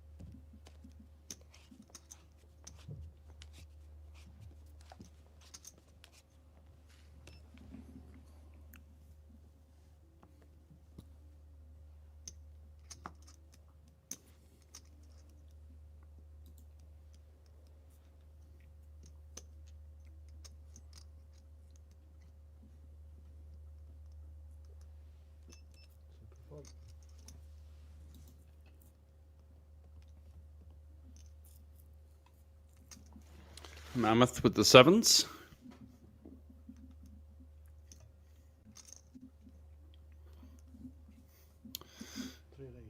Opening it up, continuing to retain that calm, stoic manner at the table.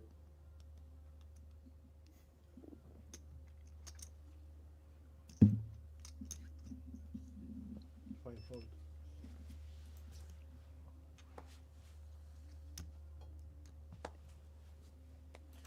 Seven fold.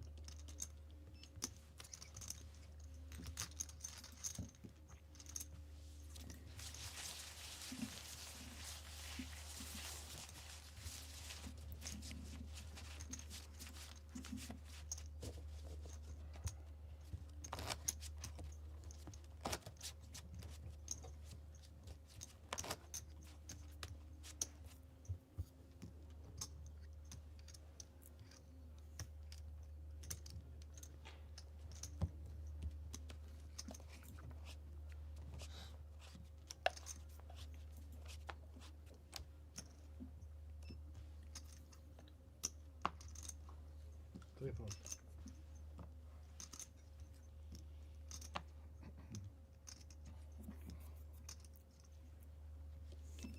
Ten 5 off hits the muck.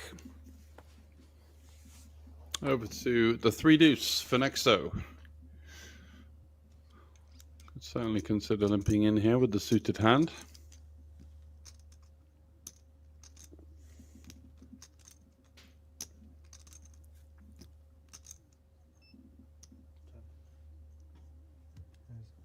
Seven raise.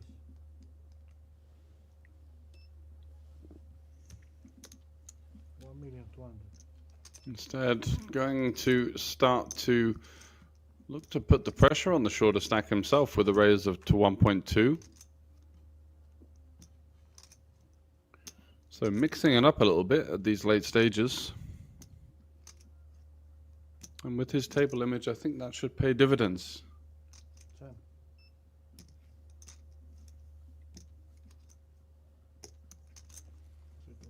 And it is going to work. So well-timed move.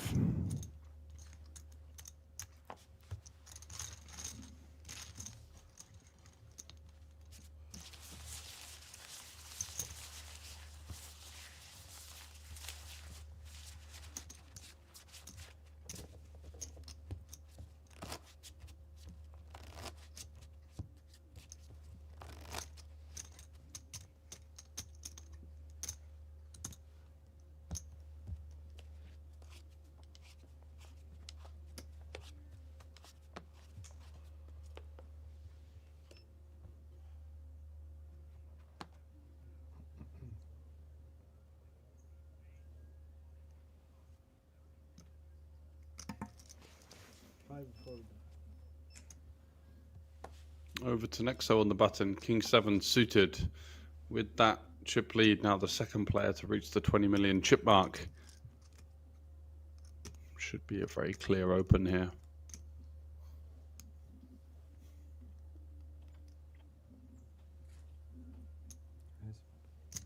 Race. 850.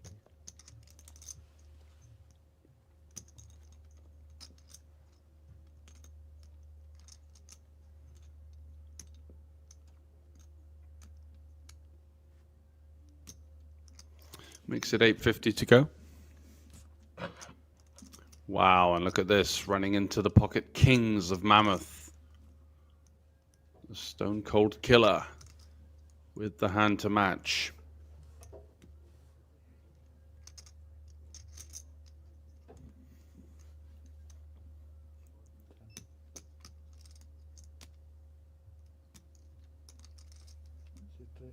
Race.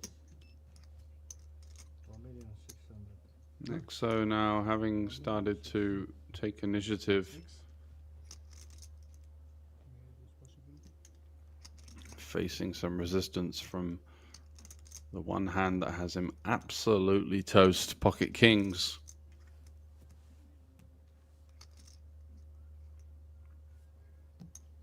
Such a cheap price to continue in position here with the suited king. And he is going to take a flop. So are we to see any late fireworks here?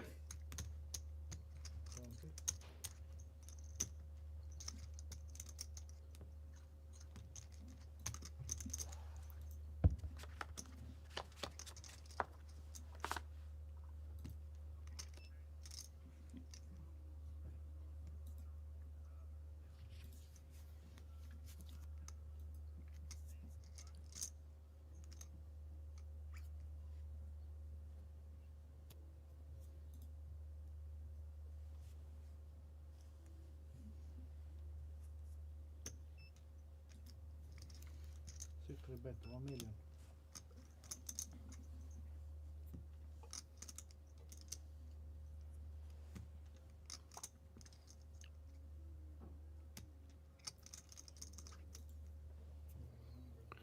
C-bet sizing of 1 million.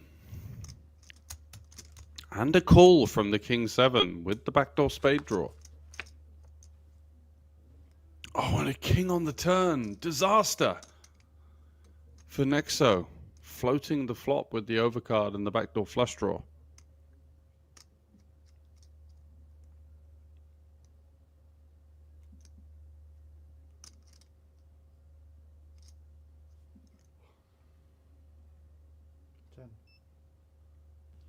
Check. And Mammoth with top set checks it over. What's Nexo going to do here in position? 6-7 all in.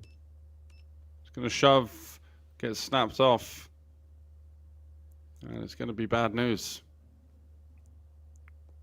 So schnell. Ja. Snap on, ja.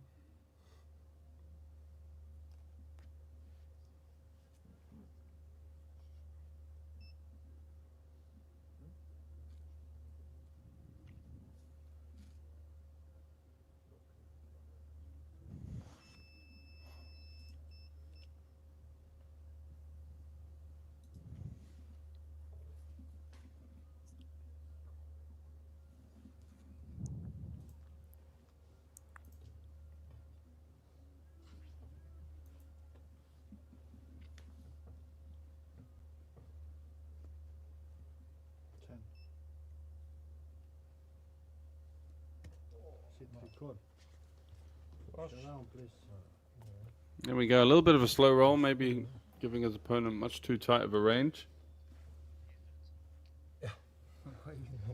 Come on. And Nexo comes as if to say, what the hell's going on here?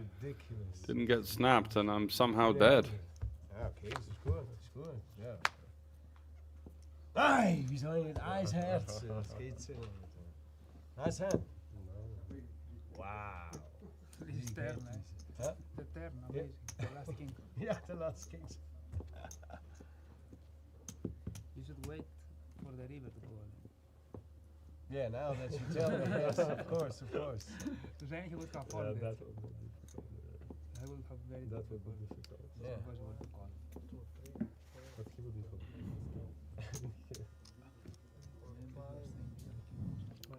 Taking it like a champ, despite running into it there. 3, 4, 5, 7, 75. Nice hand. 3, 4, 5, 7, 75. Wow. Come on. The last king. Whoa, it's just sick. Oh, if I waited, of course. Yeah. But I mean, I couldn't wait. Oh, I was but you don't bet if you have king. Would you turn your king into bluff?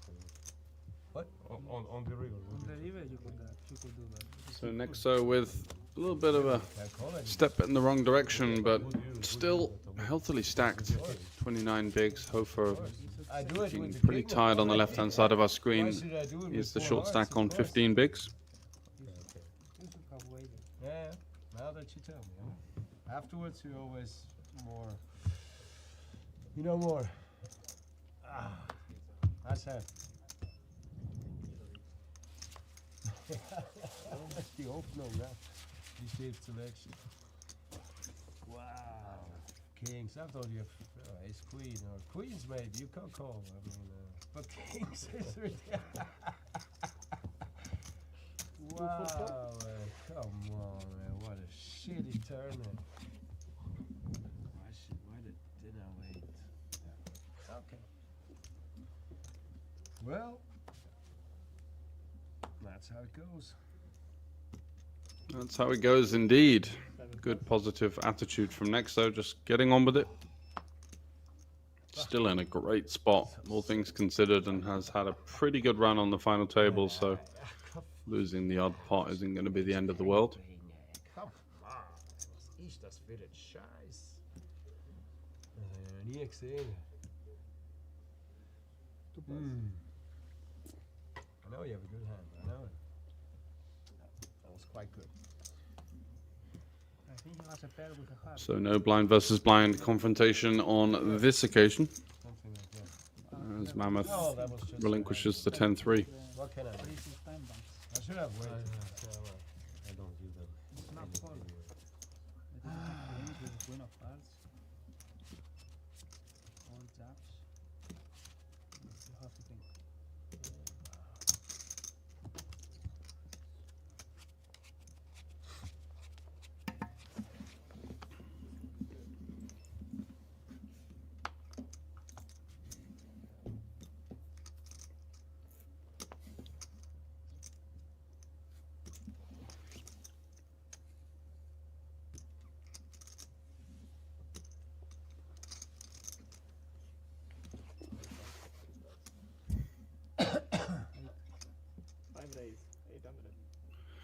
It's a myth with the pocket eights.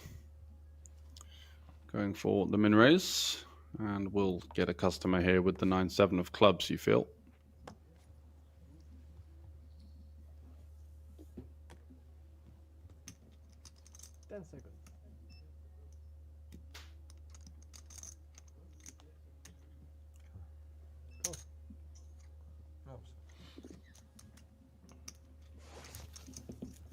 Yeah, I don't like this green anyway, this color. I'm glad you have it.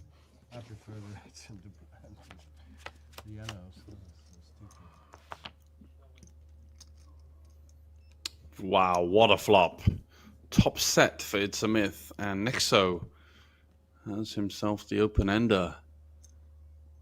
And especially on the 10 turn, this could be gin for Nexo. He might see the action slow down somewhat on the 5, but the 10 would be absolute gin, as well as, of course, backdoor clubs. Oh, 8 is a different So 800 into 1.8. 40% or so from It's a Myth.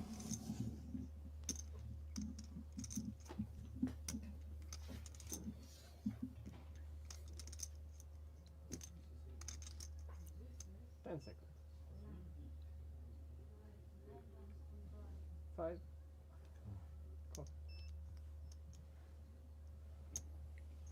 Let's come with the call.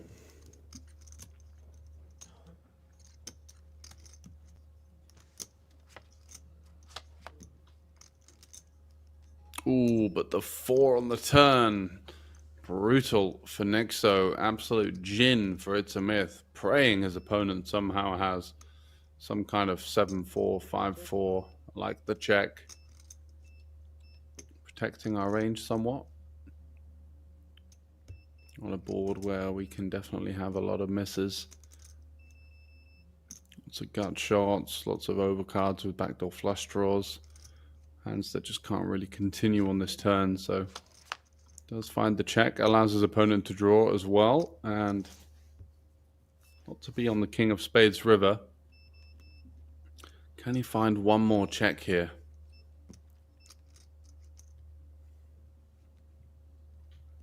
Just to try and seek some value from, yes, there it is. From the missed 7x, 9-7, 10-9, 5x.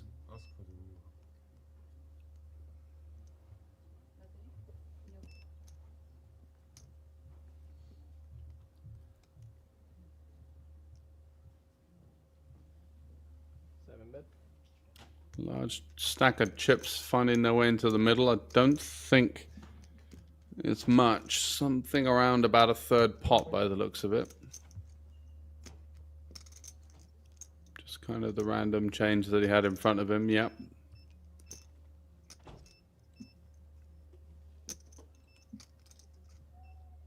Not sure. Thing he's got here, backdoor spades. Yeah, let's go for a larger size. But It's a Myth, doesn't really care about that. 5.3. Raise.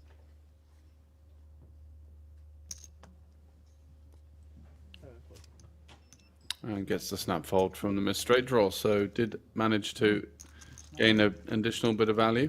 Don't have anything. What should I do? You want me to see it?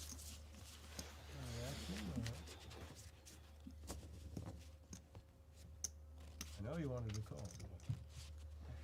Not doing you this favor. No, please.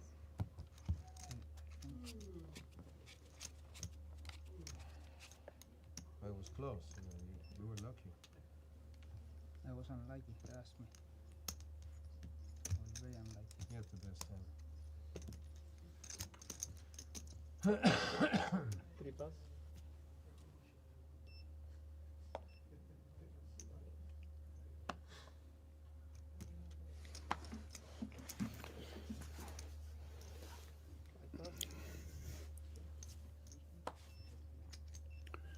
Ten-6 of diamonds for Nexo now, on a slight descent from his peak of around 20 million in chips, and a much needed walk for Hofer, who's been just quietly blinding away in the corner there. Might be trying to stay awake under those glasses, who knows. But that will be a little bit of a bonus.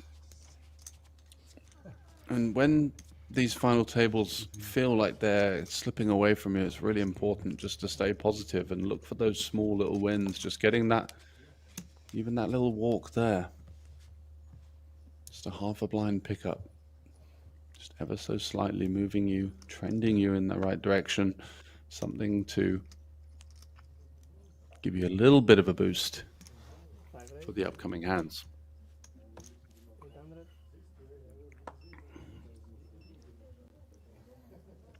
It's a Myth with the queen deuce off, going for the jugular. And why not? Not facing really many 3-bets at all, and when he has, it's been the goods.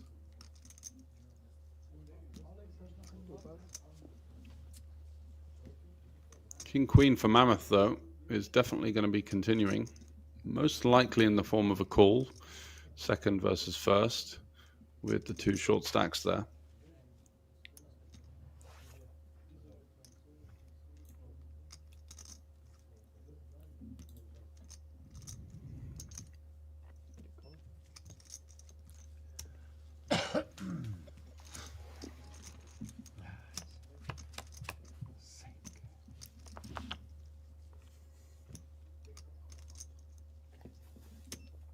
Queen deuce with the queen of clubs. Quite an interesting card. Certainly one that would favor a c-bet here.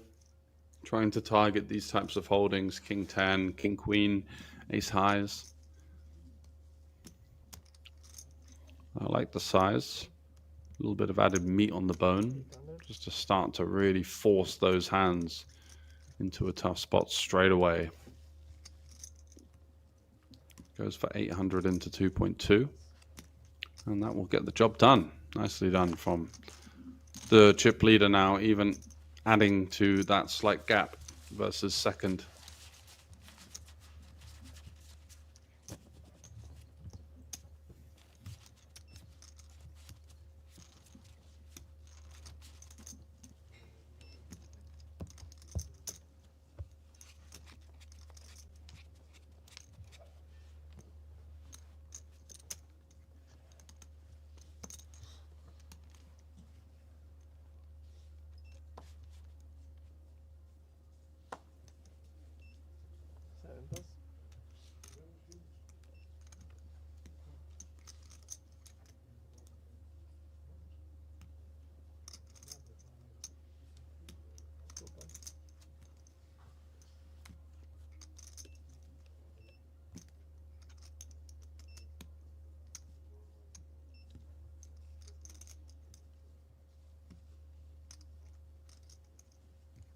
Days, 1.2.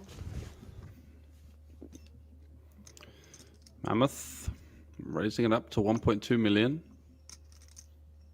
Starting to try and assert himself in this kind of battle. He knows that he's going to face it very frequently now, four-handed.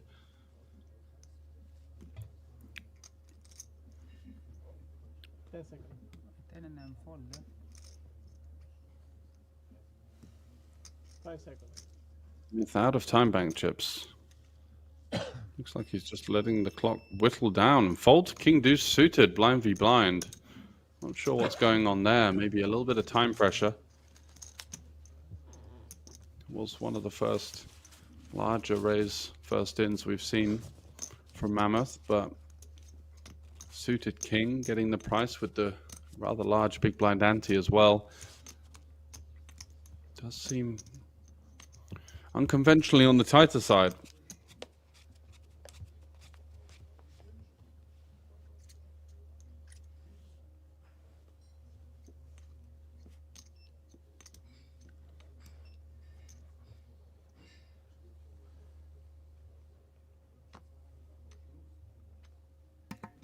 Hofer now with the sevens. 15 big blinds.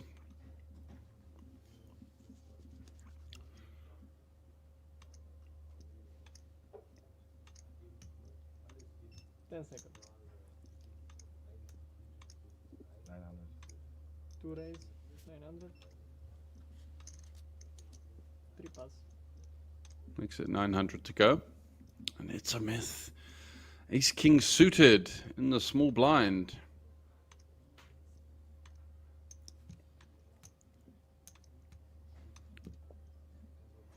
With the time pressure now down to 12 seconds. No time banks available, so needs to act fast. 5 raise.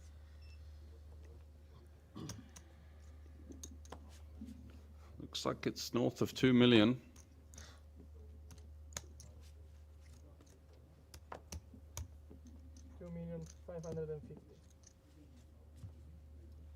Pretty meaty. Makes it half of his opponent's stack. An ace has been folded, which is good news for Hofer, but sevens four-handed versus the most aggressive player on the table. Those time bank chips do go in. Wouldn't be putting all three of them in there personally. Those look to be really important to hold here. But with half his stack going in, you do see why. It's rather inconvenient for him.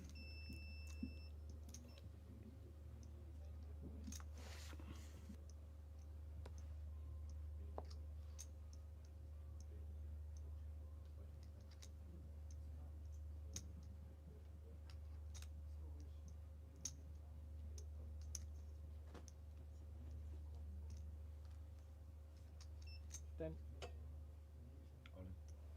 There's a link on. Hello. Does put the chips in and is going to face the snap call here. Pocket sevens up against ace king of spades, holding a slight equity advantage. Can it hold with 4 left?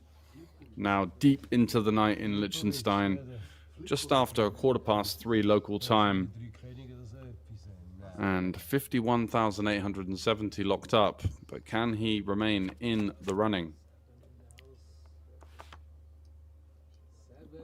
Ace 4-3 flop. Does have the backdoor clubs. Sorry, ace queen 4, 3 on the turn. Will it be the miracle 7 from heaven? No, not this time, and that's going to be the end of the road. For Hofer, just really couldn't get much going in the four-handed duel. Whittled down, and 15 big blinds with 7s in the cutoff. Is going to be delighted as he gives a high five to one of his pals there on the rail, railing him late into the night. That one came out wrong. Ja, was kann zahlen? Mit was kann zahlen? Ja, mit Kings, ja, du bist ein glatter Kerl. Kann doch mit nichts zahlen. Sogar als König hat ohne Herz, kann nicht zahlen. Not sure what's going on here, but member of the rail. Aber ich meine, es ist der Case King. Your bluff is good because he would fall. Giving him a bit of stick. For the Kings versus King 7 hand, we sent it in with the King 7 and get a little bit of a slow roll from Mammoth with the turn top set. Oh no! I wanted to propose. You're already good.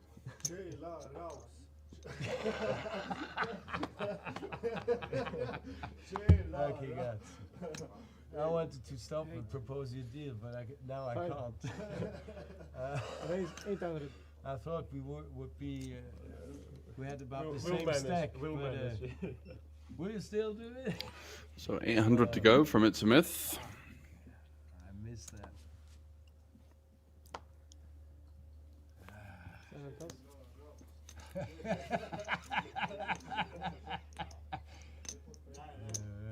Ja, ist schon gut, gib mir's, komm. Nein, hau noch drauf. Hast ja recht, du hast mich schieß mir mal, dass du wieder recht hast. Alles, was gesagt hast. Mammoth is going to defend the big blind with the King 6, widening the range somewhat now. We are getting into three-handed, nowhere to hide. Nein, nein. Doesn't flop a piece, although chip leader now, 26 million in his arsenal. Has flopped a gut shot and will be likely to continue here. Does check back on this occasion. Mixing it up a little bit and turns an open-ended straight flush draw. Hello there. Medium rare. Checks it over. Now are we going to see another check here? The likelihood of a check raise pretty low in his estimations now. Ja, der bin ich. Ja, stimmt, ja, genau. Ja, habe ich. Du.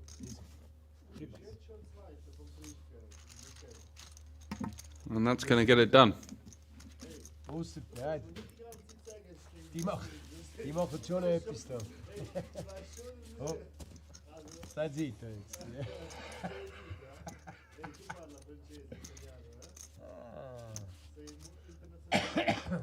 Natürlich, alles rundum. Keine Ahnung, weiß auch nicht. Überall, jedem Hof eine Freundin, irgend so etwas. Also früher mal. Ich weiß nicht, ob es die überhaupt noch gibt. Ja.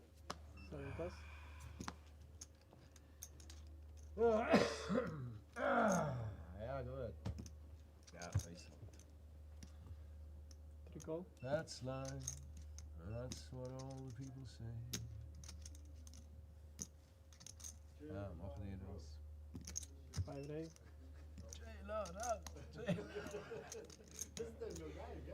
1,175,000.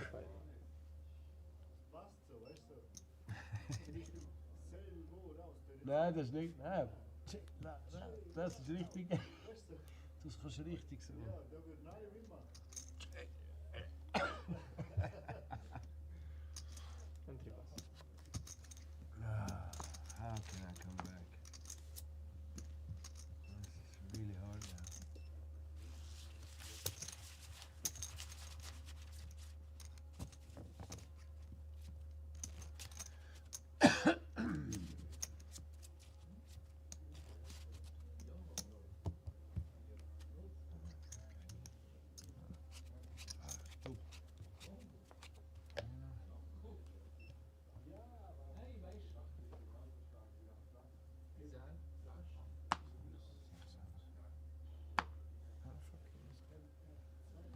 Pas. 7 total. 7 million gast. Two? He doesn't count. 975. 5 raise, 975.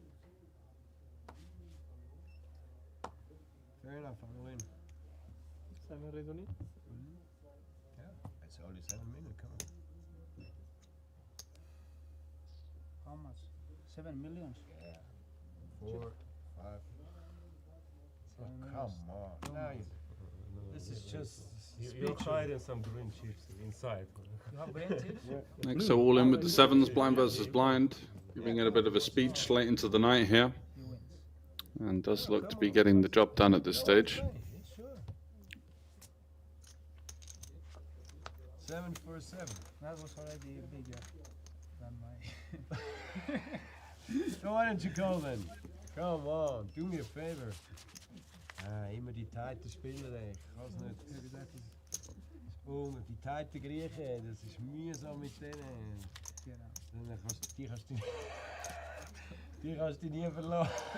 Wie viel Geld habe ich gespielt? Ja, viel zu wenige. Okay. So the fourth seat taken out, and we are of course three-handed.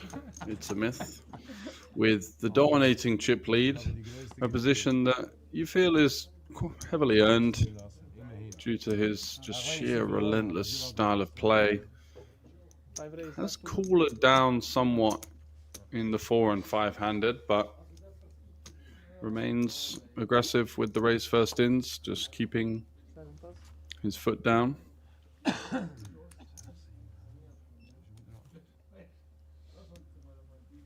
The big blind with King 8, certainly going to be a hand that needs to be continuing here.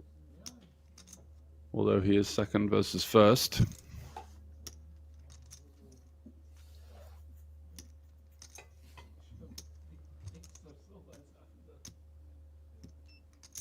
Call.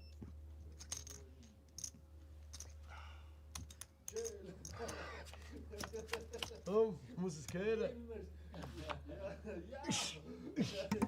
Komm, bring's. Jack 6-4. Ja, 3 check. ja, wenn ich die werfe. With one heart.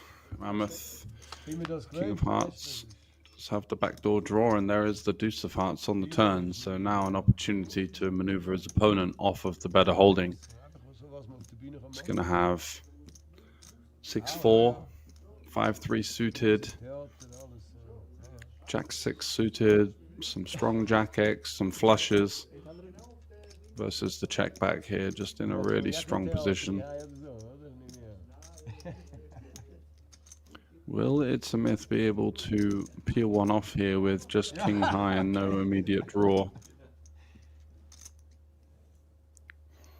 And of course the shot clock pressure as well. Wonder if we are going to see added shot clocks added, or time bank cards added to these players following the next break in around about 25 minutes. I was playing for a significant amount of money now. 75-minute clocks, but 30 seconds per decision. Playing for this much money seems a little harsh.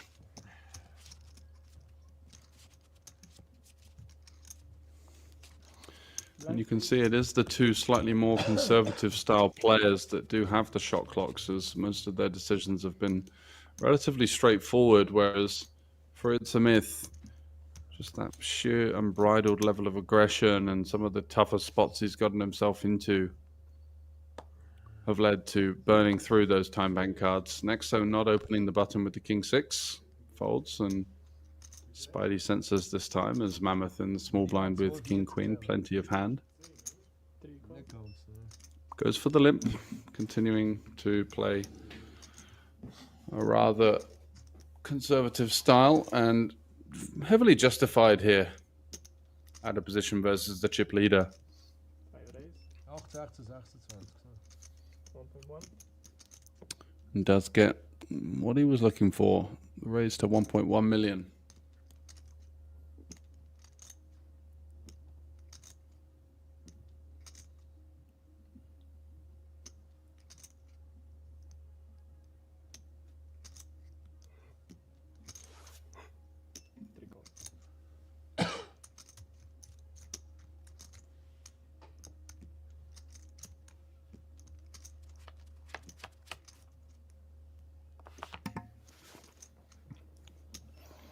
But it's a myth that comes out on top with bottom pair.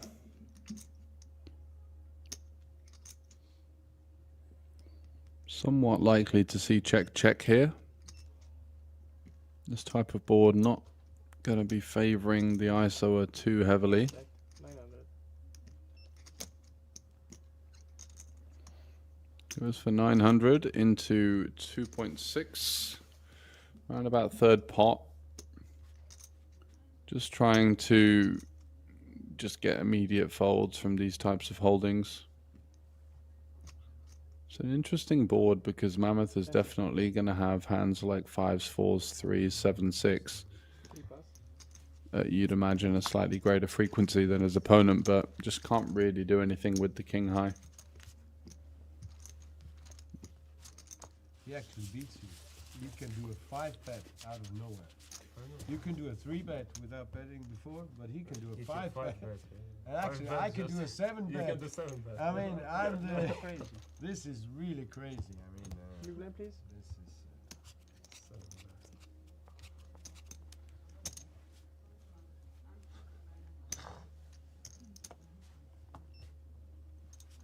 3 plus.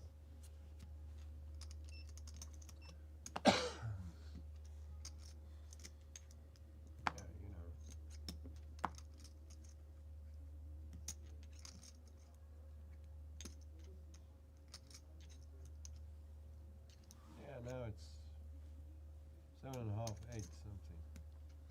10 seconds. 8. Raise 800.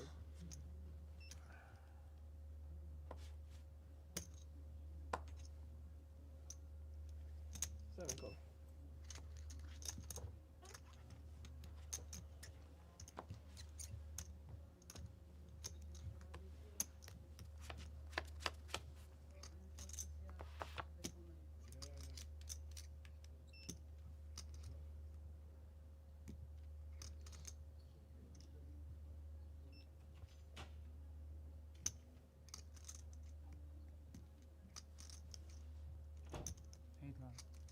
Five bet, 800.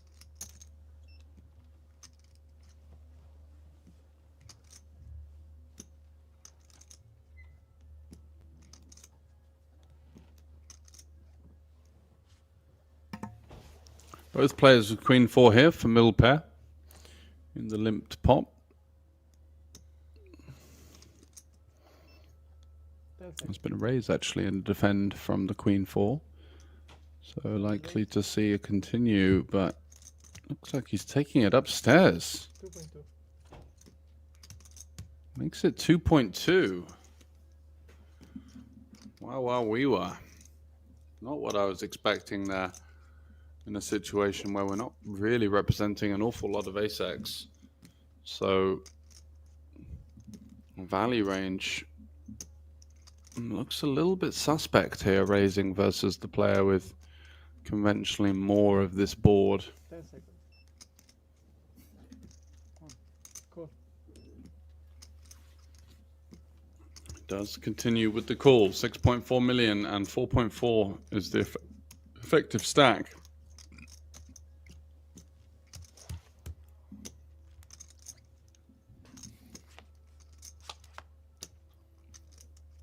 Nine on the turn.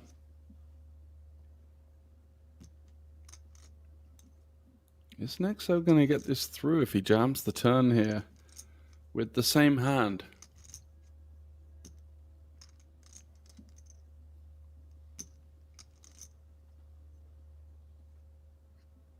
Seconds.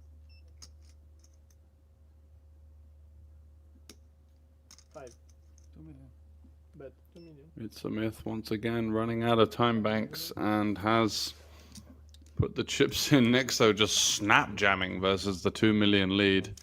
And now the time bank pressure once again on It's a Myth. Nexo knows exactly where he's at here and is not having any of this line. Just calling the raise, now leading, and 2.4. It's a little harsh in this situation without the time bank cards. 4 million. Yeah, 10 seconds of the 30 has been the dealer counting the amount. 725.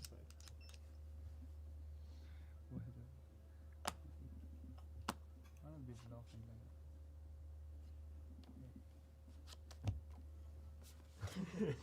Really? It's nothing. I have a 4. You beat this? Yes, this time. You have 3 for me. You bluff me? Impossible. You bluff. No, I would never bluff a Greek. Come on. Don't overestimate me. No, I don't know how to bluff. I don't even know how to write this word. I mean, I never bluff. Entertaining table chat from Nexo for sure over the course of the evening. I don't know how to bluff. I don't even know how to write this word. Trying to keep his opponents underestimating his abilities, but he's certainly come into his own and is well in the hunt with 32 big blinds, facing the 38 of Mammoth and 56 of It's a Myth. All to play for still late into the night here at the Grand Casino for the GCPS Grand Casino Poker Series. It's the main event, the 1 million guarantee. Each player has locked up, I believe, somewhere in the region of 69,160 Swiss francs. 98 going to second, and just over 161 for first place. So still all to play for. 10 seconds. 5. I want to see this hand. Who doesn't?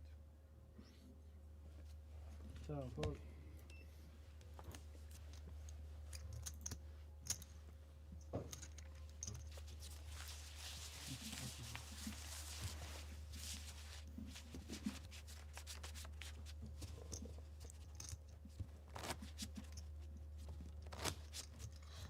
You don't have an 8. How can I show finance? Big blind, small blind, please.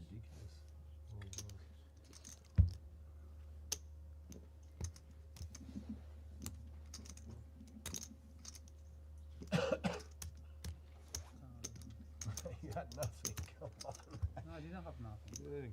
Calm down. You had absolutely nothing. I mean, well, you tried. Good try. This is 2.2 million. I know. I said my mind in the hand. That's dangerous.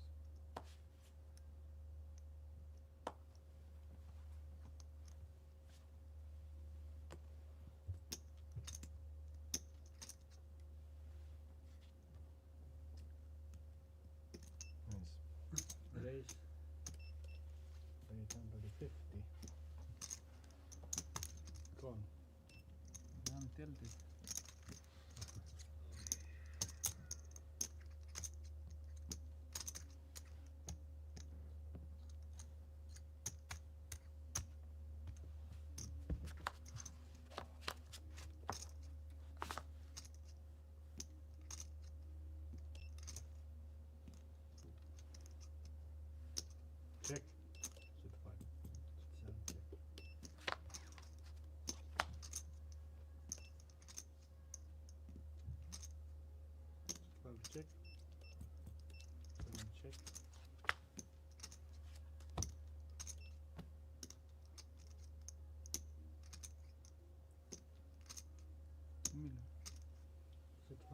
2 million.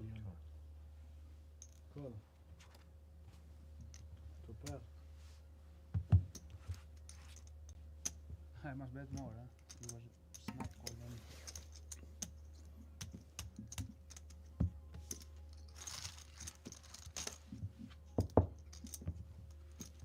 So three-handed bout continuing. Big pot there for the chip leader.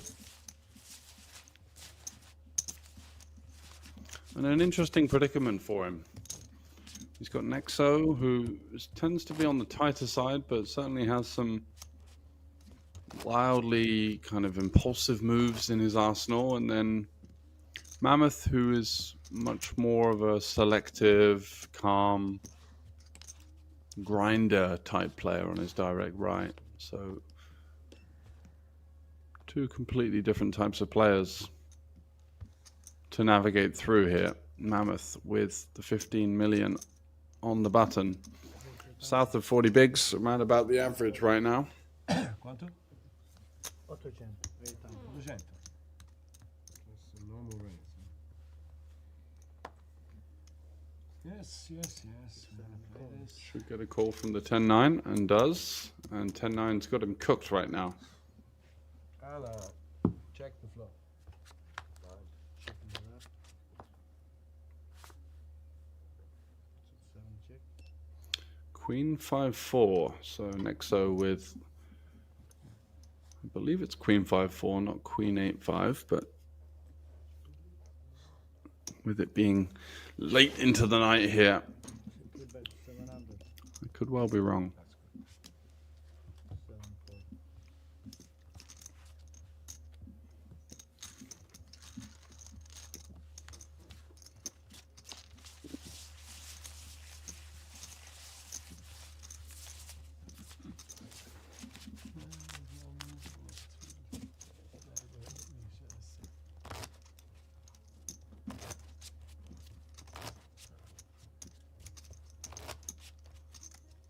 Big blind, please.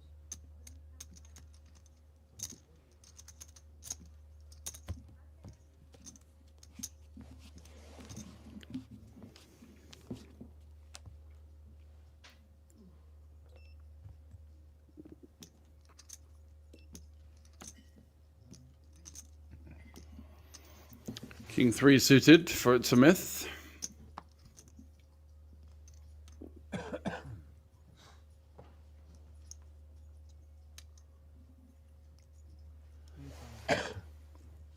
Raise 800.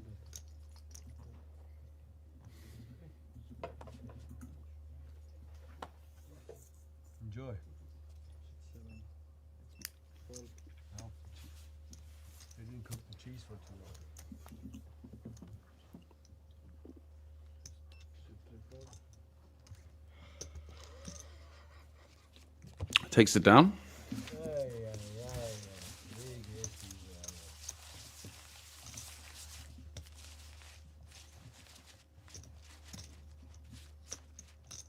Where are you actually from? Cheese man. I'll call you After, okay, After. yeah. You don't speak with a mouthful. That's you're well educated. You will get information. Yeah, just wanna. Last time it was 2 Frenchmen, me and 2 Frenchmen. Now we have a Greek and a Unknown. unknown 400. Slovenian. No, not Slovenian. Big blind 400. Oh yeah. Romanian.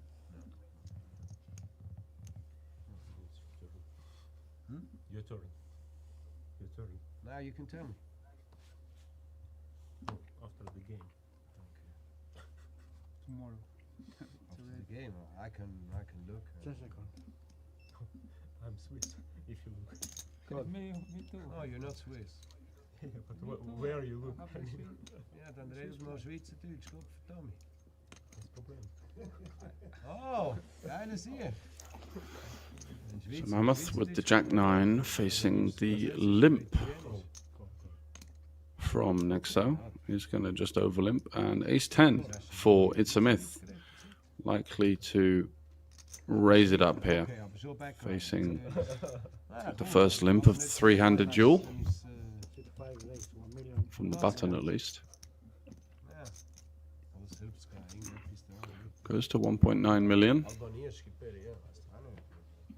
Aber det Mammoth kind of Polska, po polsku. with his customary laugh and just saying, this guy's relentless. Give me a chance. 10 seconds. 5. 7 raise all in. Yeah. No, Nexo goes all in with the King 9 for the limp jam with the King 9 suited. Going to get snapped off by It's a Myth. And this is going to be a big pot as we approach the final break of the day.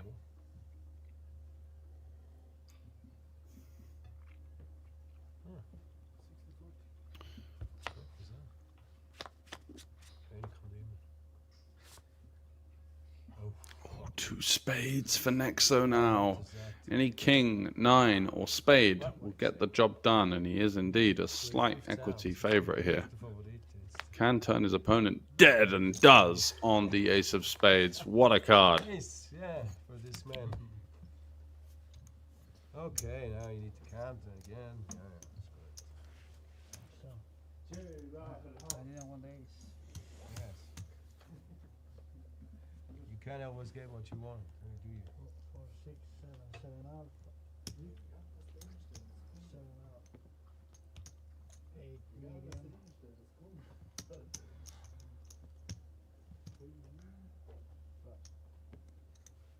8 million. 575. Hmm? 8 million. 675. 675. 7,675,000. Wait. Now, 2, 4, 6, 7. that's 7.5 already. 8 million. Yeah, you said 7. 8 Be million. careful, No, no, please. before. 8, 6, yes. 8 million. 675. 8,675. This is the correct number. 2, 4, 6, 8, 8,675. 75. This is, yeah. I like the red ones.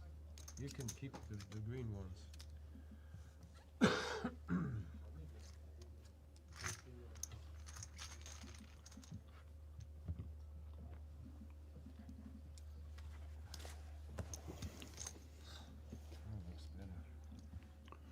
So now, following that, ace 10 not being able to hold versus the King 9 suited, we are essentially even Stevens across the 3 players. Used to be at this table. Always the weaker hand Mammoth wins. getting some late night You know that? energy in the form of about what all looks in, to be a always toasty or some fucking kind of weaker hand. Blind. 4, 4. Always the same. light bite just to keep him up and in the hunt. So hard to retain Game. the discipline and the table presence for this long without starting to feel the effects of fatigue. So anything you can do to give yourself a little boost in the right direction could be worth its weight in gold. It's a Myth. Going to continue to lay down the hammer with the 9-7 running into the ace-king. 7 raise all in. And Nexo going all in for the second hand in a row. Trying to use this as bait in order to hope to get his opponent to call off a worse hand. Pretending that he's momentarily going crazy. You can see he just had the goods.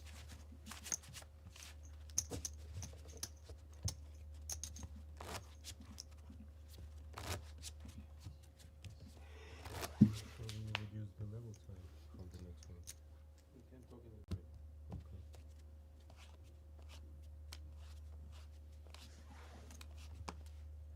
Reduced to the max. 1 hand per level. I have a better idea. 8. Raise 800. We can talk on the break. 8 is 7 call. 800.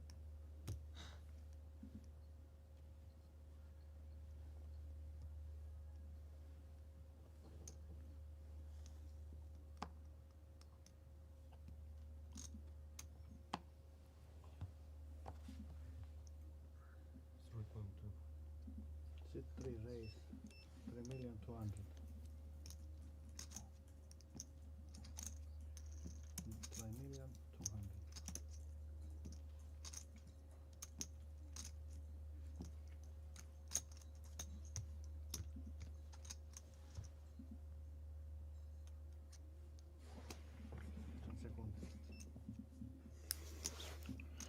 Three bet to 3.2 million from Mammoth. Facing the raise and the call. It's a myth just getting out the way with the ace 10 and Nexo now with the pocket eights. Is he going to back jam? Is he going to do anything silly? Feels like he's in the mood to gamble late in the night. Big fold.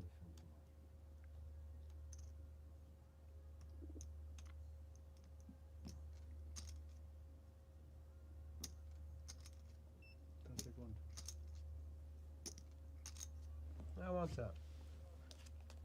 It's fold. Wow. Just waves the white flag. Lets Mammoth get away with one there. Better.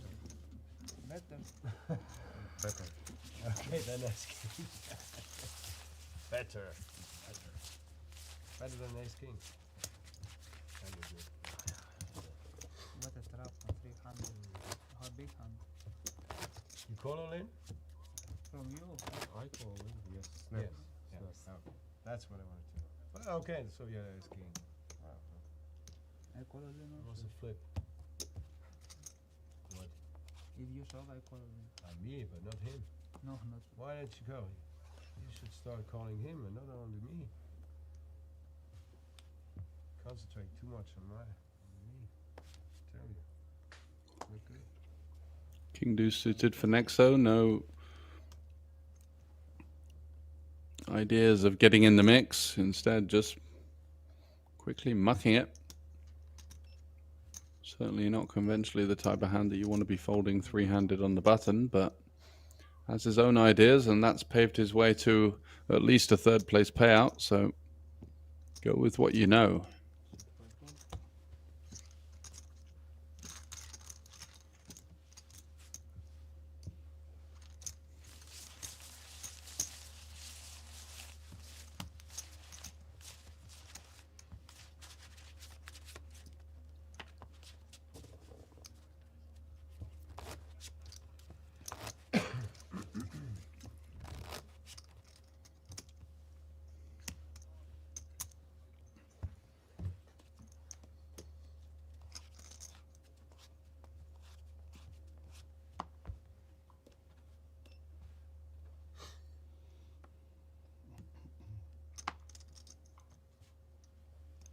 Fold.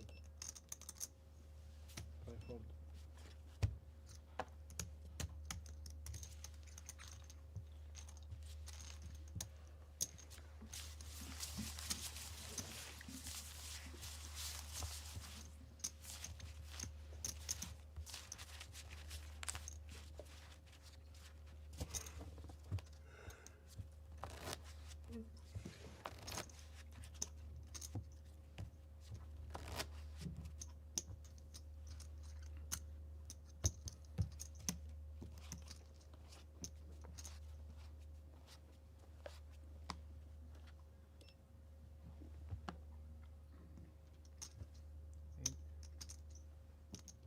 Raise 800.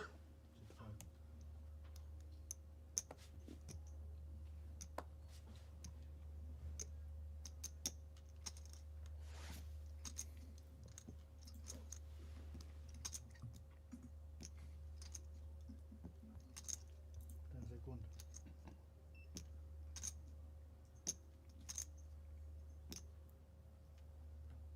Five. 7 fold.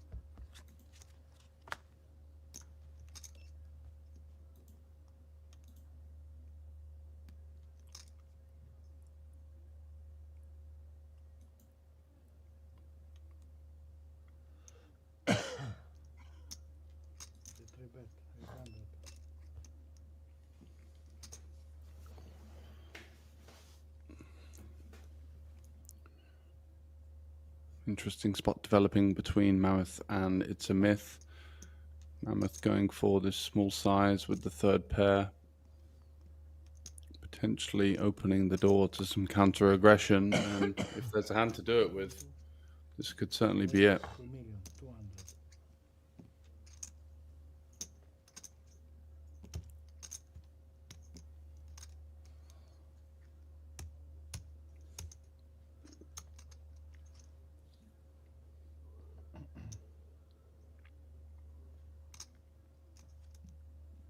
Ten.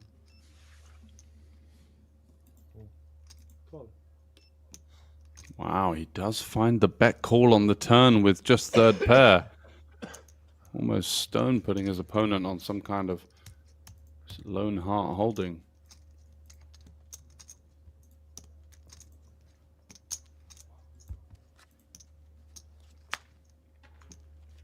And a 3 on the river, an inconsequential run out now. Is Mammoth going to be able to hero off the river, as I'm sure a bet is coming, on the assumption that his opponent simply wouldn't check back a flush draw on the flop? It's going to go for a lead. Bet. 950.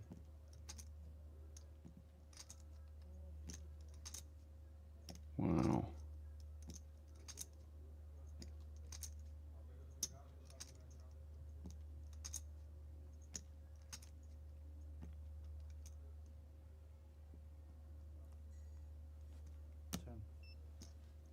I fold.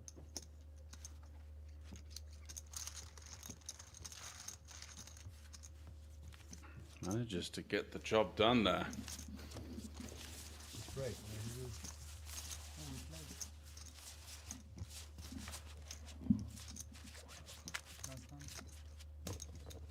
Last time.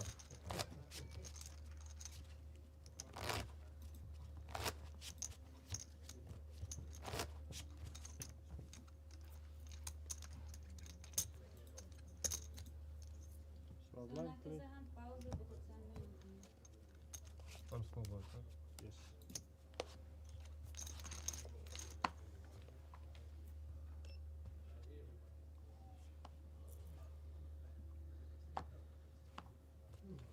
Fold.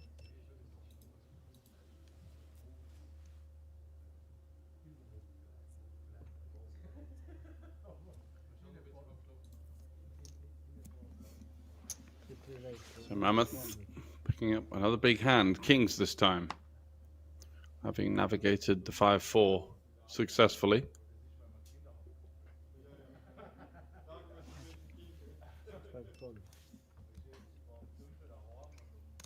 And It's a Myth now on the short stack is going to come along for the ride with the Queen 8 of Hearts. Can't blame him.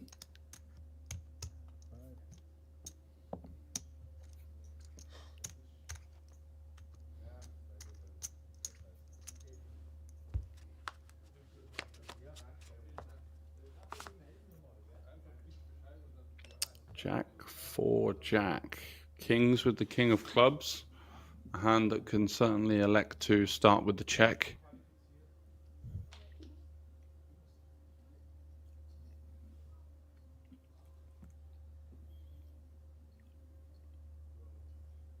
Looks like he's going to go for the small size, try and target some 4x, some backdoor stuff, some ace high. But this should get the job done. Although you never know with a player like this. It's a Myth capable of just about anything. A flop bluff raise, very much in the repertoire.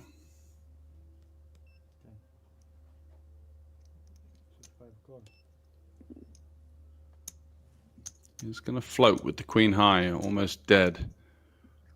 Needs a backdoor straight or running boat outs.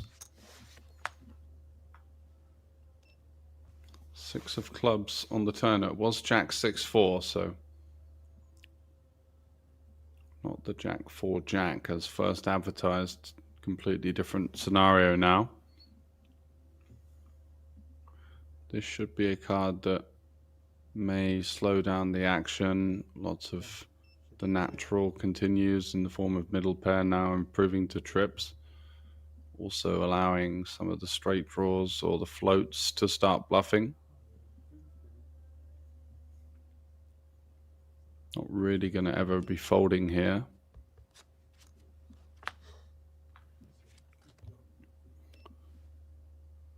And especially versus the check back on the turn, just 7-3 and 8-7 now. As well as pocket fives that didn't go in pre-flop. The only real hands that could continue, 7-3 you may even think would be folding pre-flop, so 8-7. The one hand to be ever so slightly concerned of, but certainly not enough to dissuade yourself from putting in a meaty bet, and that's what he's done. 40% of the pot. It's a myth with the queen high now.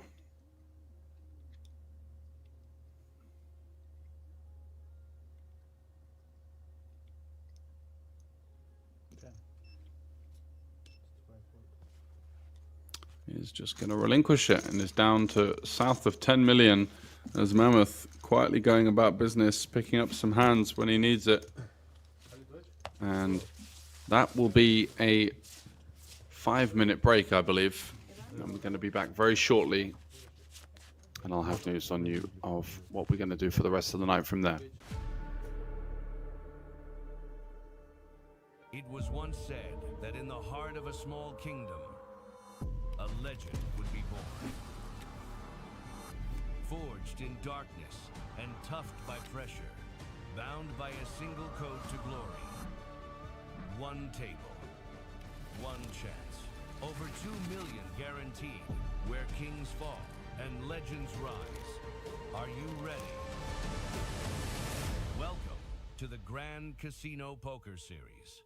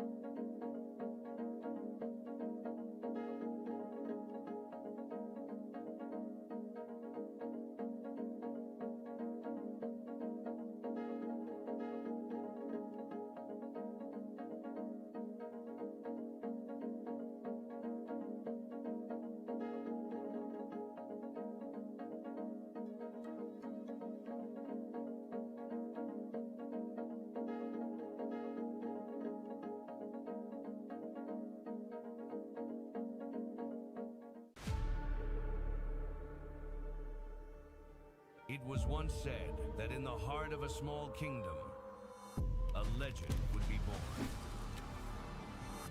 Forged in darkness and toughed by pressure, bound by a single code to glory. One table, one chance. Over 2 million guaranteed, where kings fall and legends rise. Hello and welcome back to continued coverage and very much the business end here at the Grand Casino in Liechtenstein for the final three of the GCPS main event, the 1 million Swiss franc prize pool.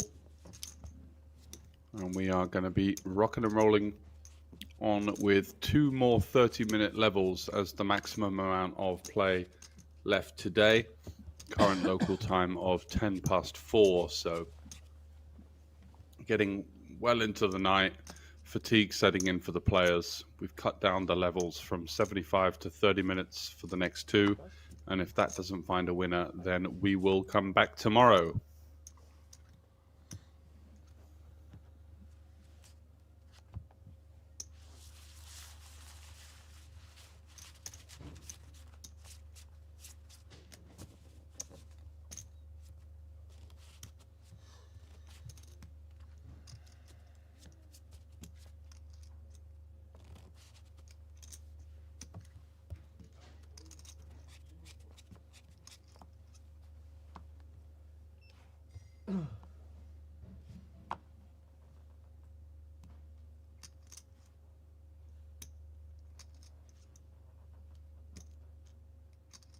Only 5 days only.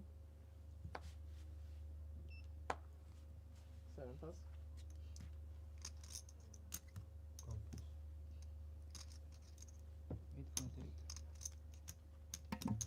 Very wide jam here from the King 3.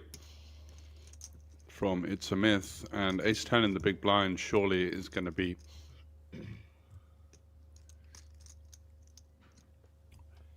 keeping him honest here.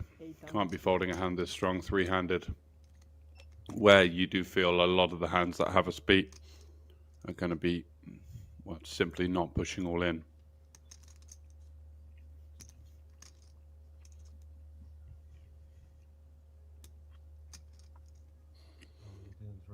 Somewhat of a slow roll at this stage, once again, for Mammoth, who took his time with the kings, top set on the flush completing turn. Go, no.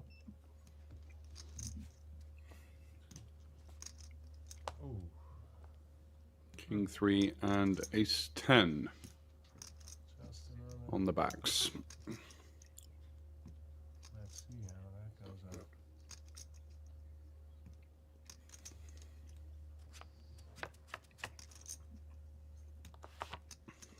And the show goes on. King high board.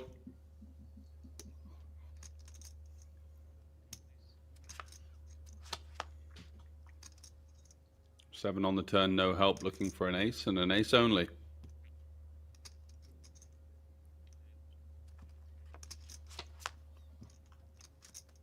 And another 7 on the river completes the boat. And the short stack doubles up once more.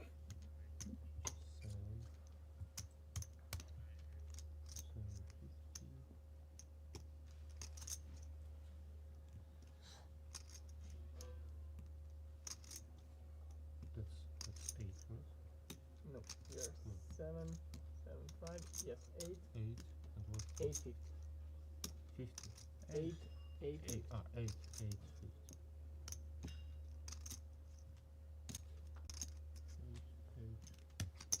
Correct. Yes. Your offer is to wear it, yeah? We're the same. I mean, You want to talk? come on, No, it's please. No, come on. No, it's the best offer now. It's the best. Think about it. Because Really? And we still play for. But if we don't finish the play, what then? Okay, we can make you a make deal, a deal. we can make a deal and still play. Yeah, and still play, and if we don't finish today, then what? Come No. tomorrow. But you have. No, no. You can Then we make can become ICM. third easily. You have they this need a winner. fix, and then you have. Yeah, And we play. Let's play, Remy, let's play. Okay, 250, 500, 500.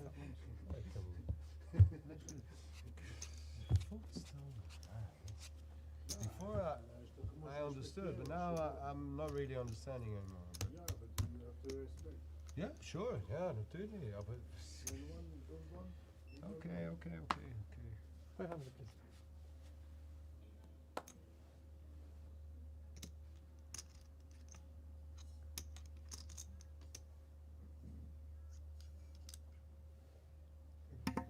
Tens for Nexo. 7 raise, 2 million. Makes it 2 million on the button here. It's getting a little bit silly at this time of night. That is a full 4x raise.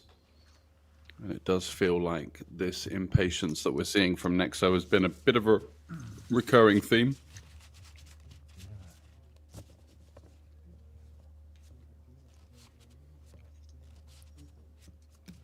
And could that be his undoing? He's got to lock in for another 55 minutes or so. And we will continue tomorrow. So much money to be played for here, and you really don't get these opportunities very often in live poker. Some players will go their whole career without getting a spot like this. It's really important not to flush it down the toilet. 5 raise, 1 million. 7 call.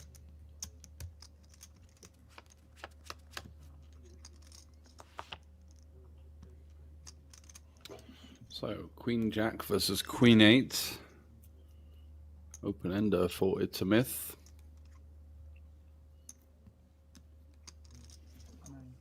5 bet, 900. 7 plus.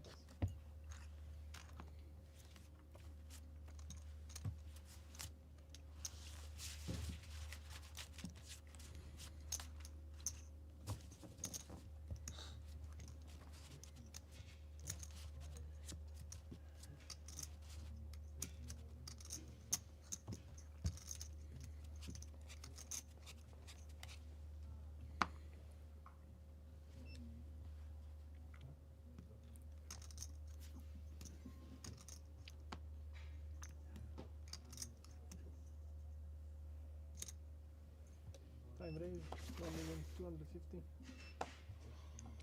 Ace Jack for the chip leader opens to 1.3. Looks like that's going to get it done, Mammoth, with no hand to respond with from the big blind. We have the same stacks, more or less. Come on.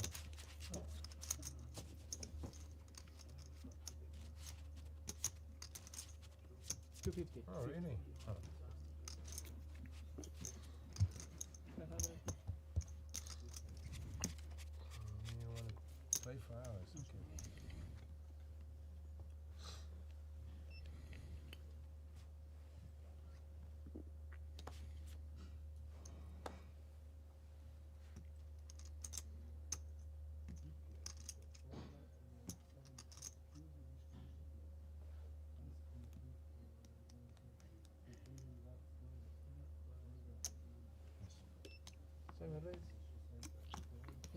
Nexo on the 500k big blind is once again making it quite large. 1.4 million to go here.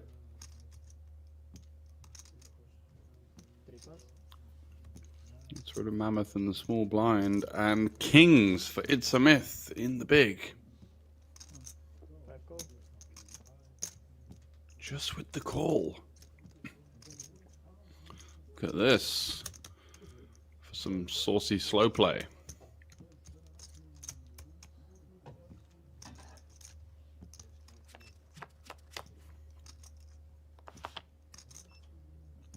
And an 8 high board, this could spell disaster for Nexo. Such a strong holding, and when he does face a check raise that he won't be expecting an awful lot, I think in this current mood you're just going to see him fly the chips in there, and instead he's going for just some massive size. Money's flying in before you can even blink. Look at this. And he needs an ace or an 8 to keep the dream run alive. Bloody Drax Kings.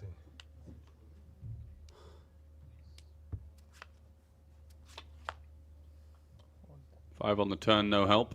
Ace or an 8 still required.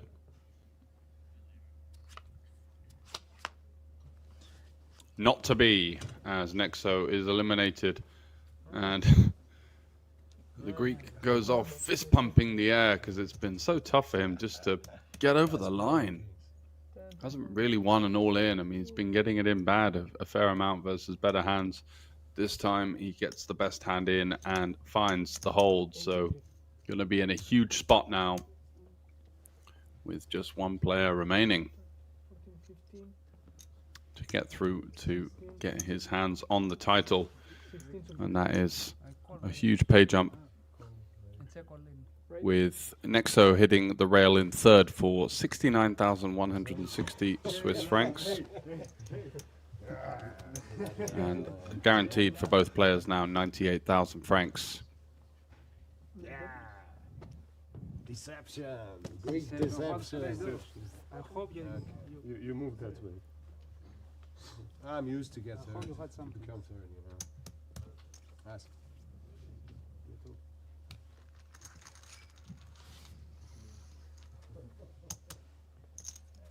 Position 3 center.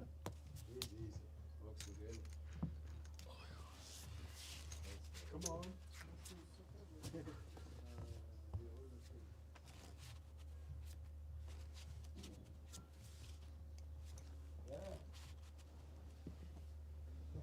That's good. More than the boy is there.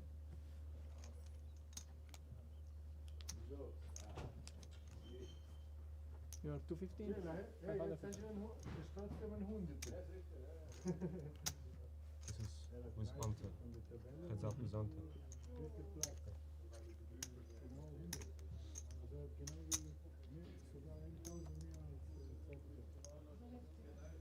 First time I get big pair. First time. First time. First time. But Because before was 9s. But King's 3, you don't need big pair. You win all-ins with all this. Lordman. But I lost ace 10, king 9. Lordman. Here we go. Getting the floorman over. King 3. Okay. Look at that pile of chips on the right-hand side. I had to play all in. Yes, What a he spot won. he's in. King 3 against my ace 10. Yeah. He would be out already. Yeah. Or I would have 40 million when the, Oh, yeah, the you king have- 9 hasn't lost to the ace king, the ace 10 hasn't lost to king 9.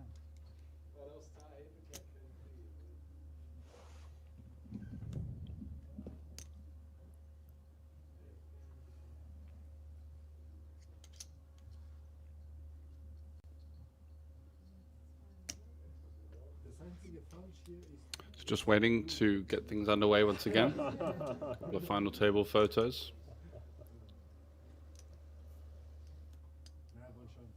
Merci.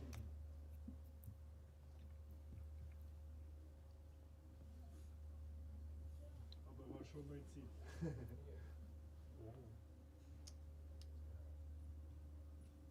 Das wird dann nicht. Ако е за туалетната, одерби, кани?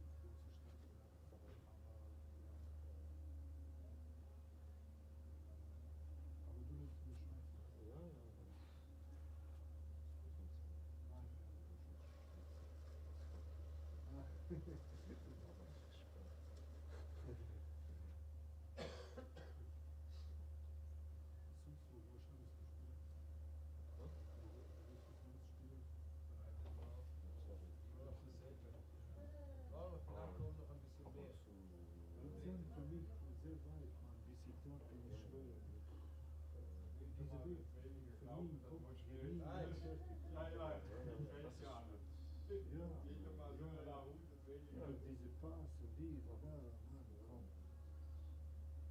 ich habe 25 Minuten bis nach Hause. Ja,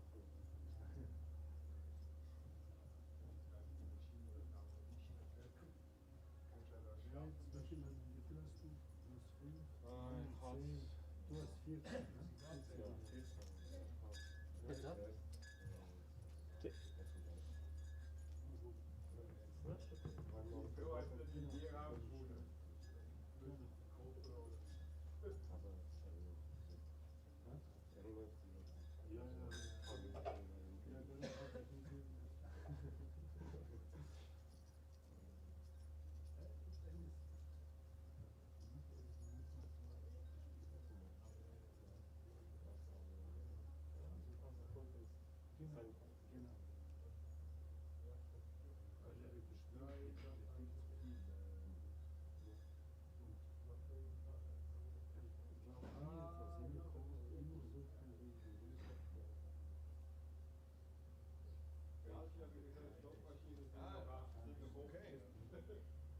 5, 10, du hast 40.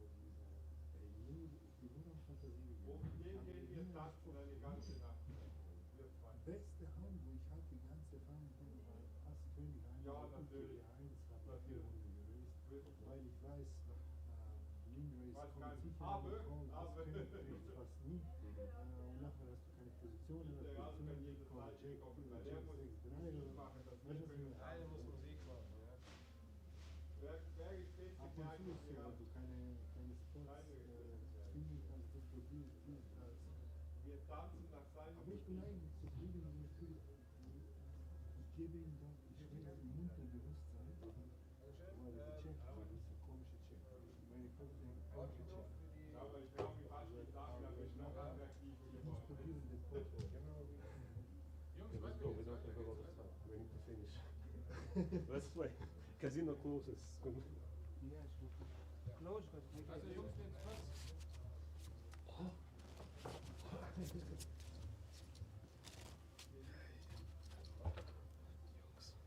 So it looks like we're back underway with the 3-1 chip advantage. 76 playing 24, Mammoth.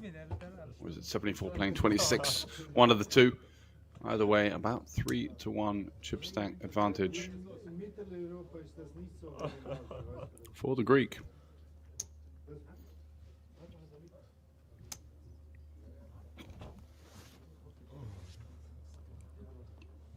Machst du ein Foto? Für mich?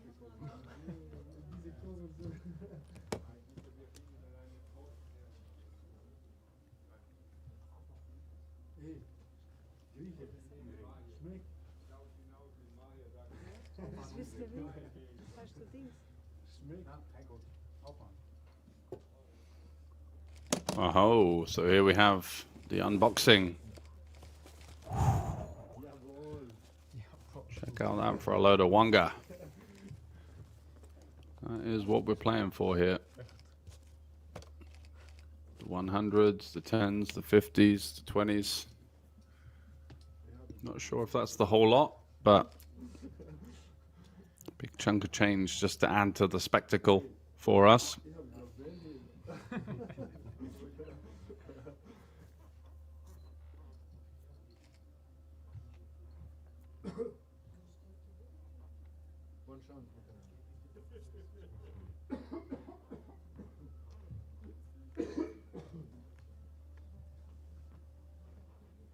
So, congratulations to both of you to this heads up.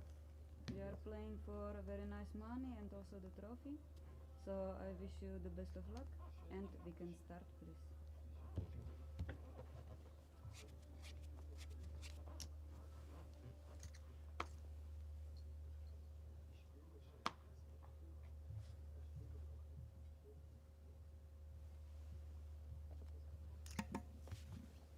So fold in the first hand from the chip leader is Smith.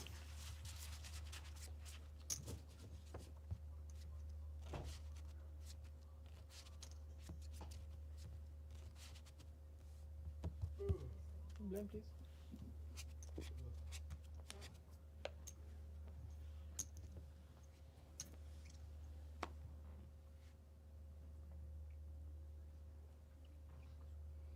Mammoth with the 10-9 suited. 1.4. Going to continue to play his rather small ball style strategy.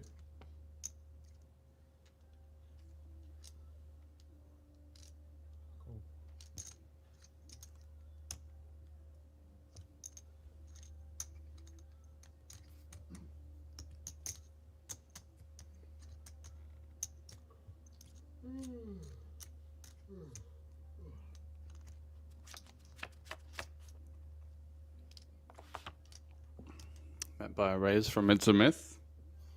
And a call. So King Queen versus 10-9 of hearts. On this type of board, he's going to very likely seeing a turn card. So many backdoors for the 10-9 available. I think it's just a bit too weak to be folding this kind of hand.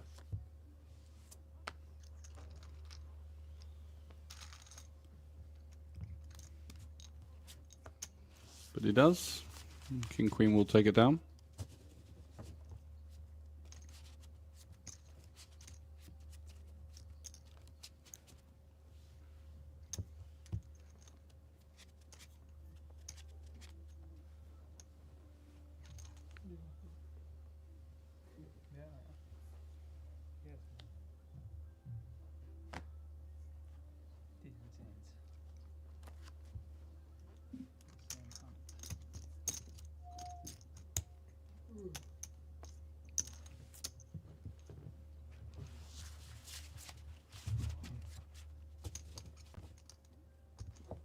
Danke, viel Spaß.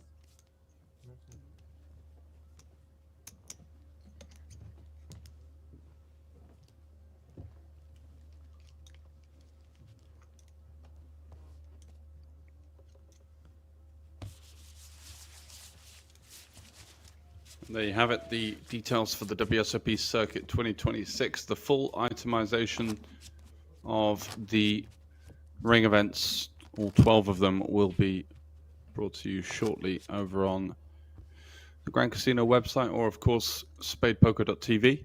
So check those out in the near future.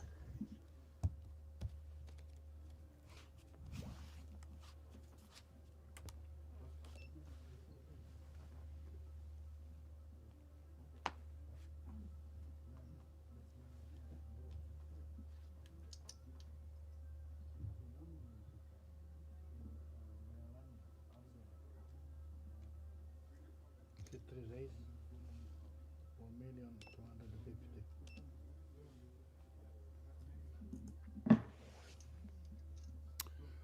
Mammoth opening it up with the King Jack. And It's a Myth. Almost at the 4-1 advantage now. Mulling over his options.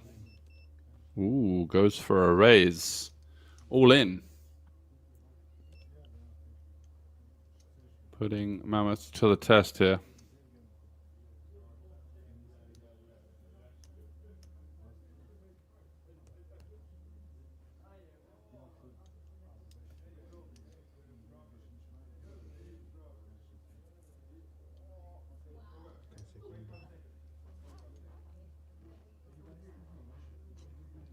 Record.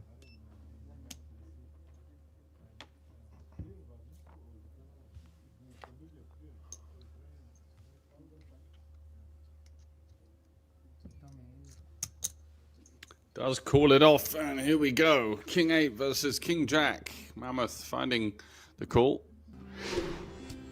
And this is going to be a huge moment. As It's a Myth looking to take it down. It's going to need an 8 or backdoor straight. Wouldn't mind a jack, actually. And give him 8 outs. Just the 8 and the 8 only. Spades, diamonds, or clubs. Either of them will get the job done, not to be on this occasion. The 5 of diamonds rolls off on the river.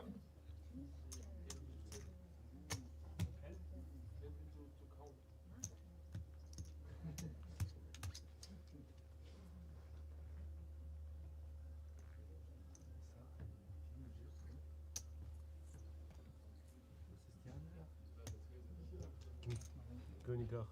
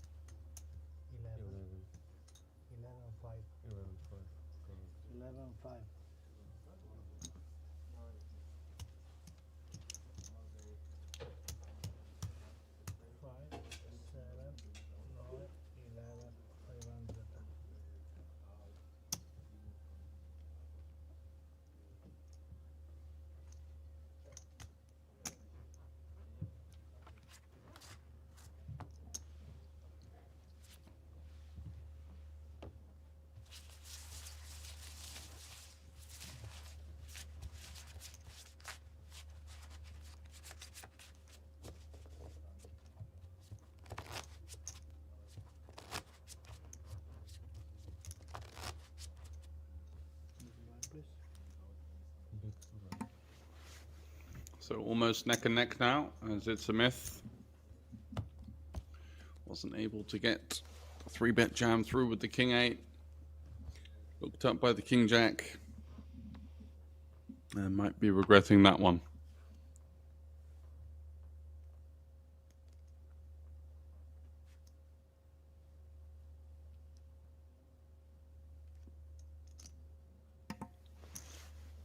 Six raise. 1 million. Continuing the aggression with the 9-8 offsuit.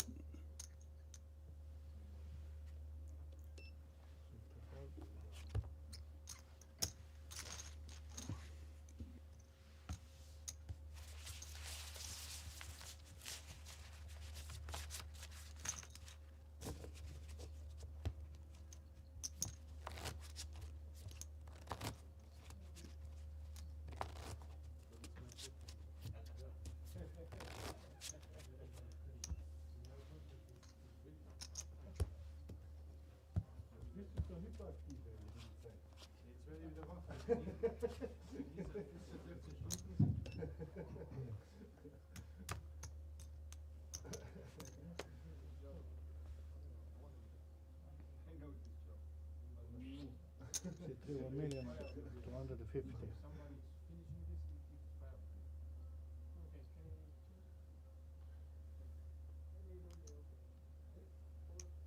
Call. 6-7.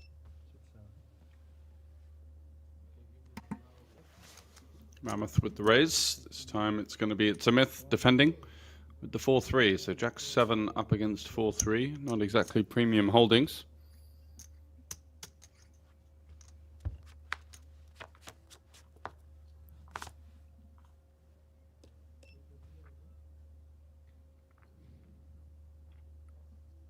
Check 7.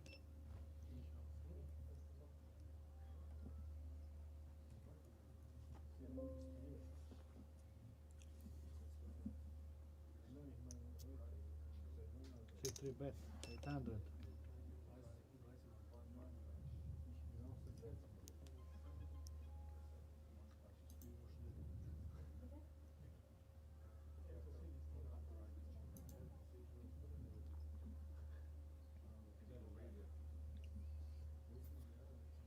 Got shot for it's a myth.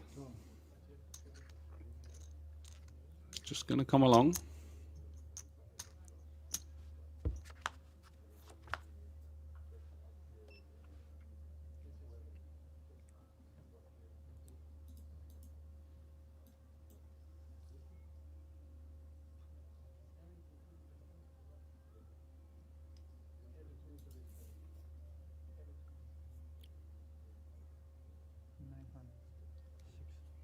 Six bet 900.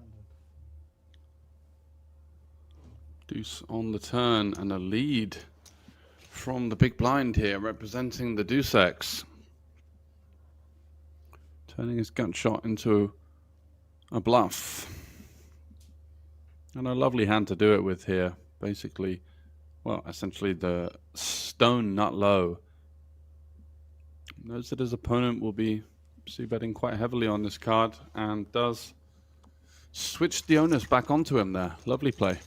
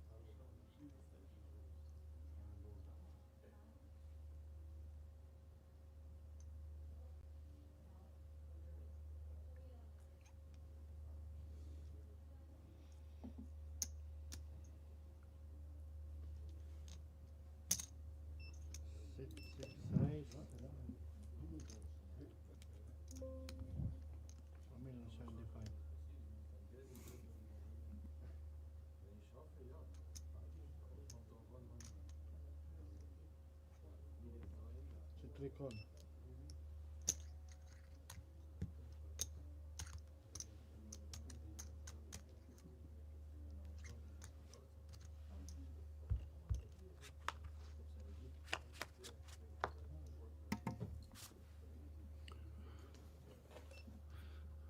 So a big flop for Mammoth with the open ender and the backdoor diamonds. Just the 4 available for It's a Myth.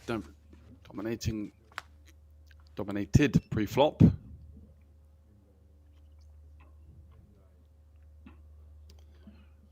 And now the 6 could be a really gnarly card here, which would mean nuts versus second nuts. Got 1 million.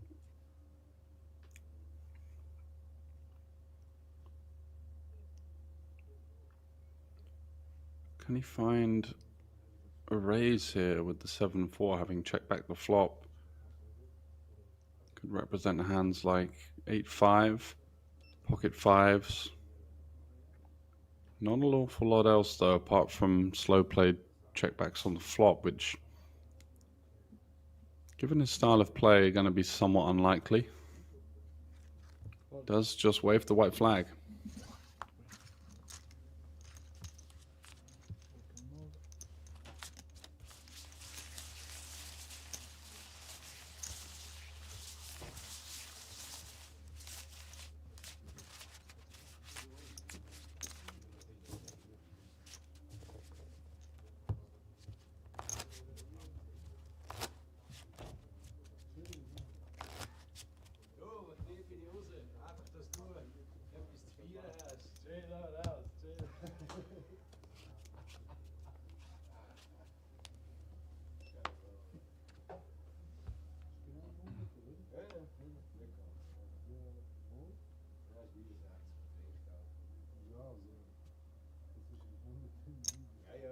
Three call. 1.2. 6 raise 1 million. 200.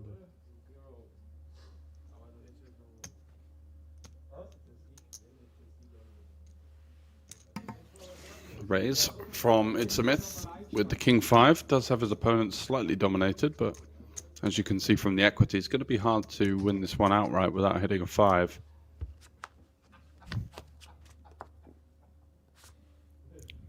And does, but is up against the gut shot and the backdoor flush draw of Mammoth, so somewhat of an interesting board here. 27 playing 20 with 3 million in the pot. Looks like he's reaching for a C-bet. 6 bet 1,500,000.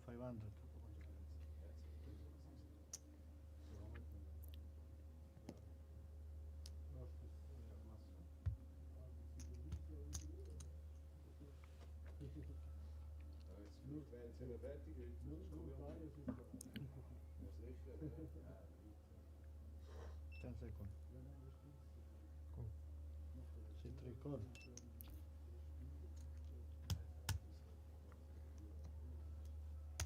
And a call. So off to a turn. Pot now bloating up to 6 million.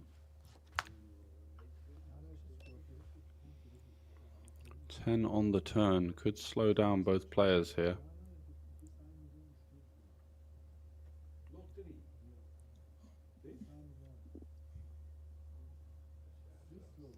Looks like we're going to see another bet from It's a Myth. Living up to his name. Goes for half pot and gets a snap fold from the gut shot there. So seems to have a good idea of where he's at the very least.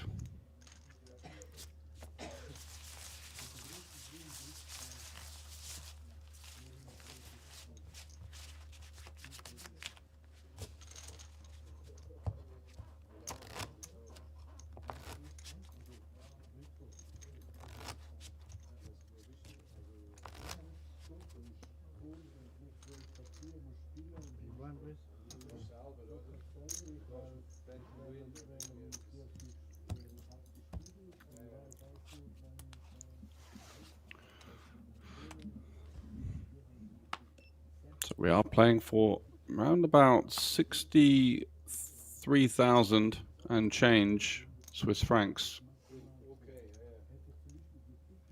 And we do continue with the now slightly narrower lead for It's a Myth. With the 8-6 of diamonds. 6 raise, 1 million. Makes it 1 million to go. Mammoth with the 9-3 off. May elect to fold this one.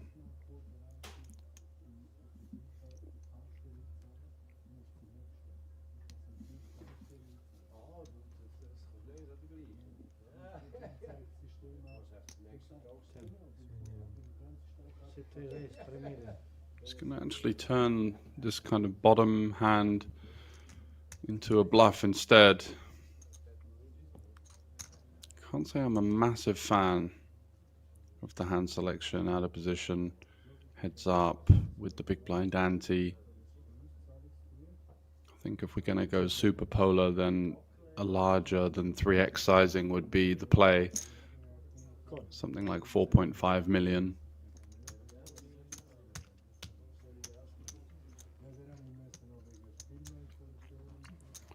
So lays a pretty good price, and the Greek will take that price in position.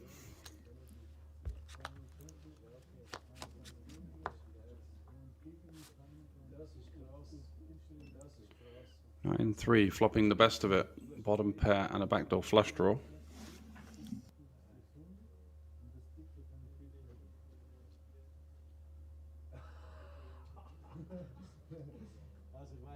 Bet 2 million.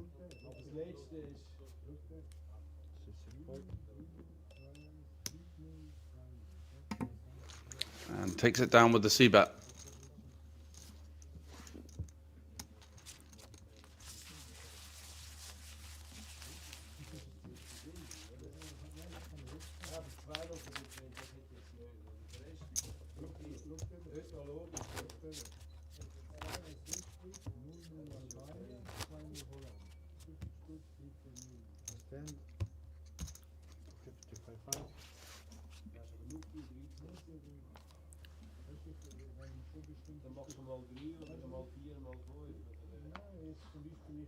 Mammoth with the 6-3 of diamonds.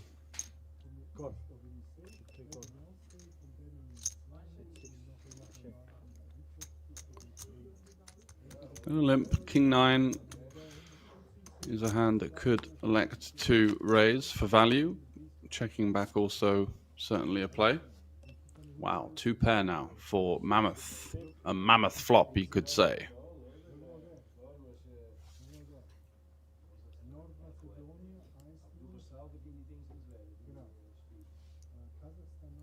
Flopping top and bottom, no interaction whatsoever for It's a Myth with the 2 overs. No backdoor either, and facing a rather large stab of 2/3 pot is just going to let it go.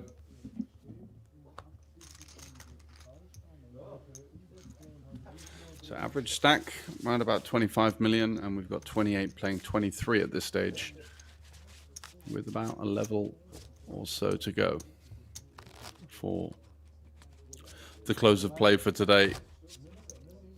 Having seen this monumental battle from 26 players that we resumed with for the last day into now the heads up at a local time of approaching 5 a.m.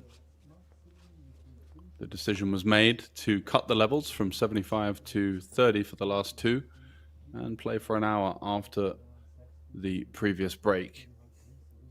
And here we are. So ace deuce for It's a Myth. Just over 50 big blinds. Actually just under, because we're now at the 300, 600. He does raise.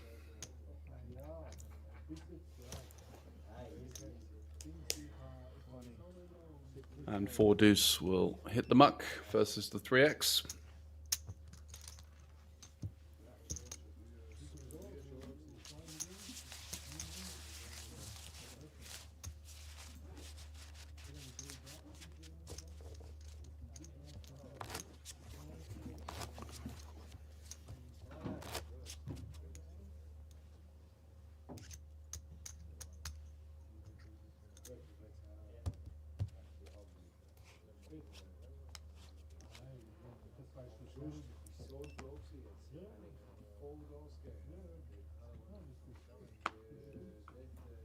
King Queen. Powerhouse holding at 35 effective in heads up.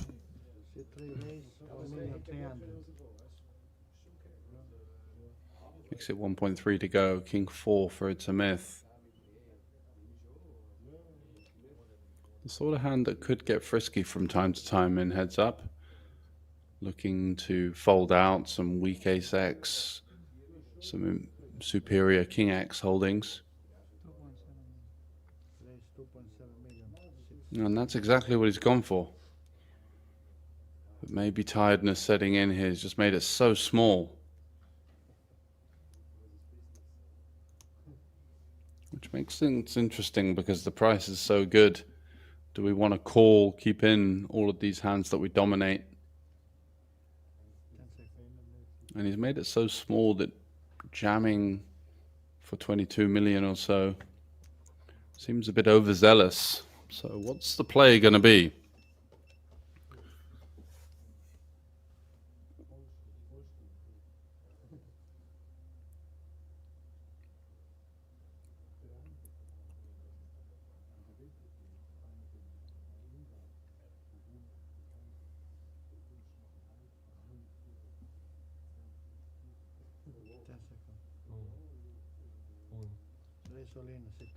He's going to go for the jam. Somewhat the more simplistic of the routes available. But it looks like it's going to work.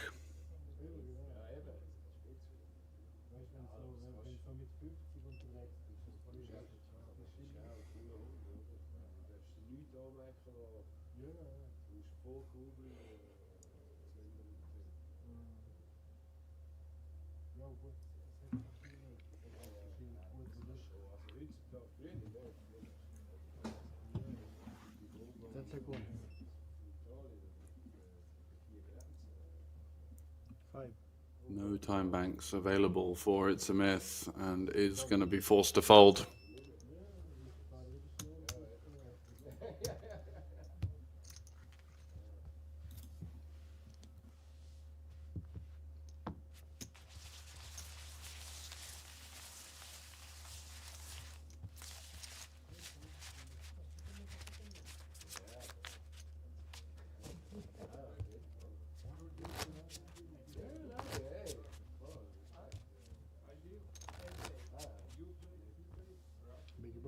Blind, please. Try 6-6.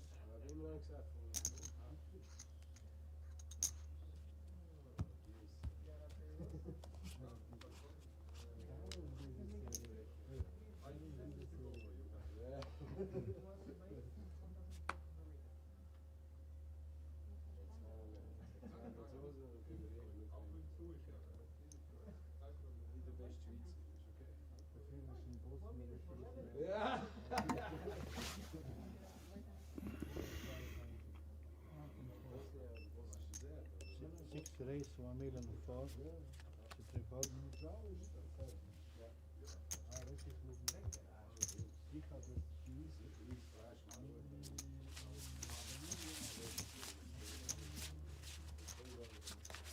Even Stevens as we battle late into the night here in Liechtenstein. And the two remaining players, Mammoth on the left-hand side of our screen. And It's a Myth making up the heads-up match. It's a Myth did come in with the big chip lead. That has been whittled down to around about even stacks now. But at the 600k big blind level, both players play around 40 big blinds in a heads-up format with the big blind ante. So 6 race 2 million. Certainly can see some fireworks, and even two hands like these in a bloated pot may find their way into the middle on certain runouts. 10-7, not going to go anywhere. Of course, suited and booted, ready for battle.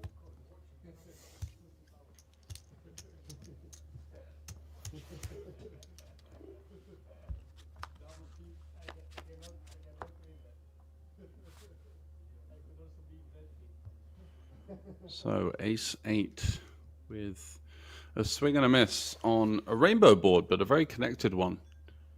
It's going to hit a lot of the limp calling range.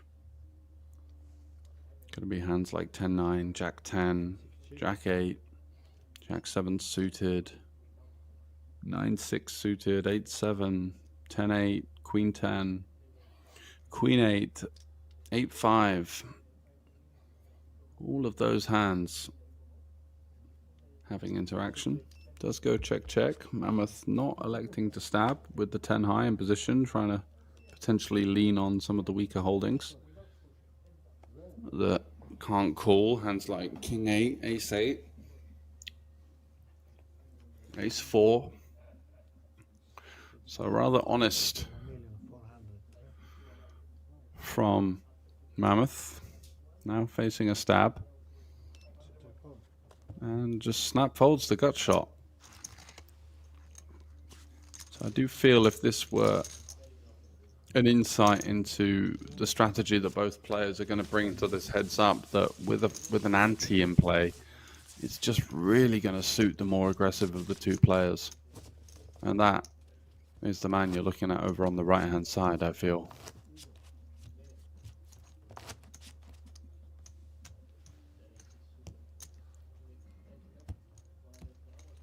Small blind.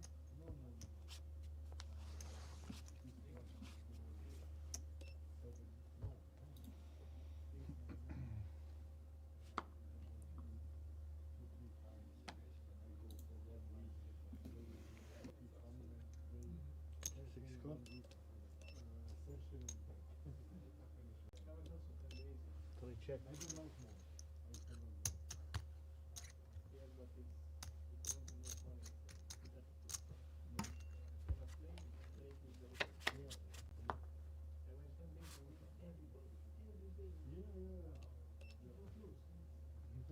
Check. 7. 6, bet 700.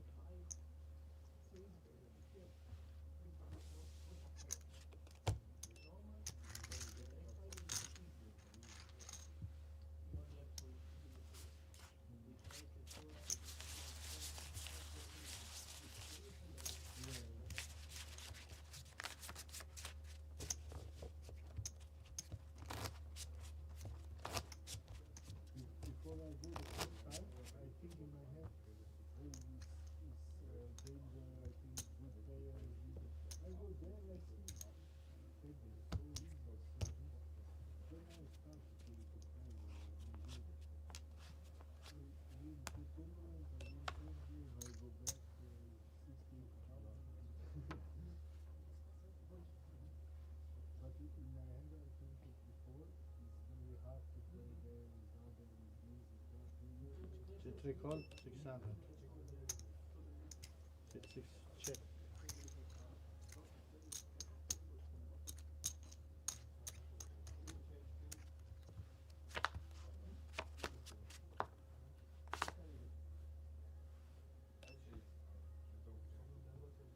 Six, check.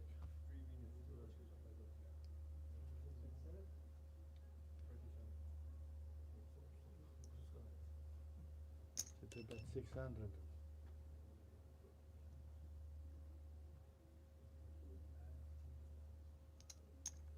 6 call.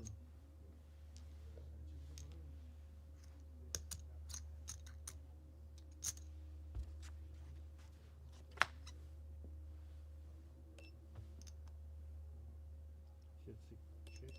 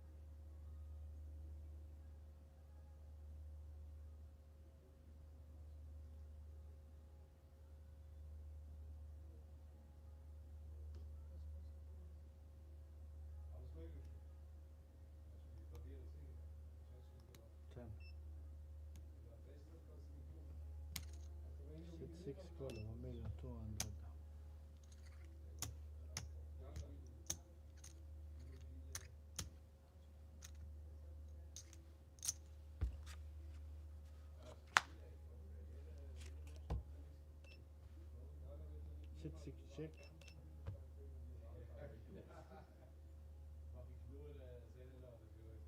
Three check. Showdown, please. F4.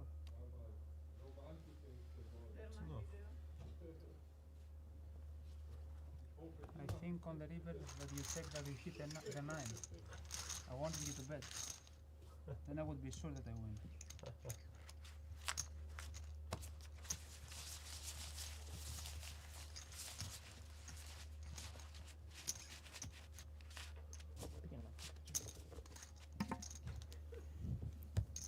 So 54 versus 30.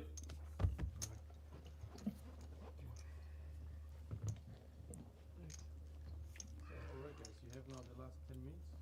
After this 10 minutes, 3 last tens. And then we are going to come back tomorrow. Okay, then I will inform you about that. So it looks like it's going to be 10 minutes, 3 last hands.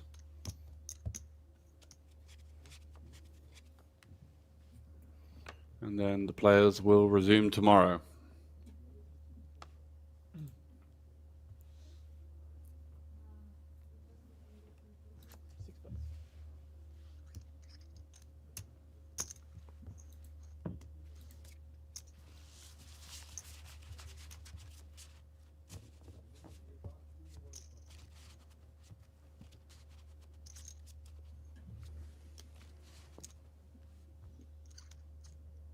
$600. 300.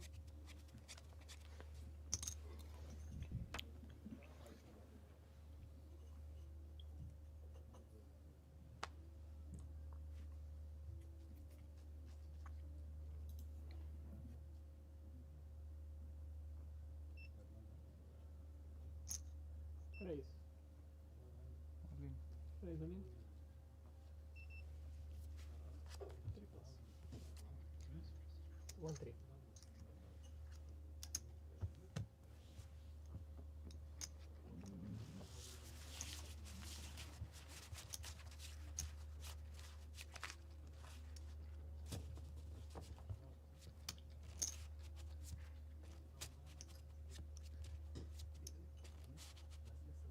Nine, please.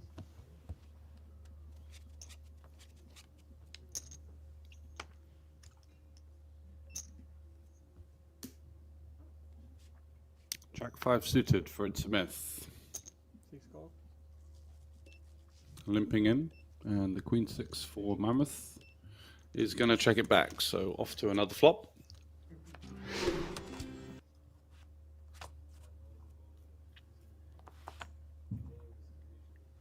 Queen 4 deuce. 3 check. With 2 spades. So back doors for It's a Myth and top pair for Mammoth. 6 bets, 600.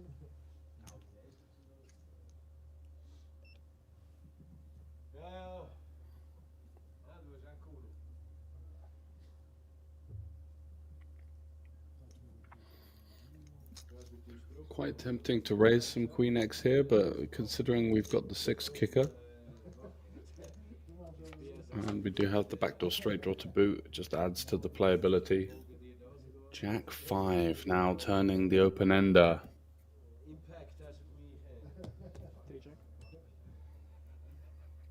And Mammoth adding a gut shot to his top pair.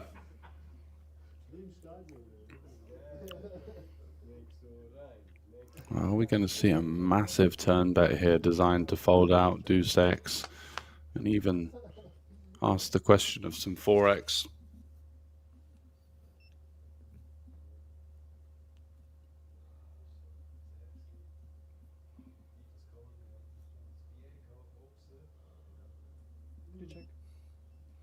Another check from Mammoth. Playing it slow and showing the goods.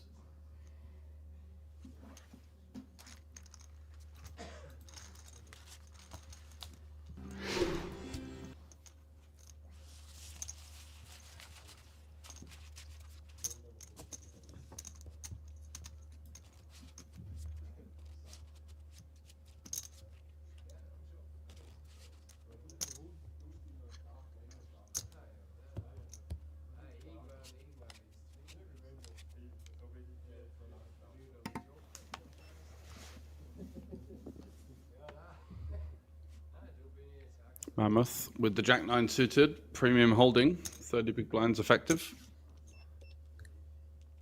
Goes for the limp and is up against Jack 7 of diamonds.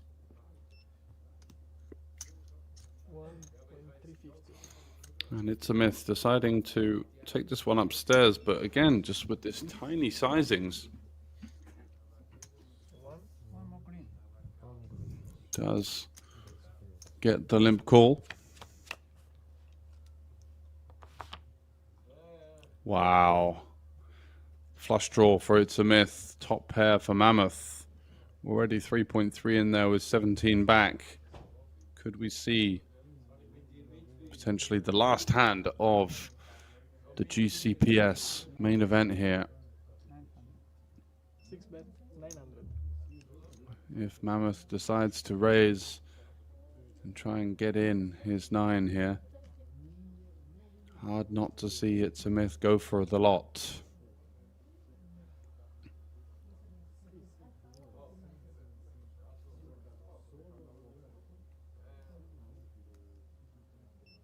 Sorry? 2.3. 3 raise, 2.3. It's at 2.7 to go. All in with the flush draw. 3 call, shootout. And a call. Cards are going to be on their backs here. Top pair versus the diamond draw. So 62-38. It's a Myth also having some backdoor diamonds. Backdoor straight possibilities.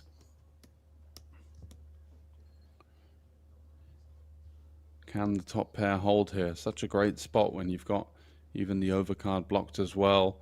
Looking to fade diamonds first and foremost. The 8 or the 6 could be dangerous. And now what a turn card. Takes away the deuce of diamonds as well. So 8 outs once for It's a Myth to win. Not to be on the Queen of Hearts. What a body blow. Deep into what is now day 3 instead of the final day, as we've been playing so long that we're so likely to be coming back tomorrow.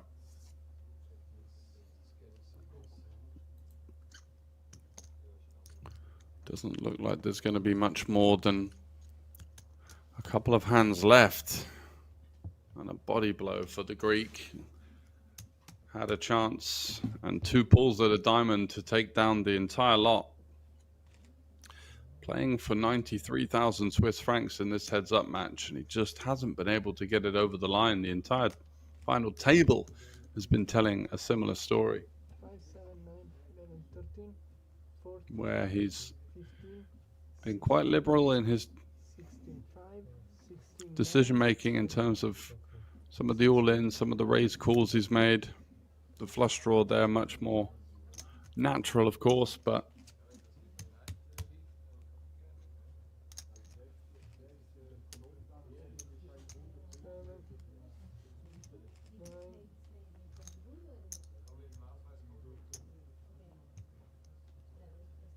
7, 9, 11, 13, 15,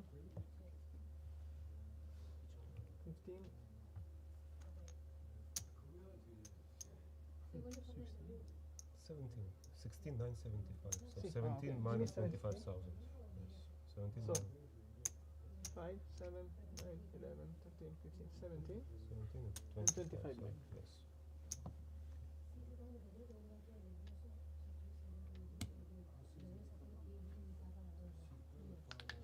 coming up in 2020 February 26th. Just under 2 weeks of action within 12 ring events here at the local Grand Casino in Liechtenstein. Put yourself down for that one. Or Mammoth. Or the Mammoth stack. And one foot in door now. My bad, right? Move the trophy. Looking to take it down. Player that's been rushing. In the 9 there, holding the flush draw.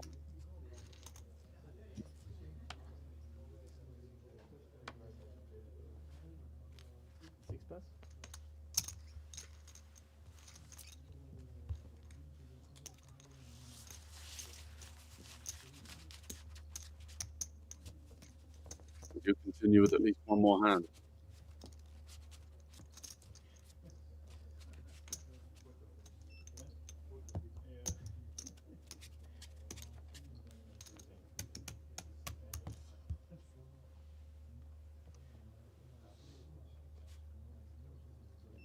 Queen Jack to strike late on into the night, continuing with the small ball strategy. Doesn't really want an awful lot of patience and playing decent cards. Didn't go liberally. Hasn't been going for too many bluffs. Quite an honest style of poker, but to get the better of his opponent here. So bottom pair with the backdoor diamonds versus the open ender. Smith is going to lead for 750. I'm highly likely to continue, but could elect to raise. It's just jamming versus the lead. On him.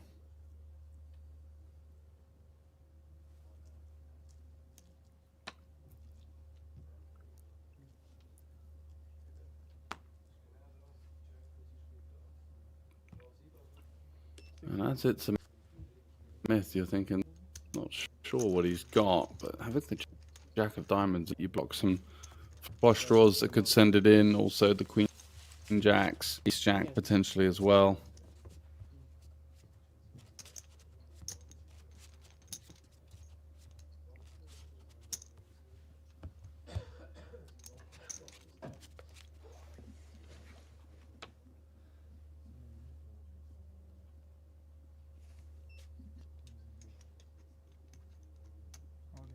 Six reasoning. 3 pass.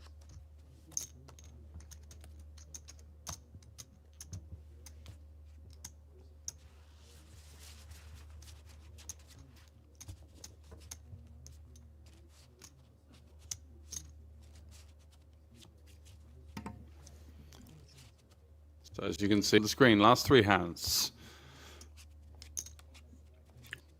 Are we going to winner in the last 3 hands? And this stack distribution would be Mammoth. Not the type of player that's going to be forcing it or doing anything outlandish just to try and get it over and done with. With the 10-3, taking the price with the big blind ante, and it's a myth. Taking this one upstairs. The jam seems a little over Zella, looking to seek some value from the limping range. 2.2. 6 raise, 2.2. 3 pass. Makes it 2.2 to go. Last time. And that's going to get the...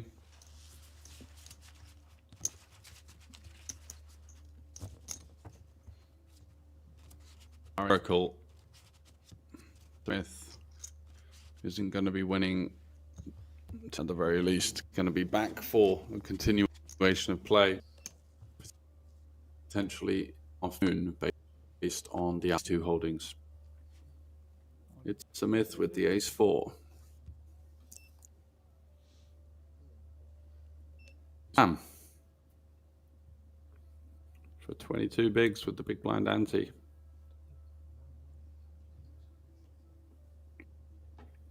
Suited, considering his option? I don't think so. Account, making sure it isn't something like 10 big blinds. In which case it could be somewhat close. Because you've almost always got good equity with a hand like this. Unless you're dominated or up against an overpair somehow. Anyway. The last hand.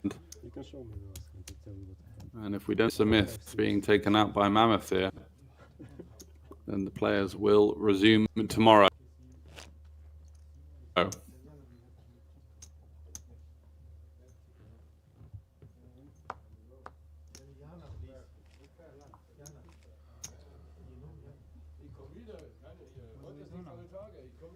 You come tomorrow.